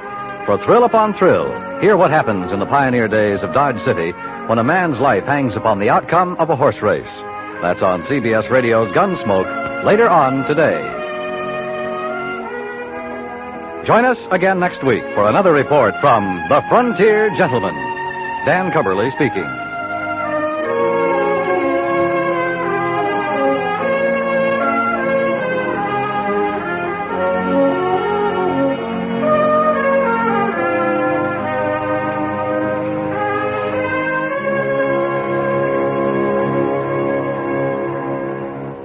The events that took place in Shoshone, Wyoming Territory, are still something of a nightmare to me. This report to readers of the London Times will explain why recent dispatches have been delayed.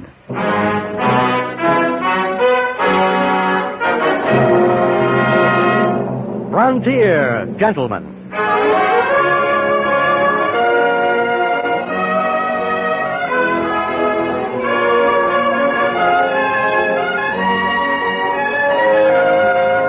Herewith an Englishman's account of life and death in the West. As a reporter for the London Times, he writes his colorful and unusual stories. But as a man with a gun, he lives and becomes a part of the violent years in the new territories.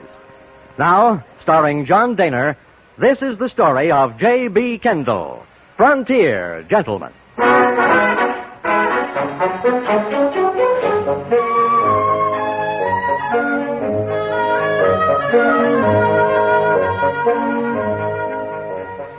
The story of my journey to Yellowstone National Park began with the coach of the Yellowstone stage line pulling into the town of Shoshone, midway point between Bear Claw and the national park. Beside myself, the coach carried a Mr. and Mrs. Willis of Baltimore and a thin young man of about 25 whose name was Black. As the driver pulled up in front of the Shoshone Hotel, a group of men came forward to meet us. One of them was wearing the badge of deputy sheriff. Charlie? Well, this seems to be a nice little town. Yes, does. Let's stretch our legs, my dear. You getting out, Mr. Kendall? Yes. According to the schedule, seems we'll have our supper here. Boys looking for somebody? That's right, Charlie. You tell your passengers to just take it easy. Have them go into the hotel lobby. Right. Folks. Mr. Kendall, Mr. Willis. Yes? This here's C.B. Belljoy. He's deputy sheriff. Says for you all to go on in the hotel. I suppose we don't want to. Well, then, Mr. Black, I reckon you'll have to take that up with him. That right, C.B.? Mister, you wearing a gun? No. Then you got no choice, have you? Now, you go on with the others. Just wait in the lobby. The sheriff will... Oh, no. Here he comes right now. Oh, Henry, look at him. He's so Mercy on a poor sinner. Howdy. Remember, you, Clyde, boy, mine, son, did fine. Just fine. Thank you, Paul. Son of mine, C.B. Howdy, Sheriff. Charlie, I hope we ain't put you out too much. No, sir. We can lay over here tonight if you say so. Good. And ease the passengers. Clyde, Clyde, son of mine. That's right, Paul. Yeah. Ragtail bunch. Well, let's get it over with. You folks go on in the lobby now. Go on.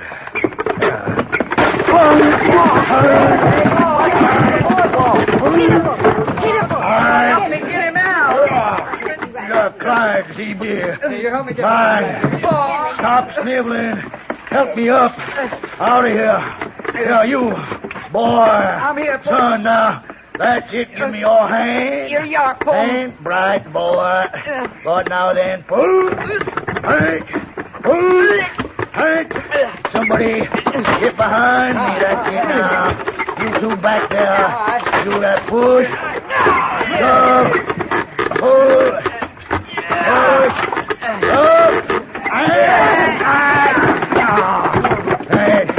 That's it. There.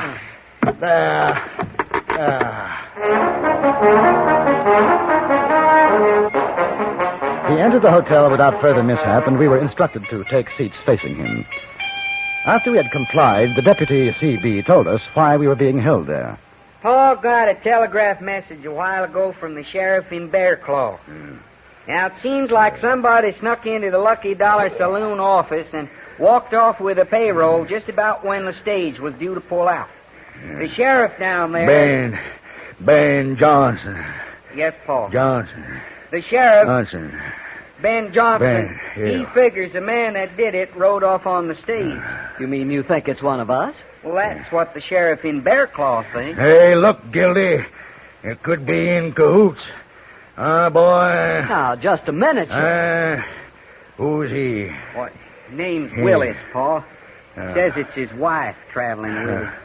Woman looks like her. Gotta be his wife. Wife. Sheriff, would you mind Don't bother me during court, mister. Court? That's right. But this ain't a... Right. I mean, this can't be no court. Where's the judge and the jury? Mr. Black, this here is Paul. You mean it's kangaroo court? Hey, why, you call me a kangaroo? Well, you dirty. $50. Give me $50 for what? Contempt for 50 days, which you decide. But you can't. Mr. Kendall. Excuse me, Sheriff. But according to law, a sheriff doesn't have the authority to exercise a fine from anyone in court. Only the judge can do that. A judge just did it. You mean he's the sheriff and the judge? And the jury. Jury? And the mayor. And the town council. Counsel, executioner. Boy, you forgot. Executioner. Well, that too. Executioner. All yes, right, sir. all right. Now we understand. Let's get on with it. Bring him to attention. Attention, son. Yes, sir. Son. This court's hereby in session. Judge Granger Belljoy presiding. First case, the people against thief of the Lucky Dollar in Bellclaw. Oh, now, which one of them you reckon did it, son? Him? Henry. Sheriff, Reckon not. No. She wouldn't let him loose long enough to rob a saloon. Must be you, mister. No, Pa, that's the English fella. Yeah, foreigner. Pussy-footin' foreigner. That's how I figured. No guts. He wouldn't do it if he was starving. Really livid, starving. Well, that leaves him, Pa. Yeah.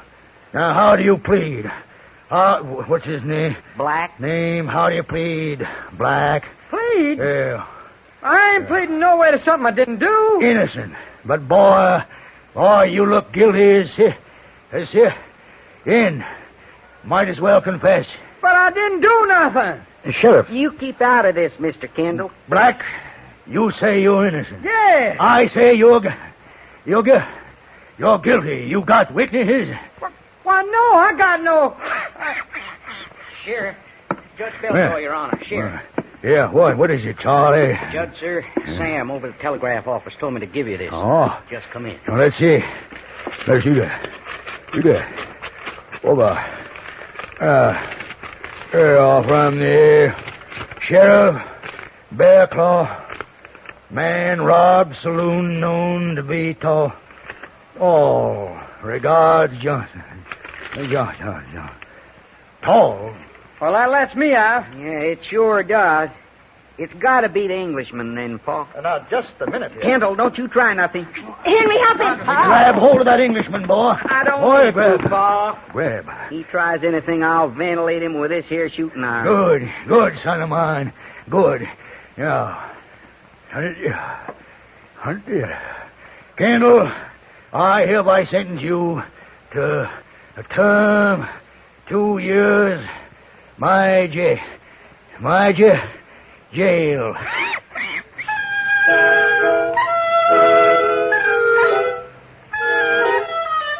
Being incarcerated in the Shoshone jail wasn't the most pleasant experience, but I did manage to sleep. And while I was oblivious to the cares of the outside world, I learned later that Sheriff Belljoy received another telegraph message from the sheriff of Bear Claw. Read it out loud. Yeah, I'll read it. It says, the thief captured here has confessed robbing Lucky Dollar Saloon. Release your prisoner, signed John.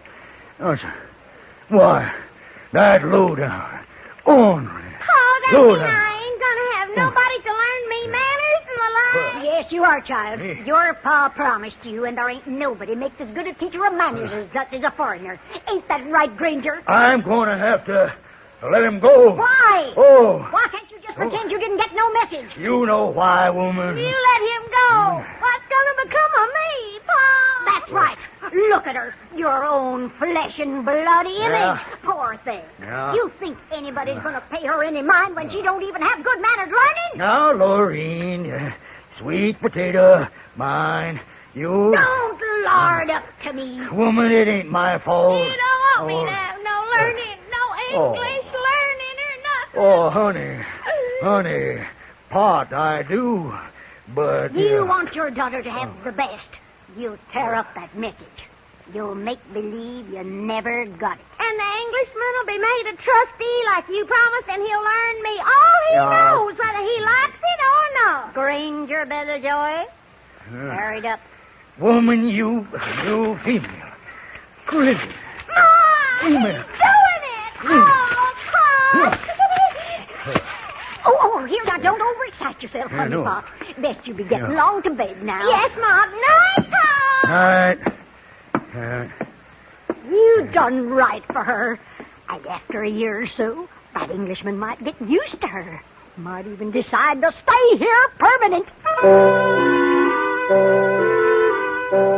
The morning following my arrest, I was served an unusually tasty breakfast by an unusually beefy young woman named Mercy Day Belljoy.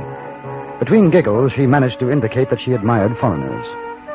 About an hour later, I was taken under guard into Sheriff Belljoy's office. Here he is, Paul. Yeah, Kendall, I'm going to come to the point, if I can. Now, daughter of mine, Mercy Day, her mother, want you to learn her Oh, boy, tell him. Well, what Paul means, Mr. Kendall, is that he's offering you a chance to be somebody around here, a trustee. Come and go as you like, long as we have your word you won't run off. Yeah. Now, how about it? Well, you got something to say, ain't you? I have more than something to say. Sheriff, has it ever occurred to you that I might have friends, business associates and the like, who will note my disappearance and start asking questions? Well, like who? Yeah, like who? For your information, I happen to be a duly accredited correspondent of the London Times. Well, now, what does that mean, Paul? That duly accredited... Means his credit's good. Oh, that's so. That is not so. What it means is that the newspaper I work for expects to receive a journalistic report from me within the next fortnight. When they don't receive it, somebody's going to start asking questions. And when that happens, they'll start looking for me. Paul, they ain't going to have much trouble finding him. Why, those folks on the stage... They're long gone. On, aren't they? Yeah, but... Well, what about his writing? They're going to receive it just the same as usual.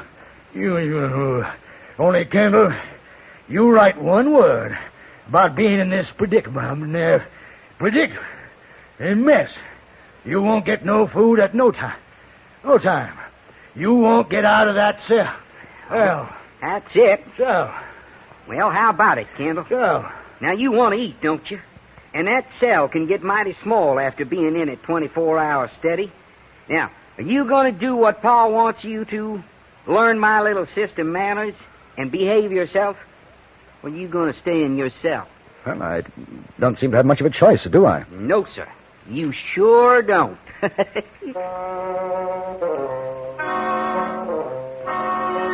The first lesson was arranged in the Belljoy backyard.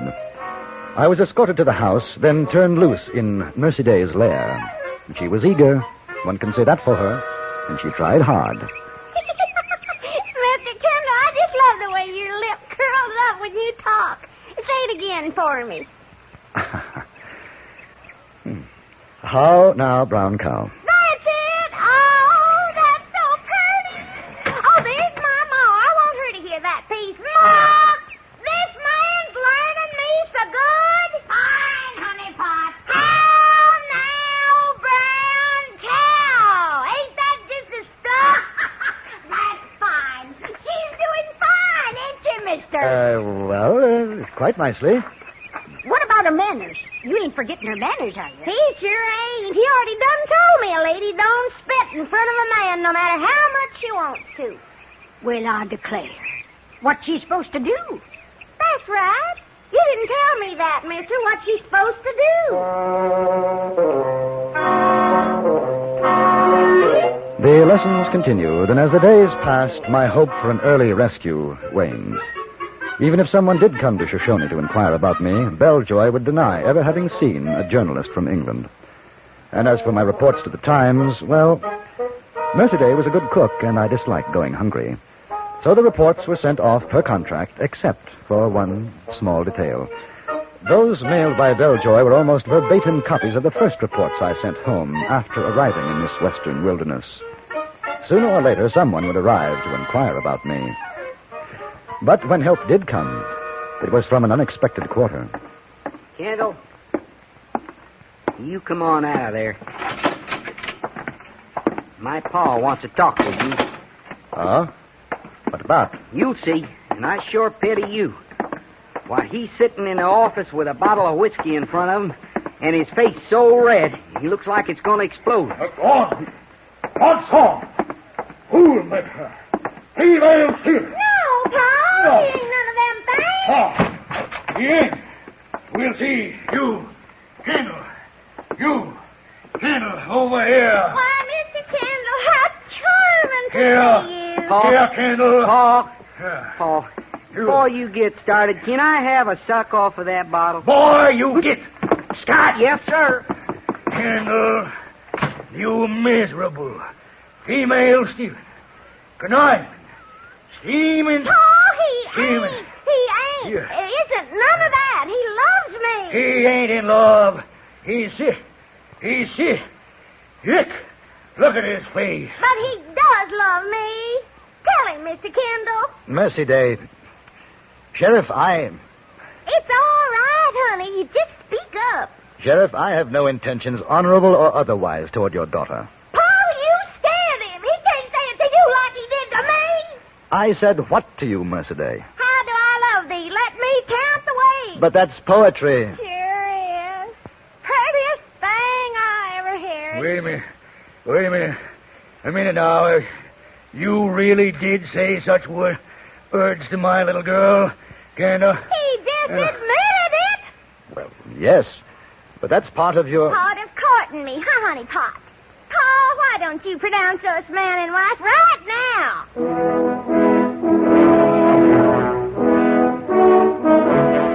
Later, much later, I returned to my cell, still a bachelor, a state Mercy Day seemed determined to change. Belljoy had ordered the lesson stopped, my privilege as a trustee rescinded. I was contemplating my dark future when I heard it.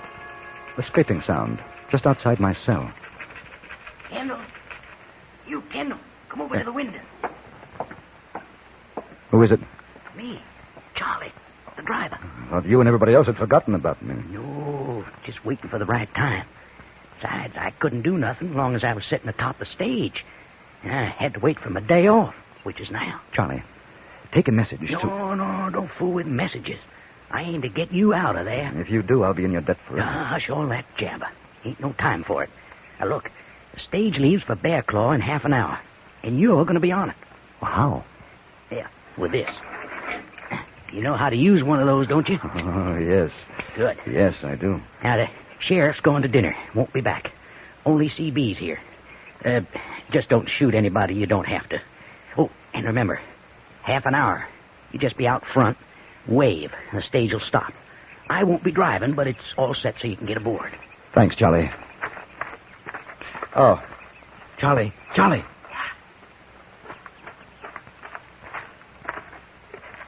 Why are you doing this?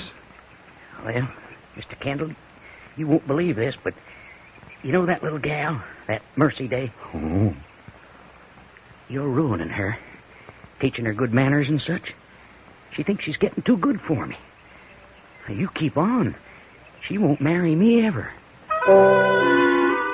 You know the saying, one man's meat is another's... Well, you know it.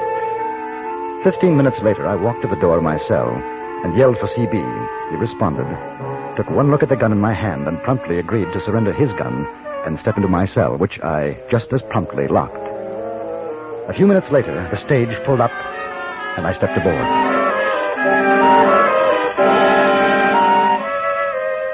It wasn't until some time after I returned to Bear Claw that I was told what had happened when Sheriff Belljoy learned of my escape. He was sitting on his back porch with Charlie, the driver. So he lit out like a Yeah? big saddle bird.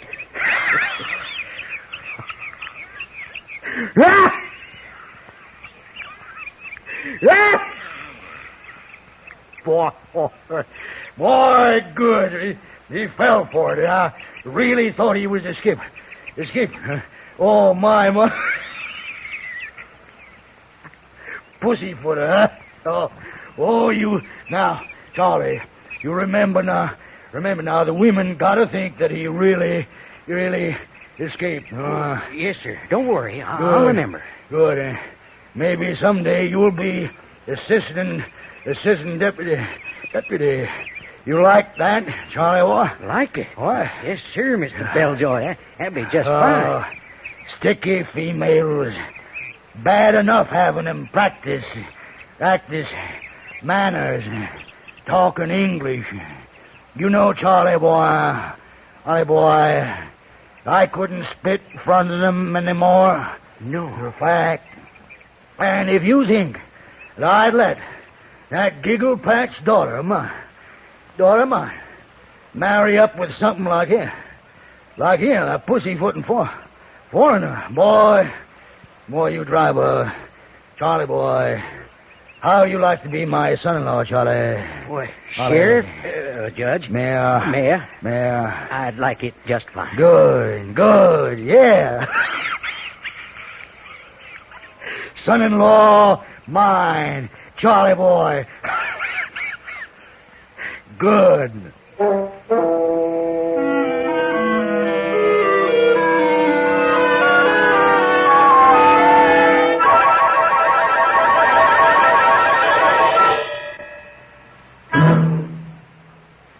Frontier Gentleman was produced and directed by Anthony Ellis and stars John Daner as J.B. Kendall. Mr. Daner was also heard as Sheriff Belljoy. The story was written by Charles B. Smith. Featured in the cast were Richard Perkins, Virginia Gregg, Ron Meader, Jeanette Nolan, Harry Bartell, and Stacey Harris.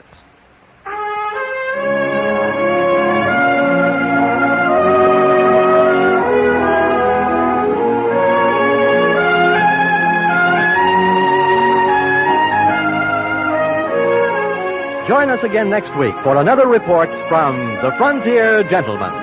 Alan Botzer speaking.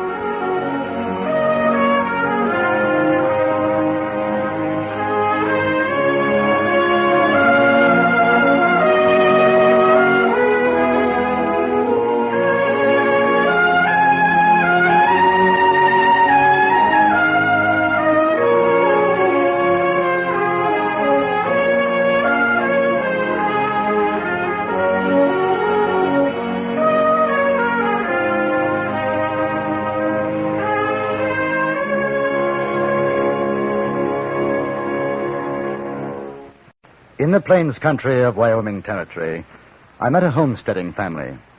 This is an account of how they lived and nearly died.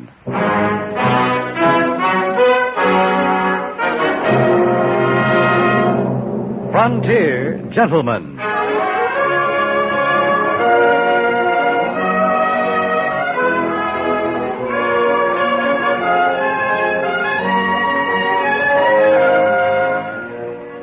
Herewith an Englishman's account of life and death in the West. As a reporter for the London Times, he writes his colorful and unusual stories. But as a man with a gun, he lives and becomes a part of the violent years in the new territories. Now starring John Daner, this is the story of J.B. Kendall, Frontier Gentleman.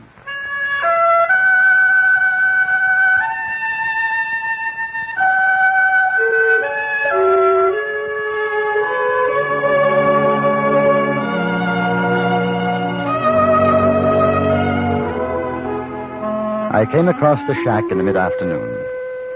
It seemed to spring out of a slight depression in the unchanging flatness of plains, this isolated cabin with its miniature corral. And startling against the sun-browned earth, the tiny patch of green lawn. As I drew closer, I saw a child, perhaps 3 years old. She hugged a shapeless lump of calico in her arms and stood quiet in the doorway, watching gravely as I approached. I called hello to her. Her eyes remained on me, wide, gray-blue. The only reaction to my voice, a tightening of her hands about the faceless doll. I saw the window, a flap of canvas serving for glass, rough-hewn logs, ill-fitting, the chinks filled with baked earth. At the side of the cabin, a few yards away, was a well with its rope and an iron bucket. I looked back to the child, but she was no longer there. Instead, a tall, flaxen-haired woman stood in the doorway, a Winchester held in her hands. Jingle your spurs, mister. Go on. I'm sorry. I didn't mean to frighten you. I wondered if I could have some water. For the horses well, I'd be willing to pay. You alone? Yes? We're not used to strangers riding this way. Where are you headed? Laramie. Oh, that's a long ride. I know. Your horse looks tired. You'd better water him. Oh, thank you. I got nothing for the horse to drink out of.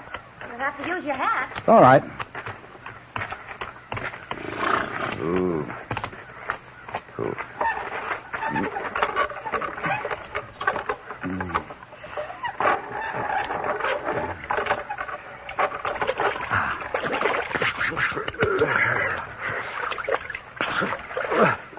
Here. Maybe you can use this. It's not much, but it's the biggest can I've got. No, really, it is. The horse doesn't mind my hat. He's used to it. Never mind. Pour. Oh, thank you. Oh, it's been a hot day. It's about the same as usual. I'm sorry about the rifle, mister. Sure, it's all right. No, I'm sorry. My husband's away. He won't be back till late. It's just the baby and me. I understand. I guess it's easy to forget hospitality out here. I'm sorry that water's some brackish. Wally's digging a new well around the back, but it hasn't hit sweet water yet. I'm very grateful. Would you take this, please? Oh, no. We don't take money for water. Yeah, I wondered about your grass over there. It's pretty, isn't it?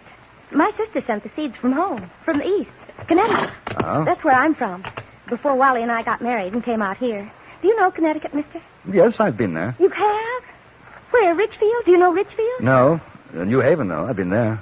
Oh, that's fine. Just fine. Oh, imagine. New Haven. You must be one of those Yale College men.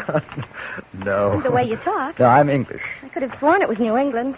Boston, maybe. How long have you been out here? A year now. We lived in St. Louis before that. The baby was born there, and... Listen to me chattering on. I guess it's just that we don't get much chance to talk to folks from the east. I can understand. Can you? Can you? Well, I declare, we haven't even been introduced. I'm Meg Calder. J.B. Kendall. Mr. Kendall, why don't you come on in and have some apple cornbread? I just made some this morning. Oh, well, it's kind of you. Pure selfish, that's what it is. I want to hear about New Haven and the like. You'd best put your horse in the corral. I'll make some coffee.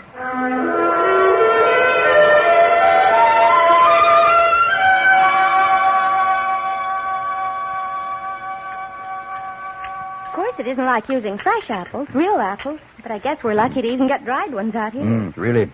Good, Mrs. Calder. Will you have some more coffee? Please. Annie's taken quite a fancy to you. She usually hides when strangers are about. And she takes after you. Her eyes, hair. You think so? Annie. Anne Meredith, after my great aunt. Anne Meredith Honeycutt in Ridgefield. Ah. She's a little shy, Mr. Kendall. You see, she can't talk. Oh, well, she'll be... I mean, she never will. She was born with an affliction. But she can hear, and she understands some. She knows her name, and Mama, and Dada. Don't you, baby? Come on, sit on Mama's lap. What brought you out here, Mrs. Calder? The land. We're homesteading.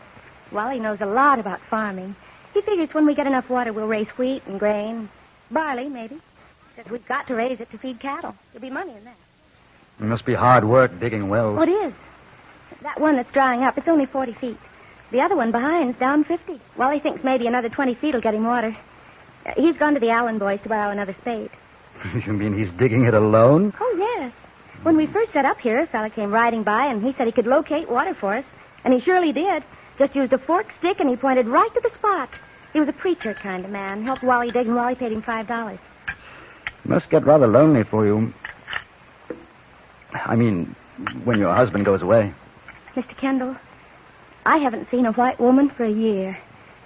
I don't think there's one for 100 miles around. Mrs. Manning used to live north, 30 miles from here, but she and her family... Oh, but Ed Manning, they got killed by Indians just before we came here. Don't do that, baby.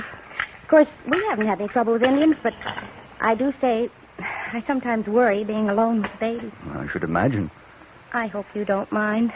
Mind? Me, talking on like a jaybird. Oh, I don't mind at all, no. Annie, where are you going? Annie? Oh, that child, I declare.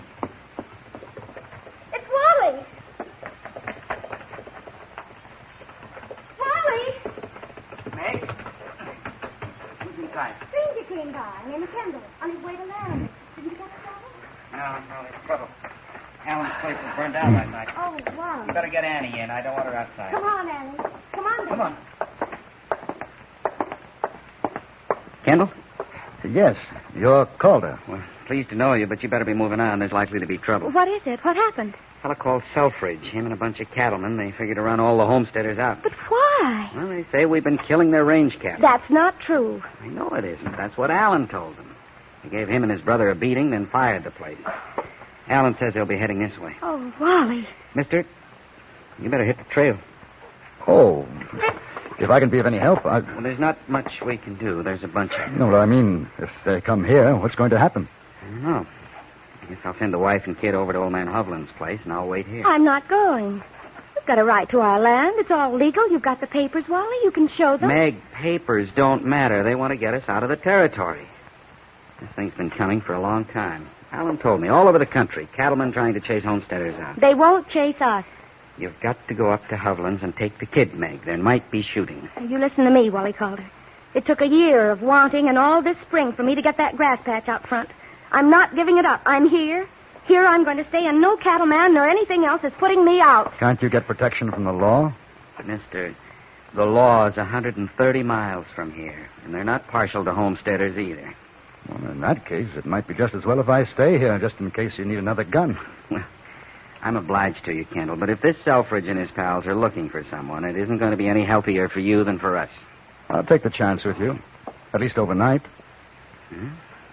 Not much of a place to bed down. Meg can fix you up with a blanket. Sure I can. I've got a quilt, too. Not that you'll be needing it in this weather, Mr. Kendall. I'd best see to feeding the horse. Meg, you break out that hunting piece. There's shelves back of the bureau top drawer. All right, Wally. I'll give you a hand, Mr. Calder. Name's Wally. And I'd be much obliged.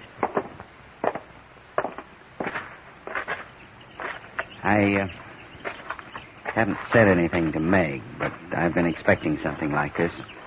Started up last winter, I guess. What happened?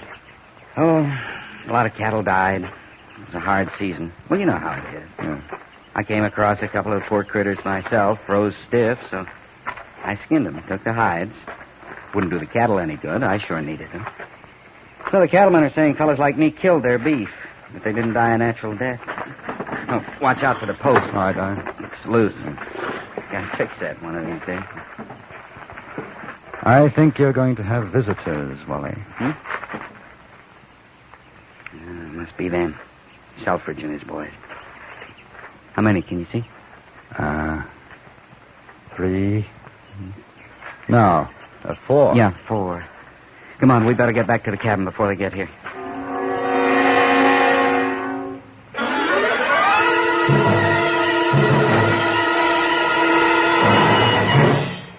In a moment, we return to Frontier Gentlemen.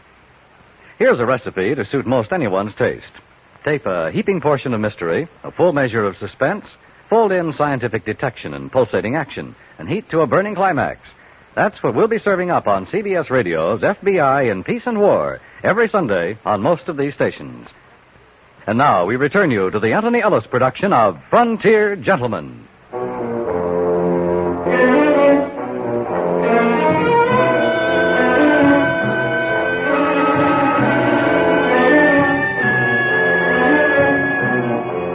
Meg Calder was waiting for us in the doorway when we reached the cabin.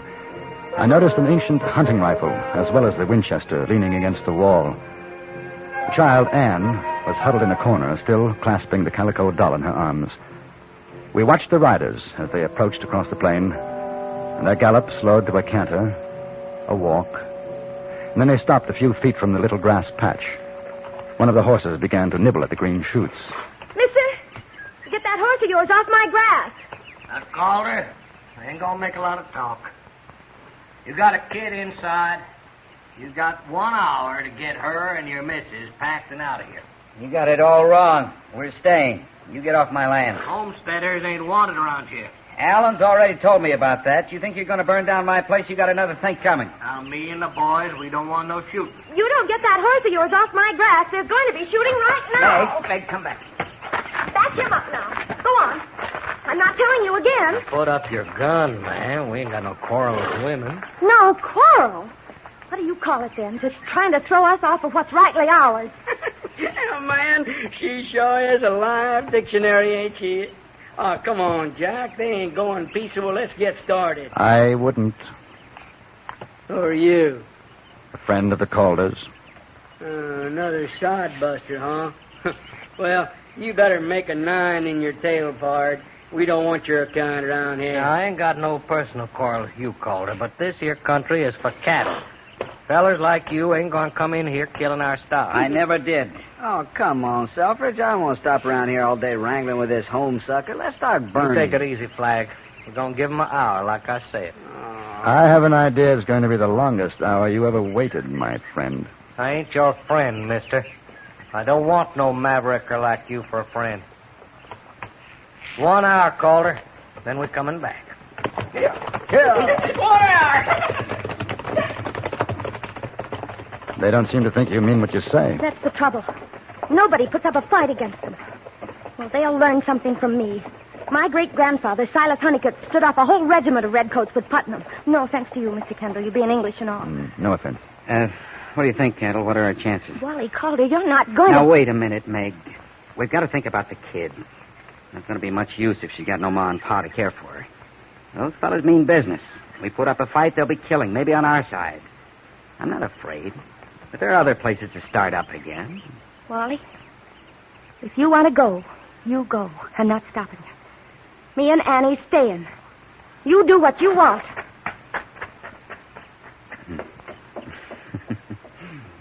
She's some woman, you know, Kendall? I know. I asked, what do you think? I can't answer, Wally. It's up to you. Yeah. She sure takes good care of that grass, doesn't she? You know, we figure on planting vegetables as soon as we get the new well dug. Annie? Wally, did you see the baby come out? No, she was inside. Well, she's gone. I can't find her. Annie? Honey? Annie? Annie? Annie? She isn't here, Wally. Did you look behind the stove? She likes to hide behind I looked. Well, perhaps she went out while we were all outside. Maybe she got frightened. Annie!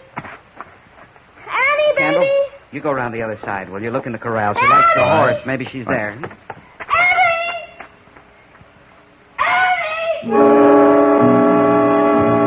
For the next 15 minutes, we searched. I could see Selfridge and his men about a quarter of a mile away, watching us. I found no trace of the child. When I returned, I saw the Calder standing beside the mouth of the new well behind the cabin. I joined them and felt a cold chill as I looked down into the darkness at my feet. She couldn't have, honey. Well, maybe she did. Maybe she's down there. No, she knows about it. We showed her. We told her to stay away. Maybe she didn't understand. Maybe she was running, scared and fell, and she's down there. And we can't hear her because she can't cry or shout or anything. And she's lying there, hurt or dead. No, Meg. No, she's just hiding somewhere. We'll find her. No. Now, don't. It's your fault. It's you making us come out here in this terrible place with dirt, not enough food. Honey, we'll find her. She'll be all right. Now, take hold of yourself, Meg. They're back. It's Selfridge. I don't care. I want my baby. Wally, you've got to find her. They noticed you ready to leave? The child is lost. Did you see her come out of the cabin? No. Oh, no, I didn't. Quint, you see her? Nope. I guess maybe I did while we was talking. Where'd she go? Around here at the back. Wally. You think she fell in the well? Well, we don't know. How deep is it? About 50 feet. Not there deep. You called to her down there? Well, it wouldn't do any good. She can hear, but she can't talk. After a longish fall, I wouldn't figure her to be alive. Shut no. your fool mouth. Well, Flag, that's will true. You? Called her, you sure she's down there? No, but she isn't anyplace else. Now, what's it like down there? Rock? No, mostly soft You know, dirt. she could be all right, little kid like that. They can take a fall pretty good, you know. Now, that ain't much support, that soft dirt. Like as not you'd get a key I was in. aiming to fix that, but... Well, maybe she's not even in there. Get a rope, Wally. Somebody's got to go down to find out.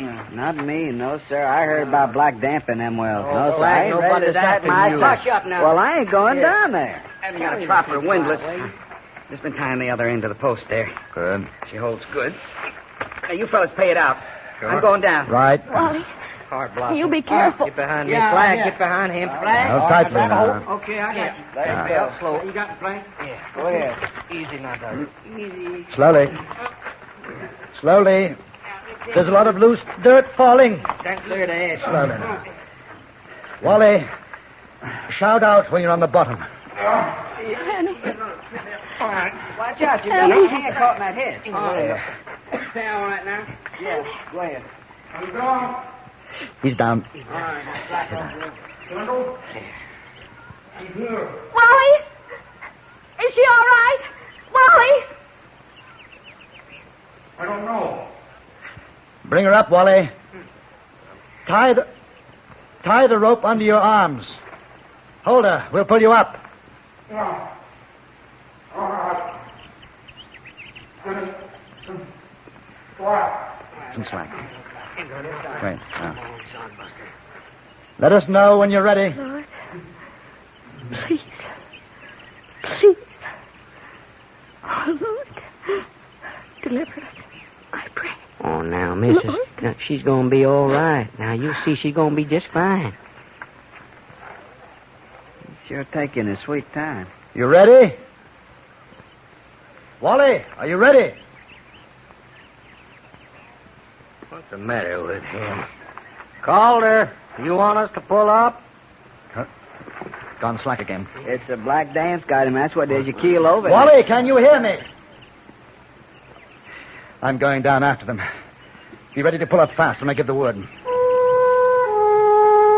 I went down into the well as quickly as I dared, my feet unavoidably scuffing the walls of the shaft, sending showers of dirt to the bottom. As the circle of light diminished over my head, I became aware of a stale heaviness in the air, which became more pronounced with every foot of the descent. Then I was at the bottom, and I could dimly make out the form of the child. And huddled beside her, Wally. As I made a hurried loop of the rope under my arms, I began to feel lightheaded. It was an effort to pick up the child, to hold her. Pick me up! Up! And as the ascent began, and the air became fresher, I felt my senses returning, and with them the realization that the little girl's heart was still beating. Is she all right? Annie. She's alive. She's alive. Take her. All right. Now, you come on out. I'll go down for coal. No time. Send me down. Hurry. You'll have to bring us up together. I knew now what was meant by black damp. Some form of gas which gathered in the bottom of the well. This time I breathed as sparingly as possible. At the bottom, I put Wally Calder over my shoulder and then began the never-ending journey to the surface. The light above me became dimmer and dimmer. I felt Wally falling, slipping off my shoulder, my grip on the rope weakening.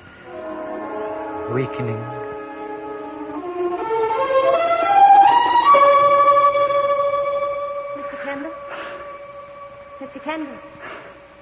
Mr. Kendall? Kendall? Oh, there. That's better. How did I... They pulled us out, Kendall. Huh? I don't remember. They said you had a grip on me like to twist my neck off. Oh, I'd like to thank them. I already did. They didn't feel like waiting. Oh? No, they just kind of stood around a couple of minutes, then figured they'd better get back to the ranch before night. How's the little girl? Some bruises, but that's all. Oh. She's asleep now. Meg and me, we just wish there was something we could do. If you want, you can share our place with us till you find a likely site for yourself. I'll help you build, Kendall.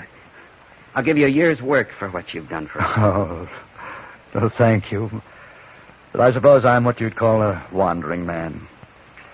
I'll stay the night if I may. Then in the morning I'll go on to Laramie. And after Laramie? I don't know, Mrs. Calder. I don't really know.